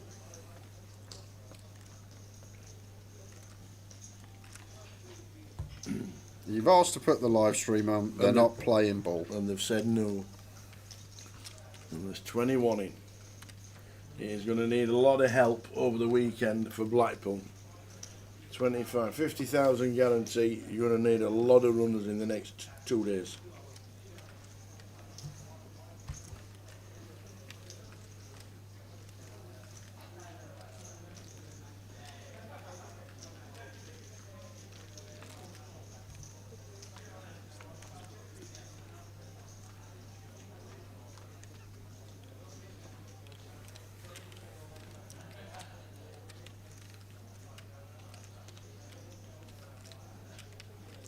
Dooley defends Queen 9 suited, checks over on the King high board, one that Ben will have plenty of bets on.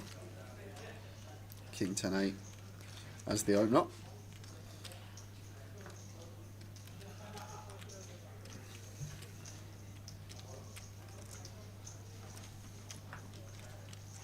The duel.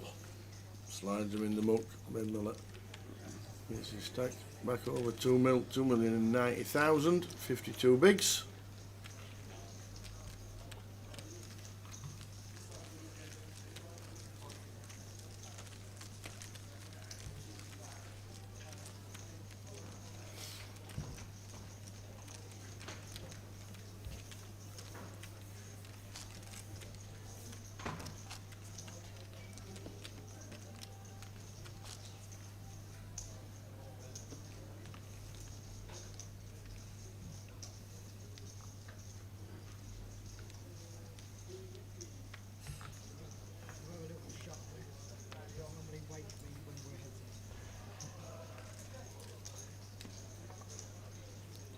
Queen 8 for Chris, folding from gun, so to Darius McConaughey, we've got a double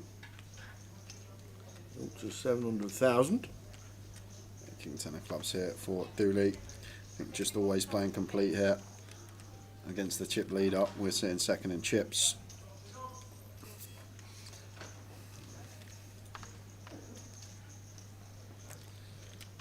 Ben 9-7. 2 middling cards offsuit, seems like one's that wants to check.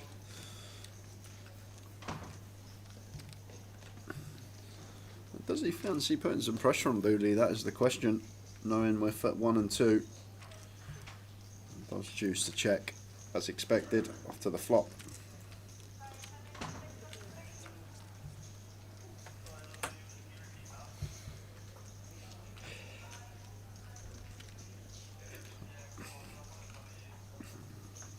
Got perfect stab here as Ben, 9 high with good equity, fold out 10 highs, jack highs, even some ace highs going to struggle to continue on this board. So, nice one to just put out a big blind. It does get the better hand of Dooley to fold.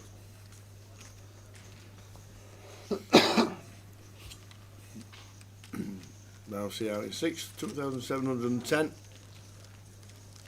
Charles Spicer out in 7th after holding the chip lead as we entered the final table of 9.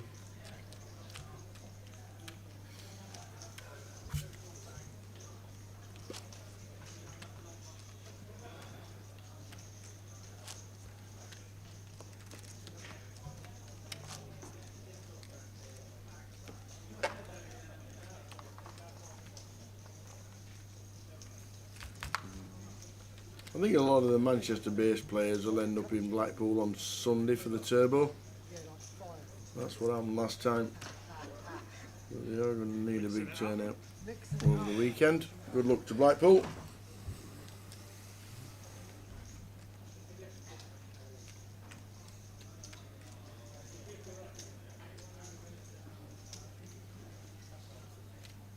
$17 bigs here for Dave. Goes with open for 2 bigs.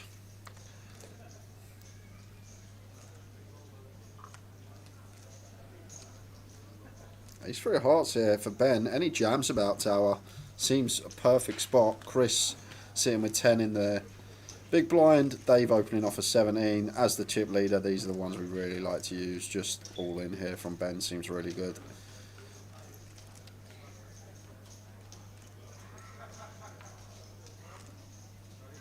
Wow, goes with fold.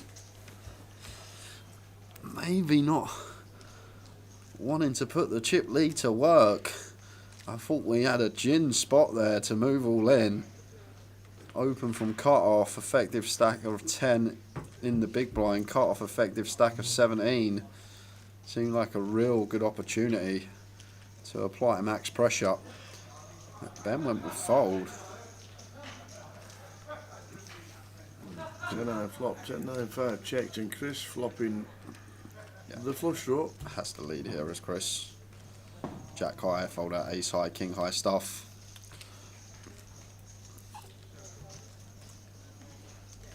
Which he does.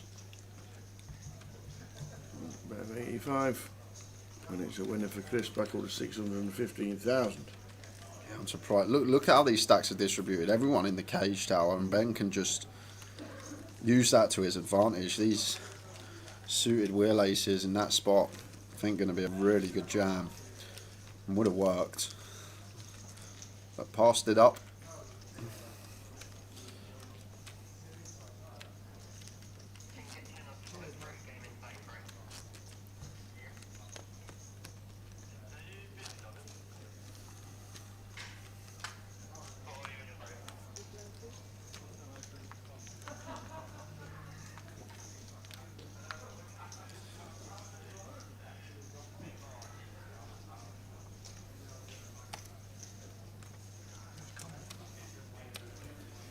Dooley, king 8.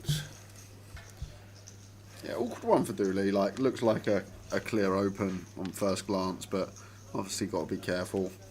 Second in chips, chip leader on left. Chris reshove stack.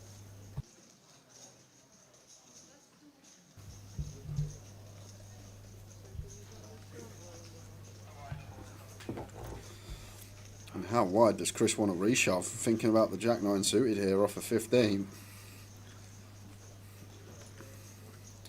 And takes it.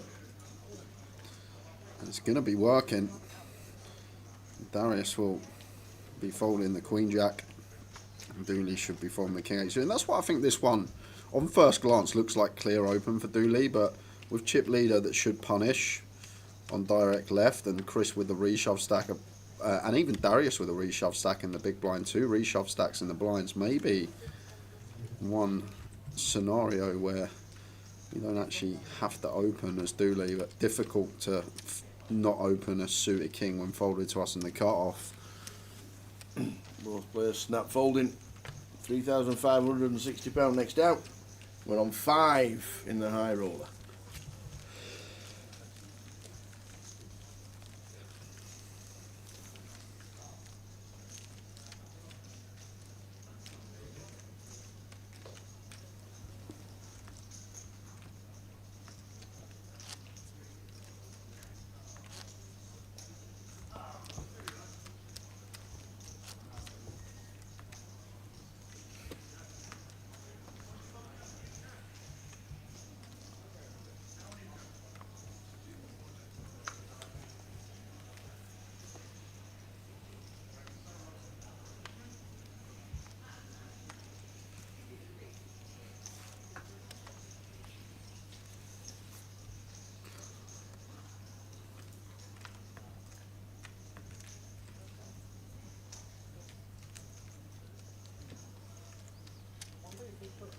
Middle of 53 bigs, 2.1 mil.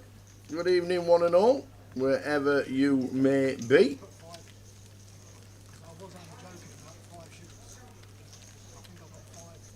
Hi, Vic. Vic 1272.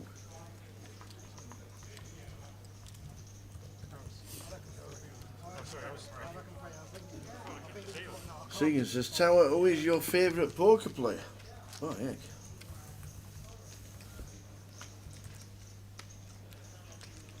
I don't really have one, to be fair. I don't watch a lot of the stuff that Jay watches. Jay could tell you everybody who plays live at the shed and live at the Hustler and all that. Live at the shed.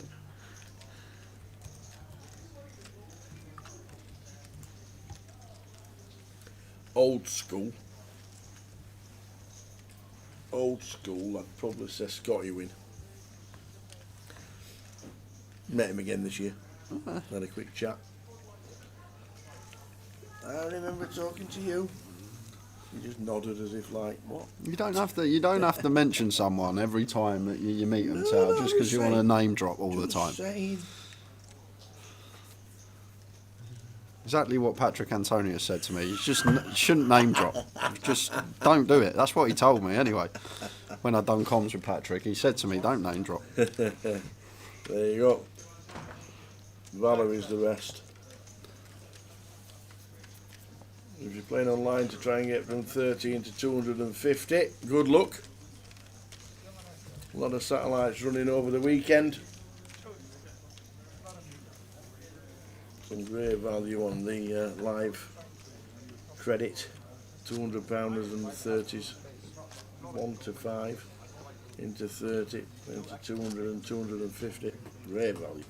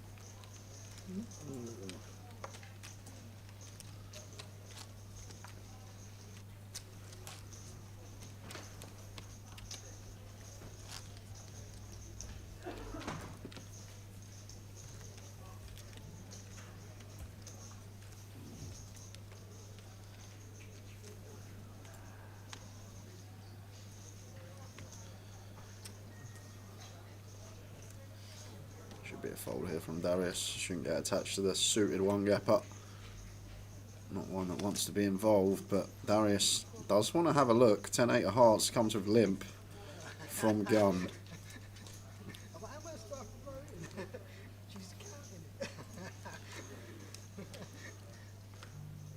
Come on, do this.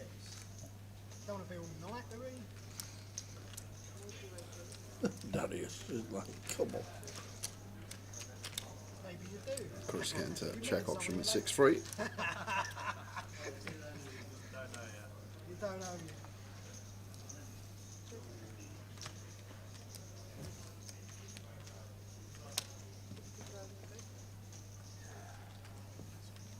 And he shows the bluff. Show him, Darius. How'd you like that, boys? Darius, here to play. 10-8, C-bet. Well, not just limp bet one big blind and shows it, slams it down. How'd you like them apples table? That's great, that Loving is. it. Limp check big blind. Bets big on the flop. Bets are big. And just slams it down like he's just run a check raise triple off bluff. Oh, that is great. That is great, that is. Oh. He's loving it. He said, can I have a cup of tea? He said, how many sugars? I said, 5. And then that's the last I heard of it. He come back. So I'm assuming he did.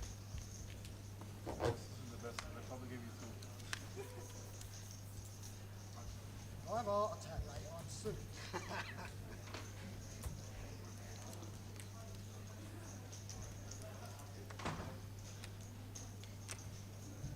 Yes, same scenario Dooley had last orbit. Suited king in the cut-off. Chip leader on direct left, 2 reshove stacks in the blinds, but once again does decide to open. Is going to work this occasion. Gets the still through. Any live music in Reading? Friday night tower? Saturday night, do you know? Purple Turtle for sure. I mean in the casino. No. No? No. We're actually in the place where they'd have live music. Oh, okay. We're in the show bar. Chuck We're it in on the dressing room. We do joke as well once a year with background noise. We could still get a few on the stage. We're in the dressing room.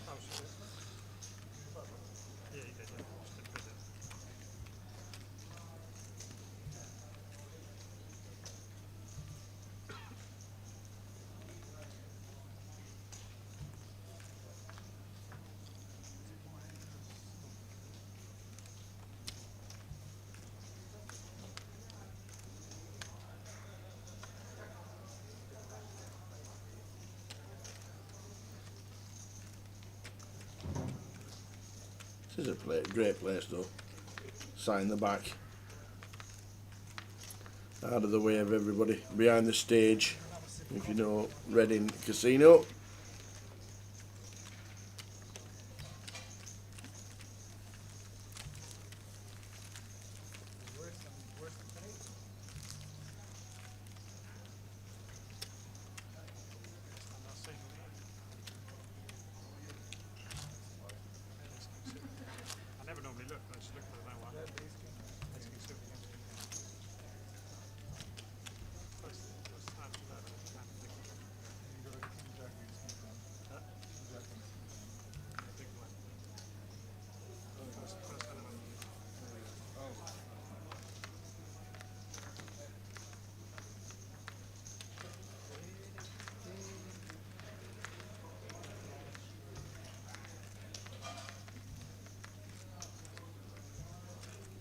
Ben with the 8, with the pocket 2s. I've seen 2s a lot today.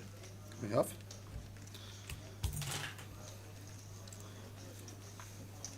Even Ben letting the deuces go as the chip lead up. Recognising not really the hand we want, and going to be a nice opportunity to shove here for Darius! Darius, he's 7, man. How does he know? How does he know? Dave just has queens in the small. Darius just folds the A7 on the button. Just... Some people would be all in their tower. Offsuit middle in ace-x, 14 big blinds, folds to us on the button. Thinks better of it. And here we go. Dave McConaughey with the ladies. Dooley has set him in from the big blind with the Jack 10 suited. Trap activated. And we're in terrific shape against this particular hand. And Dave, who was down to just 6 big blinds, could become second in chips here if he can find the hold. Well, what a flop. Any flops about?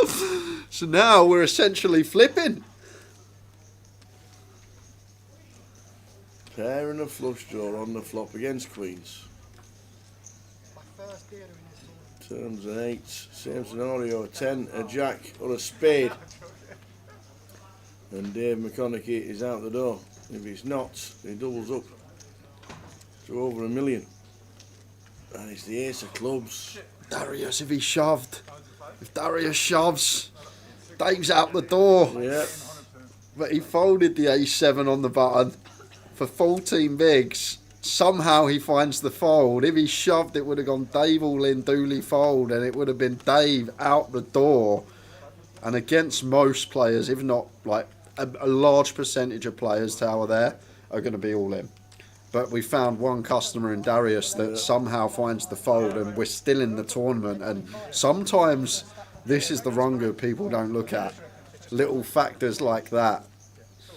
If our opponent just sends like I believe he's supposed to, we're out the door, Barry on the river.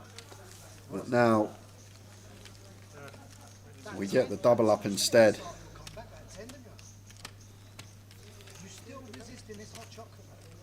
Still on 5. We shouldn't have been, but we are.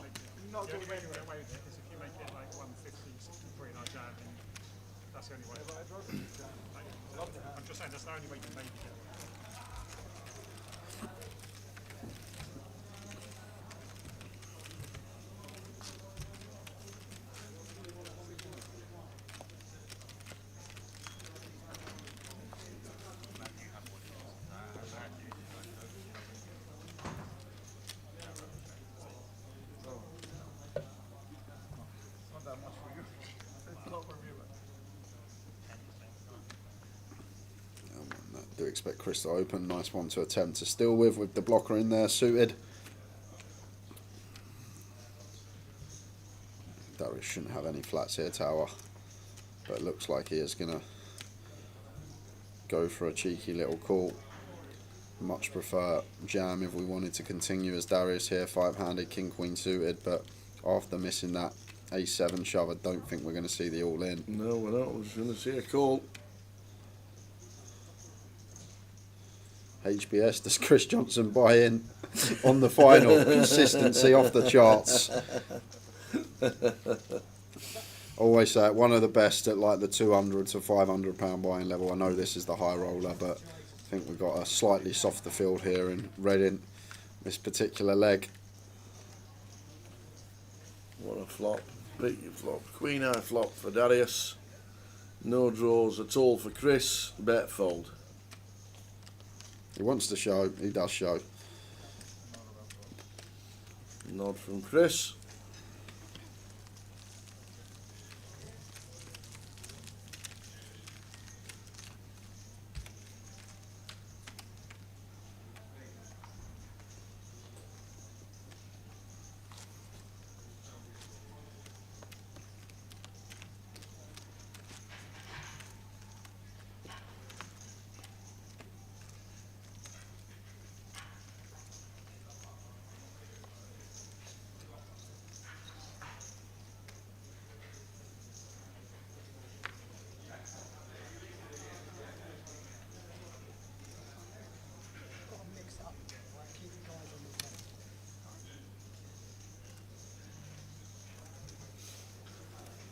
There he is, king.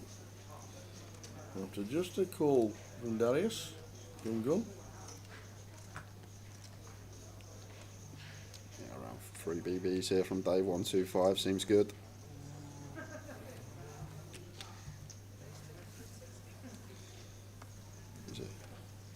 Oh, goes Heapy. He's gone chunky.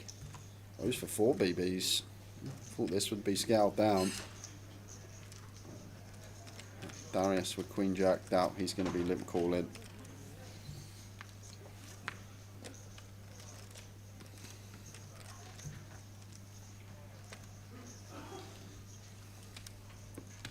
Just like that, Dave chipping up, getting closer and closer to Ben at the top of the shop. Doubling down on 12 Bs. Chris Johnson 13. Darius 18. Great battle. 5 players left.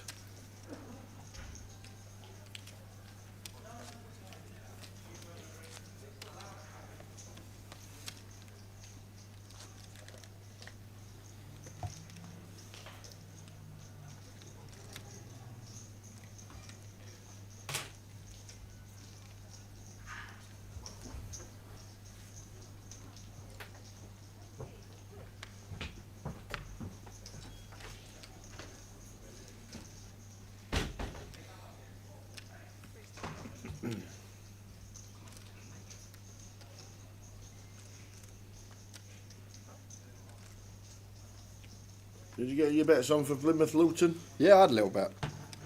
Only a little bit. I don't really know the. You don't know any. You don't even know the bottom 10 in the Premier League. So I just went for a correct score. Nice little cheap correct score. I'd go 3-2 either way. I didn't go 3-2 either way. I've gone 2-1 Luton. Okay. I like the old 3-2s on the live games. Ace 10 of hearts open from Dave. Darius 8-5 of clubs. Checking my ace again. Could just go for a small bet here as Dave. Although our hand probably does like to do some checking. With bottom pair, Broadway draw to go alongside, but looks like it's just going to go for C-bet. And that will be the end of it. 8 high for Darius, having to fold.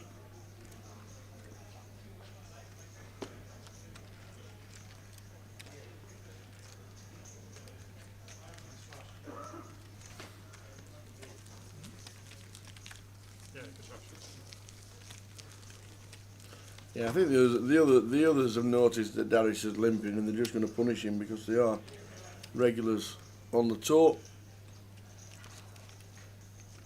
Dave does a lot of studying and plays online a lot. Also won live events. We know Dooley's had great scores. Big score in Vegas this year. Chris Johnson, 2 UKPTs.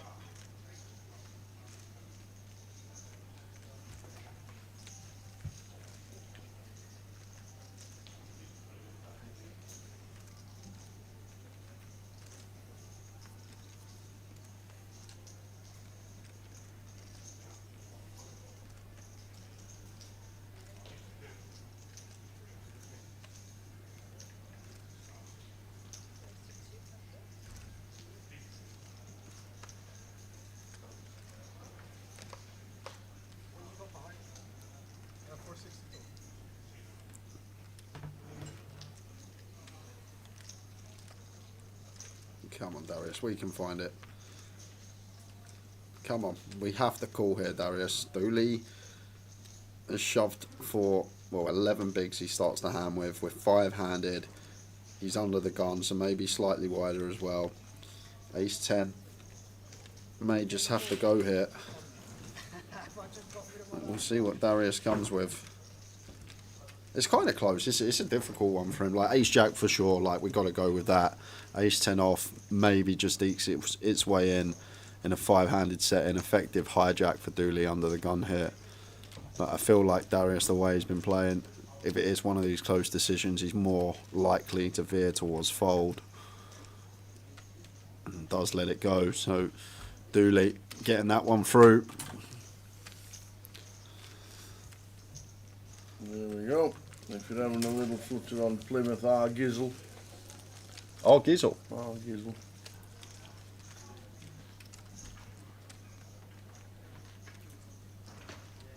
How long do you think Rooney will last in the job? Who's Rooney at Plymouth? Yeah. Oh, I didn't even know that. Yeah. I thought he was at Derby. He lasted about 6 games at Derby, lost every game.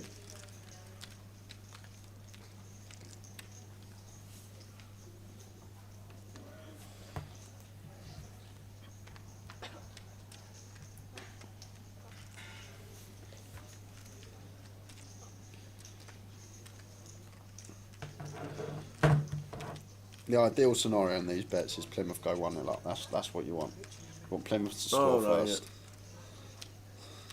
Yeah, because Luton are favourites, aren't they? So. Yeah, 50k and then the ante, you put in 100. I think this one likes to check here. Dooley, middling, connected offsuit. Blind, does check back. Going to be the last hand of this level, then taking us into 25k, 50k.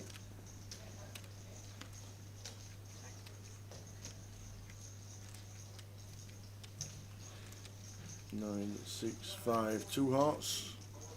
Open ender for Dave. Yeah, I think Dave could have definitely stabbed this one. 4-3 here as covering stack. 4 high, always folding out. Better holdings, but what an ill turn. What a turn card for Dooley. And Dave's got the dummy end of it. Yeah, Dooley checks back. Bit of deception here. 8 on the river? No, Still has the stones. Have to go for value here now as Dave Tower.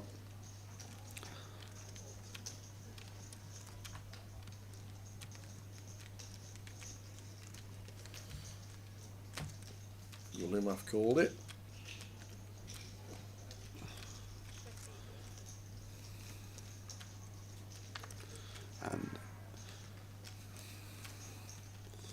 And this is interesting as Dooley, what size to go here.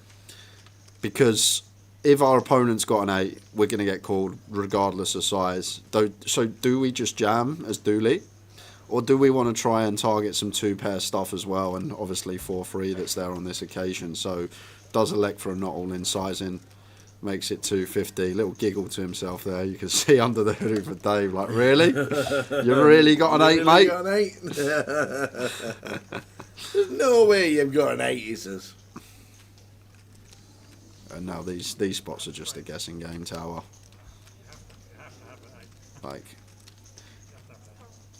David's going to call. Yeah, so you have to have an 8.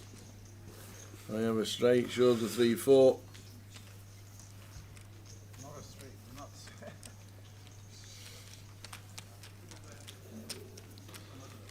Well, yeah, he was the reason that Birmingham City are now in League One, spending 11.5 million on a League One player.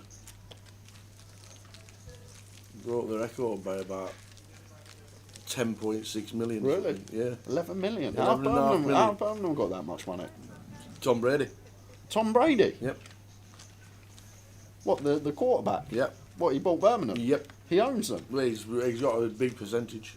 So when did that happen? Did you not see the last game when they had Birmingham City Oh. against Wrexham and Brady was there and when have I ever what's his name? I don't watch that David Beckham fella. I don't. He I know. was there. I know David. I know David. Beckham was there and Tom Brady were there. They're all there. They bought that somebody Stansfield. Oh, Jay, right? For 12 million. Where from? From somebody who couldn't wait to sell him, probably. 12 million they paid as a League One team.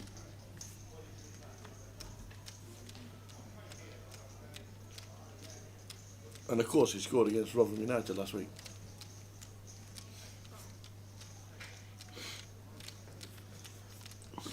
Yeah, just a jam here for Ben. Perfect candidate. The offsuit high-low ace. Especially Dooley sitting comfortably. Third in chips, middle of the pack. One we get to pressure. Love to see Ben say the words, I'm all in. Fulham. Very nice. Yeah. Well done, Ben. Still chip leader.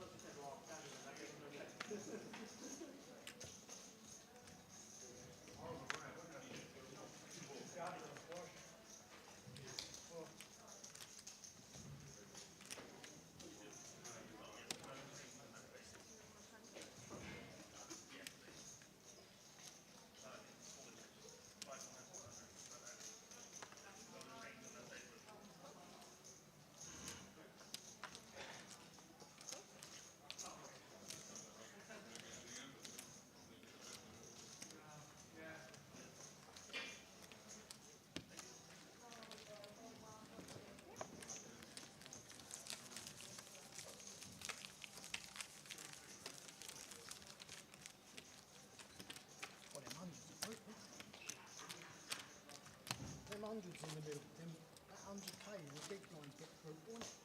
Got like 6 bits.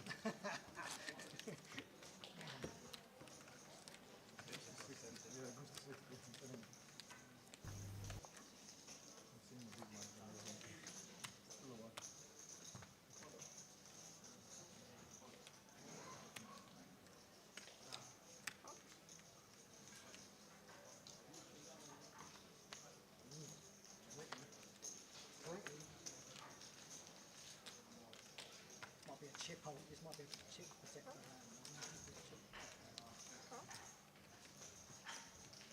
Seven do suited for Chris, completing in the small. Darius checks his option.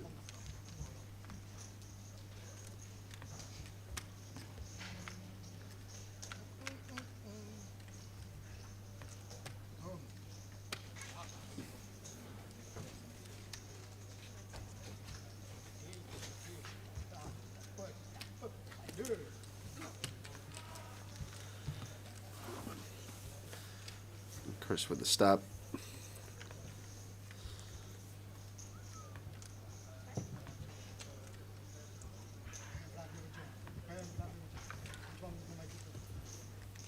Oh, they both have a pair on the turn as Chris hits the 7. There he goes, check, check. Darius not getting involved, even after flopping 2 pair. Tell you what, the cappuccinos work as well. You play 8-2 like aces, it's just as good. Oh, so just take a shortcut and get a vodka. Good luck you're wrong that way.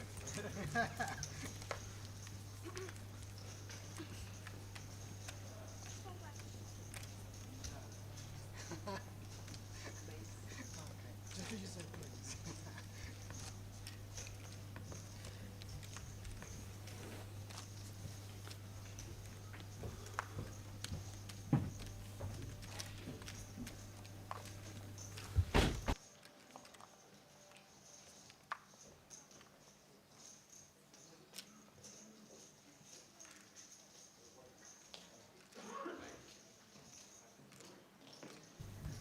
Going to get out of the way with the deuce 4.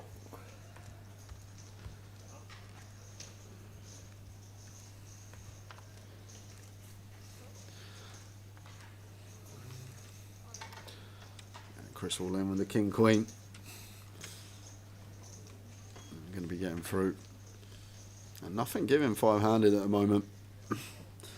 Losing Bousey on stream just after 6:30. Is that what it was? So an hour and a half ago. We have had 3 all in, of course. That's been the same all week. It has. We get to a point, we think we're flying, and then it just seems like double up, double up, double up. But that's true.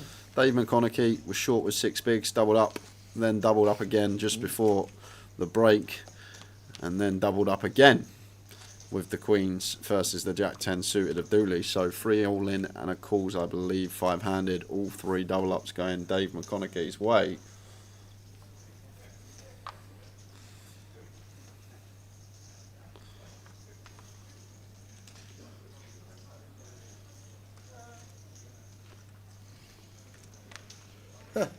And Gilly says Judd Trump has just hit the 1,000th century mark. We were on about it earlier. We were.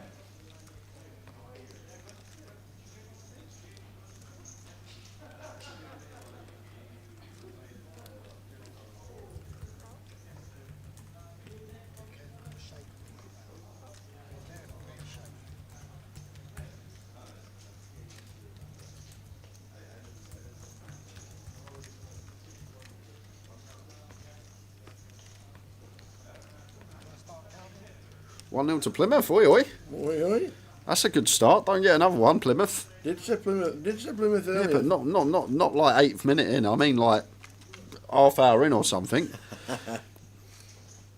Darius on the button here. Doesn't shove 7s for 15. Is Darius feeling all right today? Pocket 7s, 15 big blinds on the button. Just send it in, my friend. Either way, you may get a streak from Dooley here with the gut shot that Dooley has. Any raises from Dooley here, Tower? Because we expect Darius to raise the ace-x on the button, so Dooley potentially thinking about a raise here. And like theoretically, against a good opponent, we may just play cool because the good opponent will think, hold on a minute, you're just going to set us in with a lot of ace-x versus our limp. But maybe Dooley against Darius specifically is going to go for the exploit and just think, well, maybe Darius not going to be thinking on that level, so I'm just going to raise and try and get him off of something like 2 in-between cards, like a Jack 10, a Queen Jack, all this stuff. And looks like Dooley does take the spot tower. And this could have just been picked up pre by Darius with the all-in. Yeah. Showing the inexperience. They're not raising with the 7s.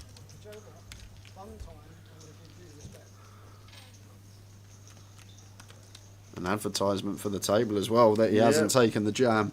The count says min raise okay there, Jay. I'm not sure with 7s. I'm probably just always going to send for 15. Gets a bit closer with 8s. 9s definitely. I'm going to be just making it 2 BBs, but the 7s, difficult to flop an over pair. More often than not, you're going to have to contend with 2 over cards. It's just one that's a little bit more difficult to play, if you like. So I think I'd just like shove for 15 with 7 specifically, on the button specifically as well. So, but yeah, when we start going up the pair ladder, then just start making it 2 BBs. 7s is just kind of an awkward one. This isn't an awkward one for Chris. 8 bigs, pocket 8s, going to go for the half stack.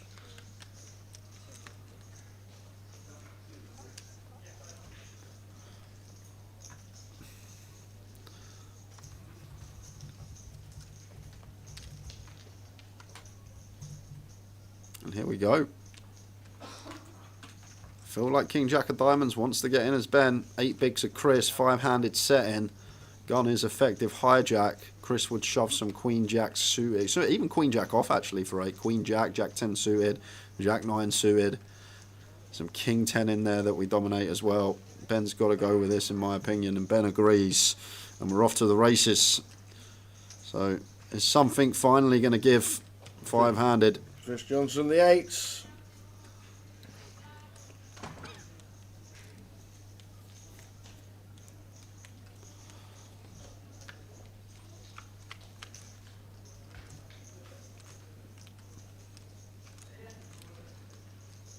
Well, 8s hold him, but more outs for the King Jack. Any paint? Any paint at all. A Jack, a Queen, or a King. And Ben will take out Chris Johnson. It is not, it's a 3 of clubs. Chris doubles.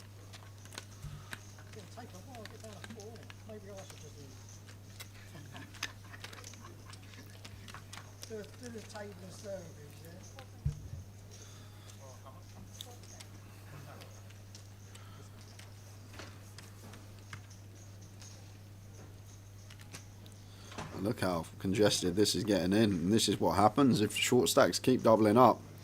Stacks are just going to keep shallowing out when the blinds increase. I'm getting a real cagey affair now for all 5 players.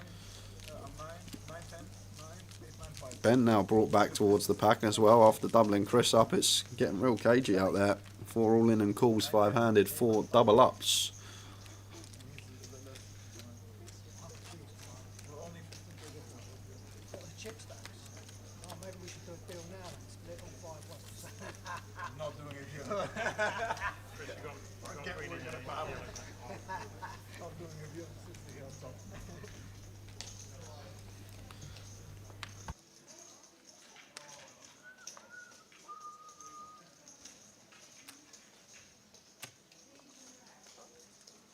We're on a freeway all in a minute, aren't we? It's about to get to that stage. Yeah. I'm not going to be one of them, but we want a freeway all in. I'd settle for a 4-way all in at this point, just I'm not one of them. I don't mean to be the 5. Ace 8 for Ben. Should be a jam. Chris just doubled to what, he's got like 750 now, so should be a nice easy one for Ben. Middling offsuit ace-x does send it into the middle. Chris sitting here with 16, King 9 off. Really awkward, but it's one of these situations we know we will be ahead of a lot of the shoves, but I don't think it wants to get in. Here is Chris.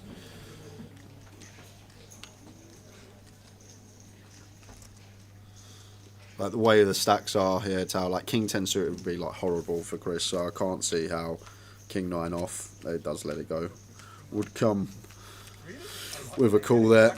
Nods his head at the ace that's been shown by Ben.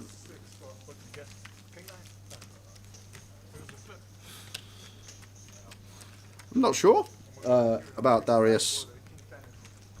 I can check his hand and mob if there's anything on that. Let's have a look.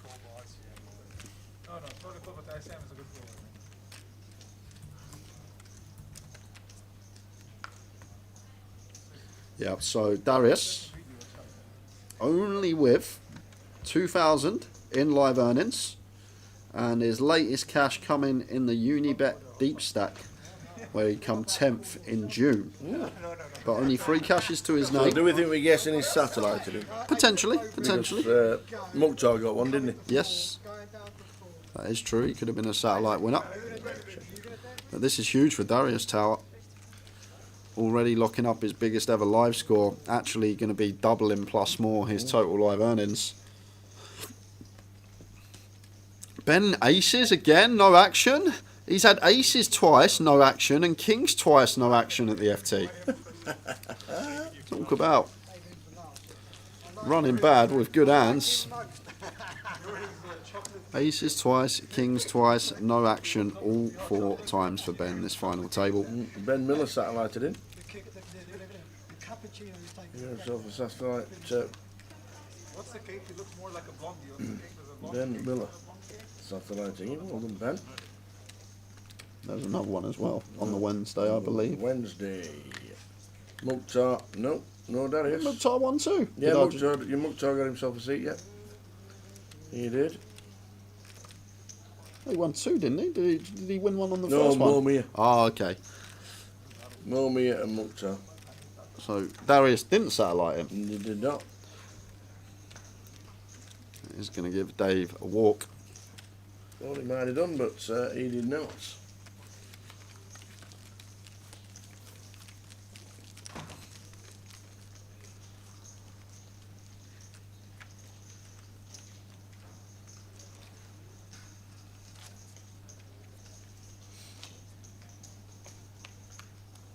Lead starting day 1B with 65 runners in 25.50. Blackpool got 26. In your town, Birmingham. Alice is playing that this weekend, Is she? actually. Yeah, I think Awesome. she's going to play tomorrow, though. Hill Street, Birmingham, they have a 25.50. And they've got 39 in. So they're struggling a little bit as well. They know the local Wales not there, Tal, that's why. Yeah. I'm usually good for a good 5-6 bullets in that tournament when we're not working.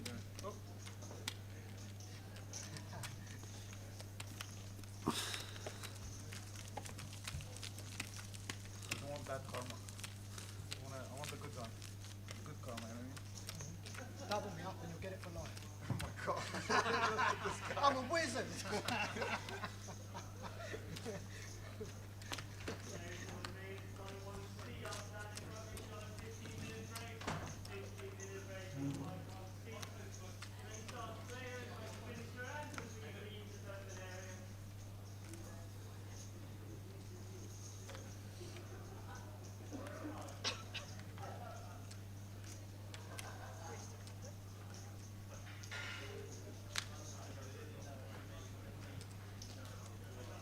Surely this one has to go for Darius.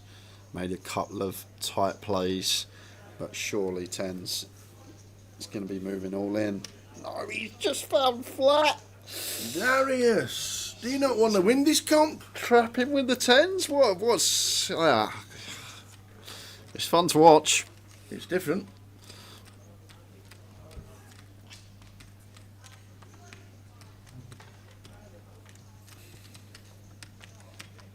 What's this? Round 6, 7, 9, 12. What one is it?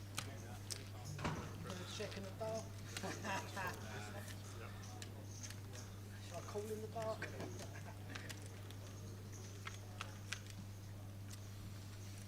6 high flop, 6 4 3.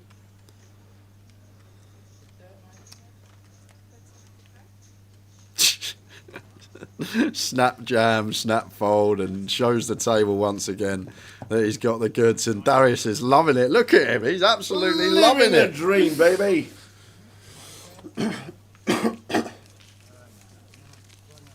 Chris Johnson 12 bigs, Darius up to 18. Dooley's on 18.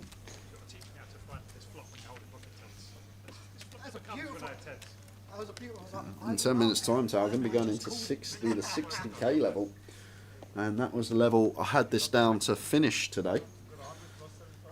I don't think we're going to be losing 4 players anytime soon in 9 minutes. So looks like we will continue 5-handed. It's just been a case, same as yesterday in the Voyager. We could have been done 3 hours earlier than what we were. Just all the time the short stacks keep doubling. Then obviously it is going to make it a longer tournament. And Darius Ace 10 suited here. This is nice from Darius, making the 2 BBs from gun. Yeah, check every street. Until the river, I feel. Check 3 streaks on the next ad as well. So sick, they put me off. I actually have a sick hand. I said if you come with me, I'll give you karma for life. You'll actually see that. I'll give you karma for life. Play him. I'm waking up. Got me dominated. It's raise and take. You're checking, put me off.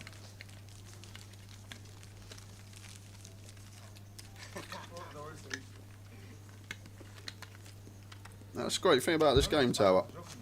You can get in a field that's pretty pro heavy. Yep. You could play your first poker tournament and just know the rules and what hand beats what, the hand rankings, and you can just run golden. And it happens. And that's what makes this such a fantastic game. Every now and again you do get someone that catches some heat who is inexperienced and they're just having a great time, and all for it, as Darius here. That's what makes this game so special. And the best players don't always win and the worst players don't always lose. It's why so many people love the game of poker.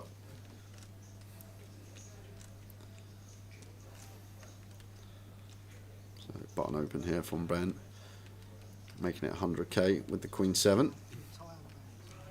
How much you charging? Yeah. Give you 100. Give you 100 for the lot. I don't think they allow you anyway. They don't. Do they? They can't buy a time bank, can I? What do they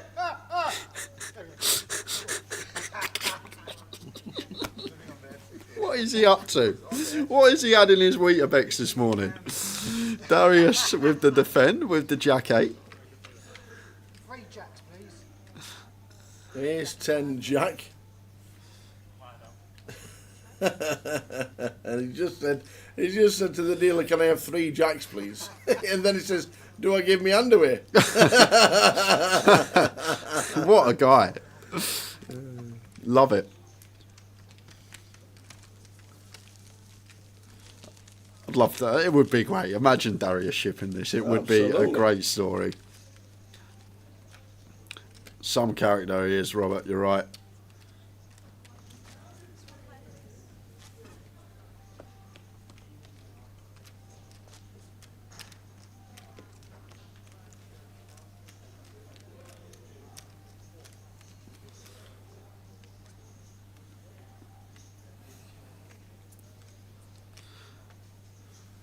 But that's the thing. He's been able to pull up £1,100 to enter a poker tournament.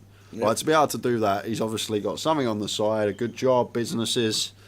Absolutely. Like, has to be successful in other areas of life, and just some people just enjoy cards and giving it a go at the poker table and know sometimes it will be their day. And Darius on the phone as Chris shoves on the button just for sub 10. It's actually a very good picture. I appreciate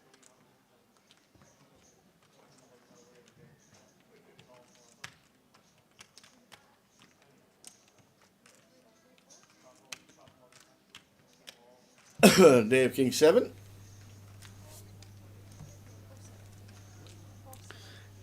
don't think this wants to call for tenors, Dave. It's really cagey affair as well. Want to be the player shoving, not the player calling off all ends. The way stacks are distributed now in this five-handed situation.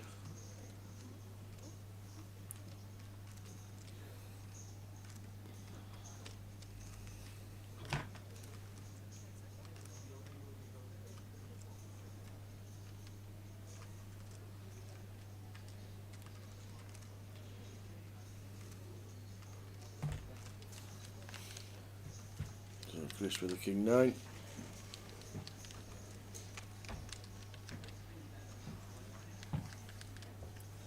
All in for 470. The Macca pack. The Macca. Macca.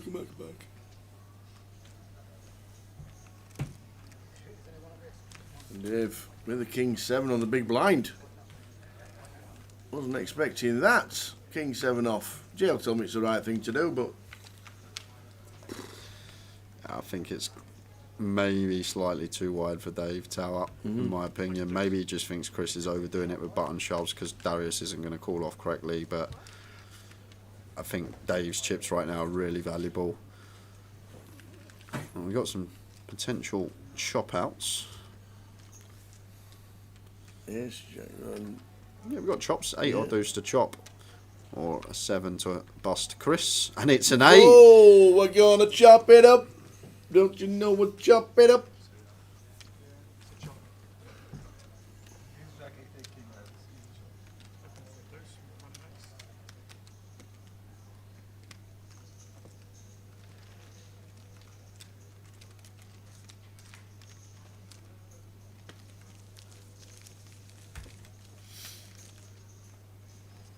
So Chris with the chop on 500.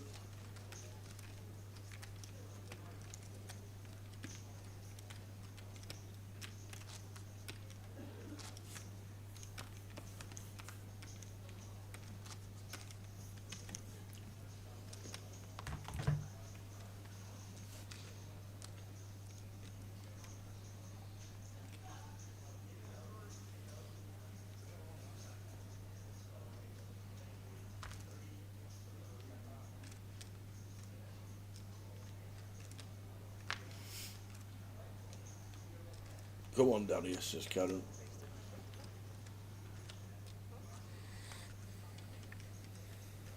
Ben makes it 100k. Well, to the big blind doubly. Ace 10. This is a jam.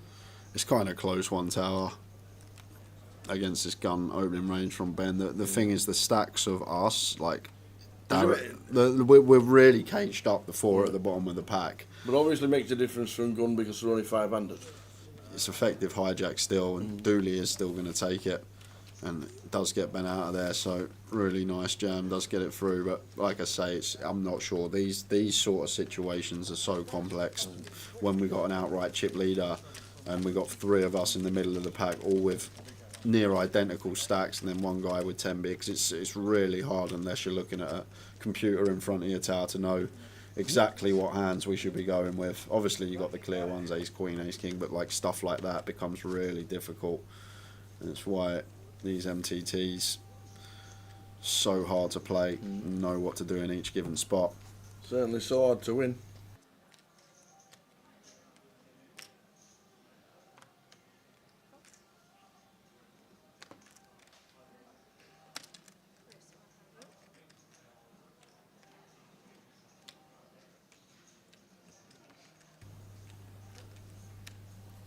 King Jack for Darius. Raises to 100 with the blind at 50. That seems raising boots on.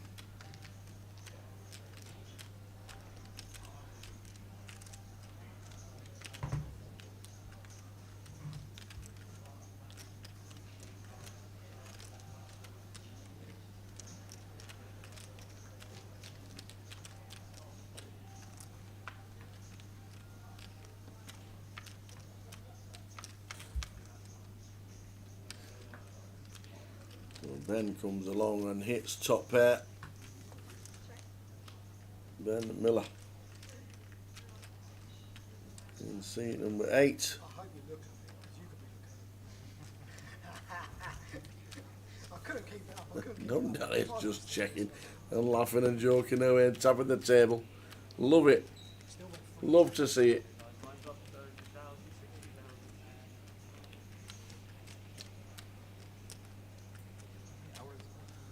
How are we doing, Stacey? We're doing very well, thank you. You've come to join us with 5 left in the high roller. 16,000 up top. 10,000 a second. Next out, 3,560.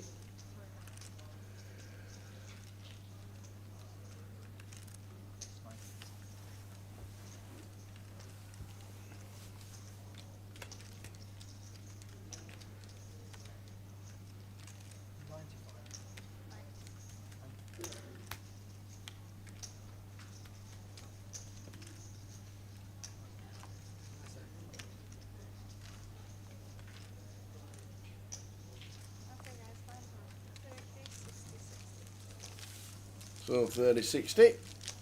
Bring the blinds up.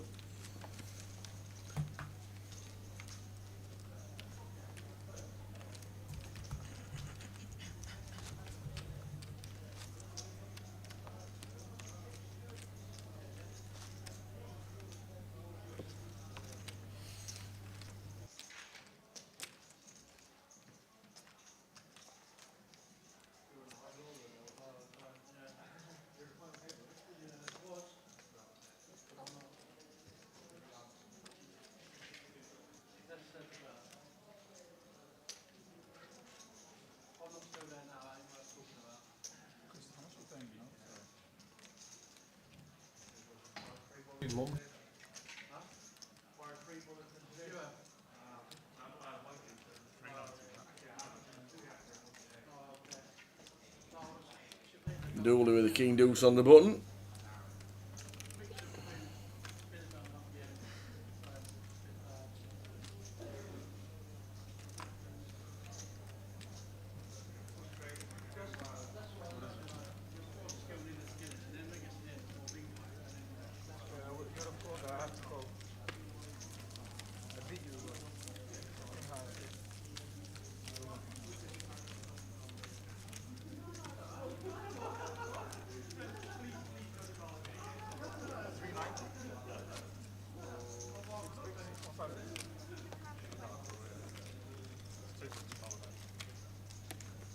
Oh yeah, of course it is. Went up, did it?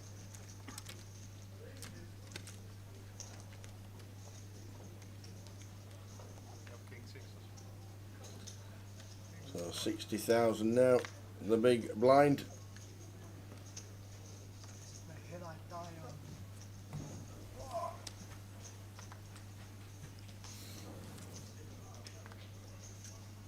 Chris with the 5-3 in the small. Wants to see a flop. Darius, pocket 9s. Won't let him. Gonna show him the. Oh no. What are we gonna show him? There's in the pocket 9s. Chris down to 475. Now the blinds are 60. Just over 8.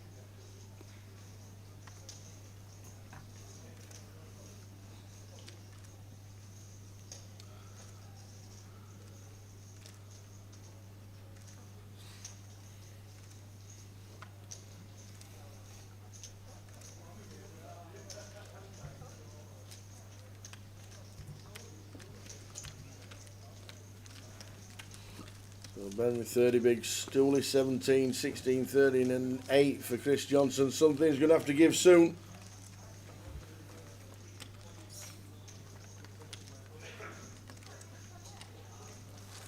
$500 for over 2 hours. Yeah.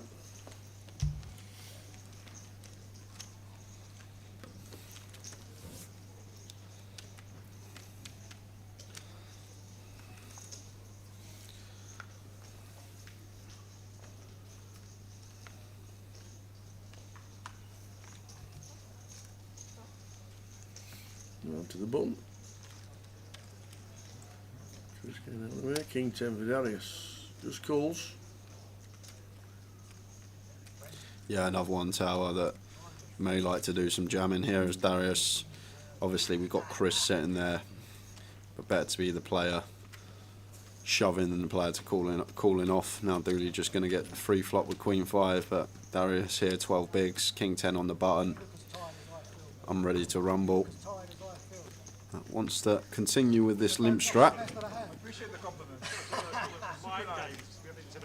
7-9 flop, 7-5-4, and Dooley's flop best. Just getting to realise as Dooley.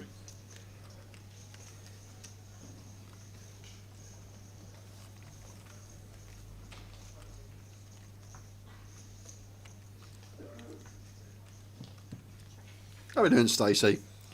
Right, on cue.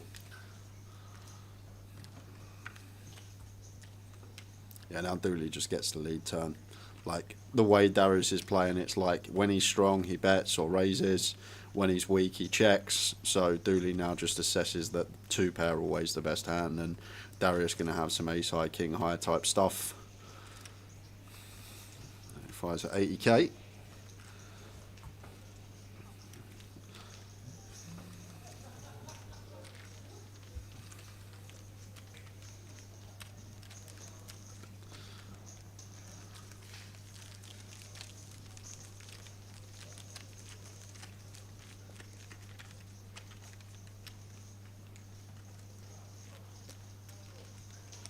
Darius is not a UKPT reg. I had a look at him earlier on the Hendon. $2,000 in live earnings, only 3 cashes to his name.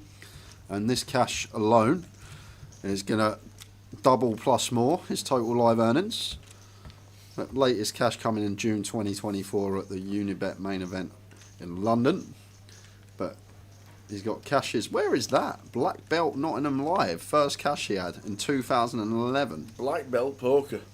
Back in the day. Black Belt. That used to be Neil Channing's poker site. Oh, was it really? Yeah. He had a forum called Black Belt. He turned up in a karate kit with a black belt. Some of the names. Mick Fletcher, Tim Slater. Big thing. Aaron Fletcher. Big thing when all the forums were big things. Black Belt Poker, Neil Channing, plus friends. Had some good days out with them. Yeah, and once again, Tower, this is a spot that Darius could potentially just go for send, and now Ben's going to get to rip on him here. But Ben may not. Like, theoretically, Ace-Jack just slam dunk rip here. But the way Darius has been playing, Ben hasn't gone all in yet because he expects Darius, when he's been doing a lot of limping, when he suddenly opens, he expects him to be near a top end. But still, surely, as Ben, we have to shove this. 5-handed.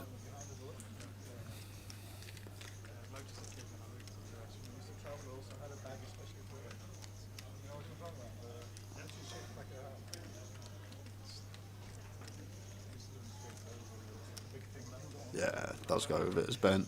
Was thinking about it because of the opponent we're up against, but now is Darius going to raise fold 4s? I guess he has to once Ben jams, but could have been flipping potentially. Don't think he calls it off, even though it's 9 bigs. Just like I see the eyes, just a little bit. And then he's open folding 4s.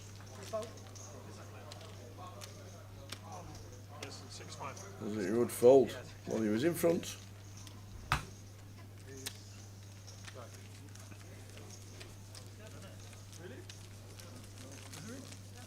Bro, that's the second hand. That's actually first time. I called it first time. Someone check his contact. The sensei. Right, I was just saying, all right, guys. Was he actually, did he used to do martial arts then? No. No. No. I'm 100% sure he wasn't a black belt in karate. Oh. Or judo. Why was it called Black Belt Poker then? Don't know. Maybe it's just a name that, with the gimmick of coming in a karate kit. Okay. He used to play in a karate kit. They did. He used to have the white karate suit with the black belt on it. So he was a black belt then? No. What, he just had He the borrowed costume? Oh, he borrowed someone's black belt. Okay. He borrowed it. He was never ever a black belt in anything. And probably still not.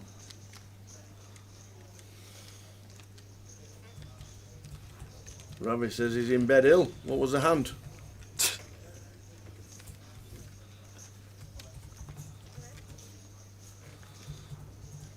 Well, here we go. Ben applying the pressure, shoves the jack six. Perfectly fine here from Ben for 5 bigs. Blind on blind as Chris calls off with king 9 as he should. And is this the one that's going to give? Chris is out in front. Wow. He's got a hold.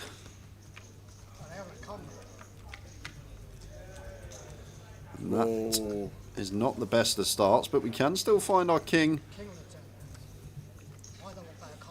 Or a 9. Backdoor clubs there as well. Mine. But 6 on the turn. It doesn't actually change anything. No, although king or 9 needed for Chris. They're making 2 pair. And it's not, it's a 4 of spades. Finally, something gave. Chris Johnson out in 5th for £3,560. Over 2 hours of 5-handed play before we lose one, guys. And finally, it's Chris Johnson. And that leaves us with the final 4. Huge pot for Ben. Half the chips in play for him now. Real chance to extend that chip lead as well. The way the chips are situated. Can put some pressure on. Can play a lot of open jams now if he wanted to as well. To our 18 effective stack at the table. Definitely can do some open shoving as Ben.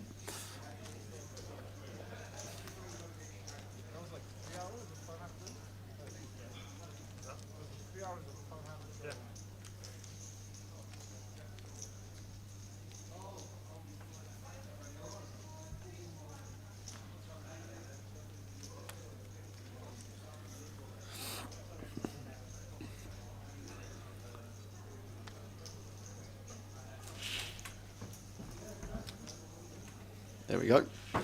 Just going to be a jam. King 10 for Ben. I believe so, but I haven't checked my cards yet. She's not getting a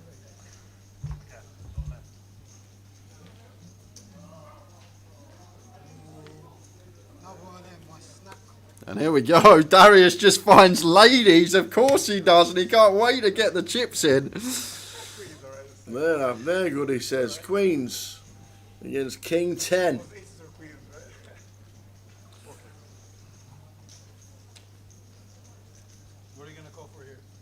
So off we go. Queens. Is this another double? Looking likely. It is. Backdoor clubs covered. So just fading the king. Awesome running straight possibilities, but just don't want to see a king at the moment as Darius does bring in one of these sweats. So 9 working as well. King or a 9. Or Darius doubles. And it's an ace. He's coming for you. He's coming for you. Hot chocolate. Rollins. I don't know. I really been grinding this shit out. My stack was like freaking. So full double up to $1 million now, Darius.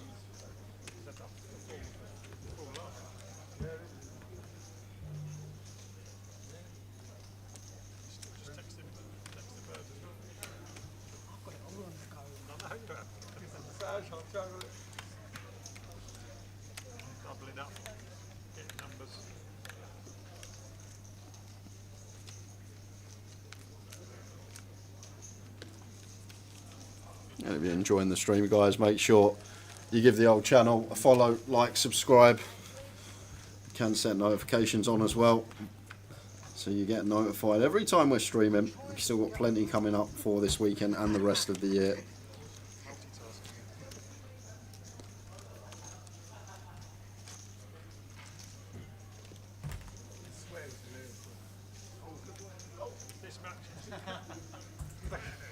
Couldn't like hold the stack as fast as possible. Snap that stack in.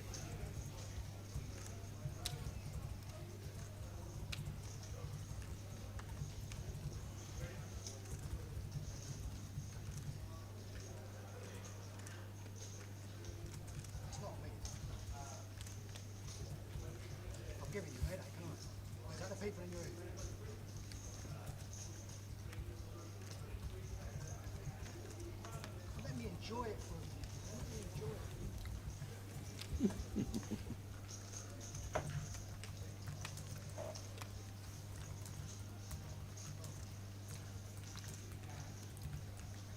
When you put the list of players and chip counts on the feature table, some of the names are in larger print than the others. I should know, seeing the length of time I have watched the stream, but I don't. Could you tell me why, to stop me wondering? Is it the length of the name?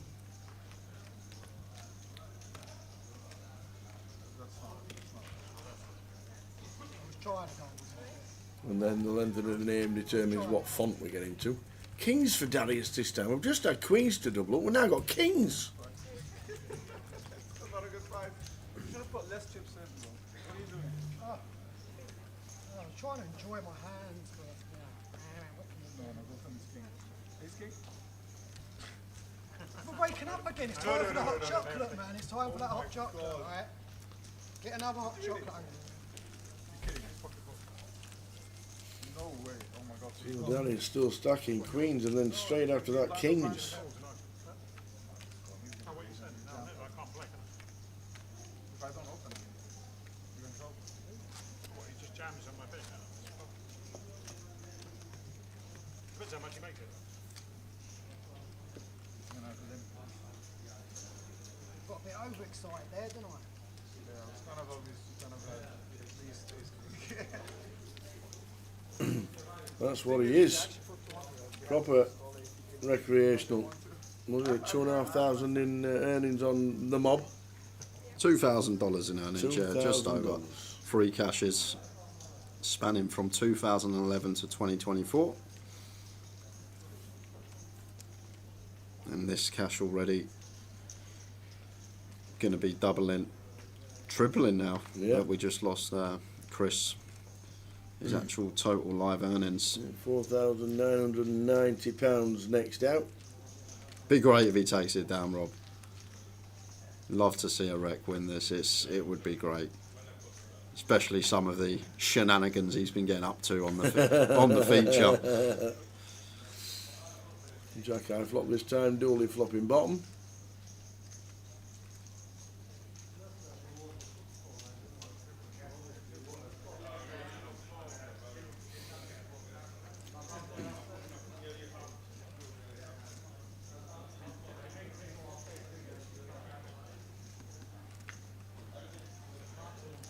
Seven of spades turn after he's checked the flop. Was it in Leeds we had the bloke that turned up when the festival was on, UKPL, this was last year I believe, and he turned up for the daily comp and it weren't on, there was a satellite on and he played the satellite. Yeah, that's right. He played the satellite and then he ended up winning the ticket and chopping it or something in the end. It was Leeds, I remember. Wasn't even meant to be playing it, was he? And then turned up for it because he thought it was the normal comp.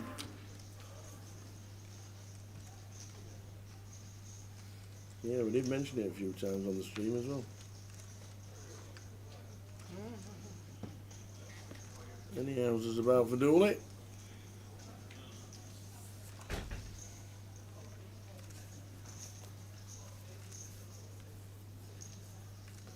May get paid here, Tower, as well. I think King High is probably going to have to call for Dave. I think there's going to always be a check here for Dave. But the ace-X at this stack depth are always in pre. Well, he's going to go for, is this value?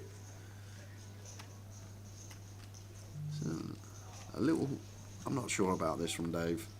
Like, what do we target to fold? Like, do we ever get better to fold here? Because I don't think Dooley's ever folding a 3. So then theoretically the bet just doesn't do anything logically. If a 3's never folding here and ace high is always jam pre, then this has no merit in being better in the king high. Just never fold out a better hand. Ace high is all jam pre, so we're not even targeting that. And then perfect example there, Dooley not folding, the next pip down, the nut low boat, so it doesn't really achieve anything going for bet there. We don't get better to fold. But maybe one we might have had to check call.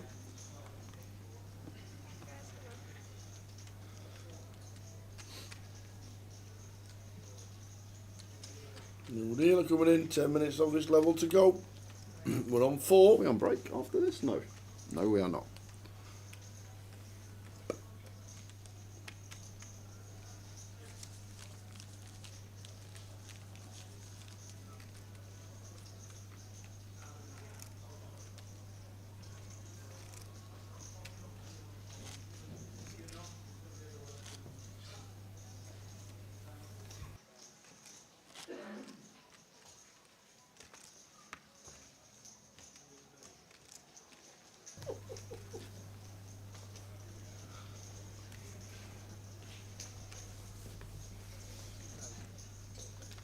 Darius with a 10-6.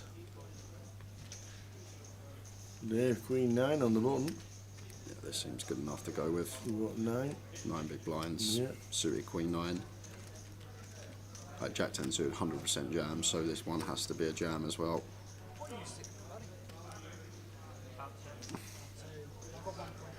We're raising it up. Makes it 120. With 10 left, I was hanging on with 100.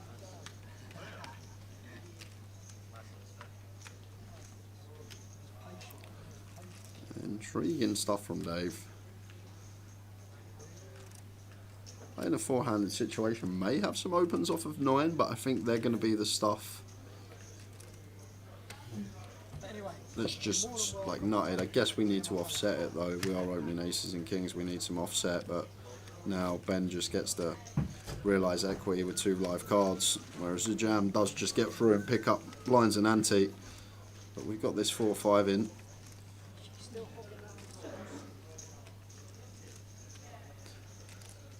But now this is where it gets really tricky, because do we open like King Jack, King Queen, King 10? I don't think we do, Tao. I think we just send all of this stuff on the button. So maybe like the offset might be some stuff like King 3, King 5 off, like with the King blocker, if we are opening off of 9 bigs, aces, kings, and then bluffs as well.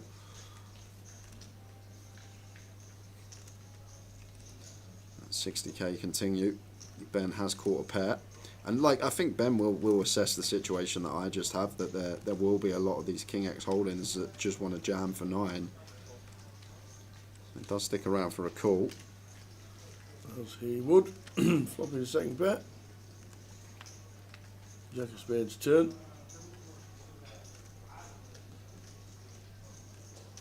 Helps Dave more than Ben. Yeah, picks up the gut shot. Now just assessing situation. Do we think we can dislodge Ben off a 4 or a deuce? Goes with check back. Is that an ace? Might just be the river. So Dave gets to win this on. Oh, it looks more like a deuce actually than an ace. Yeah, there's the deuce, so Ben gets the check mark. All depends if Dave wants to show the aggression. We're about 0.8. Well, the thing is here is, Dave, now we only really rep super nutted hands on the river, because a lot of our value just wants to jam turn at that SPR, but we may have some traps with like some King Jack. But King Jack shoves pre. This is why it's such a strange hand. 9 bigs just opting to open on the button off a 9.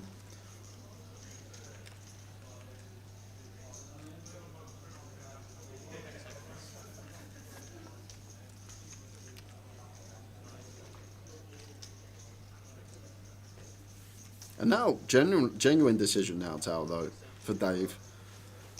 Because there'll be some King X, King Queen, King Jack, King 10, Ace, King that want to set Dave in from Ben. And Ben's not going to defend too much offsuit Deuce X, like Deuce 3 all the way up to like Queen Deuce tower, maybe even King Deuce might fold. But like Queen Deuce off all the way down to 3 Deuce off should just fold. Ace Deuce off should set him in. So he doesn't really have too much Deuce X here. And Ben probably thinks this is value and trying to get called by Ace High. That's probably what's going on here. Because he expects the King X to just be on the turn from Dave. But Dave genuinely thinking about a hero here with just Queen High tower. This is Queen good. But this could have all been avoided just with the all-in pre. 9 bigs, Queen 9 suited. Seems like it wants to jam button. I know for sure Queen 10 and Jack 10 suited would be all-ins pure, so I'm guessing Queen 9 suited is as well. But now we get to this scenario where we're thinking about heroing it off with just the Queen high, thinking that our opponent's got 5-3, 5-6, 6-3 in there as well. He's called. He has made the call to see the bad news. Calls it off with the Queen high, non-believer as Dave and Ben. Lovely little value jam on the end there, just assessing that the King X always goes all in on the turn unless it's some sort of trap. It's a beautiful bit of value from Ben. Lovely. Gets heroed by Queen high. Down to 3. And Darius is in the final 3. Well done, Dave. Dave McConaughey finishing 4th. It was 4,990. And now we've locked up 7.1.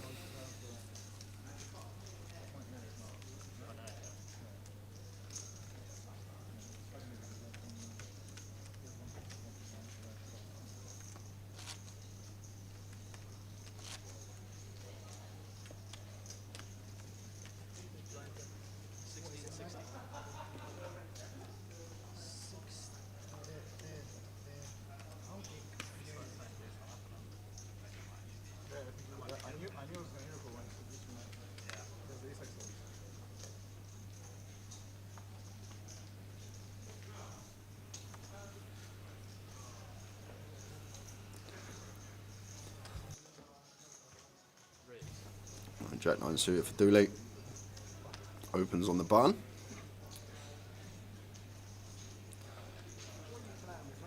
Down to the final 3. Blind's going to be going up to 80k in 2 minutes time. That will really shallow things up here. And over to Ben. Are you thinking about continuing the King 10 here, facing the Dooley open? Lets it go free-handed, okay. Darius Jack 5 off. Doubt we're going to see Darius defend this one.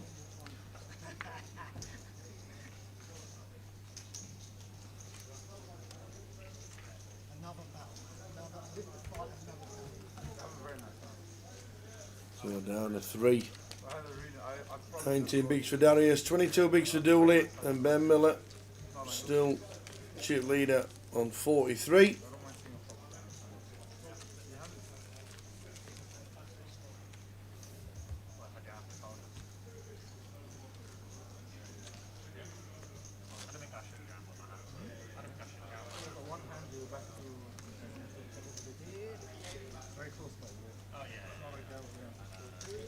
There are only 3 left.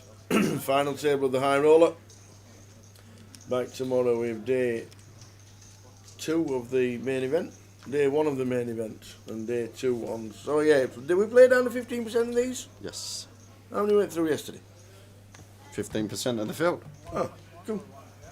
I'll let you know, Tom. So yesterday we had 63 runners, 10 bagging, and in the evening, in today's flight, we got day 1B. There is 13 left in that, so they're approaching the bubble on day 1B, and there's same 10 through or 11. 68 entries, 13 for day 1B left, so they'll be playing down to, I'm guessing, 10 as well. And then day 1C has 39 entries in so far, with 31 remaining. And if you add all them numbers up, Tower, you should get 190 entries so far, plus the 7 that are pre-reg for day 1D. Excellent. So I think this is going to be maybe the second biggest UKPL main event. Obviously, we're not going to beat Coventry at the start of the year, which flew out the traps in terms of runners. But it's just looking like it's going to be a decent turnout for the main, and still flights to play if you can get yourself down. Matt Davenport FT bubbled. Matt was 10th. It was indeed. It was a long battle for the final table, but Matt's bust out. Rob Duras was 9th. Really just going to make sure the blinds go up before folding, so he's on the button as the blinds go up. There's the stacks now playing 40k, 80k. 30 minutes will take us to what should be the final break of today.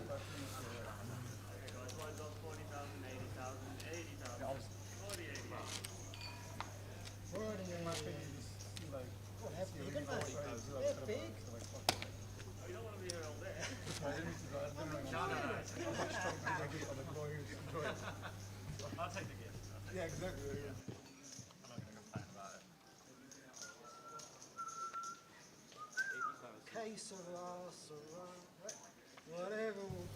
it. I can't seem to figure out where in the Reading Casino they've set this up. The poker room was tiny. We're in the car park. Yeah, marquee, massive marquee. Just outside on the left-hand side where the extension car park is. We're outside there and it's freezing at the minute. That really posh gazebo you see as you drive past. Looks like a circus tent. We're in there. We have to shout and holler for a cup of tea. No deals have been done, JR. And Fawad, we're actually in the show bar. I was waiting for his response. At least let him reply and see what he says before we tell him. He might be typing now. He might be typing before we answer it. Don't tell him we're in the show bar. All right, we're still outside.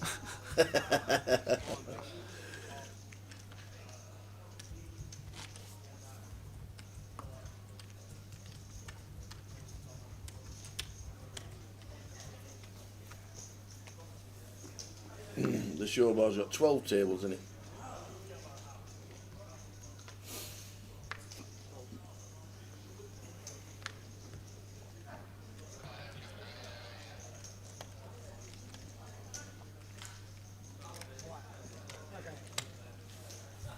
No deals to be had.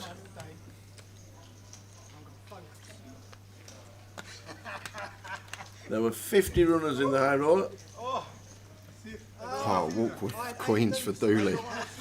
No action. So you're getting in your head, man. Yeah, exactly. I was literally just telling him it's better not to see them. I don't know why I opened them.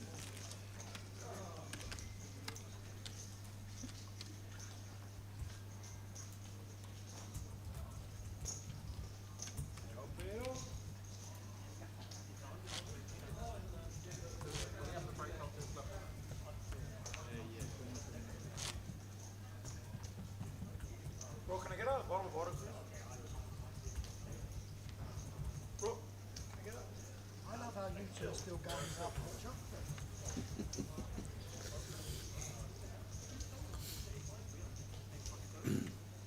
If you've been to Reading, in the show bar, there is the bar on the left hand side where Frankie and Joe are chatting away. We can't get on the stage because we're just a little bit too big as a rig.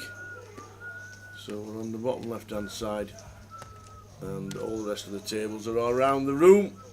This is where we're set up. Every time we come to Reading we change the show bar into a poker room. Are we in Plymouth at any point? Not unless Rotherham United are there. No plans on Plymouth unfortunately. We have done UKPTs there in the past but not for a few years now.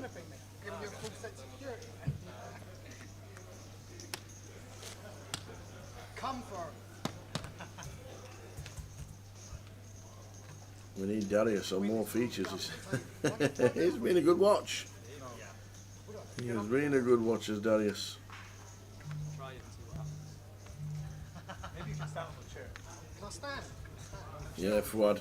The Vic will be amazing next year when we come back to tournament poker down there. Whenever it'll be. I think they've started. I think they've started. Oh, yeah. Well, Darius letting Ben know he's going to be checking, so Ben just gets to complete any two now tower after Darius done a. We'll call that a check in the future, shall we? Not seen on many poker tables. Be great to be raised now.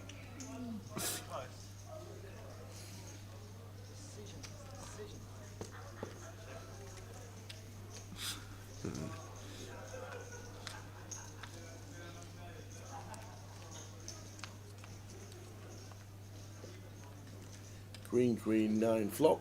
1 bet wins.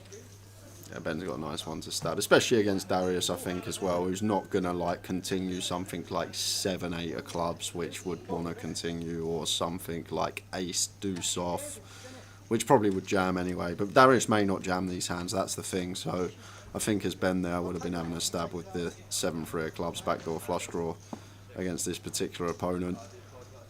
But maybe he's waiting for this. Maybe he's waiting for the check back, knowing now that Darius doesn't have a queen or a 9 because he's bet these, and now he'll go for the stab when he has turned a pair in the form of a 3. That is going to be working.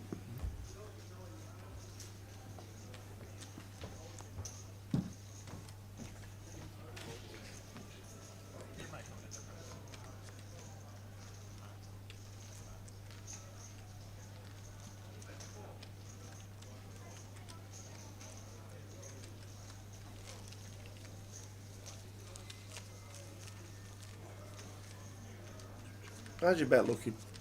I don't actually know. No one's put anything in the chat, so I'm assuming it's still 1-0 Plymouth. Yeah. It's half-time time, really, ain't it? Well, maybe second half's just kicked off. Do you know Luton Town have the worst XR, or whatever it's called, to shots to goal ratios and shots and goals in the expected goals? Premiership? Yeah. Oh. The worst. What, in the Premiership? In the Championship. Oh, Championship. Thanks for that. No, I'm just saying. Well, I'm just saying that. I didn't know if you knew that.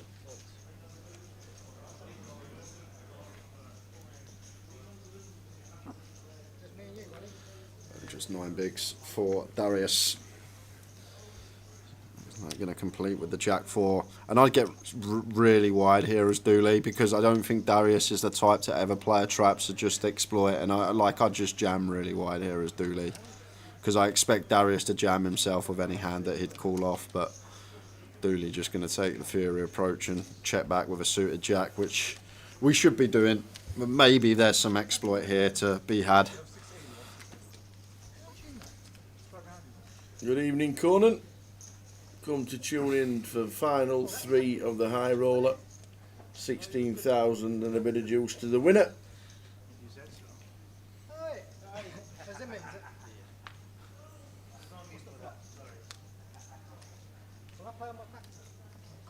I have to look at his back now. You do. You do. 10 seconds. Is it me? Yes. I check. Check. Oh. Oh, I can see myself now, right? Yeah. Darius is loving the slow screen.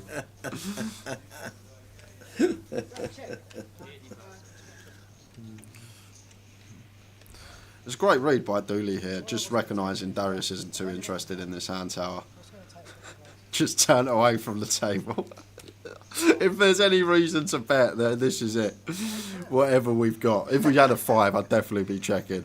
I don't think a man that's got anything would be doing what he's doing right now, and shows the Jack 4. But Darius, 8 bigs.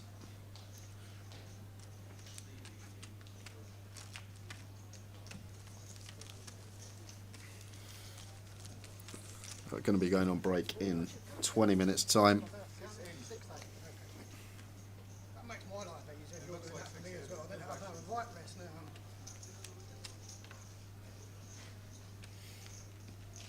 How long's our break?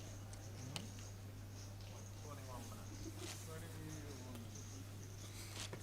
What about 10% of our winnings if we all agree for a break now? What, we chop 10% of your winnings for a break? I'll give you 10% of your winnings if we agree to have a break now. Who said that? Darius. Oh, well, what do you think? Well, he's got a jam here, Tower. If he doesn't take this one, I'm going home. Yeah. He does finally Here we find go. one. All of it's going in. Does finally find one. Queen 7. Having none of it. Yeah, any ace here for Ben. Some suited kings, like King 9 Ace off plus. deuce. You want to take it? Yeah. Even with an ace deuce? Free-handed, button shove, ace, 8 big blinds. Like King deuce suited should still be in You there. can have anything from Jack High upwards. For 12 probably fold, but 8's just any ace in my So opinion. here's a double coming up. Can chop some. Darius, big favourite to double. to 1.5 million.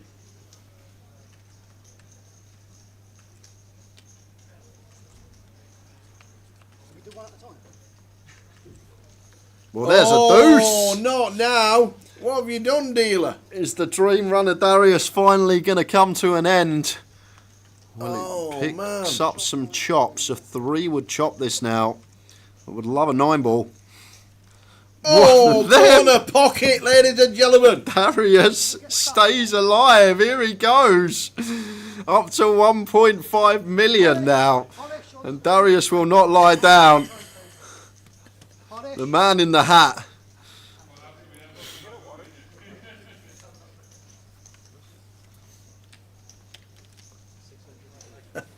He's just stood up and says, has anybody got any polish for me trophy?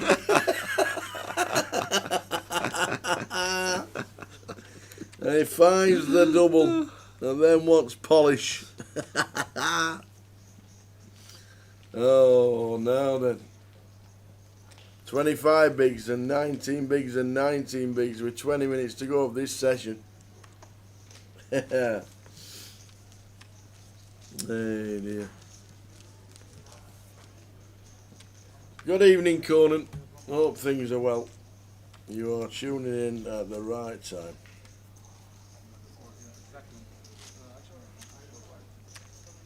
I bet you wish we had that break before that hand now, isn't it?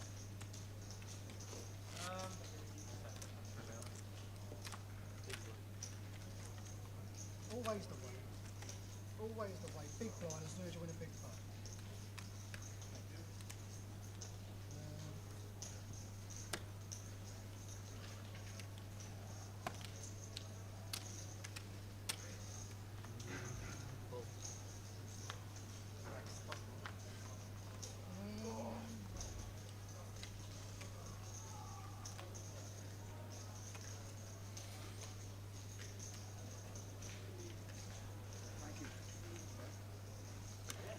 Remember the 10 deuce. Makes it up. Is it a race coming in? No. I haven't even looked. I'll check. I hope this is aces. Oh, wait, tell me up there. Rob says, against a Darius jam, I think you could potentially fold ace deuce there as an exploit. What do you think, Jay? Potentially, to be fair. If someone's jamming correctly, obviously we're not going to fold. But maybe the guy who's been doing a lot of limping and when he has shown aggression has had a hand, maybe that could be food for thought. But it's difficult still because he's still going to shove like a lot of hands that we are ahead of, and it's only 8 bigs. We got 1 big invested already. But potential. I see what you're getting at. And the other thing, the players don't have the benefit. I think they'll be aware Darius is on the tighter side the most, but they don't have the benefit of seeing every single hand. We get to see all the non-showdown hands. They get to see just the showdowns. Second. Third. Second. Called it. This is what you were through? Yeah. Read it out. Let's go.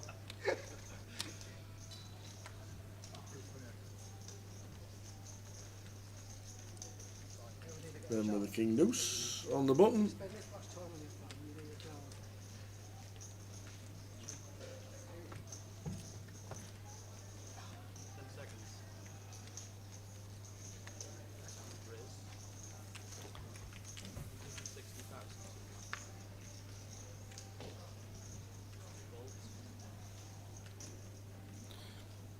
And Dooley with 10s.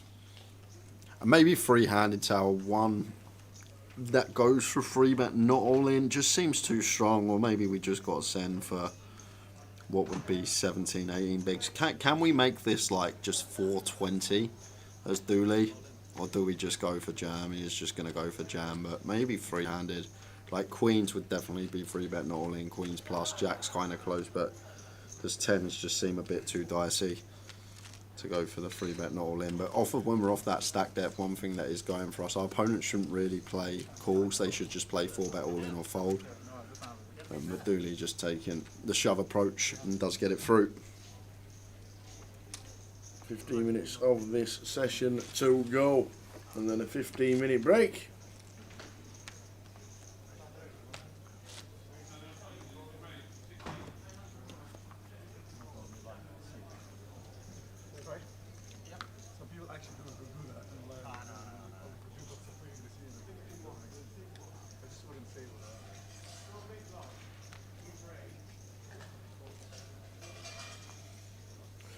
Darius is like a jack in the box. He's a busy one.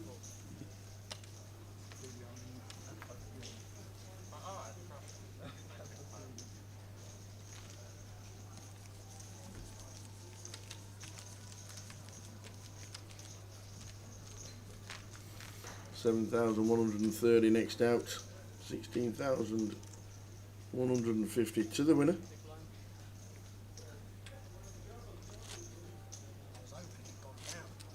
Can we start doing these blinds in reverse?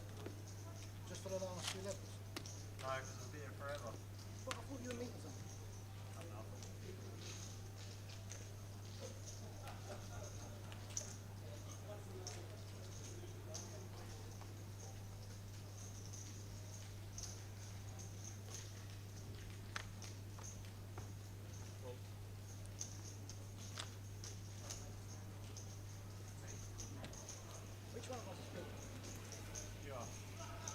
King Deuce from Ben here. Seems like one that likes to shove. Or maybe this one goes for the polar, that specifically King Deuce, just raised not all in. But maybe Ben has decided against this particular opponent, just veering away from it all and just saying, Darius is going to let us know if he's got a hand, I'm going to complete. If he checks, I can stab a lot of flops or even check flops, and when he checks back, I can stab turns. Like, may just be what Ben's up to now, because this should go in here. King Deuce off should be a jam here for Ben for sure. I'm pretty sure of that. This stack there, 14 effective blind on blind as the chip leader. But maybe Ben's just taking an approach of exploit and thinking that Darius is just going to let us know whether he's got a piece or not when we check it to him.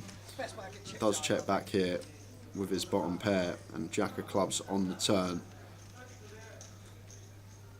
Ben does pick up gut shot. Darius still in front with bottom. Oh, he's caught up. He's caught up. Let's count out three.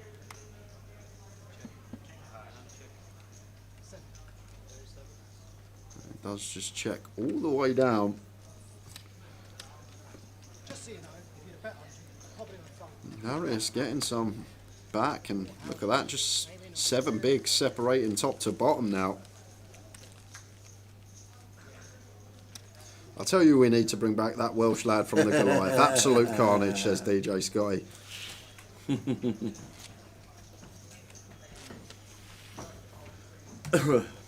So the 500 mates play down to a percentage of day ones, yes they do, and the 200 voyage as a day 2 late reg, correct. It's going to be the same in Coventry. I don't think it is. I don't think it is. The 888 main event with 500,000 guarantee, I think, is played at a certain number of levels. And then there's a day 2 and day 3. I think that's right, isn't it, Paul? Yes. Yep. Yep. Yep. The smaller legs that travel around the country, not the 888 live events, the big ones. They play full certain amount of levels, and there's a day 2 and a bubble. Whereas the main events in the ones that travel around the country, the 560s. Play to 15% of the field, and then there's a day 2. The difference with the big events is there's a day 2 and a day 3. So it won't be the same, Mr. Perry.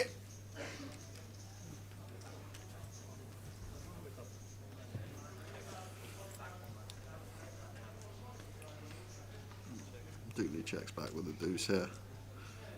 And rewarded with trips on the turn. I would have probably bet flop as Dooley, just equited, and I'm just going to take it down most of the time there. Like, I haven't seen Darius like take a stab yet, tower, without a hand. It just seems like whenever he hasn't got it, he's just checking, and he's not having like no stabs. And to be fair, Queen High here does just want to check down, but haven't really seen anything else from him. And Dooley's like, where are you going? I've got quads. I love how he's talking about he has quads, but I'm going to has quads. Well, we're on the case for Facebook. Oh, Facebook gone. Get that sorted out for you. Well, there is a break in 10 minutes as well, so good timing to get it back on.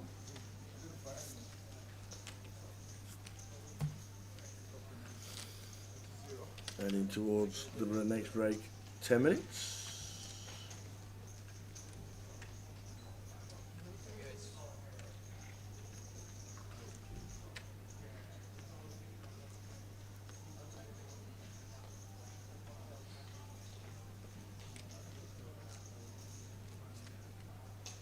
Five big blinds it was, Perry. If you wanted a spin in the Voyager, could Yes. buy in at 20k BB. Spin, spin, spin. Don't know where he is. Haven't seen Ali Malou in a while, have we, Tower? Nope. No, he went to India for a bit, went back home. Haven't seen old Ali.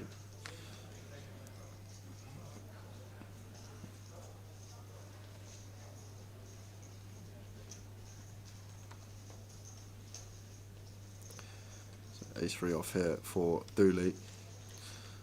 Maybe one that likes the complete jam. Complete, and then if Ben gets aggressive, really nice combo to move all in. But maybe not going to get that opportunity because Ben may take it away from us. He may take the spot himself with the middle in offsuit ace-X.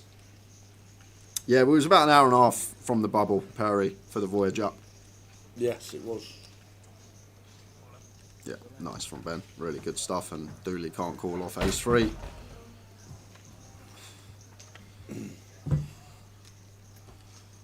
Dooley's so stupid because he's like, he definitely would. This is a hand that we would like to complete and then jam over the raise, but now we get jammed on. Just gonna have to let it go for 21. He's gonna ask for a count, but I can't see how ace 3 is gonna get in here. And not only that, Tower, the fact that Darius is sat there as well, and he is shorter than both of us. Like, I feel like from a probability standpoint, if this is played infinite times, this free-handed situation, Dooley is going to finish second or first more often than he finishes third with Darius there, with how he's taking his approach. So that's another factor to take into account, I think, here, as Dooley. But I wouldn't call ace 3 off anyway for 21, and does let it go. He's not doing the Darius factor.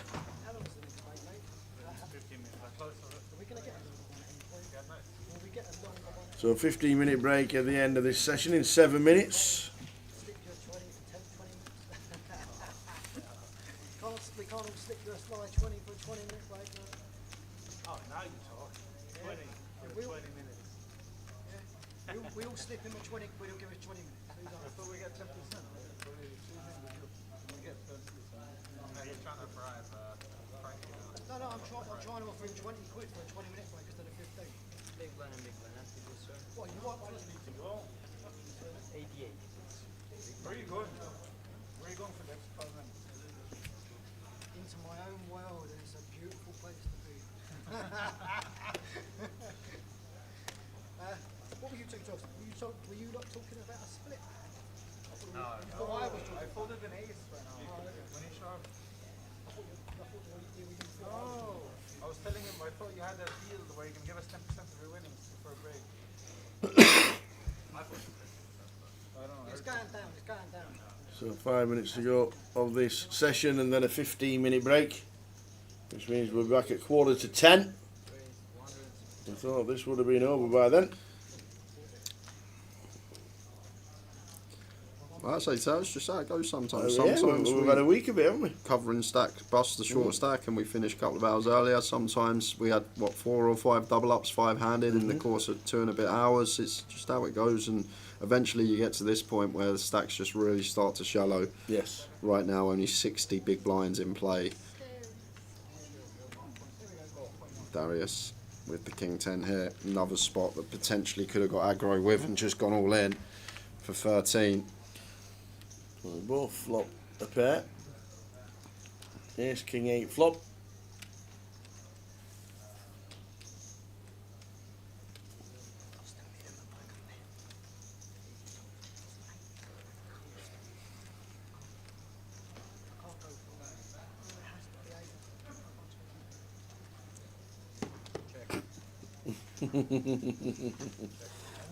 So animated with Yeah, like everything. his actions, like. So 9 on the turn. Now Darius goes for some value.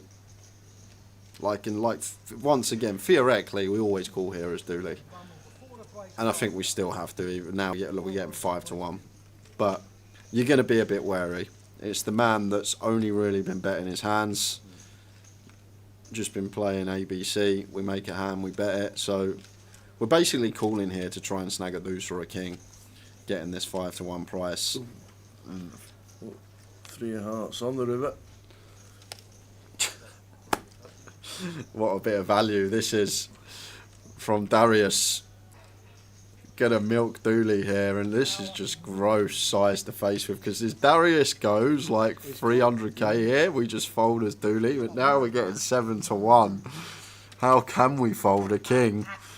But then he's been playing with the man all day, and he's probably seen every time he's got to showdown when he's been aggressive or been putting chips in the pot, he's had it. And that's why Dooley hasn't called yet. It's hard to make this fold getting 7 to 1 tower. Like, we know that Darius hasn't been doing any bluffing. He's just been betting his made hands. But we're getting 7 to 1. Come on. We need 12.5. We need to be right 12.5% of the time. And Dooley, you can see he doesn't want to call. He really doesn't want to call. But how can you fold getting the 7 to 1 price? I'm going to show him the king 10. Dooley looks them. Remember the video when Darius was waving at the camera when he was all in? Yep. And survived. And now down to the final 3 and still loving life. And second in chips now, tower. Imagine if Darius could turn this around and win this one.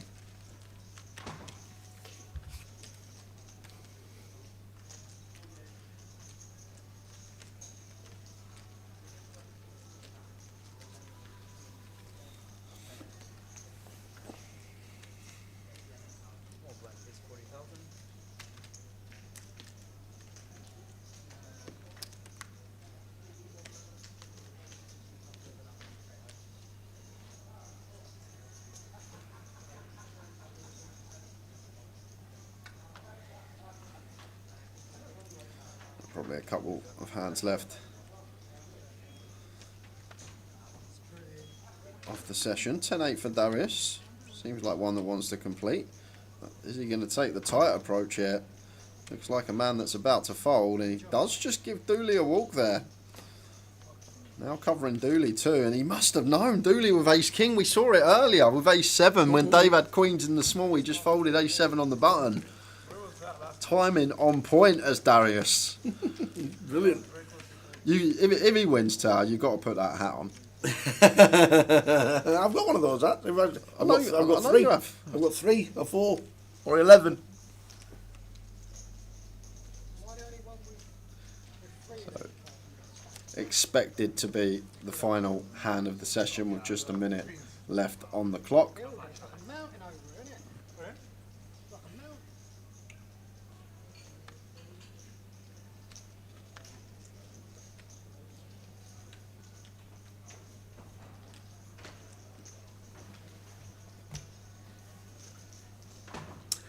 So it could well be. I think we'll get one more hand in. Well, Dooley should tank here for 30 seconds because we want to come back on the button, but I don't think he's recognised that the clock being behind him, that we're in a situation. Well, the fact that he's limp, maybe he does recognise, and he's gone for complete here. So it should be the final hand of the session. A 15-minute break on its way by the looks of this. To the flop.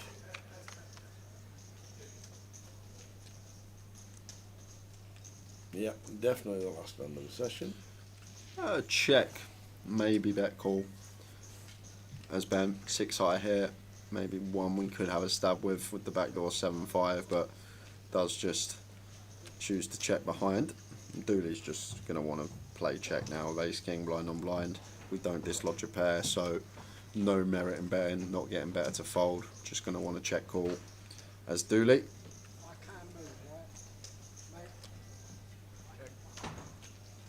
Check. Now though, maybe we could go on the hunt for some value as Dooley. With the ace king eye, we make the assumption that a queen has bet before now, and even an 8 probably going to start stabbing at a frequency on the turn. So maybe this is one of the spots where we could go for value with ace high as Dooley here, tower. Nothing big, just a big blind, 80k, but target some like king high stuff that could be in there for Ben. It does just go check check, and that is going to be break for us, guys. Back in 15 minutes. Dooley takes a small one. See you soon. 3 left. Just playing with them and, you know, just feeling very, like, comfortable and, like, saying, oh, these guys are making mistakes or whatever. That built my confidence, yeah. That's amazing, because in I think in life and in poker, people are so results oriented. Yeah. Where if you make a decision to go with a bluff in a certain spot and it doesn't work, Yeah. sometimes people are like, well, that was stupid, I'm never going to do that again. Of course. Or if something Yeah. works, even though it was a bad decision, you're like, well, it works, so it was great. And a lot of people are just simply like, you know, if you brick everything, I'm not good enough. That is one thing that hopefully poker teaches you in a good way, to be logical and rational and not be results oriented. You're like, okay, at the time I had all of this information, and based on that information I made the best possible decisions, and then this is the result, the outcome, which might have gone not the way you hoped for, but at the time it's still a good decision, so you can just be happy with those decisions at the time and trying to not be results oriented.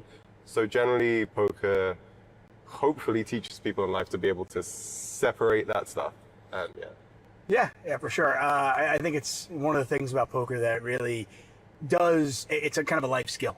Yes. And for sure. It's pretty amazing that I've known you for almost 10 years now. You know, we did commentary back then. I was cheering you on, you're winning bracelets. What an amazing journey you have been on, in the fact that, you know, you think about it, 10 years ago you were here and you bricked all those tournaments, you built some confidence, and now 10 years later, all-time winningest scoop, coop, title holder, and 5 bracelets. Has the journey been as easy as it appeared?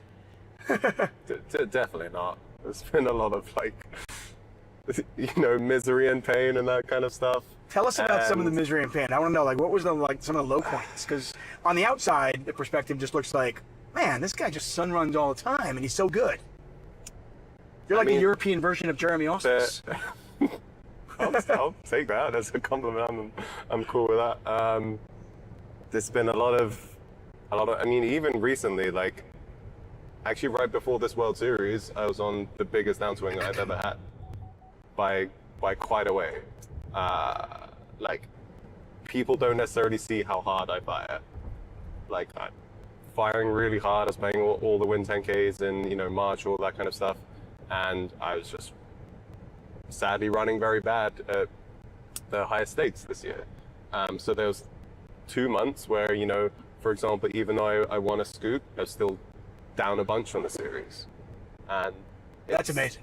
Tough. People don't realize that. No, they just see their wins and they think, oh, you're a success. Yeah, I ran terribly all the highest stakes, so from a financial point of view, it was very tough. And yeah, those couple of months of playing live and just bricking a lot, it was pretty painful, I'm not gonna lie. That was just an example. That was the most recent one. It was for a lot of money, and yeah, it was just tough when I'm playing live, and it's often quite an isolated process, especially like Scoop. I was staying by myself, grinding online, so you hope when you make those sacrifices that it's going to go well. You can kind of make it more painful if it then doesn't. Another example, like I used to grind heads up sit and goes online, for example. That was also a very insular process before I kind of was successful. There was a lot of times of pain during that time. When was this? There's so much variance. Was this earlier on in your This is, career? 2013 or so, back in that. So those are, yeah, very high variance. So there's times online for sure when it was just a lot of pain.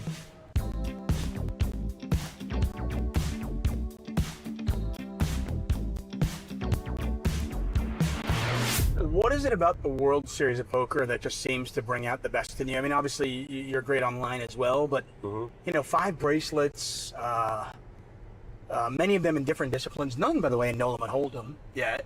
but maybe that'll change. Who knows? Yeah. But you know, you seem to be just good at all the different games. Mm-hmm. Well, what is it about the World Series of Poker that just kind of gets the best out of you? I still think of it as like the most prestigious festival in the year. I still want to be chasing the bracelet, still want to be going for Player of the Year, for example.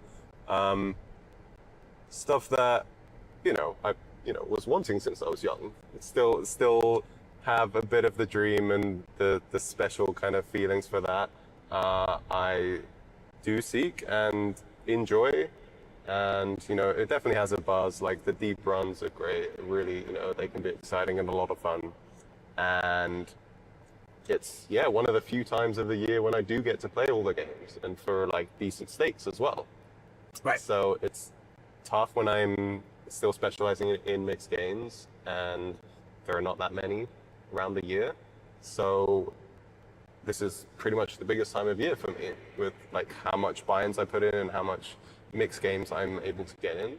Okay, if money was not a factor, and you could choose one event or one accolade to achieve in your poker career, what would it be? I'll give you an example, like the 50K Players Championship or World Series of Poker Player of the Year or Hall of Fame. Okay, those were literally the first two that I thought of, and I was debating between either winning the 50K or World Series Player of the Year. I guess I would lean Player of the Year. I think it's a little bit more prestigious in that way. And I think Poker Hall of Fame would be next. I don't know, I guess where I would rank those two. Right. Yeah. I mean, I would say that Europeans are underrepresented. Yes. By a large margin in the Yes. Poker Hall of Fame. Yeah. And, you're still 5 years away from being eligible, but got to imagine that, if you keep it up the way you're playing, you're certainly in the conversation. I hope so, yeah.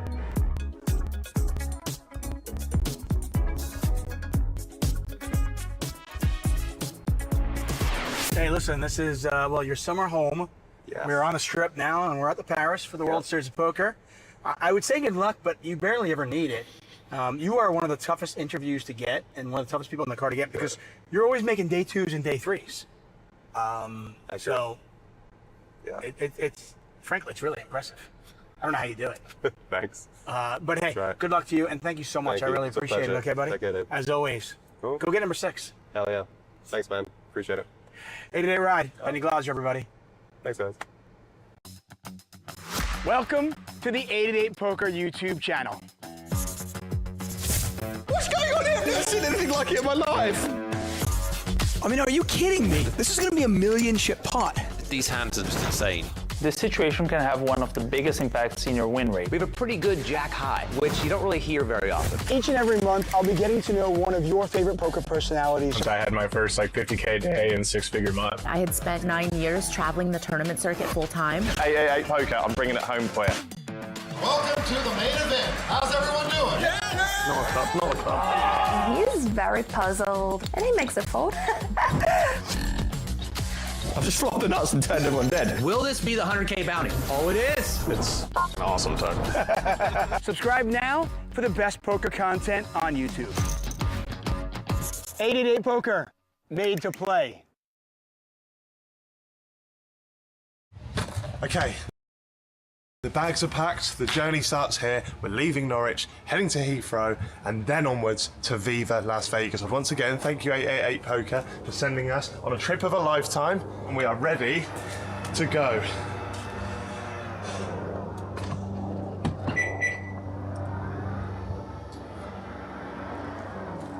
See you in a bit. Today is packing day. Why is it packing day? Well, because tomorrow I am off to the airport and we will be getting on our 11-hour flight to Las Vegas to play the World Series of Poker main event. And let me show you, I have a Vegas picture in my living room. My luggage is almost all packed, and tomorrow I will be starting my journey to Vegas. Headed back to Vegas to play the World Series of Poker main event. Had to use the old big bag, as you can see right down there. Wish me luck. Now we're gonna be here in Amsterdam for 3 hours, and then we have 11 hours ahead for our flight to Las Vegas. For other poker trips, I don't prepare like this. You go for like 4 days, 5 days, and it's okay. But here, for a month. To prepare for this trip, what I did was I brought a list last year as soon as I got home. So I was able to not forget anything and don't put clothes that I don't need it. Oh, God. We might be bad at driving, we might be bad at poker, but we're great at believing. I've recently joined a pub league back at home in my city of Norwich. So going from that to the World Series is insane. But I do think I've picked up some skills along the way. The last 2 times I played, we just right off from the start because I didn't know what I was doing. This time I have a bit more of an idea. Napoleon will go to the dog hotel. This is the hardest part for me. I don't have a 9-to-5 job, which is a luxury. And sometimes I have to travel, but I wish I could take him with me. I think it's important to be here a few days before the main event in order to accommodate your jet lag. And if you just come 2 or 3 days before the main event, you may be very tired. Just sitting down for some food in the airport. Got my ego boost for the day. One of the Heathrow terminal staff recognised me. You don't see that every day. I think that's where my run good might end, but we take those. And it's time for us to go. It's the World Series of Poker awaits. What's the best hand in poker? Royal flush. Yep. What are whole cards? Well, that's not a thing. Whole cards. Face. Fuck me. What? Faces? You're not joking, are you? No. What's the whole cards? The whole cards are the cards that you have. Your 2 card. Whole. H-O-L-E. Oh, I've wasted 10 grand. Just say my hand.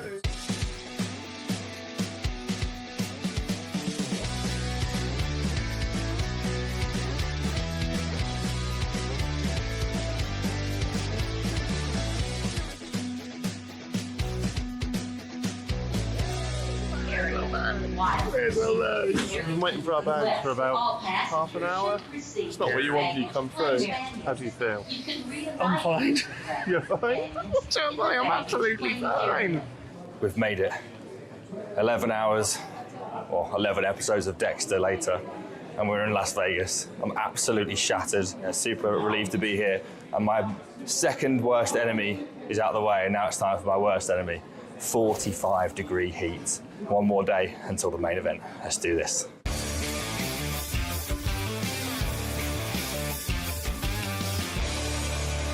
Oh, look who it is. Hello, mate. Right. How you doing? So tired. I thought my day couldn't get any worse, but here you are. I got to Vegas about a week before I started playing poker, and I wanted to have a little bit of a vacation and not just a work trip. And so my fiance and my parents were here too. And it was really nice to get here early, get settled. You know what? If you want this bounty, you're going to have to call all of it. I'm going to make it 8,000. That way we can sweat it. Primarily coming from online, I don't have the live reps. Well, that was a waste of time, wasn't it? So if we made 5-1, and the same goes for you, sir. 1 medium. With colouring up. Nice. So that's a million one, yeah. God, it looks so tiny now.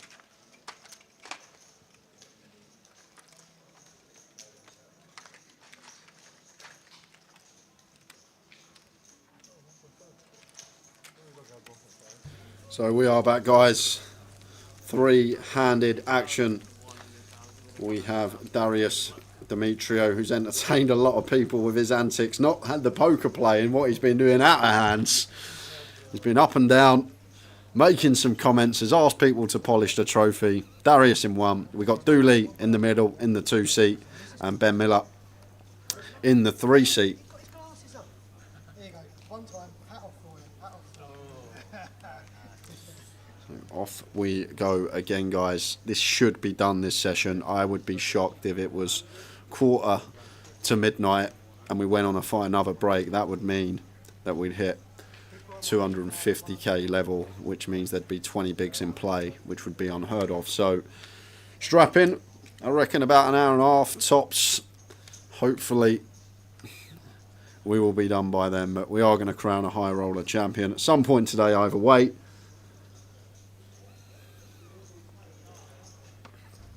And now KG Affair Average stack, less than 17 bigs.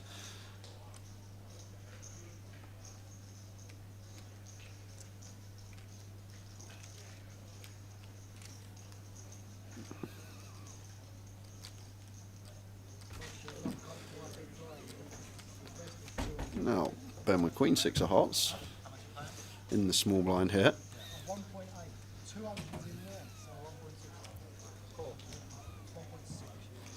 Goes with complete. And I think Ben's just adhering to this strategy of we're just going to complete all our middle into weak hands in the small and just raise our strong hands, just be unbalanced, because Darius will kind of give us the idea of what he's holding when we check to him.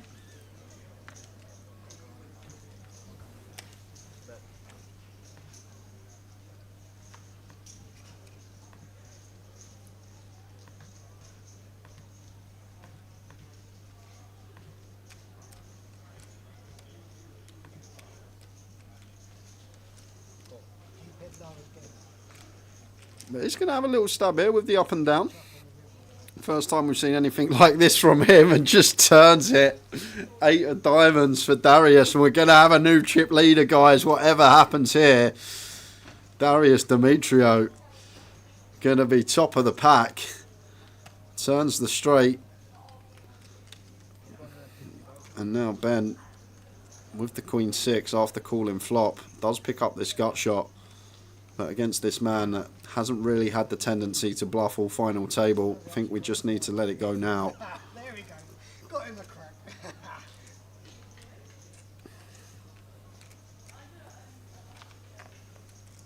Big blind special, mate. Got the straight. How do you do, Needleman? Hi, Jay. Just got home. See, we're down to the last 3 we're down to, Ian. Not 4. Towers having a prolonged break. I actually have no idea where he is.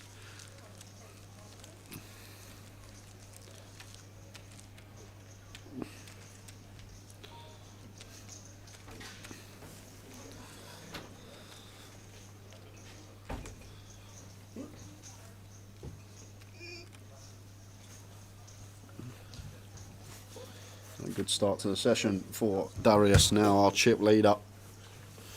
Oi, oi, oi. You forget the time. Chatting? Phil Baker. Phil Baker. And his missus met for the first time. And she says she watches the stream.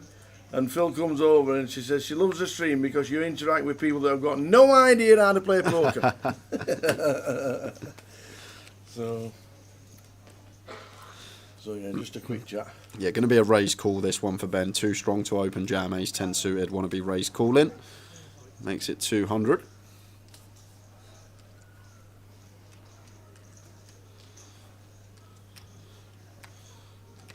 And I don't think Darius is going to shove the ducks. Looks like he has just landed on call.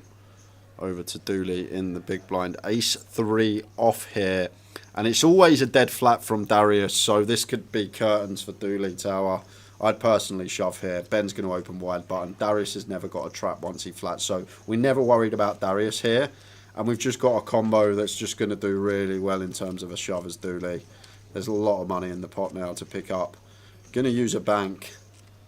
But as soon as Darius flats here, I'm just going to assign him a hand that can never call the jam. And then Ben's probably going to open like 70% on button. So we're just going to get like so many folds from Ben's opening range. Unfortunately, Ben actually having a hand here that would have to call off and have us dominated. But I really like jam here from Dooley Tower. And there it is.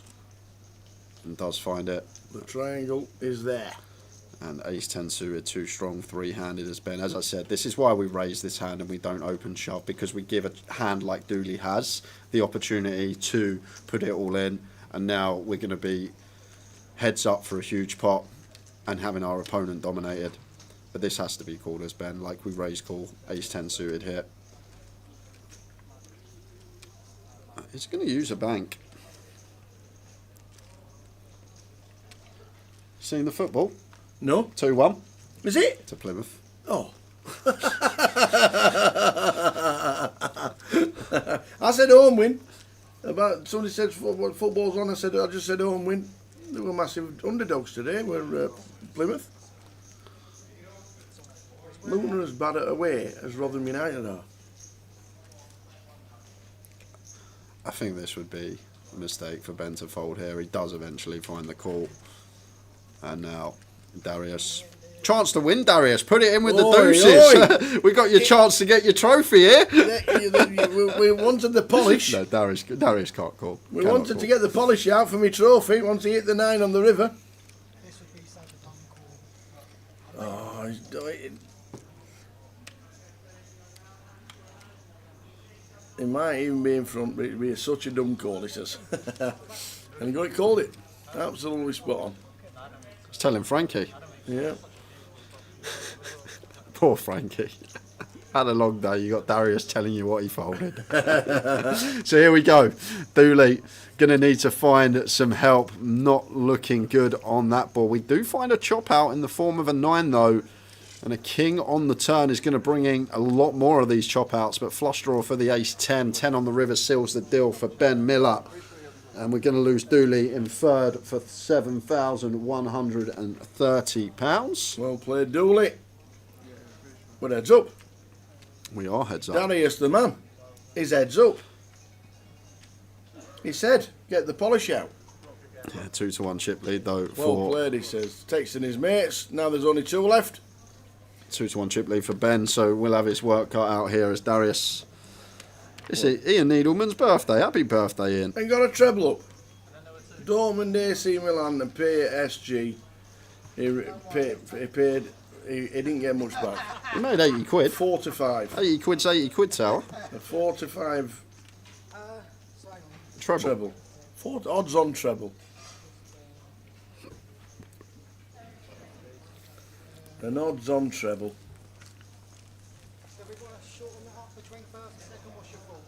If I did that tomorrow, there'd be an uproar. There wouldn't, because we might actually get it in for once.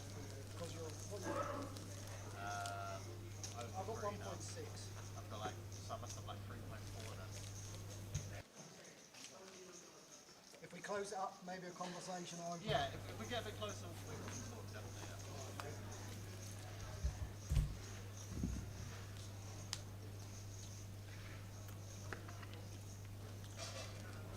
Okay, guys, blind, please. Be 100.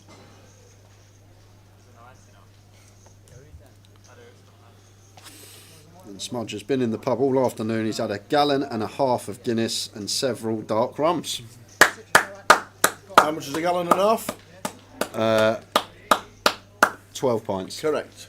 You remembered the gallon was 8. Yep, I did. 12 pints of Guinness, and I would call several 5. Is several not 7 though? Is that not what people say, Tower? No. Several is 7? I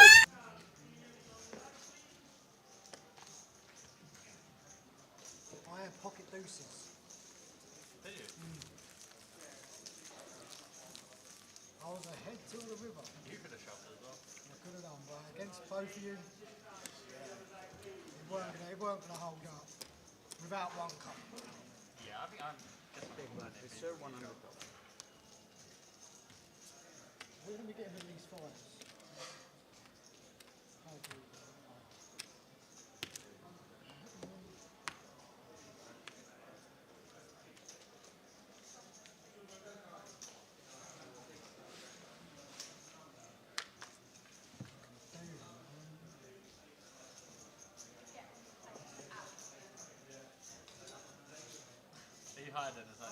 Ben on the button with a pair. Pair's good enough to jam heads up at this stack depth. And Darius has got ladies again. Here we go again. Heads up this time. It looks like the chip stacks are going to roll reverse. And we're going to have a chip leader in Darius Demetriou. Can Ben seal the deal, get the trophy, find a 4? 4 to win it. Sorry, 4 to... Yep, 4 to win it. Oh, not like that, it's not. Well, if he wins from here, it will be a highlight reel for the future. And that is dead on the turn. Not even a sweat.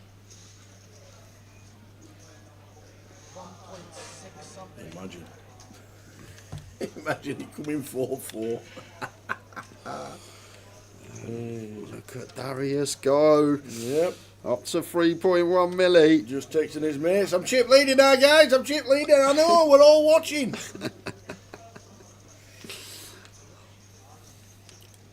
Darius Dimitriou, 3.1 mil.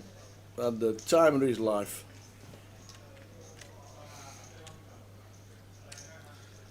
It's refreshing to see though, Tal. It's like you usually watch these high rollers, everyone's sitting there in the zone, just quiet, assessing everything, but Darius just there, just being himself, enjoying life. That's what we like to see, forget the poker. Absolutely. How we doing, Chris? Good run again, mate.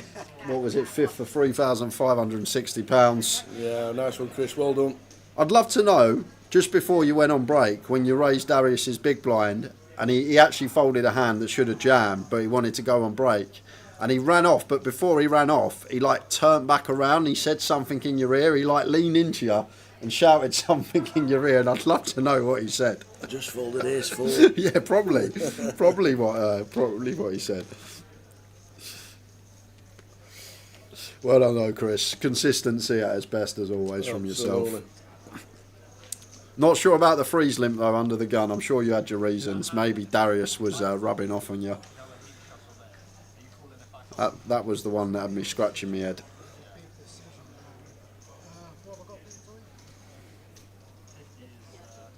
Plymouth battered Loon 3-1. I told you, home win. And they were 6-4.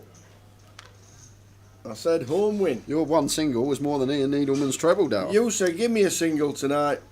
Can we do Tower's single? You said, I said, who is it? It says Plymouth Loon. I said, home win. I didn't back it. There we go. 3-1. Luton are as bad as Rotherham United are when they travel anywhere away to play football.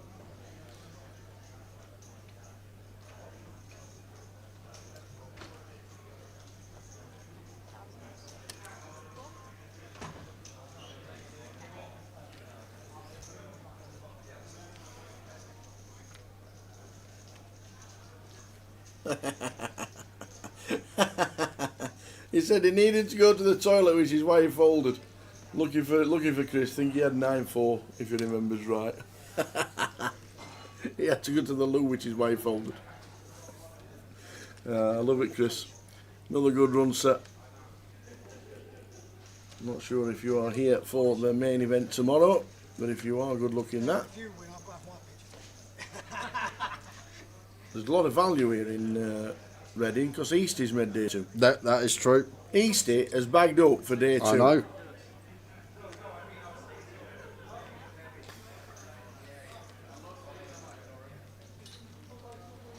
So 50 bigs in play. Should be this session, can't we? See, haven't we seen anything else apart from this sesh? Just depends on what time.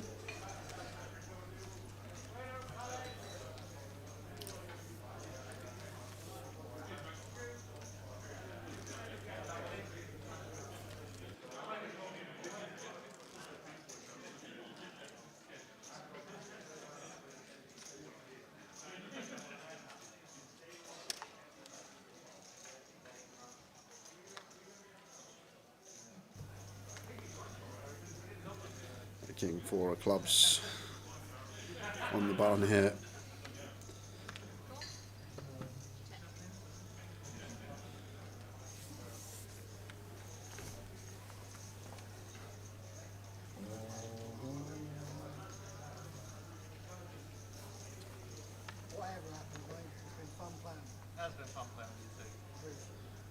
Chris is back tomorrow at the hotel. Ears are still ringing from sitting next to Darius all day. Yeah. Something you don't get very often, but even in a high roller, it's even less, you think. But Darius is loving life. Playing the high roller. Didn't satellite into what we could see.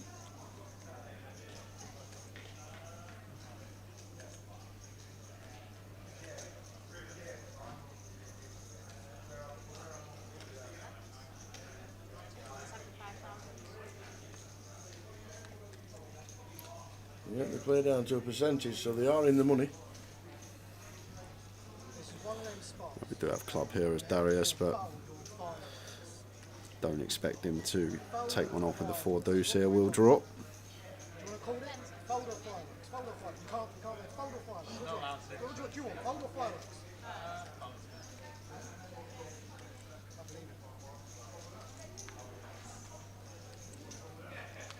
Fold the deuce 4.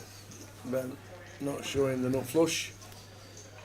So 2-1 chip lead now for Darius, what Ben started the heads up battle with.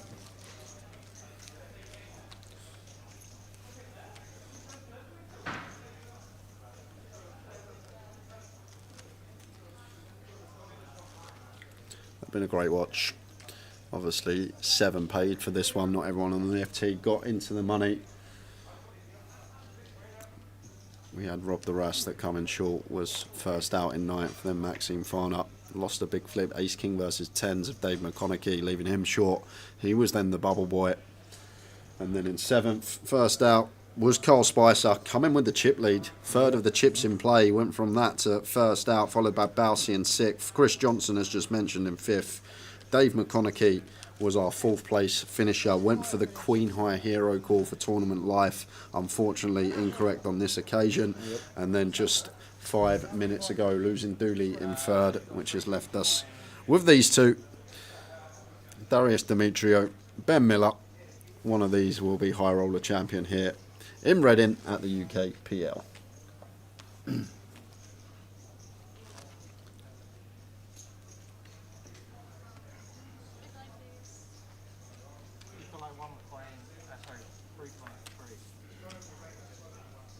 Still texting his mates. I'm on the feature. I'm heads up. Get the polish ready. There's only 2 left. 2 players, can't believe it, he says.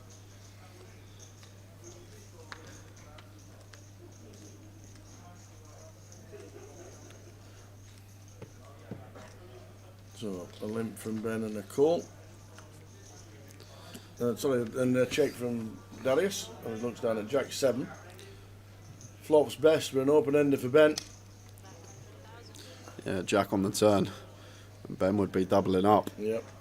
Even a 6 is just as good. Hard to make a pair. And heads up, obviously value increasing of our hands. Ben does cool.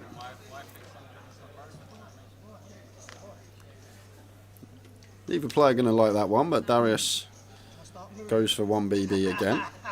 Quarter pot hit, and Ben just has to call with this price now tower with position.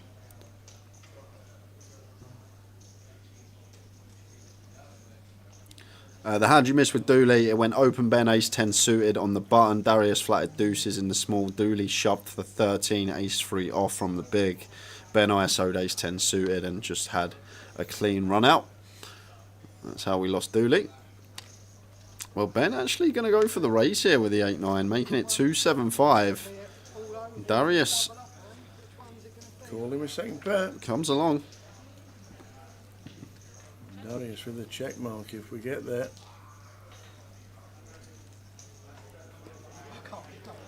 Has Ben got other ideas here, Tower? And he is going to go for the bluff with the 9 high.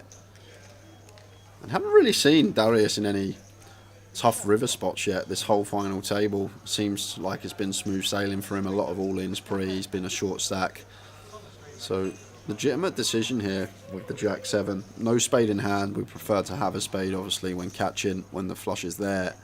But we also have a Jack, which, well, there we go. He does pay it off. He does call, and a 7 is good. And that is a big swing. 4-1 chip lead. Nod of approval from Ben, and Darius has come to play.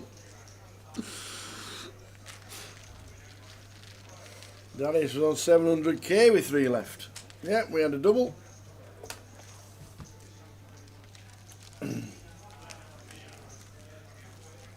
Ace 9 against ace deuce was a biggie.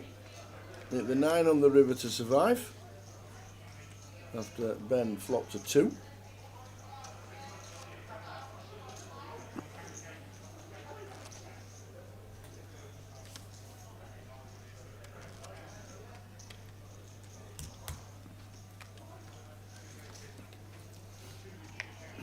It was all in on the bubble, wasn't it? Not the bubble, on the outer table. With 2 tables left. He was. We went over to the pan, didn't we? Yeah, we did. We had a double up. Give a big wave to the camera. Darius. Polish that trophy. It might stick. Yeah, he had aces versus the 7-8 of hearts of Carl Spicer. I remember now, and Carl's become Jack, Jack 6, 2 hearts. Had a sweat to potentially bust the tournament.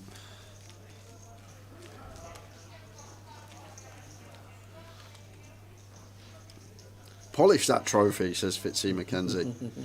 That's the other one. You know, we're speaking about words in the English language. Yeah. Reading and reading yesterday. Yeah. Polish and polish. What's that about? Tell you, it's bonkers.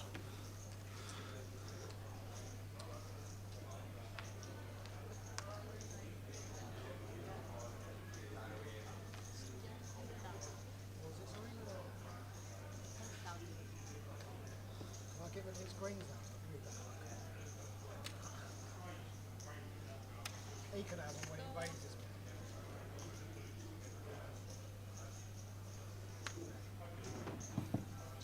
So Ben with the call, Darius with the check.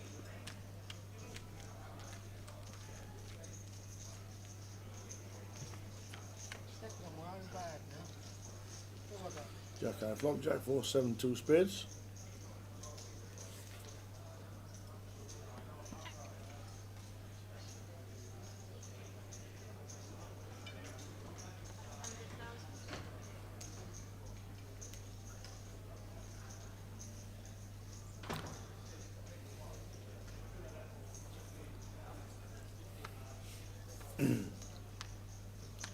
No giveaways this stream until Sunday, Claudium.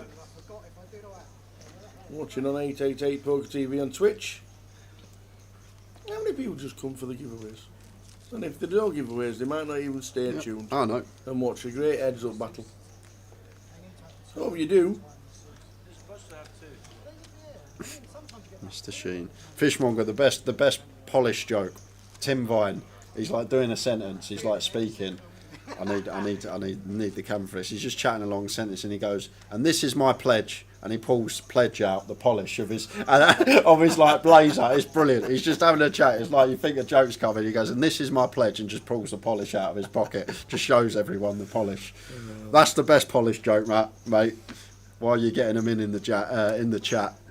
Do you know the best Polish joke? I don't know any Polish jokes. Same word. I don't think it would work the same. Ace Queen for Ben. Really like this from Ben. Just such a strong hand. Heads up, Ace Queen. Top end. Like, we want to try and potentially get some value. And can comfortably raise call. Darius does call with the Jack 7 of diamonds.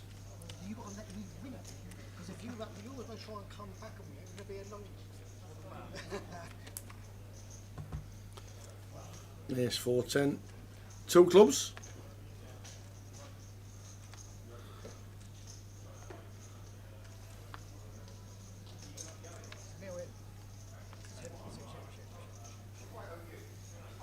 I'm just going to be C-bet fold. On to the next hand. On to the next.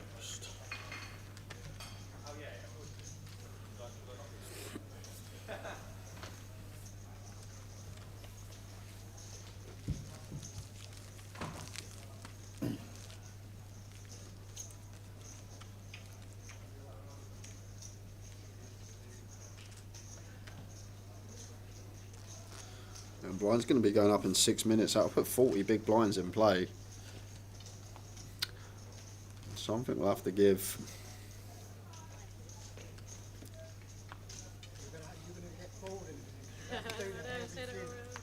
Every minute of that, I zone out very easily. Do it. Just play.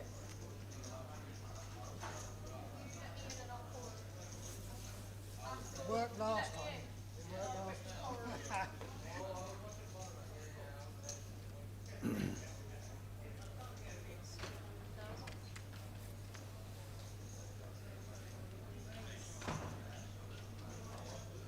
Ben trying to get the fight back. Had a great year as Mr. Ben Miller.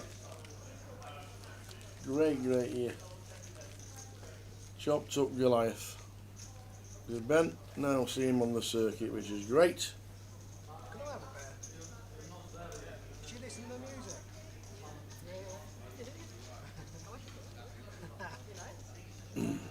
It was 55,000 he got, wasn't it? He was like 3 big blinds or something like that on the FT when they chopped it. He went, yeah, go on then.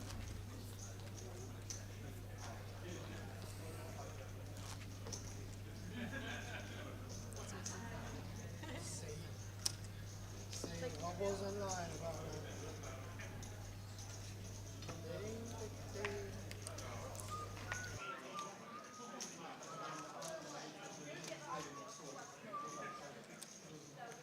I'm playing like I've got all the time banks in the world.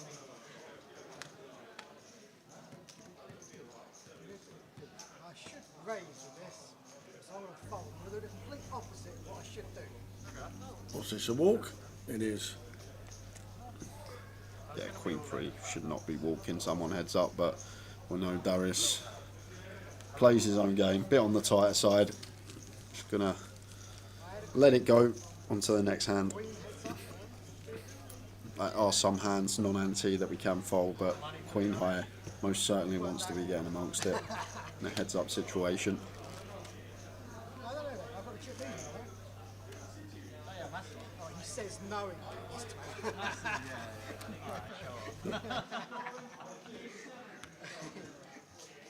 Now we haven't got that chance where we're about level stakes. If we do get level, then we'll have to just go. About 3.11. We'll check this one, please. Check.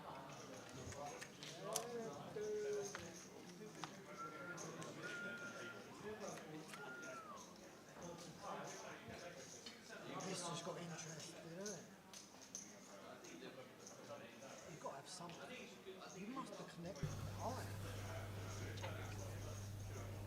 Jack 5, 6, 3. Ace, Jack, King, flop. Darius with the Jack. Loves his Jack, does Darius.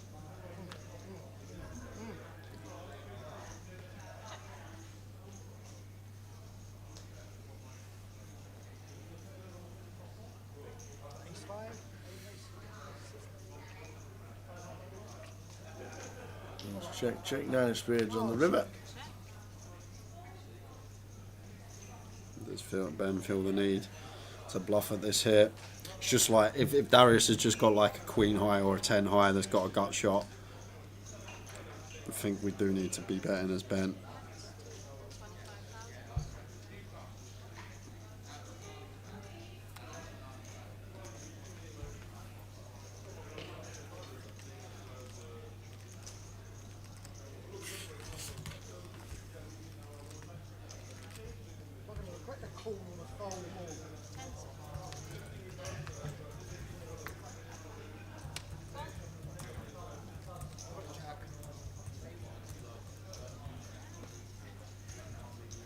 And all my boys, they're watching it, they'll be like, why did you fold that? I couldn't live with the comments later. I couldn't live with the comments later. It's their fault. It's their fault. Like, why did you fold the Jack thing? 10,730, 16,150. 2 players left. Ben Miller on the right. Darius Demetriou on the left.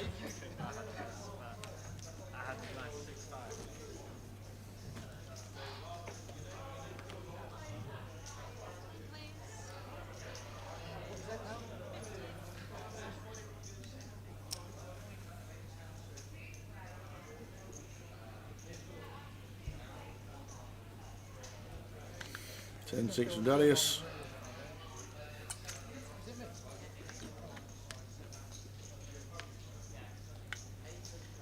That's my favourite hand, heads up. Okay. Oh, I'm excited now. This could be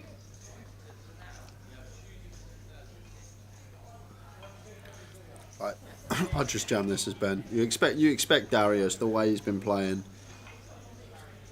Just sometimes you just got to think this opponent, a bit of exploit. If Darius has got a strong hand, he's not limping it on the button. We're making that assumption. We've seen how he's played this FT. Either way, he does flop the top pair.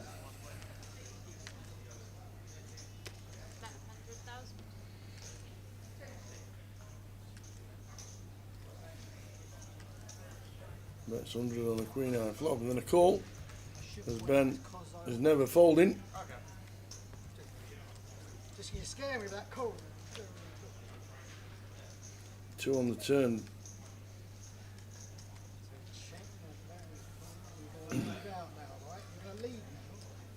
So Ben should check call.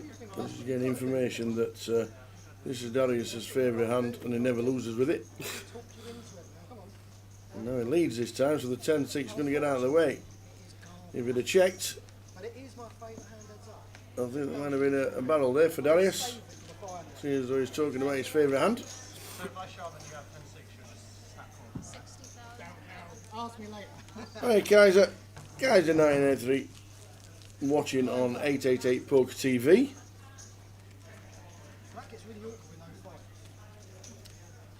So blind 60,000, 120,000.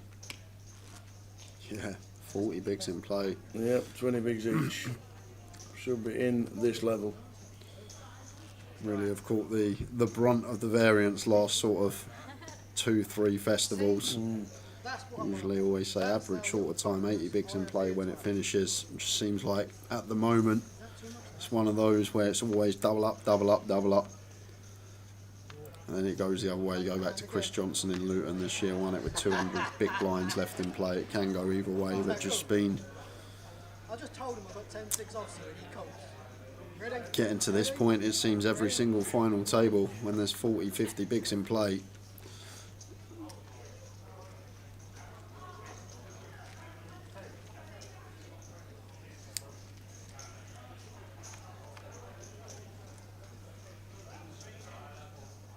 Middle pair. Queen high flop, queen 6-3.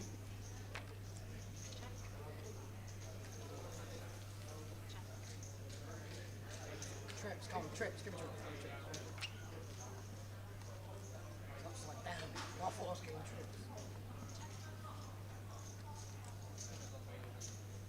Now, if I don't have 10-6, this is only going to work if I then bluff. So I'll wait for the river for that.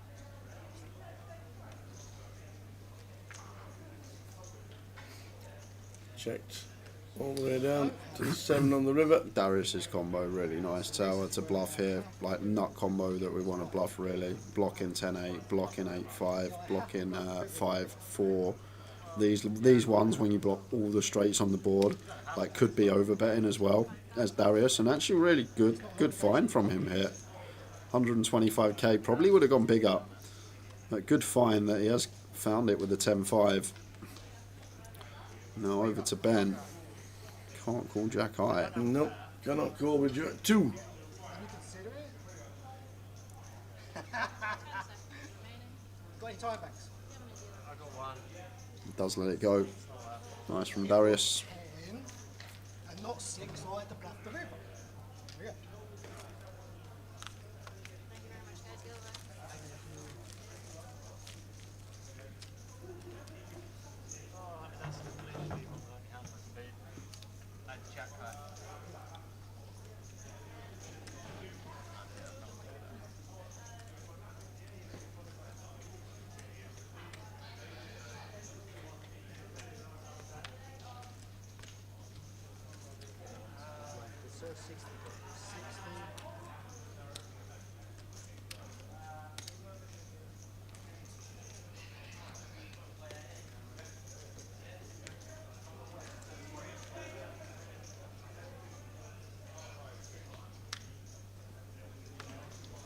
Would you believe it? So I'm going to see as many flops as possible with these two guys, Darius Demetriou and Ben Miller. But I do feel like Darius is going to be really unbalanced on the button, and like I'd like Ben to just attack against these button limps. Yep. Maybe Ben is thinking that we got the post flop edge, but why not just look at the edge rather than the post flop? If we think Darius's limp range on the button, well, we can, the problem is we can see it. Ben cannot. We get to see all the non-showdowns, but if we do come to that conclusion that Darius is not ever limping any strong hands on the button, then we can just shove so wide tower. I wouldn't shove any two, I'm not saying any two cards, but like the Queen 4-1 for Ben would 100% jam there versus the button limp. And I'd just like to see a bit more of that from Ben, perhaps. Maybe he's thinking, I just want to see flops and try and outplay and post and make good decisions post flop, but I think there's a way to potentially go a step further and eke out even more, just attacking these button limps that are weak to middling all the time.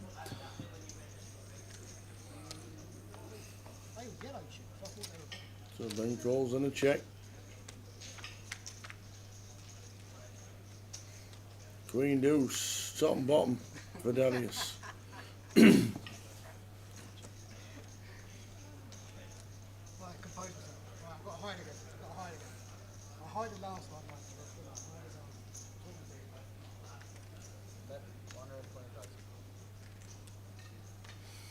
Better 120 from Ben.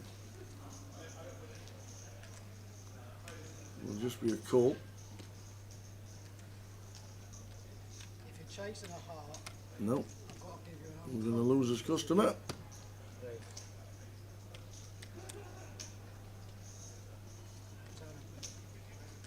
But Ben is getting this, which is really nice. He's getting a lot of hands shown to him. Yeah. He can see Nearly every hand. when he's getting shown, and Darius has been aggressive, it's a hand that wants to bet its value. And when he's folding and he's showing Ben his hand, it's a hand that doesn't have much, and these are the hands he's checking. So I just think as Ben, there's potential here, even with 10 big blinds, like just picking up a big blind when he limps button, all in, picking up a limps button again, pick up another big blind, all in. I'm just going to make that assumption if I was sat there. I just think the way to really try and chip away at Darius is attack these button limps. This is probably where he gets dealt aces and he limps button, but here 10-6 suited, he's going to limp on the button. And then if Ben's got any sort of suited hand, any queen, probably even eke into the jacks, I would, any king, any ace, I'm just all in because I know how often I'm going to be getting the fold. So like here is Ben, well this one's just obviously clear, but if this was like Jack 4 suited, I'm in. I'm all in against Darius. And look, once again, he's shown us his button limp. His middle into weak. What do you have? Nice.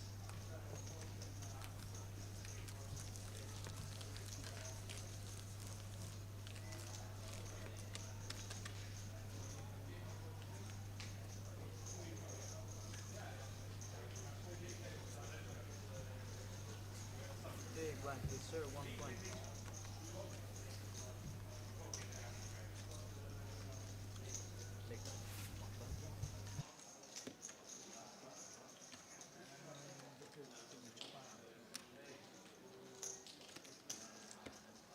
That'll be 121.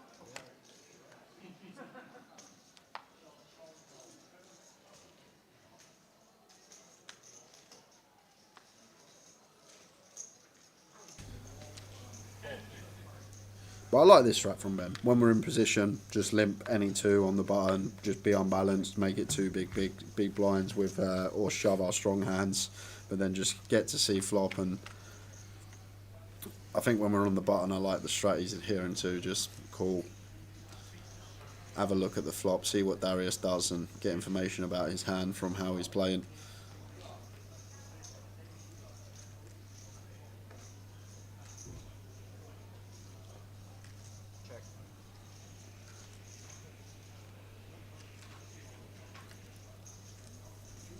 Check from Darius.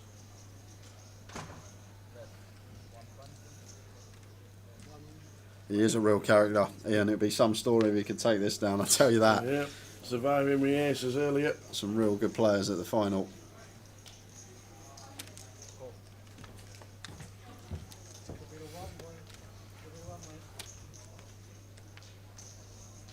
Seven on the turn, so Ben jumps out in front.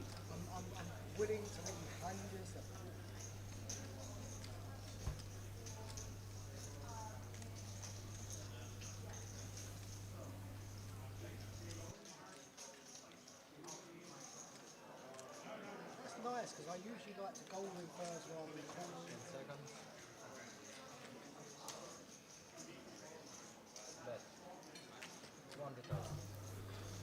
So check from Darius. Mid bottom pair, bet 200 from Ben. He turns the best hand and a fold.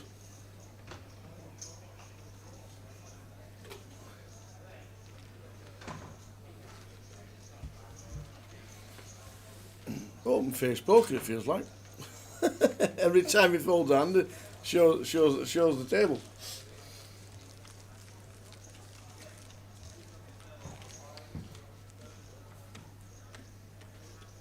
I wonder who he's talking to on the phone. Every single time. He might be working. Do you reckon? He could be working. I know. I've like there's people you see that are on like their phone. Bowsey's one that does some work at the table some of the time. Yeah. On his phone, sending emails. Either that, or he could be on IKEA looking for a trophy cabinet. Or some pledge. Yeah, some pledge.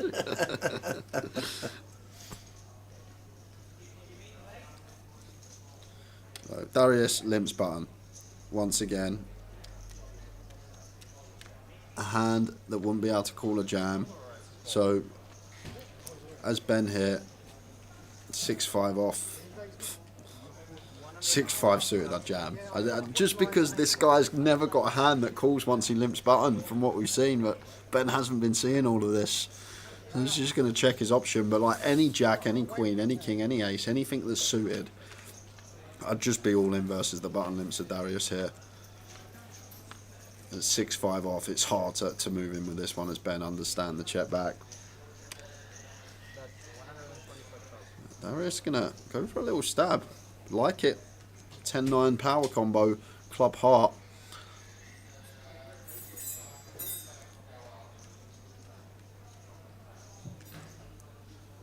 Yes, Brian. We will be there. Evening, Brian. How you doing, Brian? Sorry about this, mate. I know I said about 8:30. It's gone on a little bit longer. Big two can wait. But you can wait. We are potentially going to see Darius close this out. Exactly.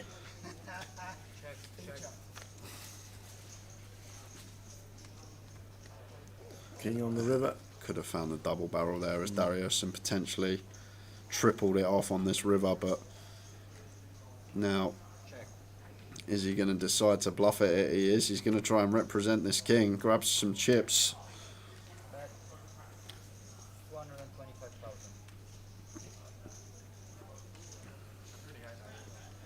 Now, question for Ben.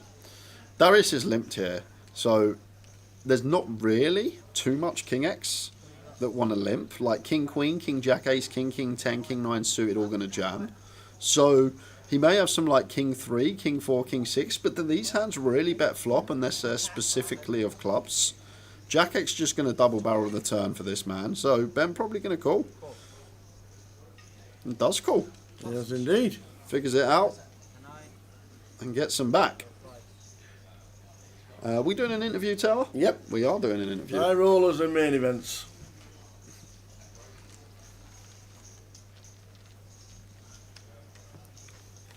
I told you were going to get back in. I'm trying to help you out. Thank you. Get back to level, then we make a deal. And then I get lucky with PG. I don't think I'm going to do it. Big blind, please. 120,000. And don't forget, Brian, if you are coming later, BYOC. 120,000. He's confident he can come back and do it. Bring your own cider. No, bring your own chair. Bring your own cider. Oh, do you know what? Tower's idea is good as well, if you fancy that. I don't really drink cider. I only like them fruity ones. Oh, yeah. Like the Copperbergs.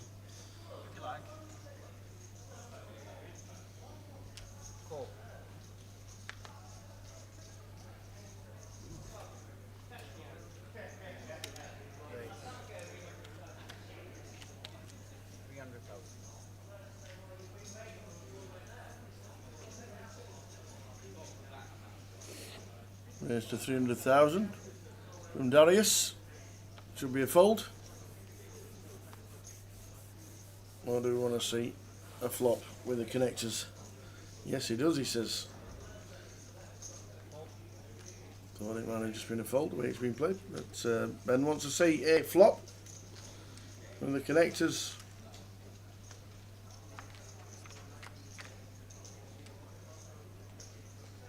Ten, 9, 7.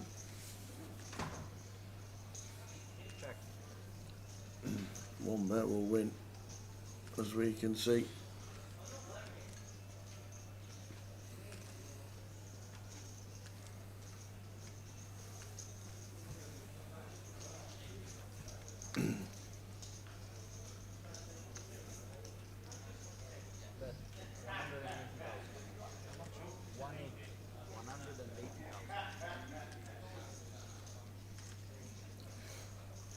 Gully math. I love cider me, but then I spent the night screaming in bed trying to go to sleep with heartburn and indigestion. Yeah, but that's probably after about 8 Guinness as well.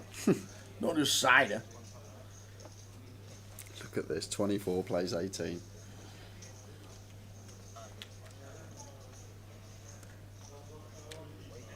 Yeah, that's my big blind up there. Yeah, that's my yeah, that's fine. Yeah, it was an extra yellow. Did he give you too much? Did he give you too much? No, I didn't. I put in my big blind because he was asking for change.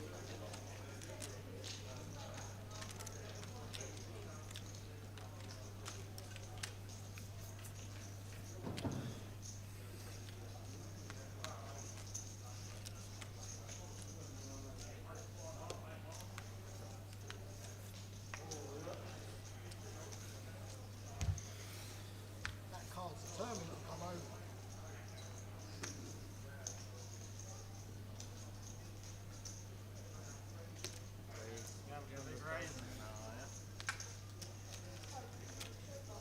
Said you don't want to be all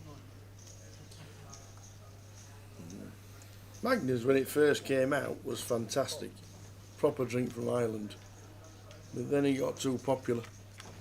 And they couldn't brew it quick enough.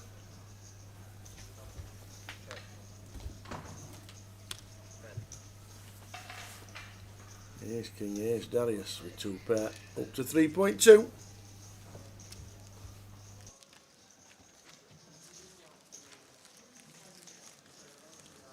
don't want to chop. I can't be friendly anymore. Sorry, you've done it to yourself. Still be friendly. I don't want to chop. I'm here for the people. Big blind, please. 120,000.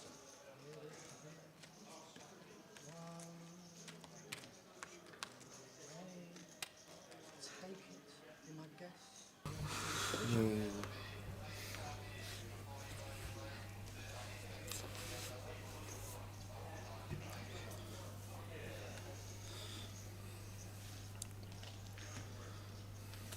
The 10-6.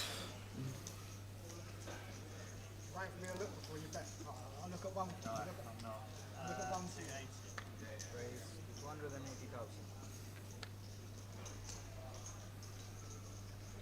280. Is it 280? Fall from Darius.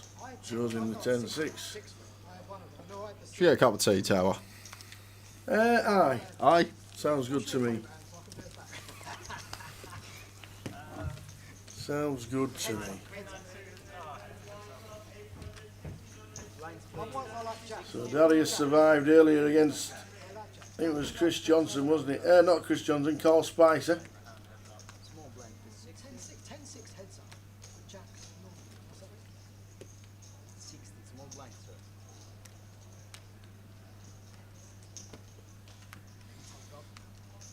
So it's massage you've been getting.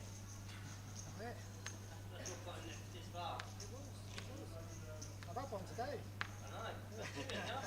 Oh, no, Wednesday, yeah. I asked for 2, she disappeared. Is it me? Yeah. Cool. Cool.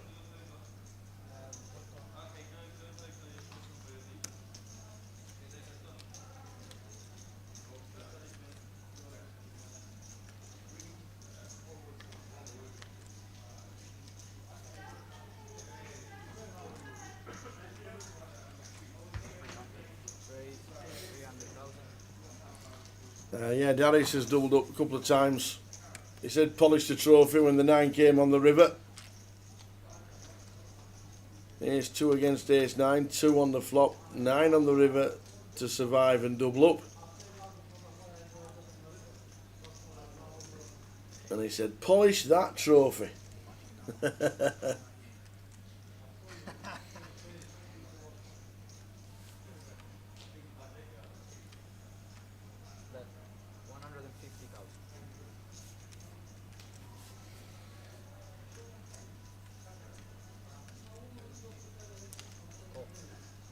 There, 150 from Ben with second pair. Back doors for Darius. We're now drawing to a king. Ben should bet again. We get 300, 320 maybe.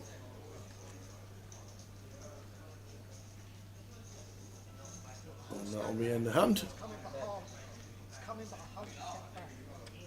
We're in minute 4.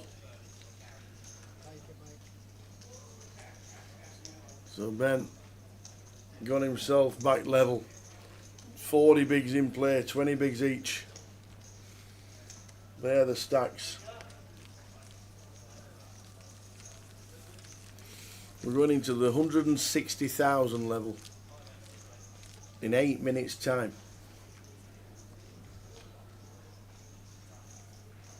We're like 30 bigs in play. Can't go on much longer. Bloody hope it don't. It's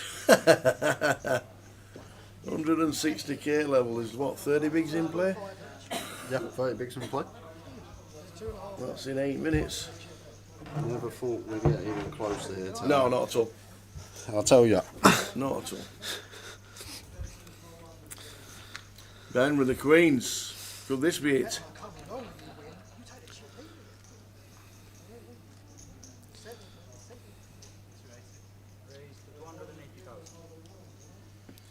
Raise, snap fold from Darius. So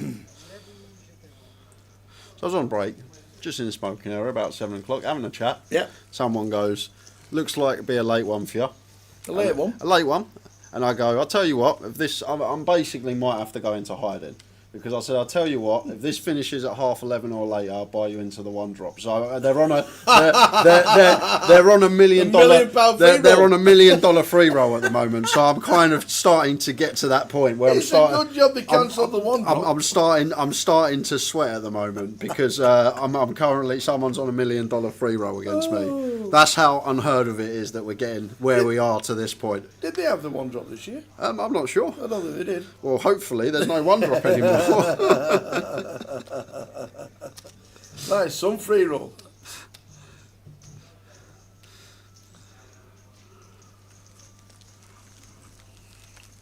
So if you don't see me, if this finishes after 11:30, you're probably not going to see me for a few years, guys. I'll let you know.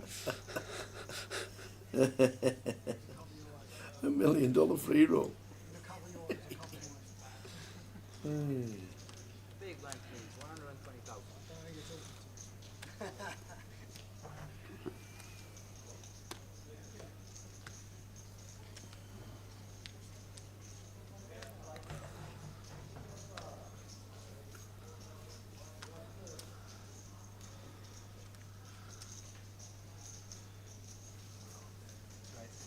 Raise 180,000.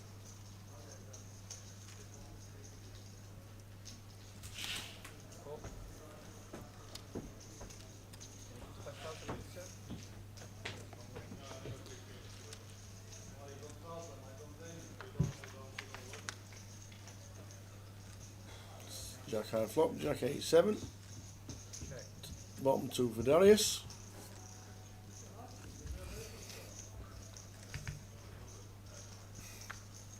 Should be a better call. 205. 105,000. 205,000. Raise. Raise to 6. It is indeed. Raise to 600 and then the hand.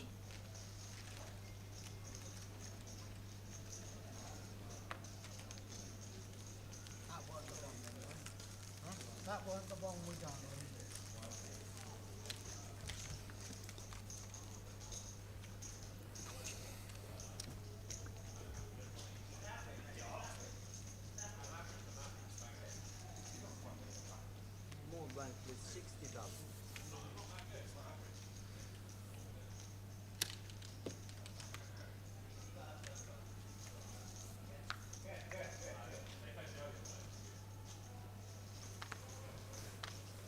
Yeah, but you're starting to realise what's been happening. You're absolutely right, Gilly. Men raising more hands. Has to be the aggressor. One of them's got to take the lead, or else this will never end. And I popped out for 3-4 minutes to the tease, but did we see Darius limp any strong hands on the button tower? Not strong hands. Not strong hands, okay. But once again, Ben should jam here then. Yeah. Should just jam. Wow, look at this though. Wow, this can't do nothing else but get in. This can't do anything else. This is Ben's. Equity 50% on the flop with Queen Eye.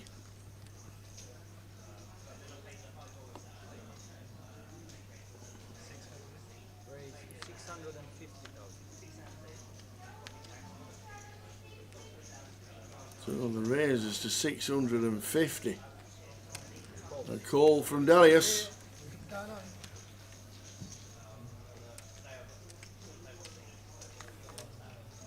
This is the 9 of diamonds. This could be it. Oh, it's a 9. Wow. It is a 9. Forget the diamond. The Yeah. offsuit one's even more painful. And flush doesn't get there. Ben checks, Darius checks back. Now Ben just has to move in. Yep, gonna go for the lot here. You expect tower. Has to move in. He'll get a snap call. And then Darius will be on about 900,000.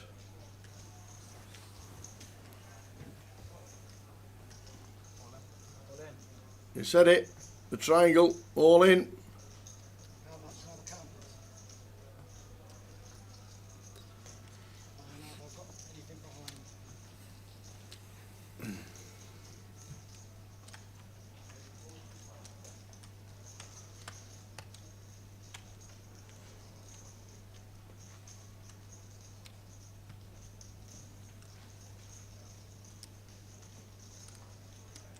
Just checking that he is chip leader. Is you're a million behind by if he loses. Yeah, I think we have to call Darius. We can't Have just to call call. straights. See the 7 against 2 pair.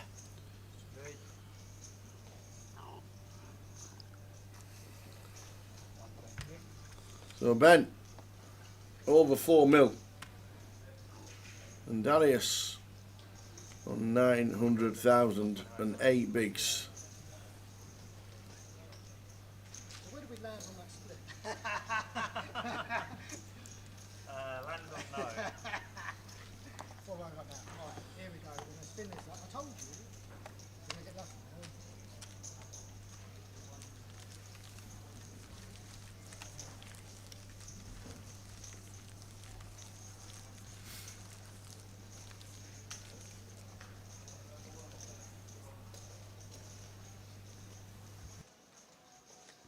Big blind, please. 120.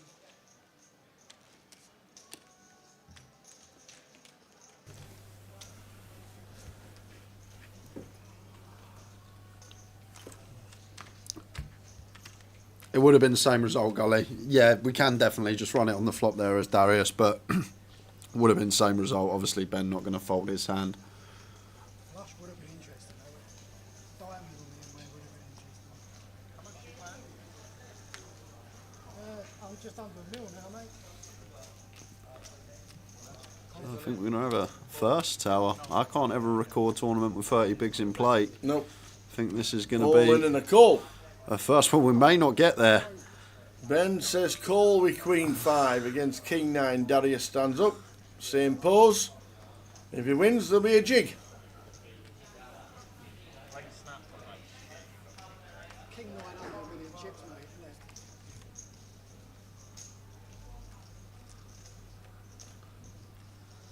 So needs to fade queens and 5s. And that's it. Just deads it on That'll the do turn it. with Dead it a on the king. turn. Double up, baby. Darius back to 1.5 milli.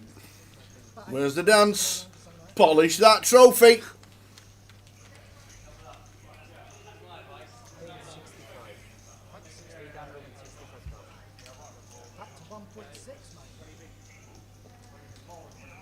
There it is.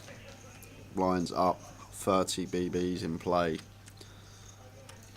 Lines of 160,000. Right, blends are up 80, 160. He was not expecting I this. can't recall ever being at this point in 6 years tower. I would have laid 50 to 1 probably to get to this level. You've laid 1,000,000 to 1. Well, yeah, I know. Well, I've laid 1,000,000 to 1. If we're not done in 45 minutes, if we get to 200k, 250k, I'm doing a milli. Well, I'm not. I'm doing a runner.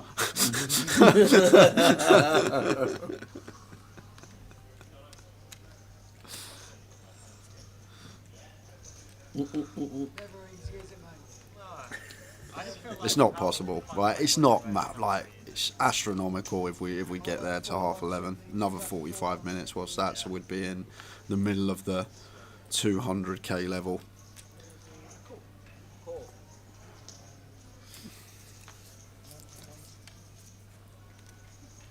Like, I just jam here as Ben. Every single time Darius limps a button, he's never got a hand. He's never got a hand that can call an all in. I don't know if he's getting any information fed via the stream, but every single button limp from Darius has been a hand that can't call a jam. So why not just exploit the hell out of it? Like I say, Ben may not be aware, but he's getting shown a lot of hands as well, which helps with information. But sometimes you just got to think outside the box. I know we're really short here, and obviously good volatility is high, but still there is potential to eke some edges out and exploit. And if we know that the limp on the button's never calling the jam close to 100% of the time, then why can we not jam close to any 2 cards and just keep picking up these button limps? And I'd love to see Ben start adjusting to them, but I've not seen it once yet.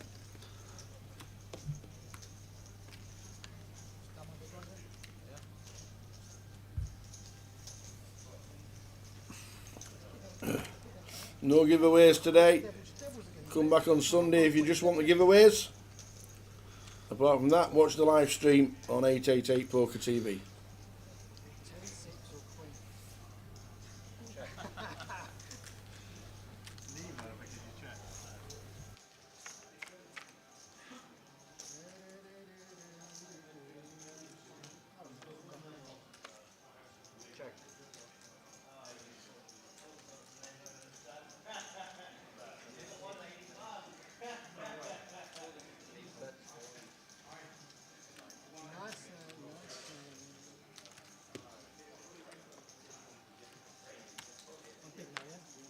So 20 bigs and 10 bigs. 30 bigs in play. Never been known on stream. When's the next cash game coverage? We think in Coventry, but we'll let you know, Thomas. But we do think in Coventry.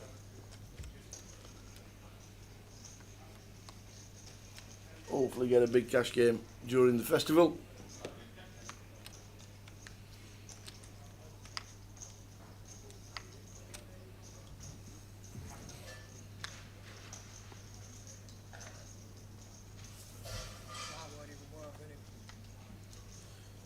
So an hour and a half we've been heads up. I just checked.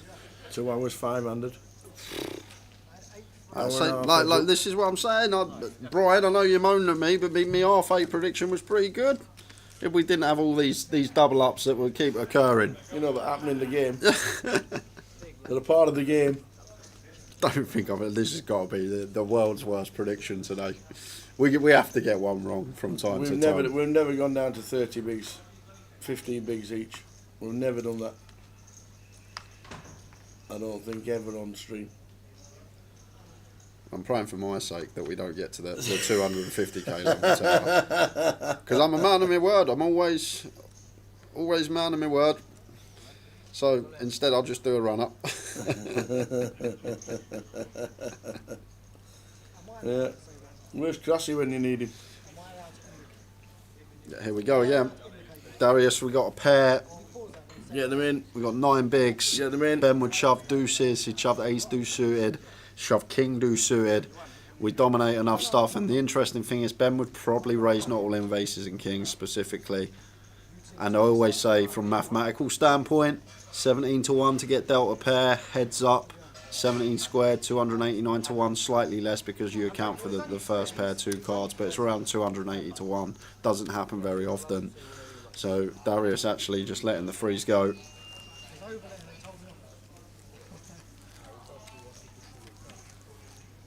Gilly, be quiet, or else Bradford City are going in. Did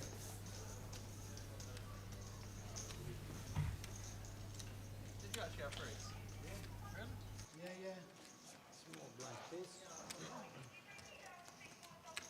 You'll see it on the screen, mate. Seriously, have fruit.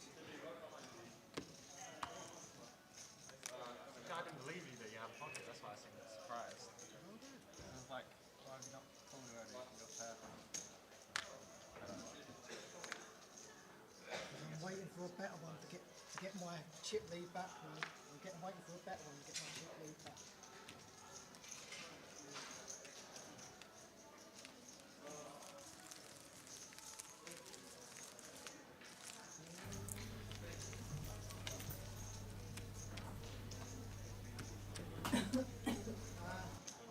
Big blind. Big blind. I could do with some, maybe. You got some 200 in yellows or something?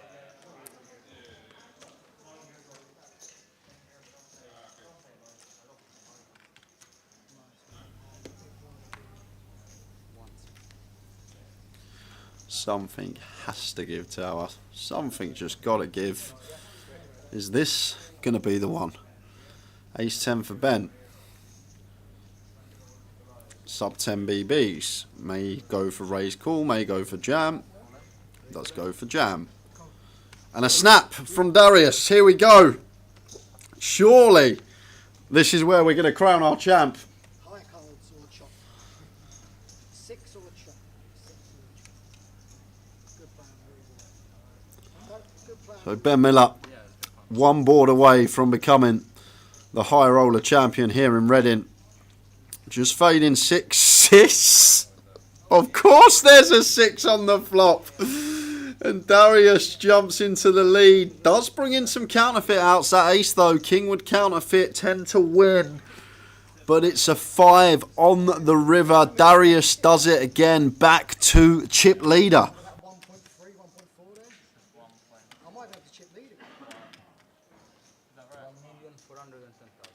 Yeah, I've got a chip lead again.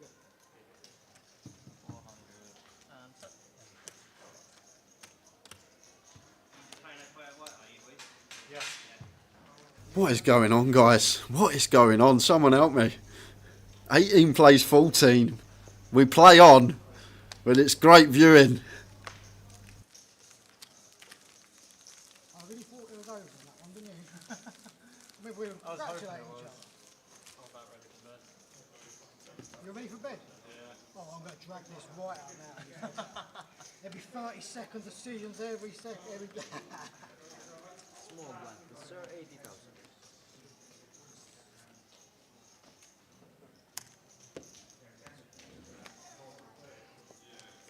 I was saying one good look. I was having one last look at the trophy. I was kissing it goodbye. The show must go on. How many 6 in this deck? And Darius probably going to limp button. It'll be limp or fold for him. You're looking at me. I must be. Looks like it's just going to give Ben the walk.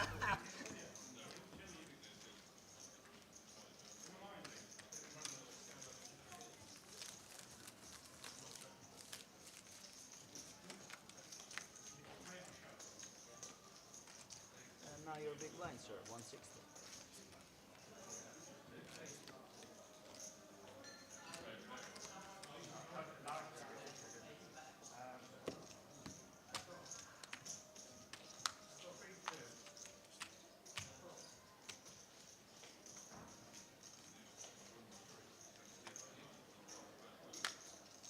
Is it me or him? King Geo says Ben's got to be stressed by now. Hard to take. Raised to 350,000. What have I got now? 160. 350? Go on. And just the aces for Ben. I think this is the third time Ben's had aces on the final table, may even be more. Had kings twice as well, so that's aces 3 times, kings twice, but didn't get any action the previous 4 times with the premiums. Gets a call from Darius here, but this could have gone in pre. How's this not gone in pre from Darius? Where's the jam, my friend? He finds a well-timed flat, and it could have been a double up from Ben on another day, but somehow Darius just chooses to call King Jack at this stack depth, heads up, and now probably going to get away from it, Town. The man can dodge bullets, I'll tell you that. How does he do it? How does he not even just like get his single bet in there with King Jack? Ben Miller, now chip leader. Darius on 15 bigs, 30 bigs in play. 30 bigs in play. That could have been game over, but it wasn't, as Jay said. Unbelievable.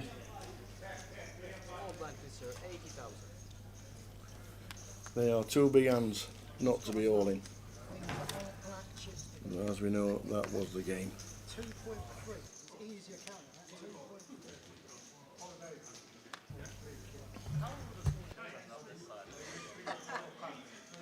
He's cool. Wizard. That could have saved Jay a million, but it didn't. Thanks, Tower. I'm just reminding you, just keeping it real. I wouldn't mind, but I know that I know they watch the stream, and I know they'll come in the chat and ask for it. This is the problem I've got, because I'm going to get hounded for the money otherwise. I'm sweating here, Tower, honestly. I will have to disappear.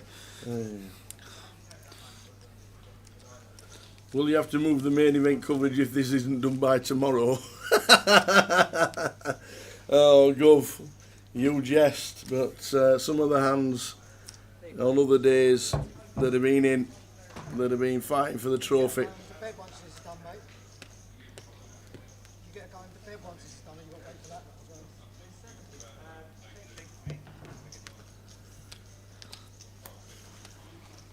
So the 160,000 level that shouldn't exist in this comp, but it is. We've had a all in and a call and a double up, all in a call and a double up, all in and a call and a double up. We've had limp, check. When did Cole Spicer go out? In 7th. Cole Spicer, we lost him at 6 o'clock. 6 o'clock? Yep. Really? Yep. And then we lost Balsey at 6:30, and then we didn't lose Chris Johnson until 8:30, and then we lost Dooley at 20 to 10. Okay. And it's 11 p.m. Oh yeah, we come back free-handed this session. Sorry, I forgot Dooley was there for a bit. It just... seems so long ago.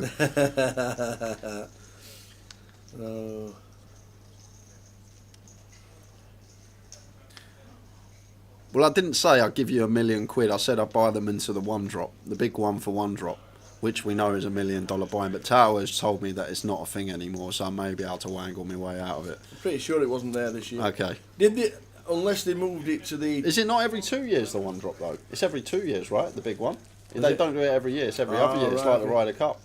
So basically, when the schedule comes out in April for the World Series, or the end of March... Yep. Then the sweat's on. Well... because you did say, I'll buy you into the 1-drop next year. I didn't say next year. I didn't say next did you year. not? I just said I'll buy you into the big one. Well, what I said when they said to me, it looks like it's going to be a late one for you, Jay. This is when it was about 6 o'clock. And obviously I look at the structure, I just laugh. I go, very funny. If I tell you what, if this finishes past 11:30, I'll buy you into the 1-drop next. Well, I didn't say next year, but it's not going to happen. We're all right. Because... Darius, you're going to... Double. The old 7 deuce. Ben's going to get him. This hand. It's going to come deuce, deuce. The whip gets to see a flop.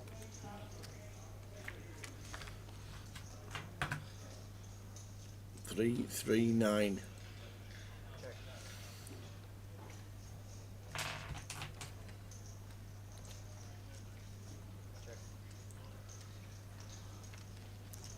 But the only reason I offered that free roll is because in my head it was impossible. Yes. Like it wasn't a thing. It was impossible. I wouldn't offer out a free roll that I didn't thought was mathematically possible. But it turns out it may just be possible. Astronomical, but not impossible. Who was the bet with? Doesn't matter. I know he's probably watching right now, rubbing his hands together. Maybe he swapped 50% with Darius. Yeah, maybe he did. Maybe he did swap 50% with Darius. Or done 33 with Darius and 33 with Ben.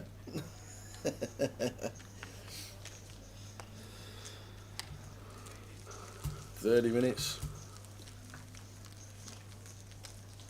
Well, we've got 14 minutes to get to the 200k level and 10 bigs each.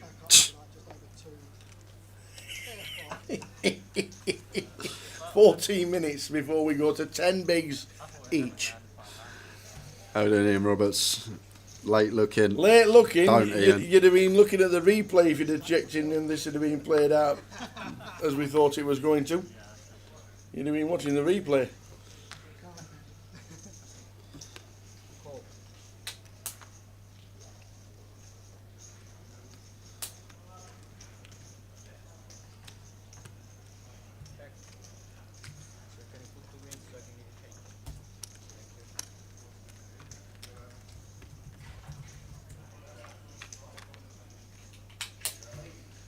Ace high flop, ace queen 2.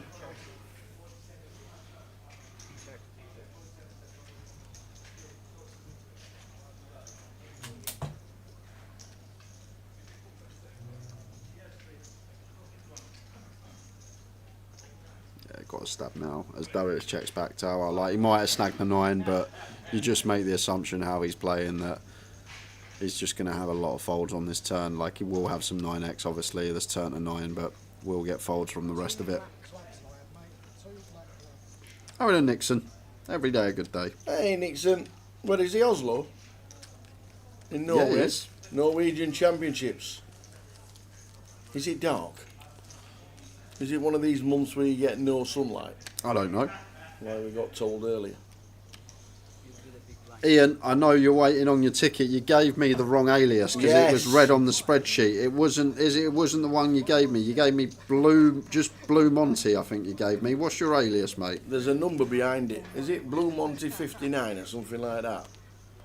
Or blue something like that. You told me Blue Monty and it come up red when I got here in Reading. So just let me know what your actual alias is, and I'll make sure you get that €25 sent.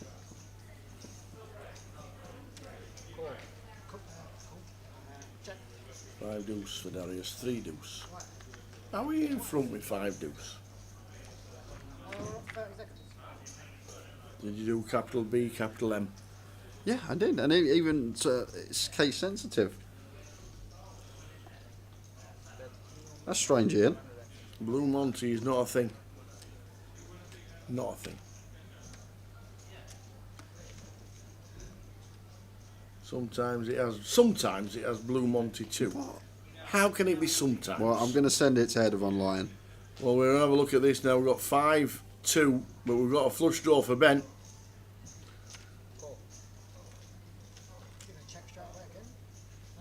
We have a flush draw for Ben, and now we've got a flush draw for Darius.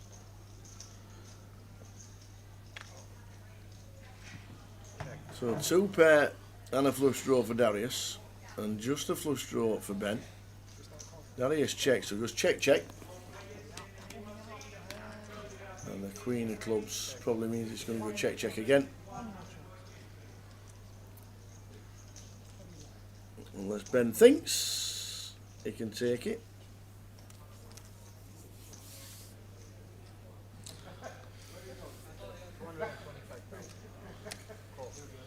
Yeah, nice call from Darius. Yeah. Calls correctly. It does indeed. Nice call. There we go. Ian Roberts goes, I'm logged in right now. It's Blue Monty, exclamation mark, exclamation mark, exclamation mark. And then he puts underneath, oh, Blue Monty 2. dot, dot, dot, dot, dot. We'll get it sent to Blue Monty 2, Ian. Well done. He might be able to 6-bet, just don't know his name. 6-bet Ian.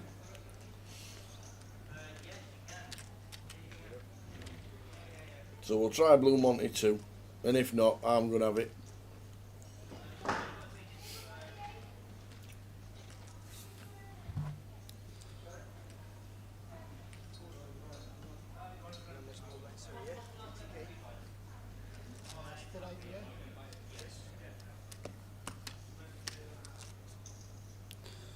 New dealer, says Neil. Maybe in the new deal I would deal out some carnage for us.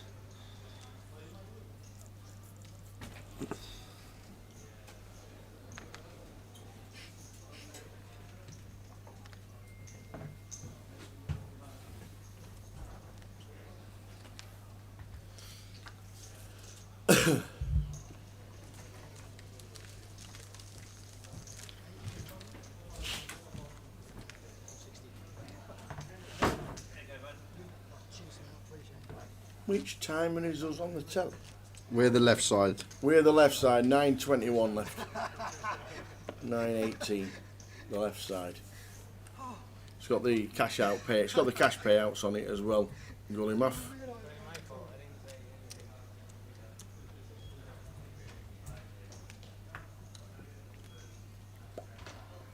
I done that in a cash game a few weeks ago. You've been there half hour before the theatre change. This is a usual thing. So Ben with King 7. Raising up. Makes it 320. Or 350 is minute. Yes, 7 for Darius. Got a jam. Where's the jam? Got to jam. Where's the jam, man? That's why he's going to owe $1 million. How did it not go all in pre-flop there? It's exactly right. It's exactly right, Darius. Why does it not go all in pre-flop? Oh, it's me.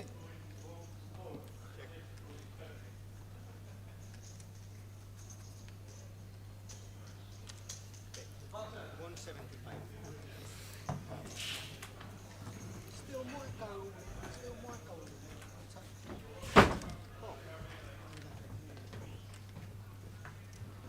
Looking at the camera, it says he still might go all in. Well, this could be. Imagine a spade on the end. Absolutely. A spade on the river here. We're going to be seeing Darius doubling up and Ben on fumes.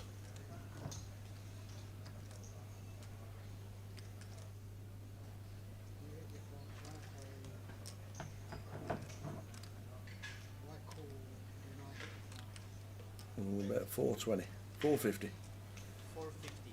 450 and a call. If we see a spade on the river here, we're going to have a massive, massive pot, and Ben is going to be down to 3 bigs. Yeah, but even if we don't see, wow, well we it do. Is. Darius. Nasty, nasty, nasty, and Darius shows the call. The ace of spades, and Ben's like, "How are you supposed to have the ace of spades? You shove an ace pre. You can't have the ace of spades. You're not allowed to." And now he's giving him a little dance, a little victory dance. But it's not over yet. Ben could potentially still spin this up. How have we got the ace of spades in that spot? Says Ben, who's down to 4 big blinds.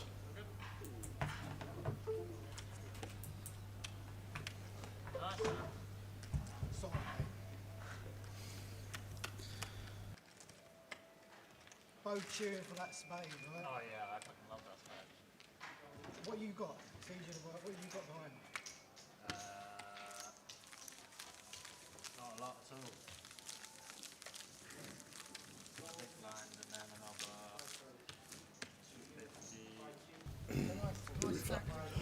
250. So 6 minutes left on the clock, as you see there, Gilly on the left hand side. And a big hand for Darius. Yep, we've got a 20-minute sweat. Tell you what, if Ben doubles up, this sweat's going to be real. I didn't think it was mathematically possible to have to get to this point. No. No, we are 5 minutes away from 10 bigs each. I said it would end on my favourite. This is 10-6.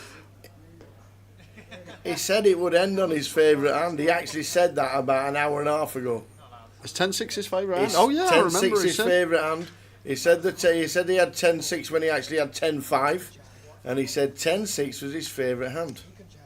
Well, somehow, if this is the last hand, this is fate. So somehow at 3 bigs effective tower, heads up, we're going to a flop with chips left behind to bet. Here we go. Oh, and they both snag a pair. This has to be in from Ben. It has to be. You can't check call.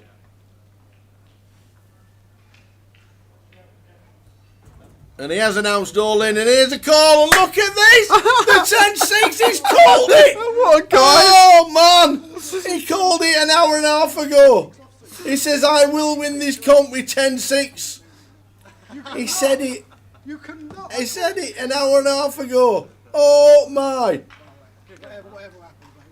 Oh, my. He'll be rewatching this forever and ever and ever if there's not a 9 or a deuce. This is $1 million hand.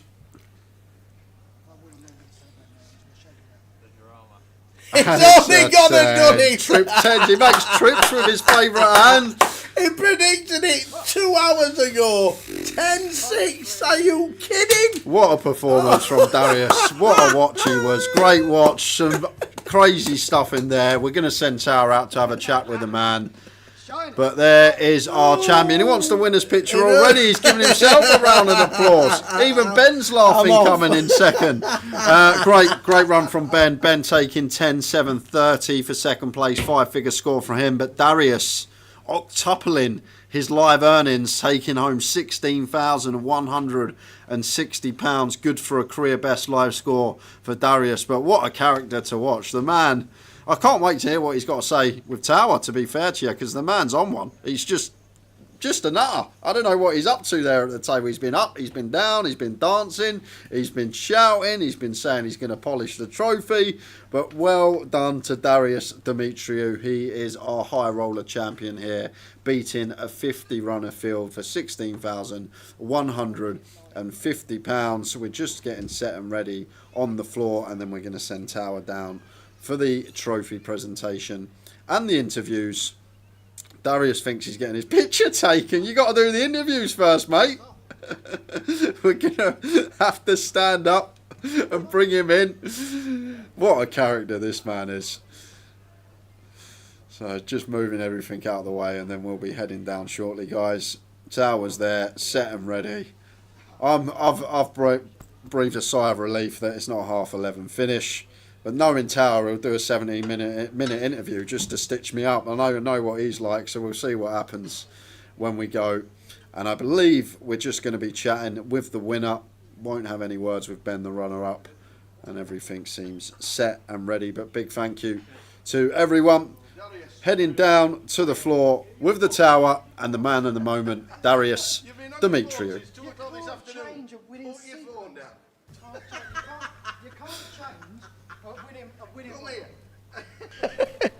About 9 hours you've been on that phone. Oh. We can go another 10 if you want. But you did say polish that trophy. Polish, and I didn't see it come out. I'm still waiting for that dust. It's on its way, don't worry. It's on its way. We had a video of you on one of the outer tables, aces, to stay in the comp. Yeah. There was 10 left. I was down to 100k and just hanging in there waiting for the final table, waiting for the feature, waiting for it to go 9-handed again. 5-handed was crushing me out there, just surviving, chipping away. Are you a local to here? London, mate. London. Regular in the Hippodrome. All right, okay. Regular in the Hippodrome. So why have we never seen you on the high roller tour before? Why ready? Breakout year, mate. Lovely. Breakout year. I like it. I'm going everywhere now. You play with a smile on your face? I play with a smile on my face.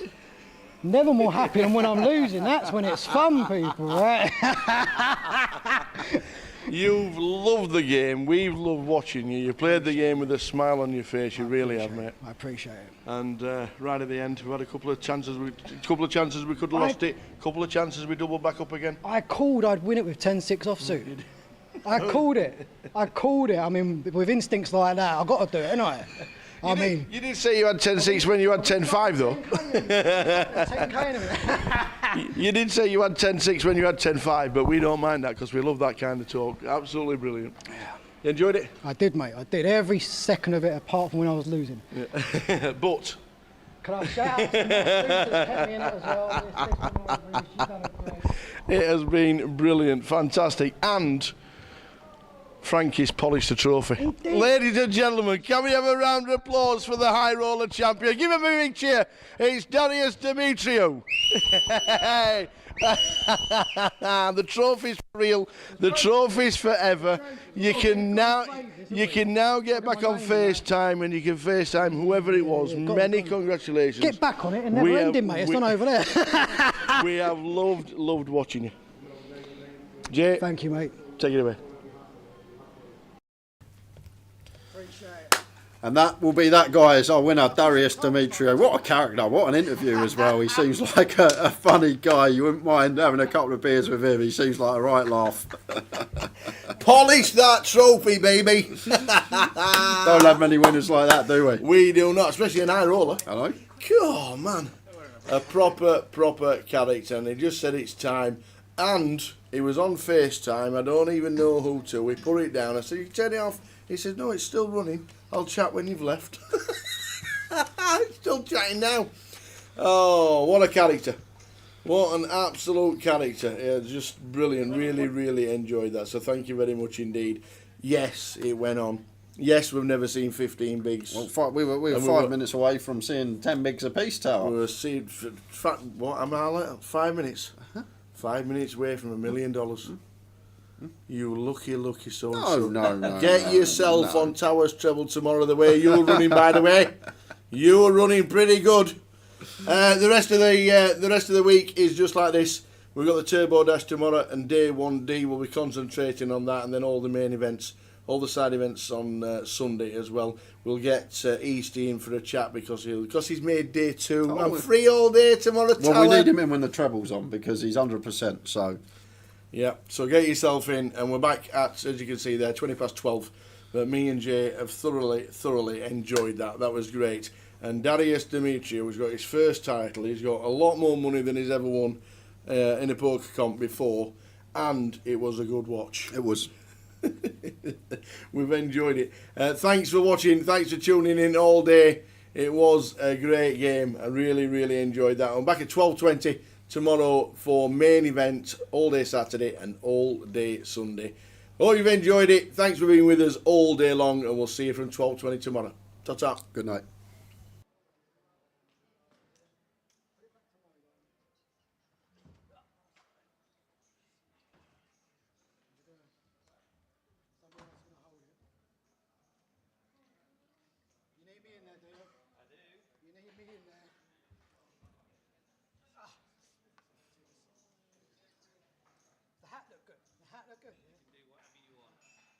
I'll hide under the table again. No. That wouldn't work, would it?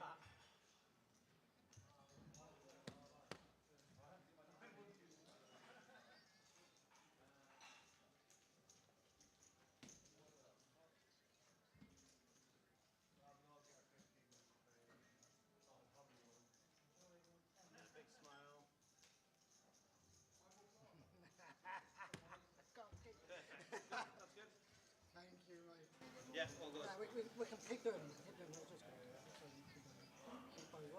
I'll keep spinning round. I'll keep going.